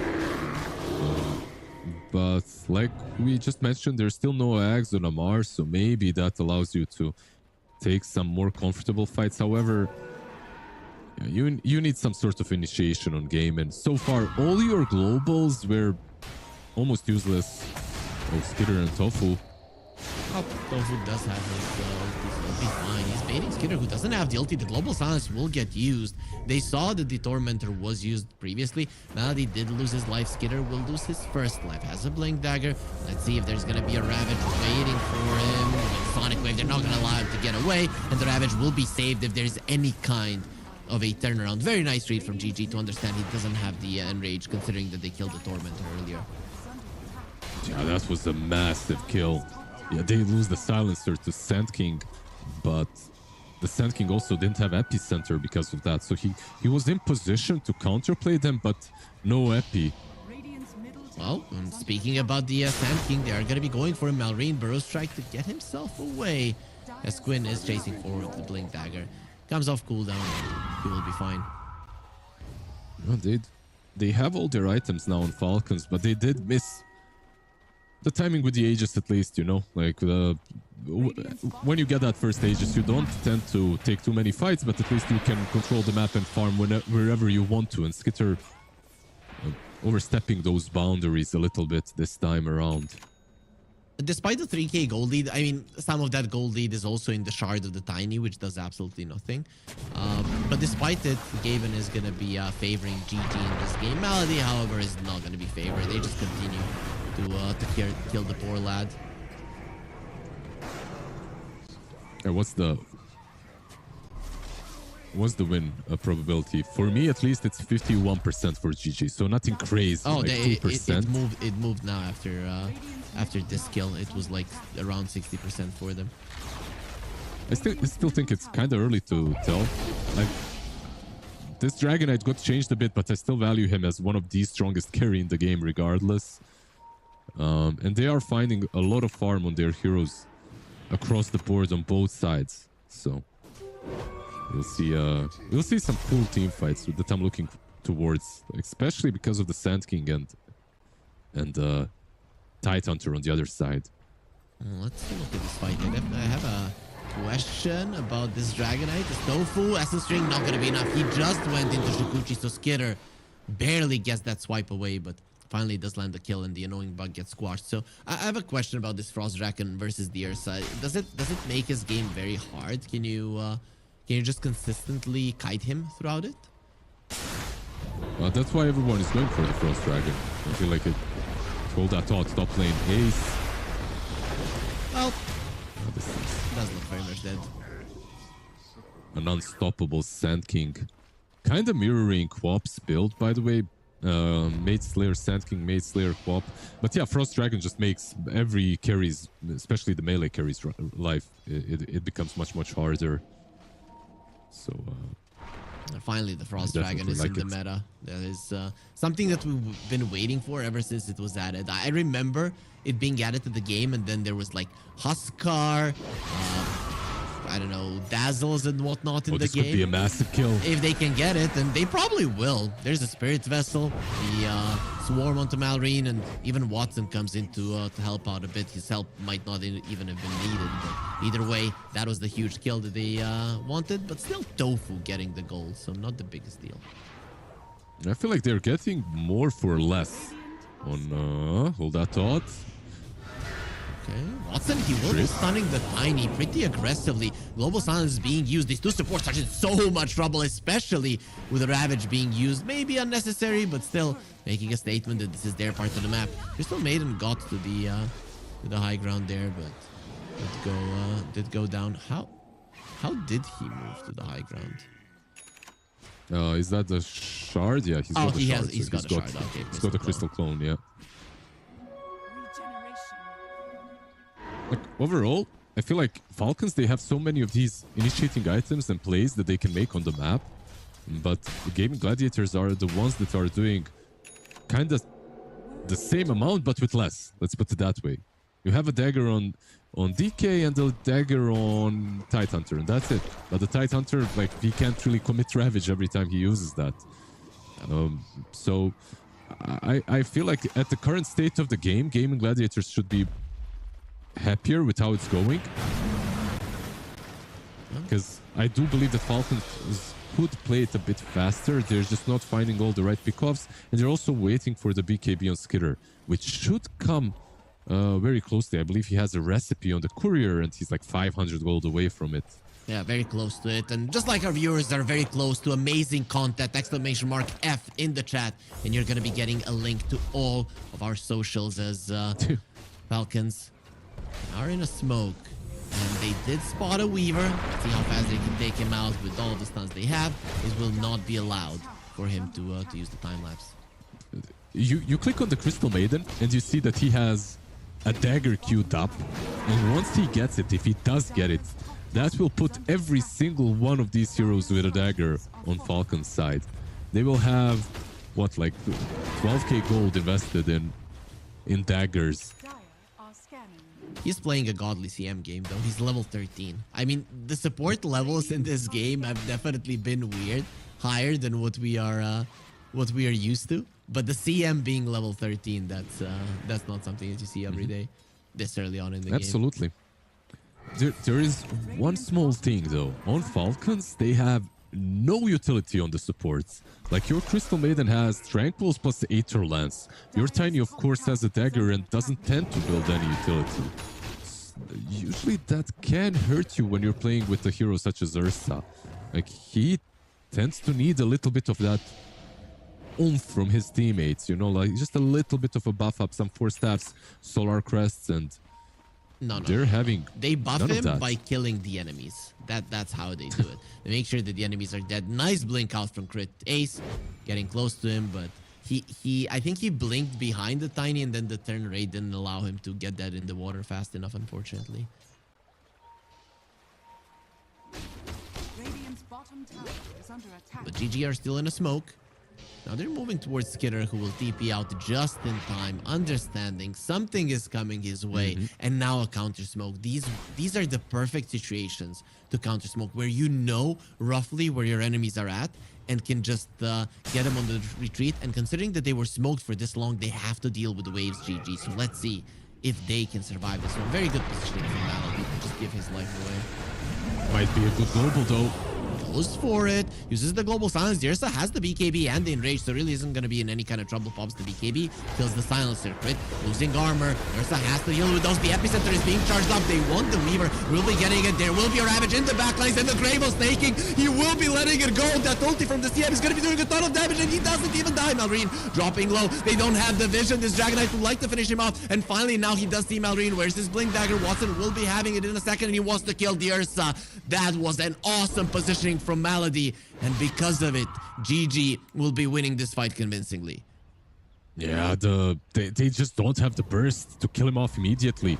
Like, you jump him with a Tiny, sure, but if you're tossing him back, that almost always means that you can global. He pops that global and the fight is much easier for Gaimin. And keep in mind that even if he doesn't, even if you kill him, Silencer is a great pickoff, but if he has a buyback, he's still gonna use that global most of the time.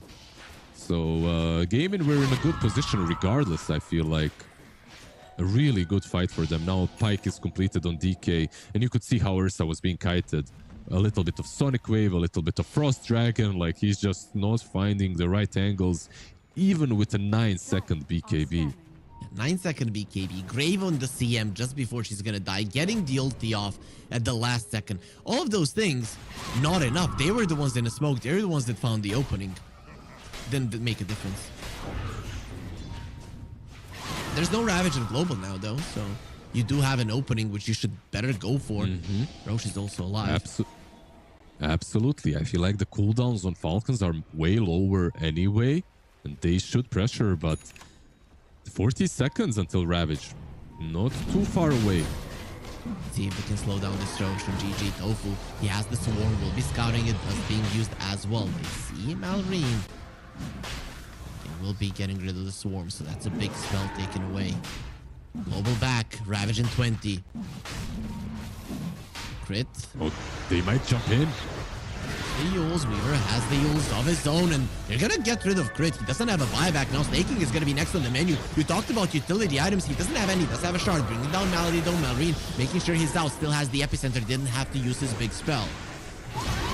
Just going forward. They found the Dazzle. He's still stunned from the null projection and doesn't get the Grave off on himself. The buyback from the Silencer as well. This is what you were talking about. 4-staff, Queen of Pain. Gets himself away. Malrine is charging up the epicenter. Nobody is close enough to feel the shaking of the earth. And the buyback from Snaking. He was having such a great game. Now will be yuled up into the air fairly soon. This little Crystal Maiden will be put into the ground. And Watson, the cold never bothered him anyway. This blue dragon does get himself a double kill, and GG overtake the game. Yeah, that's a massive victory now. A dieback on a Crystal Maiden and a fight that was won without Ravage. No Ravage used. They just found a perfect wraparound with the smoke. Getting one target after another, like starting off with the Tiny, killing him off, just negates all the bursts that Falcons have got, and then you can follow up. And I don't know, but there is something bugging me about the way they play these fights. It's like no one wants to go in first on the side of Falcons, even though they all have Blink Daggers. Like, you have 4 Blink Daggers, but no one wants to initiate. No one wants to jump in. They're always kind of falling back, and if you're falling back, no one can protect the Dazzle, which is what happened here. We might see another kill, by the way, on the top lane as we're watching this highlight. Yep. I do believe Dazzle, even with this grave, is very dead. Yep, very much so. Watson, godlike, untouched in this game completely. And I think you're completely right on your read of the fight. They itemized and they drafted for a lineup that jumps in and deletes a hero. That is what your lineup does, and you're not even trying to do it. So how do you think you're gonna win those fights? You need, like, generally with Sand King, you'd love to have someone that can tank a little bit of aggression so that you can counterplay. You can bam, jump in, use that burrow strike multiple times with Tepi. But there is no one that can actually hold their ground. Like, not a single one of these heroes, besides Ursa, but you don't want to waste your rage or a BKB to bait things out. Yep, DK now has the Revenant's Brooch, so he is gonna be doing even more damage. Are you a fan of the changes to the item? I'm a fan of the item. I don't think that this item was that necessary in this particular game, though. Probably not. Skidder has the BKB. No enrage though for a second. Now even if he gets it off, the damage from the DK will be more than enough. Watson deleting the enemy carry. I take it back. It's a good item. It's a great item. I know. I'm just saying, like, even if you have like a crit Daedalus, it's still a massive amount of damage. No heroes with like huge amount of armor on Falcons, and no one itemized for it anyway. So that's why I'm saying this Remnant's Brooch is, it's still good, of course. Let's see if it will be paying off. I mean, considering the state of the game, GG are definitely in full control. That's going to be the second tier 2 that does drop. And of course, one thing that we always talk about is the importance of the Ursa Aegis. When the second Roche doesn't go your way, this is just how Ursa lineups go. They don't look good. They didn't manage to execute it fast enough. I feel like a lot of pickoff potential between like Sand King +1, Sand King plus Tiny, Sand King plus Dazzle, Sand King Ursa, but not a lot of pickoffs. Pickoffs were made, unfortunately, for Falcons. Every fight is against the global. Every fight is almost against the Ravage. And now there's a lot of items that you're playing against. Even though the state of the game isn't that crazy, it's only a 5k difference that we're seeing at the moment. But I think that Falcons might not be sure how to approach the game at the moment, right? So you feel the same way, right? Like, it's one of those games where 5k is it's bigger than it seems. Yeah, but I would like for them to try, right? I still think just go in, kill a hero, try to reset. I understand that there's global and there's Ravage, but you still have your Snake. Oh, that's some hate. Dopa would have made it with the Yules for sure. He's even gonna get himself to the high ground if he lives through this. It's just not gonna be fair. He lets go his own fate. Ultimately, he will die, but it is still a big commitment coming out from GG. Yeah, they are eyeing the Tiny as well on the other side. Crit found. Avalanche is down. Watson's so much range. Level 22. But the Yule's protecting him. Yeah, you went a bit too deep. He still has an Aegis. Double 4-staff. Watson gets himself out of harm's way, so he will be fine for now. This is... I feel like this kind of a play is exactly what you cannot do against Falcons, and they still don't get punished. They still don't get punished, even though they're so deep versus a Sand King. Versus so much chase. It's like right? It's not only the Sand King. Everybody is so good. I just feel like I'm not sure what they need. I feel like on paper they have everything. You have the control, you have the damage, but it's still not working. They're trying to kill the banner. Win just to prevent them from doing it. And the push from Watson continues, but he will go back for now. Do you think like this Sand King now with the negatives plus Shard might actually be the biggest difference maker in the upcoming fight? Let's see, maybe. He definitely does a lot of damage. They're smoking up. There's no doubt about that, but he has to be careful. No defensive items on him. If he gets caught, he will die. Also has the Whisper of the Dread. That the amount of damage this guy does is insane. You know, there's no pipe on the other side. They do have a Maid Slayer on Quap, but that's basically it. No one BKB on the Dragonite, and that's it as well. Shield rune Quap, that could be a difference maker. You do have the Yules to merge it off, but Win just goes in with the shield rune. They can remove it. Grit decides not to do it, at least not just yet. There's the ult from Bo3. He's going to be using it aggressively, not allowing Grit to run away. First after the high ground, he's still being annoying. He's not going to be able to link. Ursa has been caught. He has the BKB and the enrage. He has to use it right now, but the reverberating silence will not allow it. Watson gets him down and back. On the top lane, the Queen of Pain gets down. The CM as well, a nice bonus kill. Damn, he wasn't caught. He went in. Like, they wanted to take that fight. Even though they were kind of out of position and they held the high ground, but Ursa went onto the low ground to try and fight instead and instantly got punished. I feel like this Tiny might be the worst position for versus Weaver. Like, once those bugs are on you, like, you can never re-engage. Like, you can't use your mobility items because the bugs are constantly gnawing at you. That's the level 15 talent, of course, with +2 swarm attacks. Like, you don't have any attack speed on the Tiny. Well, Quinn jumps in. Melrine has been found. He does have his Aghanim Scepter. He has all of his damage items, but look at how low they did get him. He should be able to survive in the fountain. But, it is still going to be a second lane of Rax from what it seems. It definitely looks that way. Maybe a toss back. Gonna try the DK. Not an easy target. Pops the BKB. Doesn't really want to be risking anything. Get the 2 lanes. If you escape, it is going to be perfect for the base. Trouble. And they will be taking her out. Doful getting close, thinking that he can save him with an Aghanim Scepter. Doesn't manage to get it off, so puts himself in harm's way and probably will be taken out with an Avalanche, with the Frostbite, and a couple more hits. That's going to be 2 kills taken out. Is that enough, Lizard, to feel good about what just happened? Maybe you feel a bit better. Not only because of the kills, but because you have proven to yourself that you can actually still get them. Because every single fight recently has looked pretty badly for Falcons.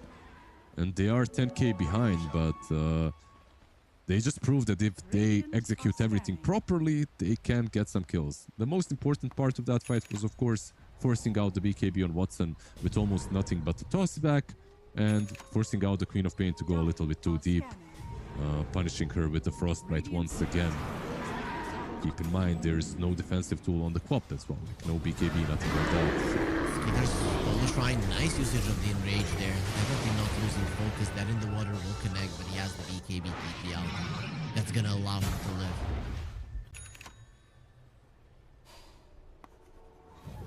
What do you think, Lizard? When are they gonna return the power to us, the viewers, to know exactly when the Roche will be coming back up? Just look at the clock, man. Learn to read it. It says I can't. You have to.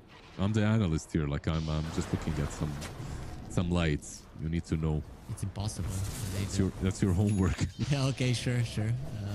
Well, we'll see how fast he does spawn the next 2 minutes. It will most definitely be alive. I think it's up right now. Yeah. There we go. 1 second. Yeah, you're from the future, Lizard. That is you using your powers for good. I mean, I just had this discussion every single game with B-Cop. Like really, he's not joking. He cannot read that clock at all. So I don't know. Maybe he's just trolling at this point. I'm not even sure. But they are going into the pit. This is kind of dangerous. Global is up. Ravage is up as well. Ursa, he did get... he doesn't have his BKB actually just yet. 15 more seconds. A little bit less now, but... very, very dangerous thing for them. Weaver is kind of isolated. He does find snaking. Let's see what he can do on his own. Gets stunned up. He won't be going down turns. Time around. And Still surviving. Quinn going in. Use from crit. Trying to get to the low ground. Dodges some of the spells, but I still think he's way too isolated from his team and will be taken out on the other side. Another support is taken away, and they do have the Ravage to cover for Quinn, who will get the blink away while he's killing the Sand King as well. And what are you to do now with an Ursa BKB TP out with the damage? There's no way that is going to be happening. 4 heroes dead. They just call it. There's no way they can do anything in this game any longer, and that's why they'll call GG, and that's a 2-0. A really cool series from Gaimin. Like, this looks like this old school Gaimin that was winning all the tournaments. Are they back? I'm not sure, but in this series they definitely were. I liked game number 1. It was completely out of the box, you know, like maybe a different playstyle that they incorporated, but game number 2 was completely normal meta. I would say no crazy shenanigans. They just out-executed and outplayed Team Falcons in more ways than one. Like the laning stage, sure, might have not been the greatest for the Quap and the Tidehunter. They didn't manage to really do any work on the Ursa or the Sand King. Like, Sand King had a very early Blink Dagger. He was stealing stacks. Tiny had a very early Blink Dagger, but I feel like you mentioned it very nicely. Dazzle is the glue. Like, he's the one that connects this draft together, and I didn't feel his presence. Like, they just couldn't make Amar work. If they go in a little bit too deep, he's too far away. Even with his ulti, he's too far away to actually make a difference. And of course, on top of that, there is Global Silence, there is Ravage, so you can't really be that close. The initiative was always on Gaimin as well, which is a major part of why they took this W. Like, they were the ones setting the pace of the game. So, do you think, all things considered, when we look at the drafts, was it just Gaimin Gladiators setting themselves up for success? Or do you think Falcons maybe could up their gameplay a little bit? I feel like this is gonna sound like I'm trying to tread lightly here. I feel like Falcons didn't really show a lot in the second game. Like, the first game was whatever, you were playing versus some Veno, and they won the game with a Veno that's level 10, minute 8 or something, whatever, it happens. It's like losing to a Huskar. You just brush that off, you play next. But in this game, I feel like they had just so many different opportunities where they could have played a little bit better. And I feel like it just didn't connect most of the time. I feel like it just didn't work out for them. Like that last fight on the high ground where they tossed back the Dragonite, that's like the only moment of brilliance from them. Or not even brilliance, it was kind of presented to them. Up to that point, they were kind of isolated, waiting for one another, for something to happen. There was no Tic-Tac Barcelona magic that Falcons used to have, you know, where they're just running around you and making stuff happen no matter what you have against them. Yeah, I don't think you have to tread lightly when you talk about Falcons, because they've the community has kind of branded them, you know, the antagonists, right? So they're waiting in you know, behind their PCs for somebody to say something bad about them. Like, yeah, that's great. You have to tread lightly with some other teams that have passionate fans. I feel like Falcons fans are mostly, they like to troll and stuff like that. So I think you're fine. Watson, he is the we're gonna be seeing his stats here, but is he the MVP for you? I feel like we're getting the old Watson back, the guy that is crushing everybody, and now Gaimin Gladiators can actually make the game good for him. Kind of hard to go against the MVP on DK when he's 15-1-8, but I think this was a team effort. Like, you could give it to the Silencer, who was breaking smokes, global silencing exactly when needed, buying back, using the global silence. Also, keep in mind that he's he was one of the 2 laners on that bottom lane, but I feel like when it comes to why they won the lane, it was 75% on the Silencer and what he was doing. So he was getting those kills, he was finishing off the Dazzle before he dies, and he also made sure that Amar didn't have a good game. So like, you can even give it to a position 5. Ace had good Ravages. Tofu was always playing behind enemy lines, giving all the necessary vision and info. So even Quinn had a really good game after maxing out Shadow Strike. So overall, I feel like it truly was a team effort. But very good game overall. Like, the series was nice. I'm sad we didn't get game number 3, but in general, it was good Dota. I've been asking you this question a lot in the qualifiers as well. We had some long breaks. This is probably going to be the longest one that we're going to have ever, like more than an hour and a half. So you need to give us some tips to kind of kill time, because we all just want to see the next game, Lizard. So go help us go through these 90 minutes of pain. It's easy. Like, you have 90 minutes. Just go queue up, play one game, and you'll be back just in time. Yeah, I thought the Lizard is going to be like his classic go to the gym or whatnot, but he wants to remain the strongest himself. Either way, though, GG, very good the performance coming out from him. Maybe they're coming back to their old form and will once again be the dominating team in the scene. For now, we're going to be taking that long break. As we mentioned, Tundra and Nightpulse are going to be the teams that we are going to be watching next. But, well, it is going to be a long time till then. So everybody, see you in 19 minutes. It is going to be a very good game of Dota, so be sure to be here.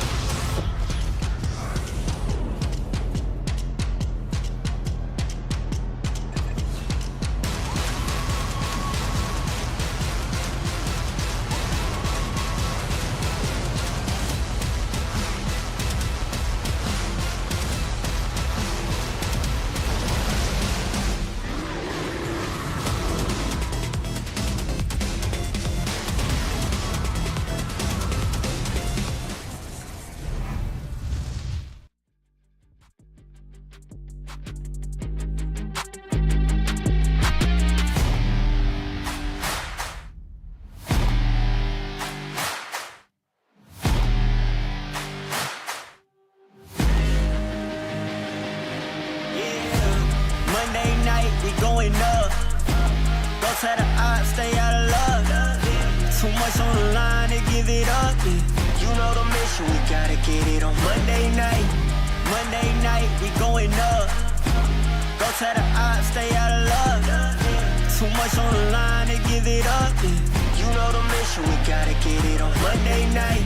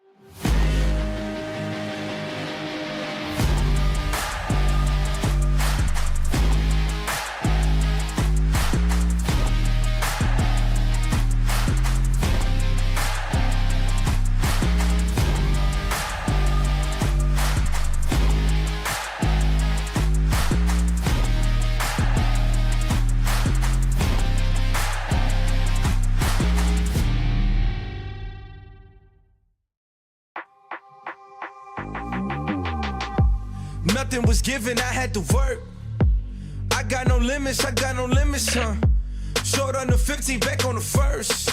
Either way, I'ma get it, Lord be my witness, Feeling pressure, but never let them deflect you from goals. You just keep your head up, we rose from nothing. Remember, we set up shop and remember, contribute, get hit together. Plus, they know that we better, they know that we'll never let up. Fire within me, ice in my veins. Fire within me, ice in my veins. If I get cold, I'm about to heat up. Only I stress, I kick my feet up. Fire within me, ice in my veins. Fire within me, ice in my veins. If I get cold, I'm bound to heat up. I hear the noise, but no, they need us. I got that ice in my veins. Yeah, ice in my veins. Yeah, I got that fire in me. Hey, I got that fire in me. Yeah, ice in my veins. Yeah, I got that ice in my veins. Yeah, I'm about to heat up. Hey, I'm about to heat up. Fire within me, ice in my veins. Fire within me, ice in my veins. If I get cold, I'm about to heat up. Only I stress, I kick my feet up. Fire within me, ice in my veins. Fire within me, ice in my veins. If I get cold, I'm bound to heat up. I hear the noise, but no, they need us.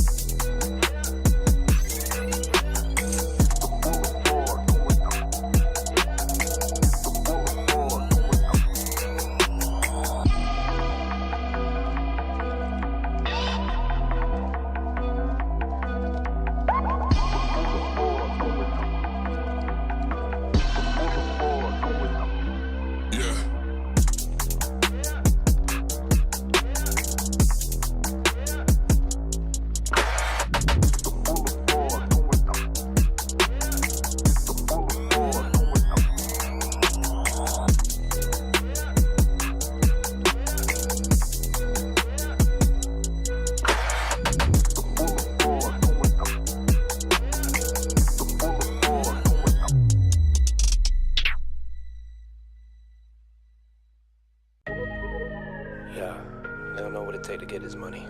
Yeah, yeah, get it. Determination, yeah, ambition, yeah, and most of all, you gotta be a soldier. We've been up for 3 days, counting money these ways, yeah. Isn't a hobby, it's a lifestyle. AP telling me the time is right now. Well, it seems that I'm the one they like now. I can control the switch. I just want ownership. You can keep all of them fake friends. I can keep all of the bricks. Diamonds loud like Ringo, make my skin glow.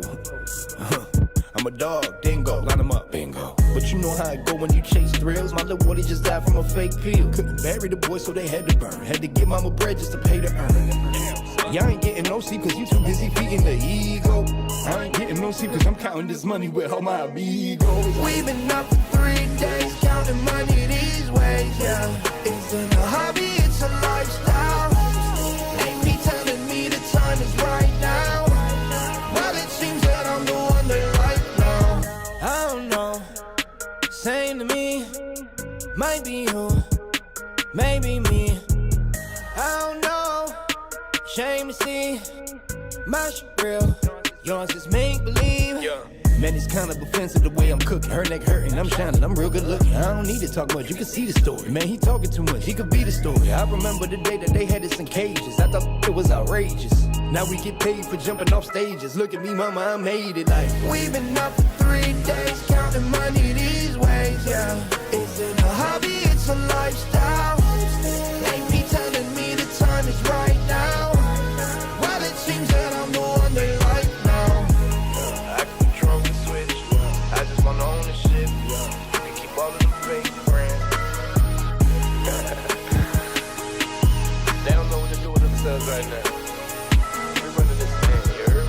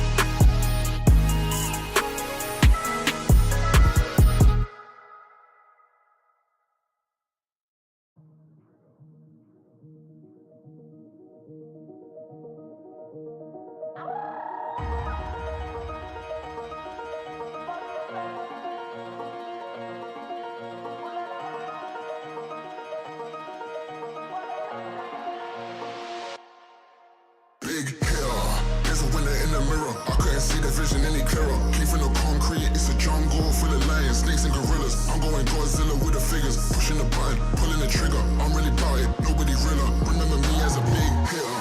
There's a winner in the mirror. I couldn't see the vision any clearer. Came from the concrete, it's a jungle full of lions, snakes and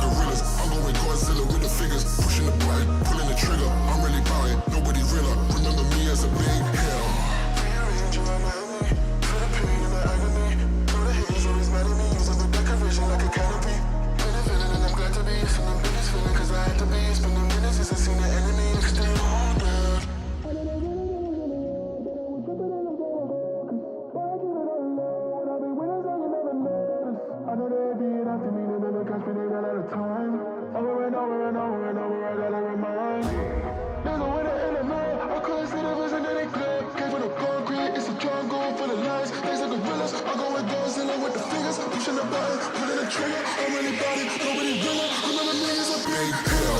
There's a winner in the mirror. I couldn't see the vision any clearer. Came from the concrete, it's a jungle full of lions, snakes and gorillas. I'm going Godzilla with the fingers, pushing the button, pulling the trigger. I'm really about it. Nobody realer. Remember me as a big hill. There's a winner in the mirror. I couldn't see the vision any clearer. Came from the concrete, it's a jungle full of lions, snakes and gorillas. I'm going Godzilla with the fingers, pushing the button, pulling the trigger. I'm really about it. Nobody realer. Remember me as a big hill.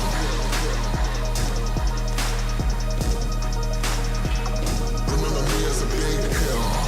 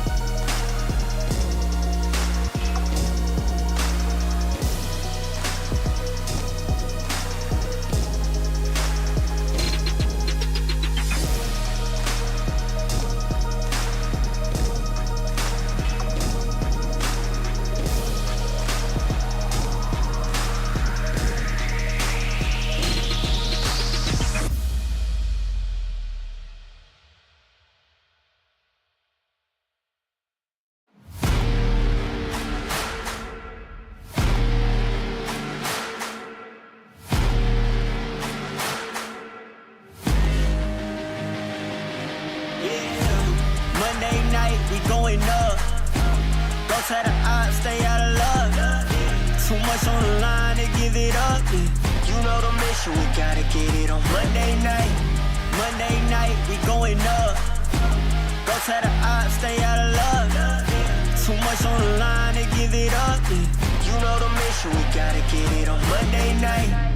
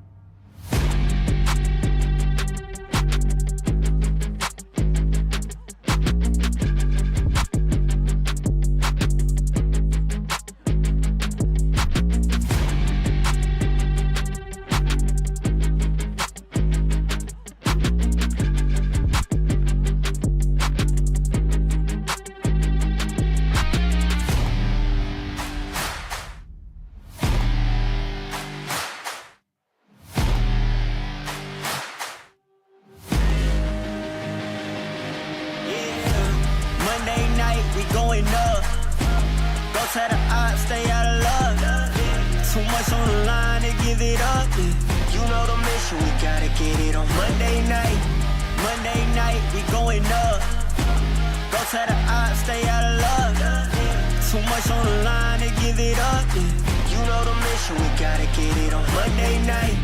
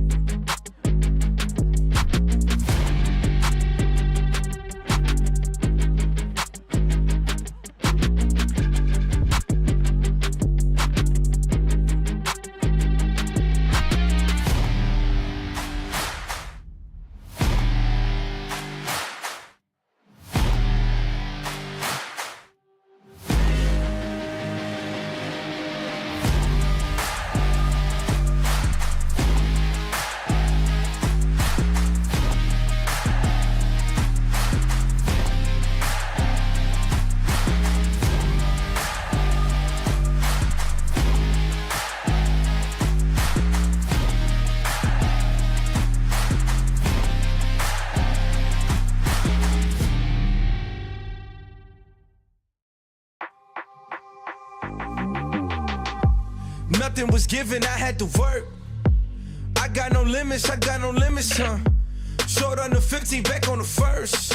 Either way, I'ma get it, Lord be my witness, Feeling pressure, but never let them deflect you from goals. You just keep your head up, we rose from nothing. Remember, we set them shop every member, contribute, get hit together. Plus, they know that we better, they know that we'll never let up.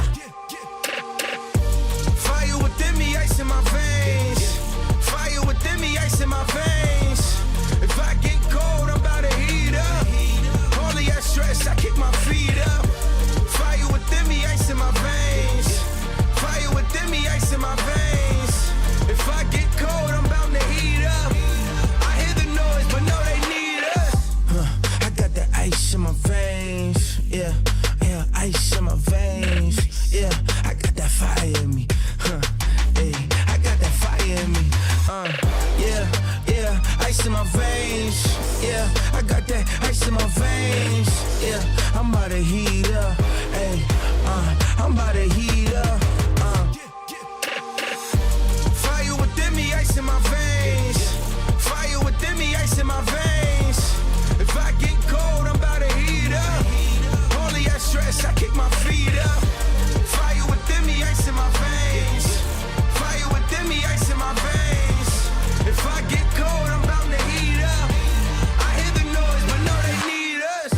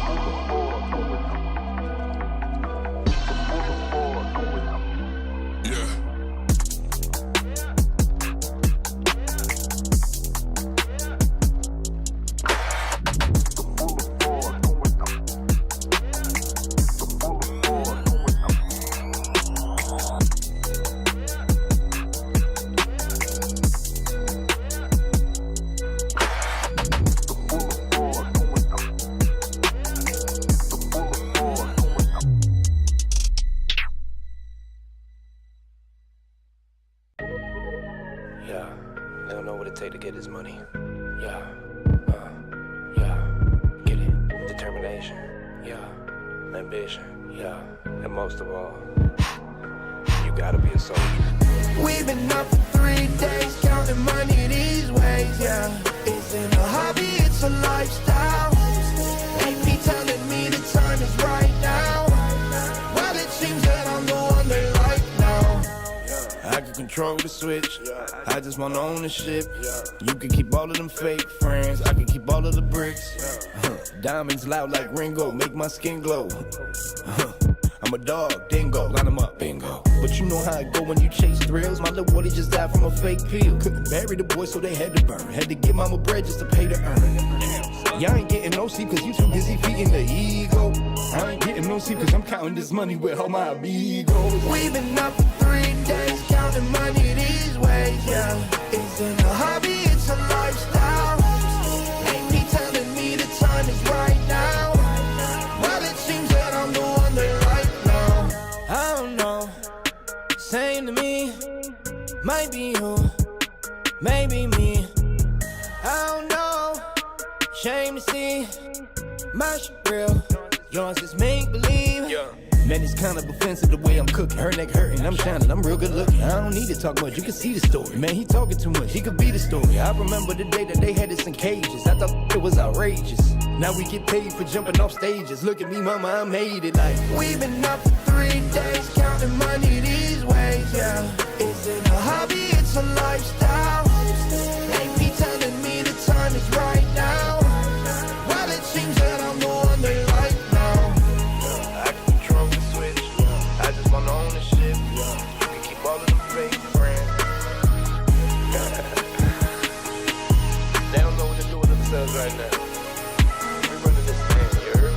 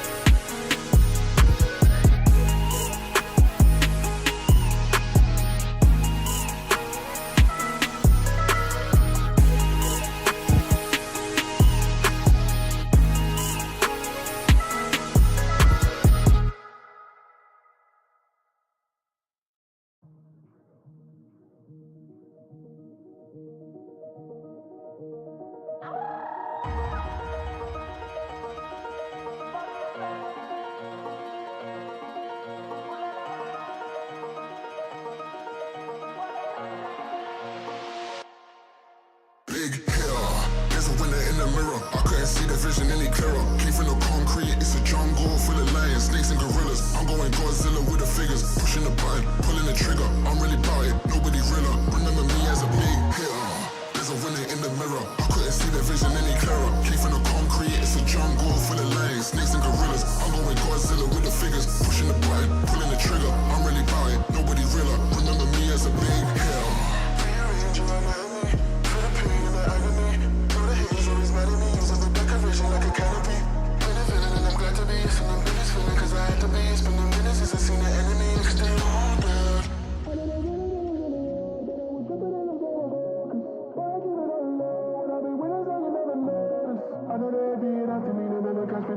time. Over and over and over and over, I gotta remind. There's a winner in the mirror. I couldn't see the vision that it clear. Came from the concrete, it's a jungle full of lions. Things like gorillas. I go with Godzilla with the fingers, pushing the button, pulling the trigger. I'm really about it, nobody realer. Remember me as a big hitter. There's a winner in the mirror. I couldn't see the vision any clearer. Came from the concrete, it's a jungle full of lions. Snakes and gorillas. I'm going Godzilla with the fingers, pushing the button, pulling the trigger. I'm really about it, nobody realer. Remember me as a big hitter. There's a winner in the mirror. I couldn't see the vision any clearer. Came from the concrete, it's a jungle full of lions, snakes and gorillas. I'm going Godzilla with the fingers, pushing the button, pulling the trigger. I'm really about it, nobody realer. Remember me as a big hitter.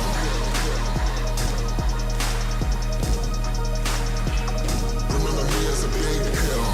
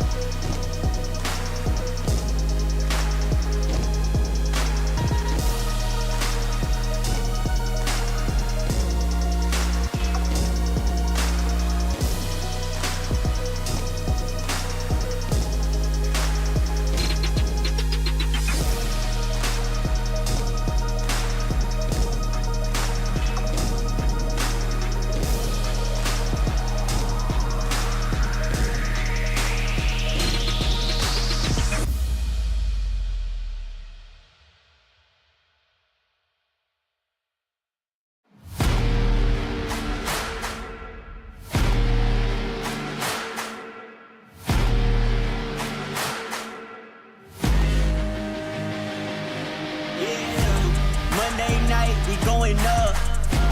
Don't try to stay out of luck. Too much on the line to give it up. You know the mission, we gotta get it on Monday night. Monday night, we going up. Don't try to stay out of luck. Too much on the line to give it up. You know the mission, we gotta get it on Monday night.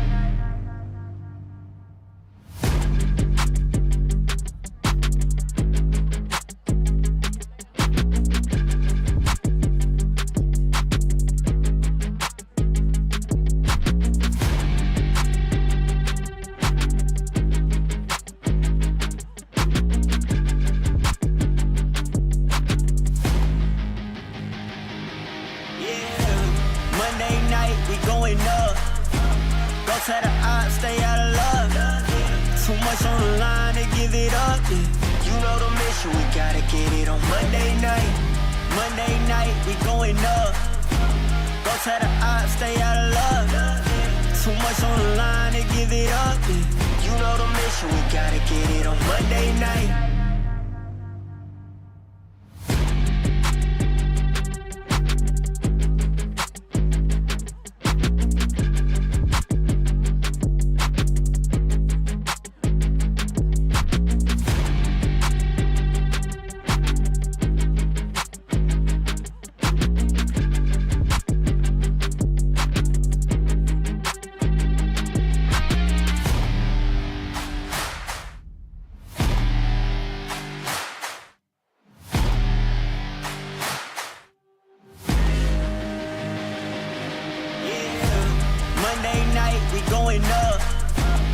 Don't tell the odds, stay out of luck.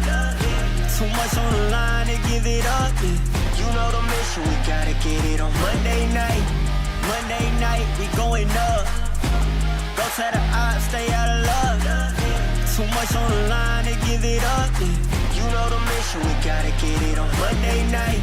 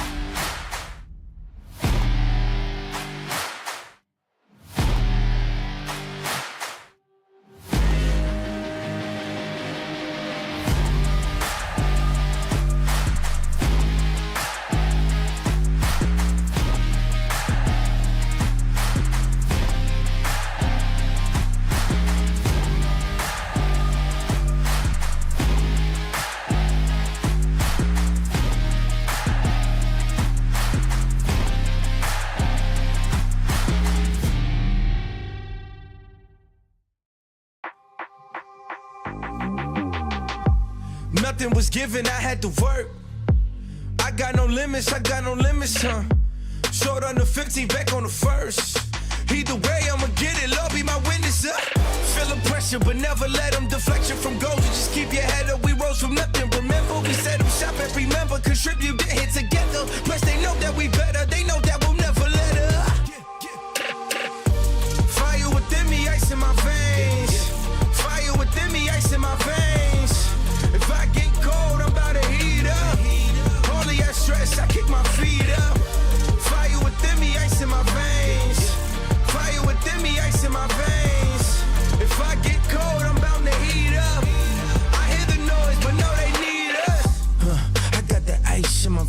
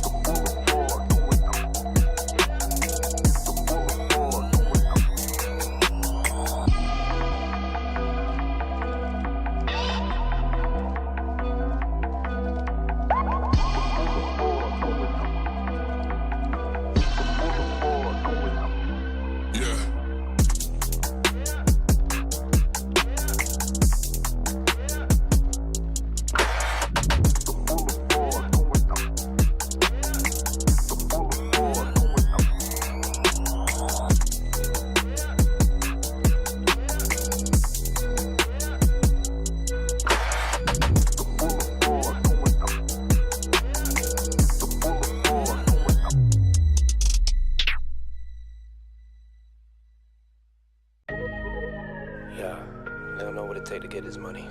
Yeah, yeah, get it. Determination, yeah. Ambition, yeah. And most of all, you gotta be a soldier. We've been up for 3 days, counting money these ways, yeah. Isn't a hobby, it's a lifestyle.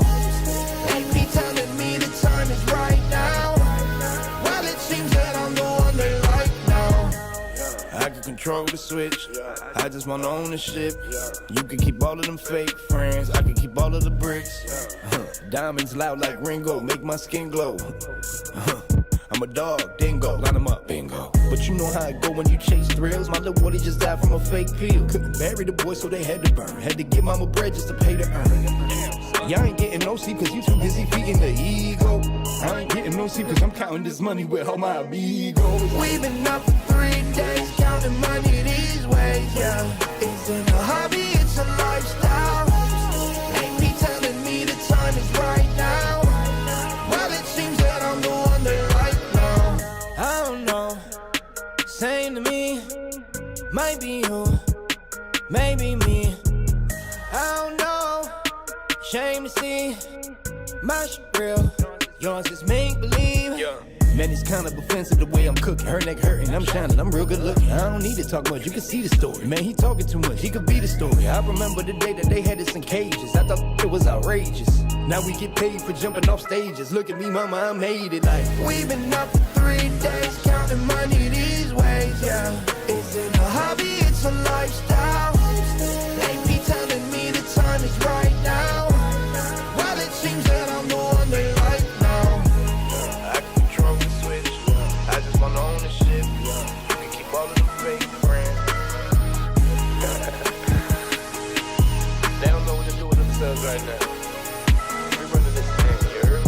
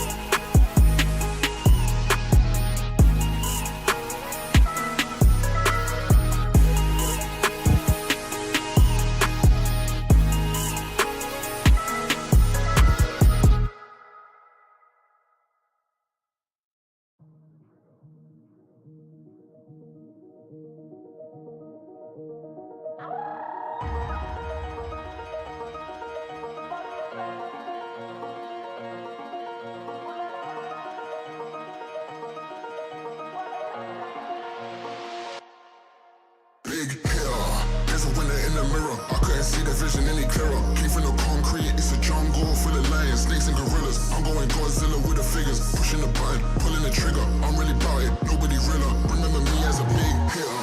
There's a winner in the mirror. I couldn't see the vision any clearer. Came from the concrete, it's a jungle full of lions, snakes and gorillas.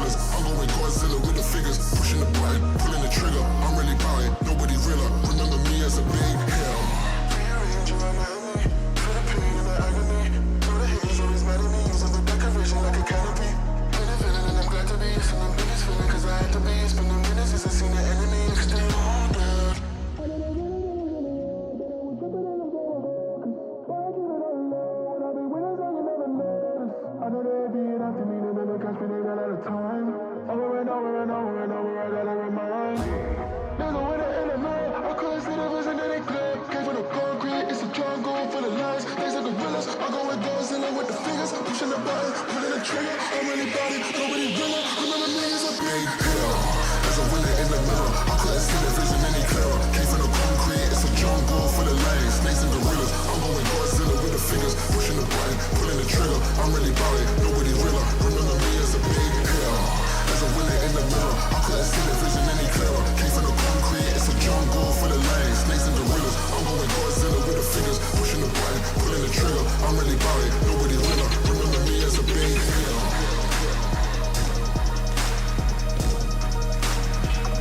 Remember me as a big hitter.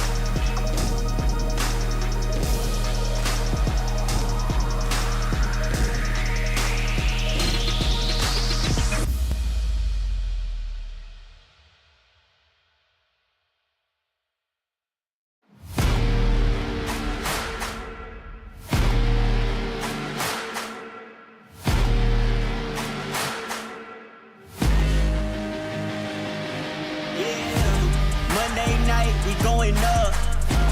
Don't try to stay out of love. Too much on the line to give it up. You know the mission, we gotta get it on Monday night. Monday night, we going up. Don't try to stay out of love. Too much on the line to give it up. You know the mission, we gotta get it on Monday night.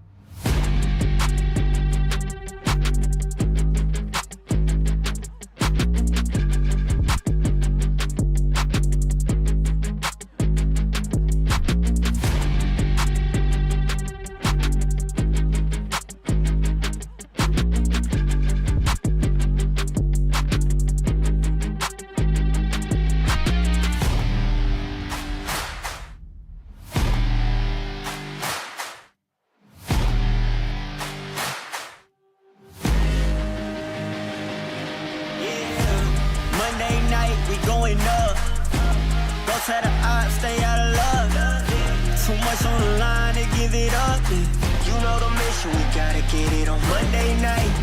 Monday night, we going up. Go to the odds, stay out of luck. Too much on the line to give it up. You know the mission, we gotta get it on Monday night.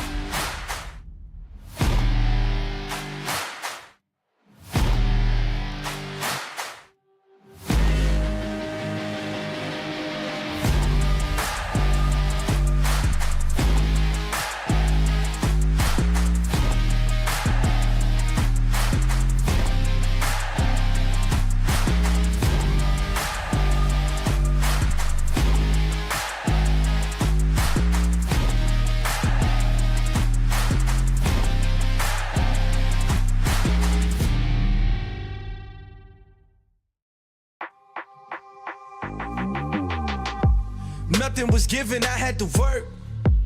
I got no limits, huh? Short on the 15, back on the first. Either way, I'ma get it, Lord be my witness, Feeling pressure, but never let them deflection from goals. You just keep your head up, we rose from nothing. Remember, we set them shop and remember, contribute, get hit together. Plus, they know that we better, they know that we'll never let up. Fire within me, ice in my veins. Fire within me, ice in my veins. If I get cold, I'm about to heat up. Only I stress, I kick my feet up. Fire within me, ice in my veins. Fire within me, ice in my veins. If I get cold, I'm bound to heat up. I hear the noise, but no, they need us. I got that ice in my veins. Yeah, yeah, ice in my veins. Yeah, I got that fire in me. Hey, I got that fire in me. Yeah, yeah, ice in my veins. Yeah, I got that ice in my veins. Yeah, I'm about to heat up. Hey, I'm about to heat up. Fire within me, ice in my veins. Fire within me, ice in my veins. If I get cold, I'm about to heat up. Only I stress, I kick my feet up. Fire within me, ice in my veins. Fire within me, ice in my veins. If I get cold, I'm bound to heat up. I hear the noise, but no, they need us.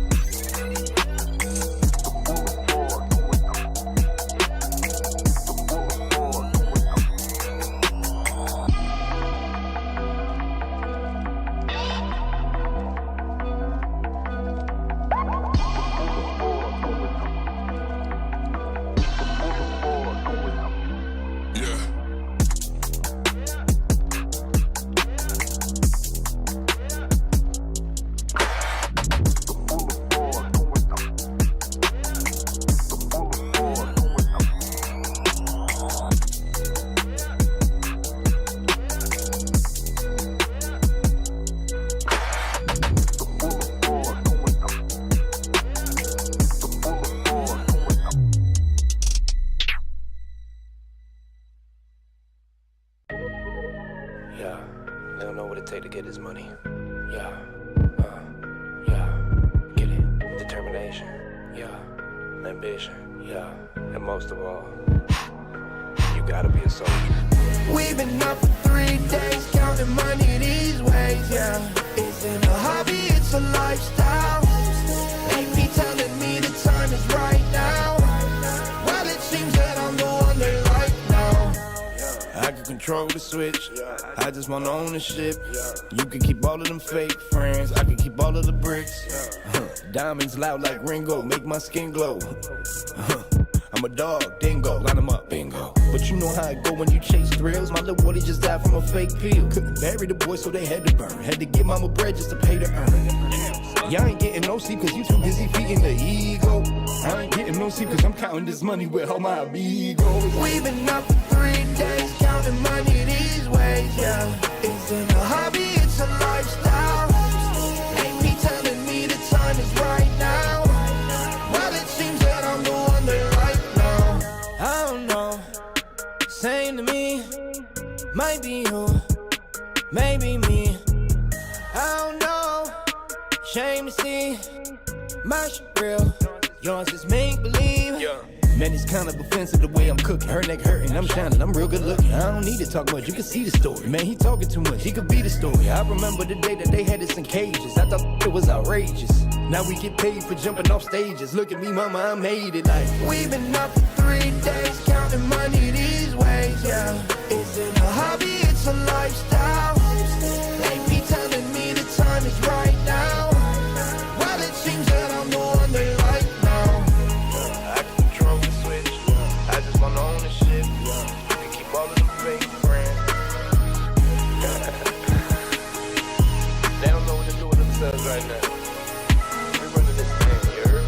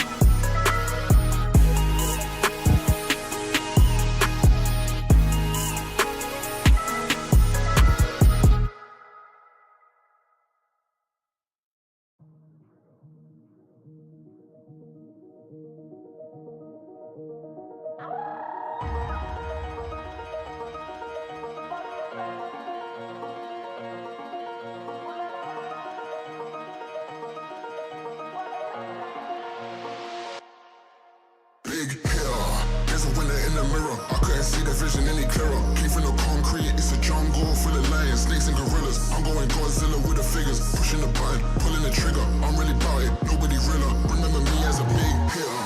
There's a winner in the mirror. I couldn't see the vision any clearer. Came from the concrete, it's a jungle full of lions, snakes and gorillas.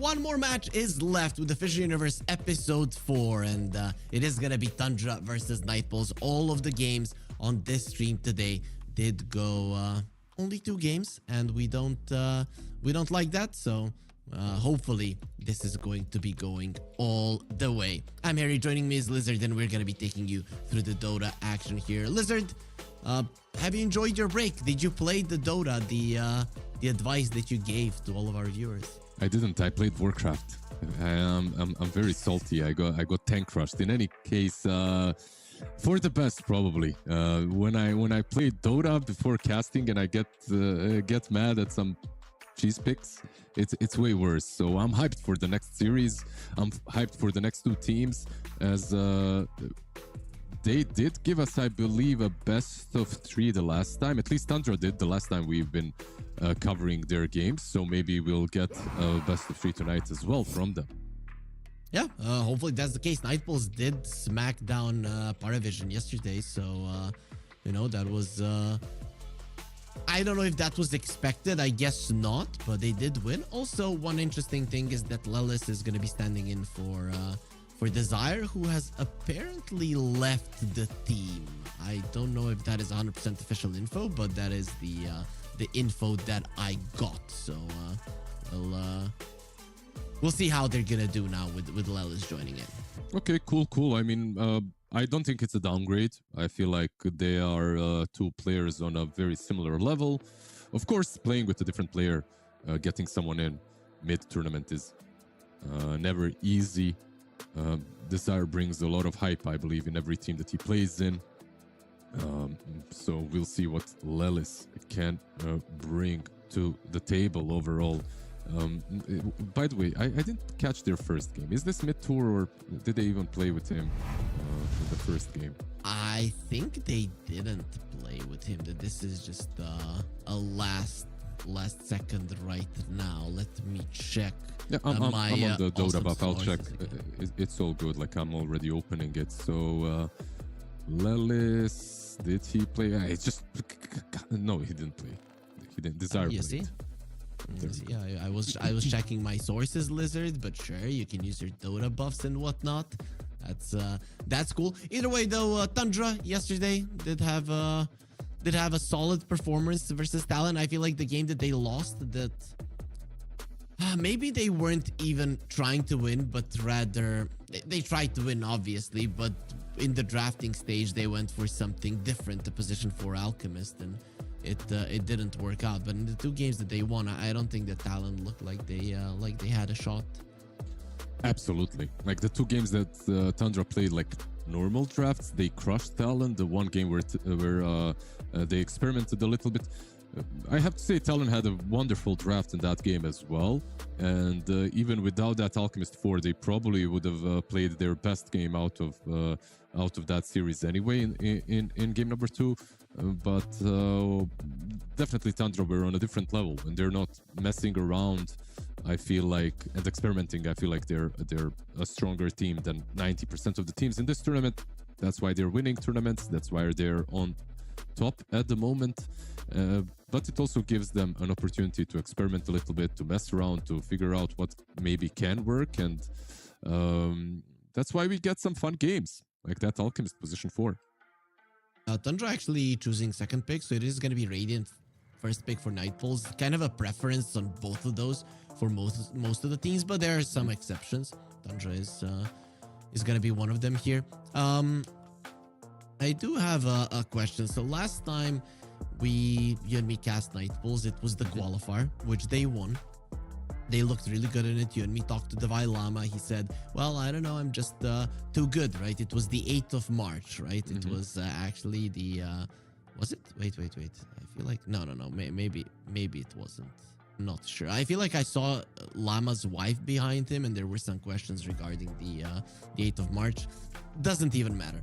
What does matter is he said, I'm so good at this game, I take everyone further. What do you think this guy could have done in those extra days they had to prepare ever since the qualifier? Do you think that Nightpulse are going to be on an even higher level? Well, I hope he bought some flowers first and foremost. Congratulate the IWM. And when it comes to these games that I've been watching from them, like overall, it's hard to say if they've improved or not, because it's kind of hard to gauge someone's strength when they're playing versus these close qualifier teams, right? Like, you can look really damn good versus close qualifier teams. You go into a main tournament, you meet Liquid, and they like 2-0 you in 40 minutes. So we'll see. I feel like Nightpulse, they do have potential, but I certainly wouldn't say that they are like some amazing challengers here, at least not in this series versus Tundra. I feel like it's a very steep uphill battle for Nightpulse. Yep. I think it is the case as well. But yeah, it wasn't the 8th of March. It was February 14th. I know that it had to do something about it. It was some flower buying day anyways, right? So that was the case. I'm married. I should know. But yeah, I guess you just buy flowers in both of them. That's how it goes. Either way, though, we are going to be getting some bans here. I'd say nothing out of the ordinary. Maybe the Monkey King, sometimes he goes through, sometimes they ban him, but Nightpulse just get rid of him immediately. Yeah, that's interesting that it gets banned in the first phase. I think that's because they just wanted to open up with December. Like, looking at their drafts and how they've been playing, they haven't been banning out the Monkey usually. So getting rid of it versus Tundra, of course, BZM God is pretty strong on it, but there's also BZM Master that we have seen in the last series. There's a lot of other mid laners that they can go for on the side of Tundra. So yeah, we'll see. An interesting set of bans. Of course, Dragonite goes through a lot of first phases as well now. Tinker is the only really staple one that I think from Nightpulse that got banned. So very early Ember pick. There will be a response with an Abaddon, so I guess that is solid versus an Ember. It can work both ways, I guess. It's okay. It's nice to have someone that can get rid of the chains all the time. Also, Jakiro is left in the pool, and if it's not banned, I feel like it's much better now for Tundra than it is for Nightpulse because of Abaddon. Like, one of heroes that are kinda even okay versus Jakiro in the lane, just because you can Aphotic Shield most of the dots off, so not that bad. They have to ban out the Silencer, maybe some Shadow Shaman as well will be banned out by Nightpulse. These kind of heroes that can catch Emperor, not necessarily the top tier Saksa heroes, but still definitely in the pool for the boys of Tundra. So Silencer, that's I guess Hidaro does like playing the Silencer. They didn't ban out his Warlock though. Do you think Nightpulse will still go for it? Because it really is a hero that he likes to get. What is that Lelis has? Is that like a Scratcher or something? I didn't see, but I think like Jakiro and Warlock, they suffer similarly versus Abba because of the Aphotic Shield, and also Abaddon can get rid of your Fatal Bonds in team fights, which is also a bit annoying. Like, only one extra hero needs to buy Lotus or some other Dispel, and suddenly your big Wombo combo isn't as great. I still like Warlock. I still feel he is viable in almost any scenario. There's also Ancient Apparition, so we have a lot of position 5s and a Weaver, by the way, that are left in the pool. There's also that Windrunner that Saksa played, so a bunch of really good position 4s are still out there for the taking.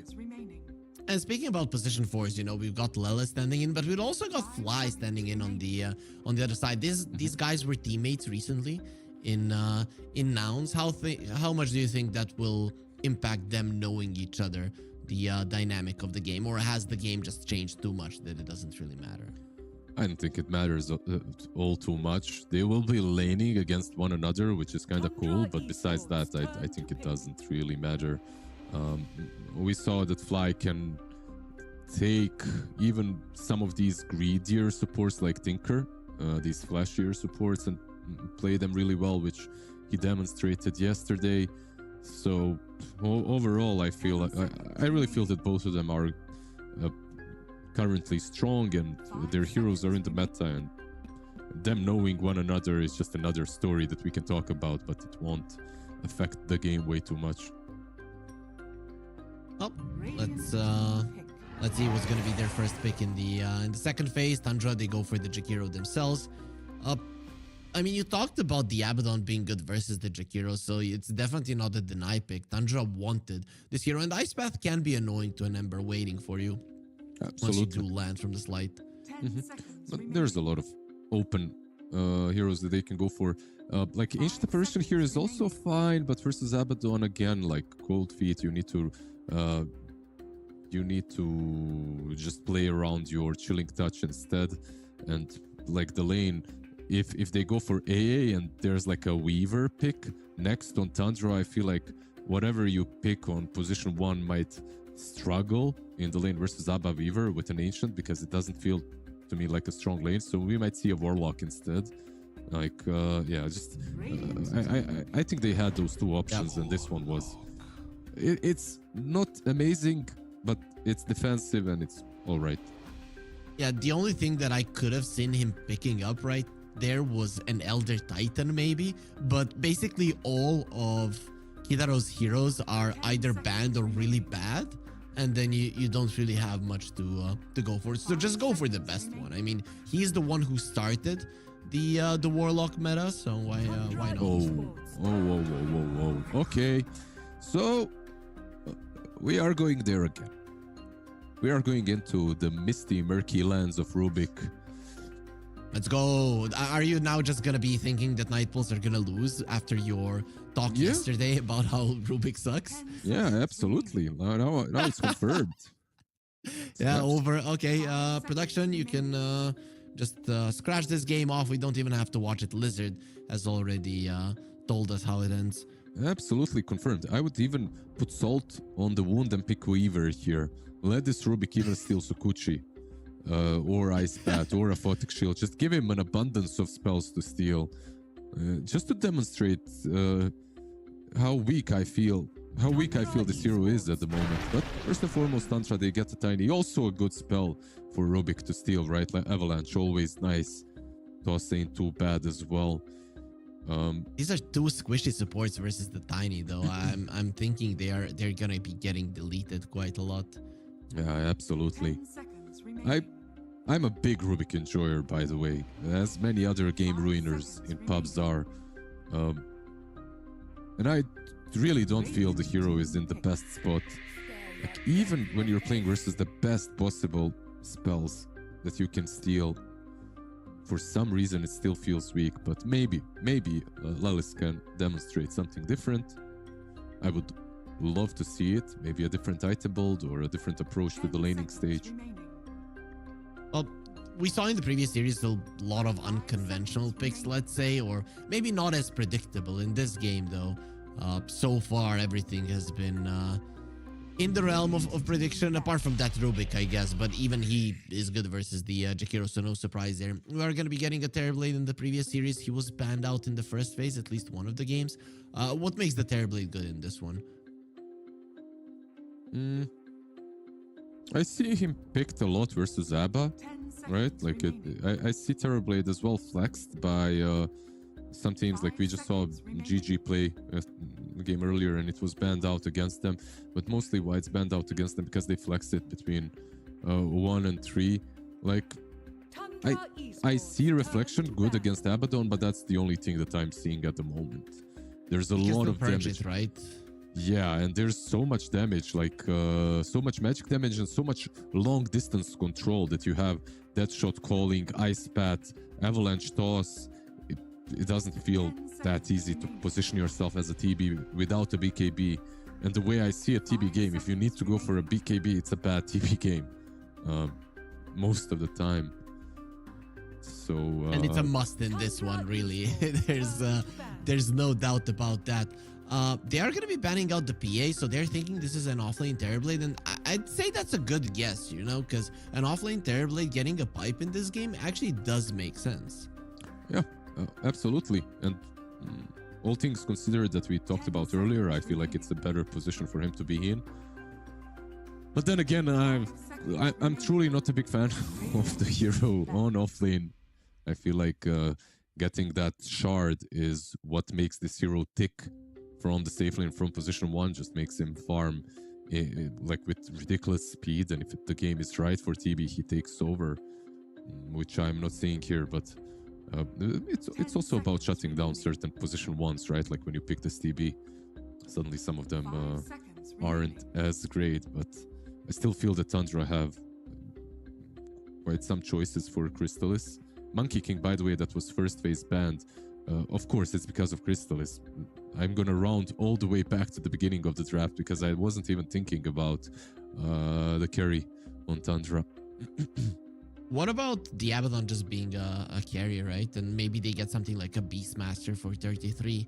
That has been their path forward a lot of the time, so I wouldn't mind it here either.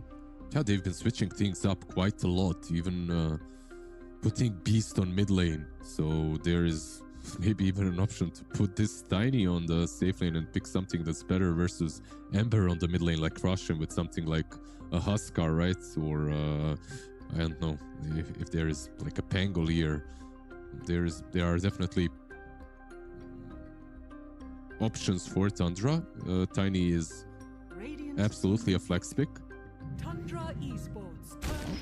Let's see. Nightpulse, they're gonna get the Doom. They did ban out the Tidehunter. It was weird that the Tidehunter made it through this far anyway. So this is a good hero to dissuade a Beastmaster because you're just gonna get doomed every single time. And you take a Doom away from 33 with Urch also would have been a good offlaner for him.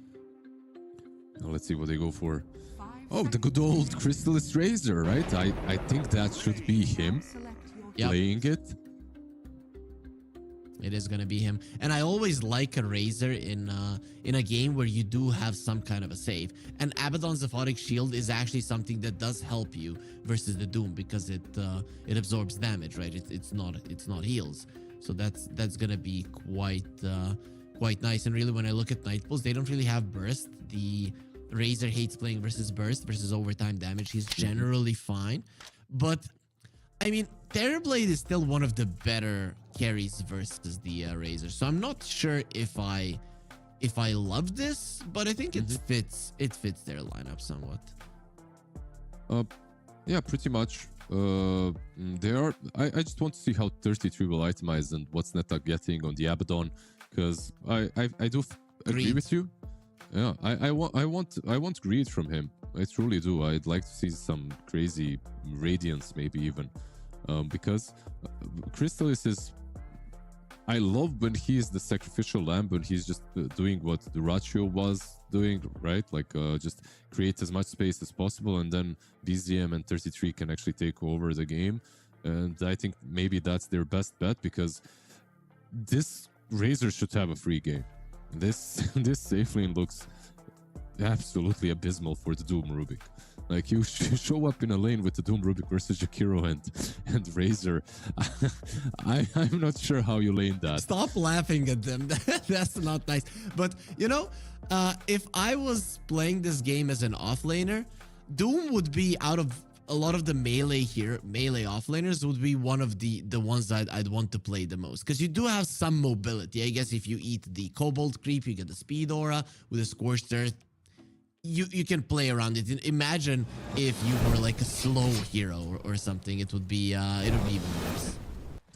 I mean, imagine if you couldn't get gold and couldn't buy boots, and there are some things that are worse always, but out of the get-go, like looking at the lanes, this is probably one of the weakest ones that I can imagine. So what I expect is probably Lelis to creep skip and mess with the lane equilibrium, maybe take advantage in the lane that way, but he's got no boots, no windlace, he's got a circlet on his Rubik, so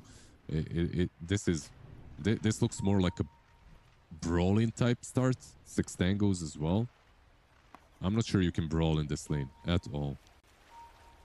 Well, we'll see if they're maybe going to try. Who knows? Who knows what Nightpulse have in mind? The Vailama is an interesting player, so he tends to come up with fun stuff. Anything out of the ordinary when it comes to facets? Did you see something fun?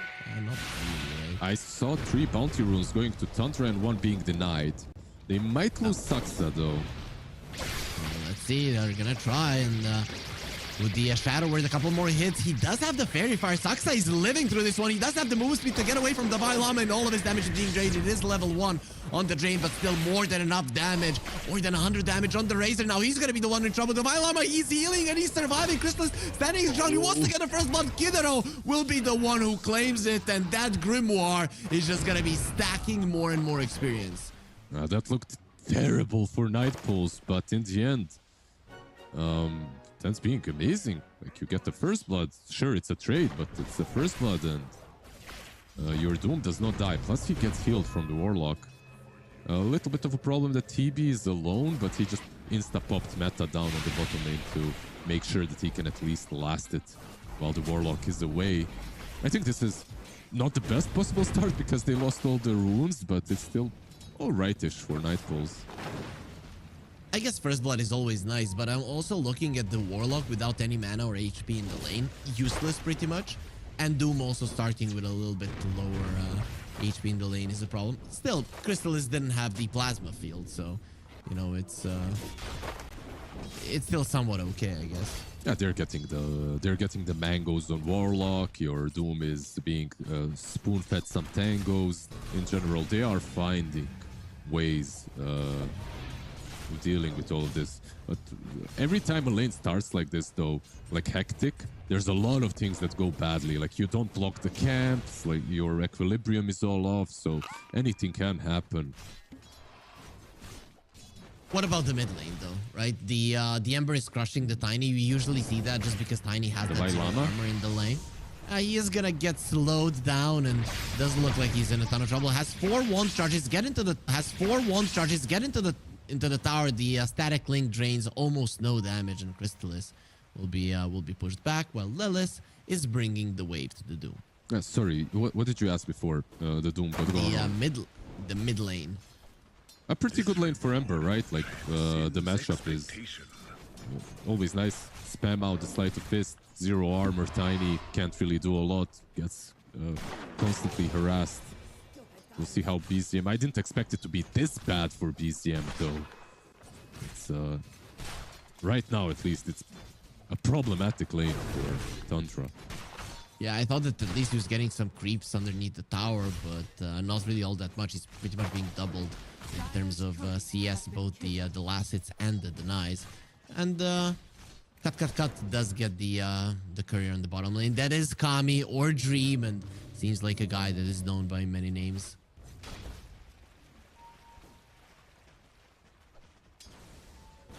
Warwick did get tossed back, so it's that's kind of nice. A little bit of damage onto him, but Warwick generally will be fine and continuing to do awesome in this lane. But where are the kills gonna happen? I mean, after that early engagements, we have gone into a quiet laning stage. Quiet laning stage that I think is quietly benefiting Night Pulse.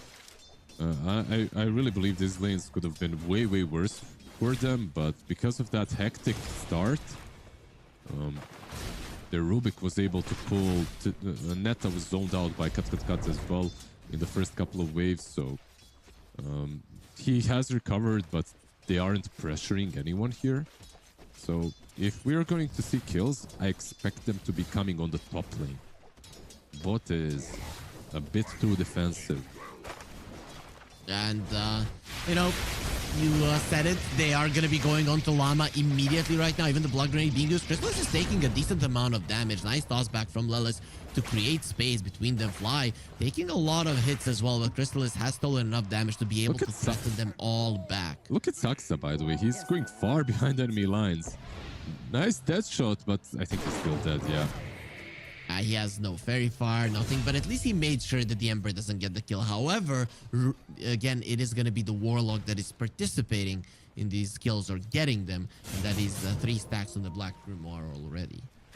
He's having a really good time. Top lane, the Vailama.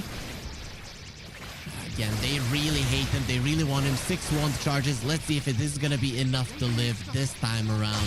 Seems like no will be the answer. Crystallis gets the kill. Long range attack from the Razor. Just enough to finally bring down the Doom.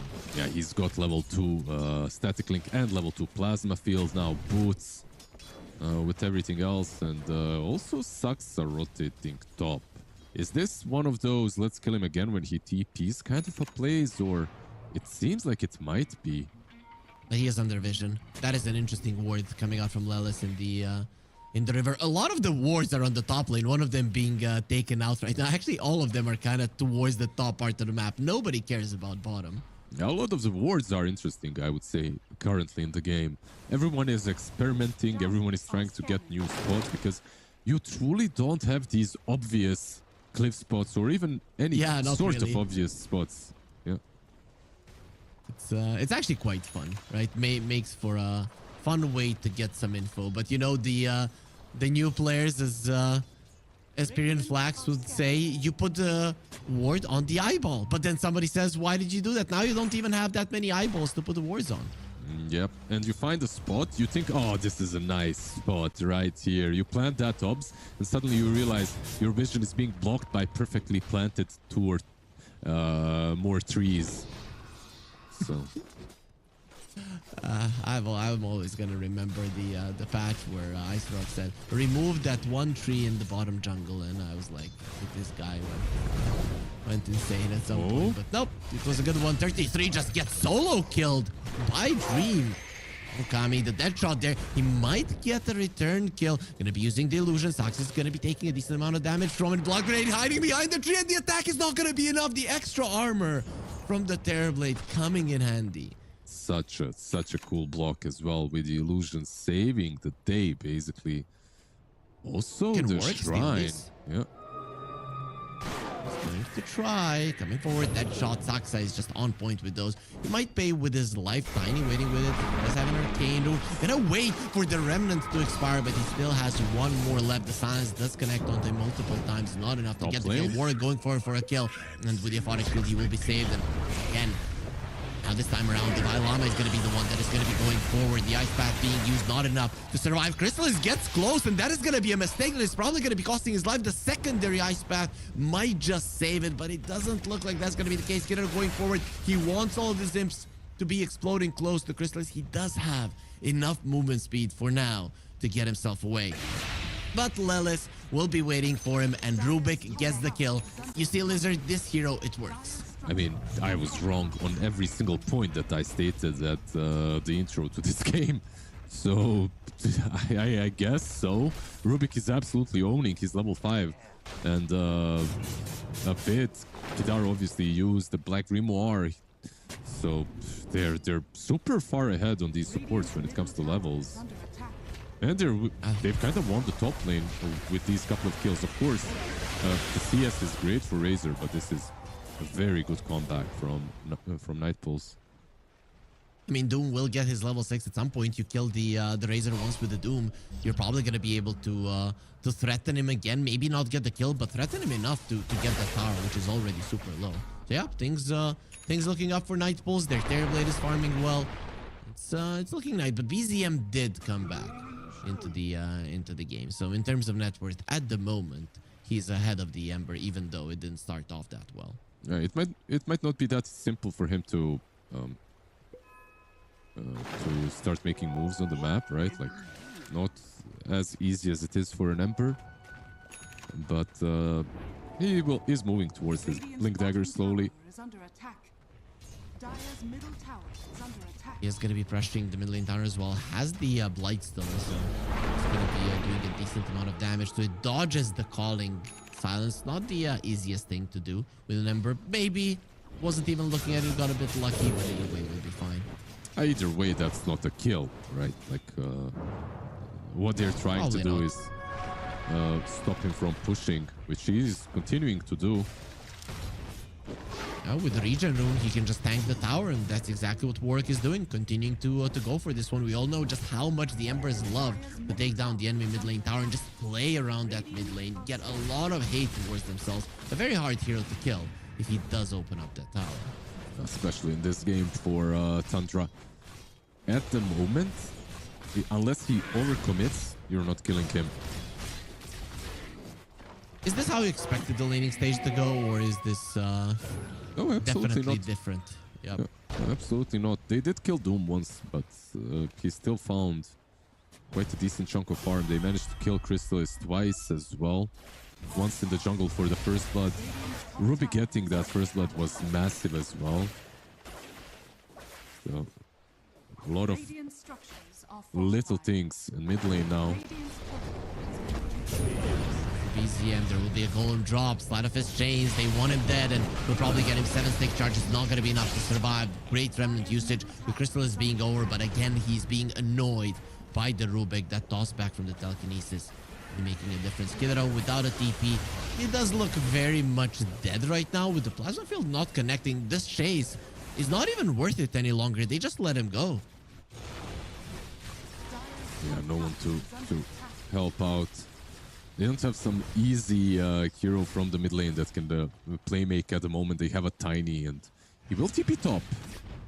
He's all alone on the top lane. Actually, Crystallis did move back. Do they finally kill Warlock? He's gonna be sent into the hands of Crystallis. I mean, he has been chasing him for quite some time, and now with the help of BZM, they're gonna finally kill him.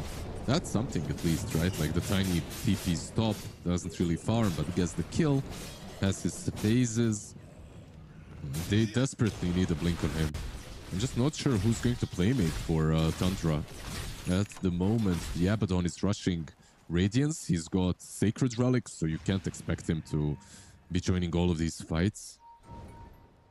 He did buy phase boots on the Tiny, right? So he might not need a Blink Dagger to make some basic plays.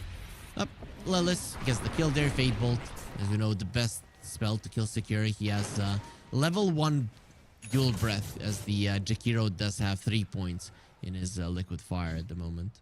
I love that Fly maxed out the passive. Playing into Rubik. It's kind of bad to give him anything, so he's making sure that does not happen. Tundra finally are going to be pushing a tower of their own. They start to open up. Terrorblade is in the vicinity and the smoke is coming. Without the glyph though, can they keep this one alive long enough? Terrorblade, yeah, knowing with the illusion, liquid fire. He's getting low. The Doom is TPing in. 33, he needs to run. He doesn't have his ulti skilled, but he's probably going to be doing it right now. Pops it immediately. The Doom is not allowing him to heal, so he's going to be in a lot of trouble once the burrow time is gone, and it is going to be gone right now. Stolen dead shot by the Rubik. That's going to be a nice spell if he can get it off. Didn't really need it there. The Vailama did cancel the TP already. Lelis comes over to get the connection with the Fade Bolt and the kill. That was a beautiful movement and a beautiful setup from Nightbolt. It was. At the same time, I feel like it's one of those plays that Tundra... it's a risk that they knew they're taking. Maybe they didn't expect to lose all 3 heroes, but that kind of a play 100% is going to get punished, so... Oh, well, maybe they want him again. And they're gonna be dropping on until 33. He doesn't have the burrow time. Gonna be tossed back. The dead shot is there. No chance to use any of the spells to stay alive. Nightpulse, they kill him again, and they're looking for more. Slide of his chains. Nice dead shot to send the golem away. BZM is hiding in the trees. They cannot really do anything to Nightpulse at this point. This is looking pretty damn bad. Minute 14, Wisdom Rune for Tundra might be stolen as well. The shrine. Warwick is standing there, being protected by his demon's eye. Gonna be coming close. As the calling will be defending him. It's in a good position, but this Ember is just doing way too much damage. The supports are way too squishy. Fatal Bonds getting them low. Lelis, he's not taking kills only with a Fade Bolt. He has a dead shot to finish them off now as well. He's 4-1-5. I'm ready to concede and say that he is definitely making this Rubik work. This is also the first game where I'm seeing the hero actually do very well. Off of a first blood and a couple of good rotations, of course, but still, he's making some really good plays. And I'm not sure what's up with Tundra at the moment, because they're forcing some plays that are impossible to make. Like, But he didn't have borrowed time, and he just TP's bottom, gets killed again. Then they rotate But in with the what are they support. supposed to do? What are they supposed to do? Maybe they're feeling the pressure. I'm looking at their Yours- lineup, and it really needed to go better for them earlier. You're supposed to wait for a dagger on Tiny. I'm gonna tell you, it's very simple at this point. And he does coming. have it now, yeah. But now it might be a bit late. It isn't, of course, but they didn't make it easier for themselves with all these fights. Hidaro gets the shard. He doesn't have any points in upheaval, so really isn't gonna be that important just yet. But one thing that we haven't talked about, upheaval, very good versus the Abaddon. He cannot really purge it off. You purge it off for like a millisecond, and then it slows you again. Do you think, like now with the dagger, BZM can take down targets? I feel like the only targets he can take down are supports. It's so hard for him to get any kills with the set of supports that he's got. Even those supports are not easy to bring down because he's not super high level. He does find an AD rune, so maybe that's going to help him. But he's the one that is being targeted. Let's see if he can get himself away. Well, with the golem being dropped, doesn't really look that way. Kidder also put it on the high ground to give extra vision, while Warwick is going to be coming forward. Chains in a couple of seconds. Fly is going to be next on the menu. Let's see if dragons are going to be immune to fire. Doesn't really look that way. He's going to be ensnared as well, rooted forever until taken down by Warwick.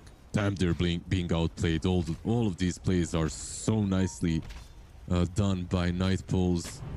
Even here, isolating the Tiny, not letting the Razor go in when he used Eye of the Storm, cutting him off with that rock and killing off the Tiny. Davai Lama, meanwhile, just carrying an ensnare on Doom. You see it sometimes not. Like usually you want maybe a better spell, but it is definitely working out for him in this game so far. I feel like it's nice because you have an Ember long range catch, then another long range catch to allow people to get closer. So it actually works, as you mentioned, with this game in particular. Nightpoles, they do see the Jakiro for a second, and let's see how deep they're willing to go for Fly. Sleight of Fist Chains just trying to force a reaction. Not gonna be getting anything for now. He needs to be careful. He just lost half HP with one slight chains. He has a great healing. Sorry, he has a healing Lotus actually, so it might be fine. Misses on the slide there. Yeah, but taking all of these resources off of him enables Nightpoles to do exactly what they're doing right now. This is starting to push with Kaskaskat, who's been involved in a lot of moves, which is something I really like about his Terrorblade plays so far. There's the 33 Radiance that you wanted to see. So he did finish it off. We really haven't seen much from him out of the laning stage. And even there, he wasn't really all that strong. 0-3-0. I'm just going for the front lane. Is this a play? Off lane. This is a play. If you're asking me if it's a good play, I'd say no. They have the Doom, so this time he's looking very much that if the Abaddon decided to come close, he would have been another casualty.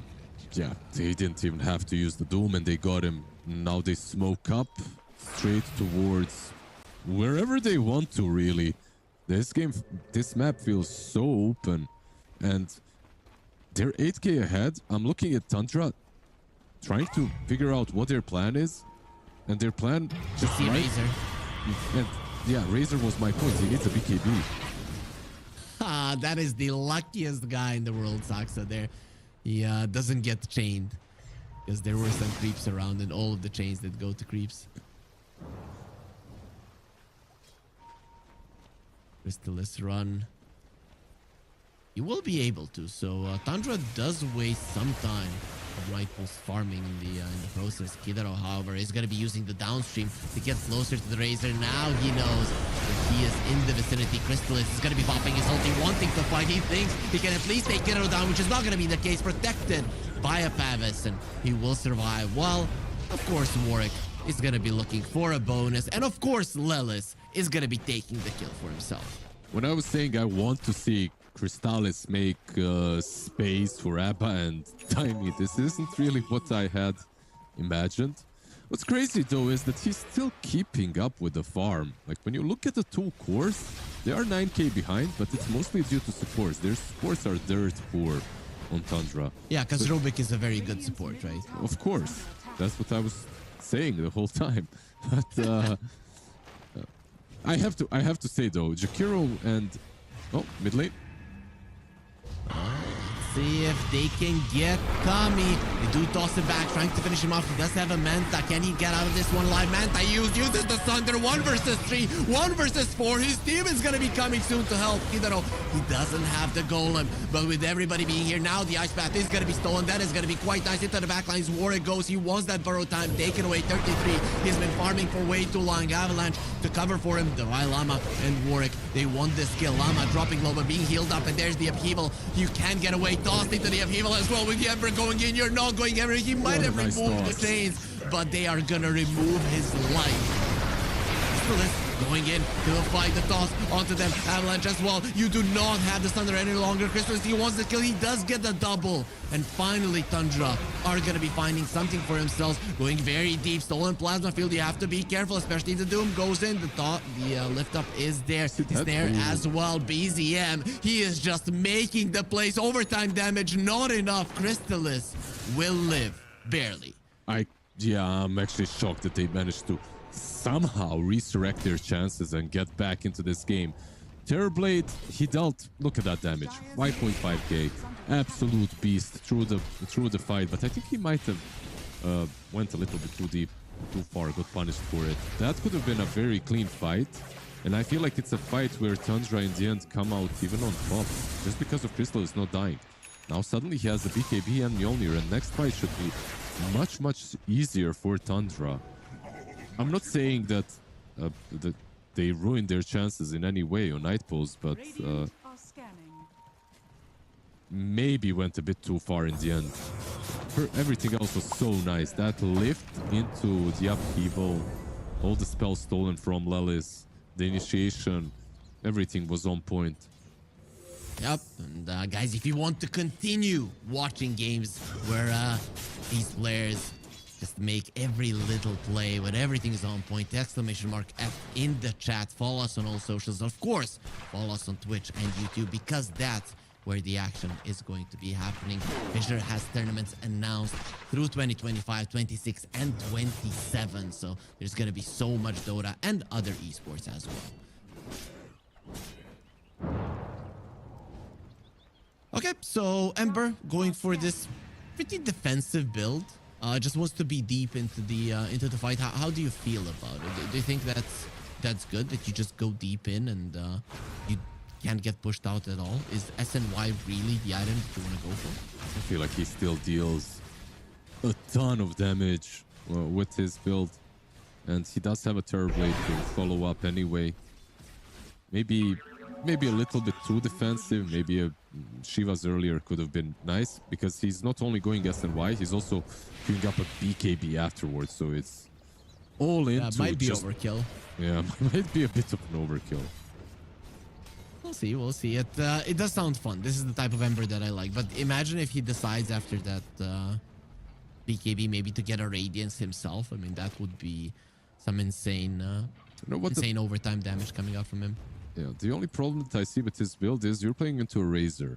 So if the damage gets sucked out of Terrorblade, I feel like they might not have anyone that actually dishes out that substantial amount of damage.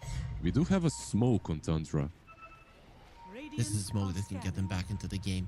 One good fight can change everything, but also Warwick can just destroy it with the slide of fish chains onto the two of you. The Golem gets dropped. Crystallis, he's not going to be draining any damage in this fight. His life is going to be drained from his body. Now they're going to be looking towards 33. They want him dead instantly. He will remove those chains, but very soon he will die. Surrounded by enemy heroes, has the blink. The damage wasn't being taken because of the burrow time, and he somehow gets away.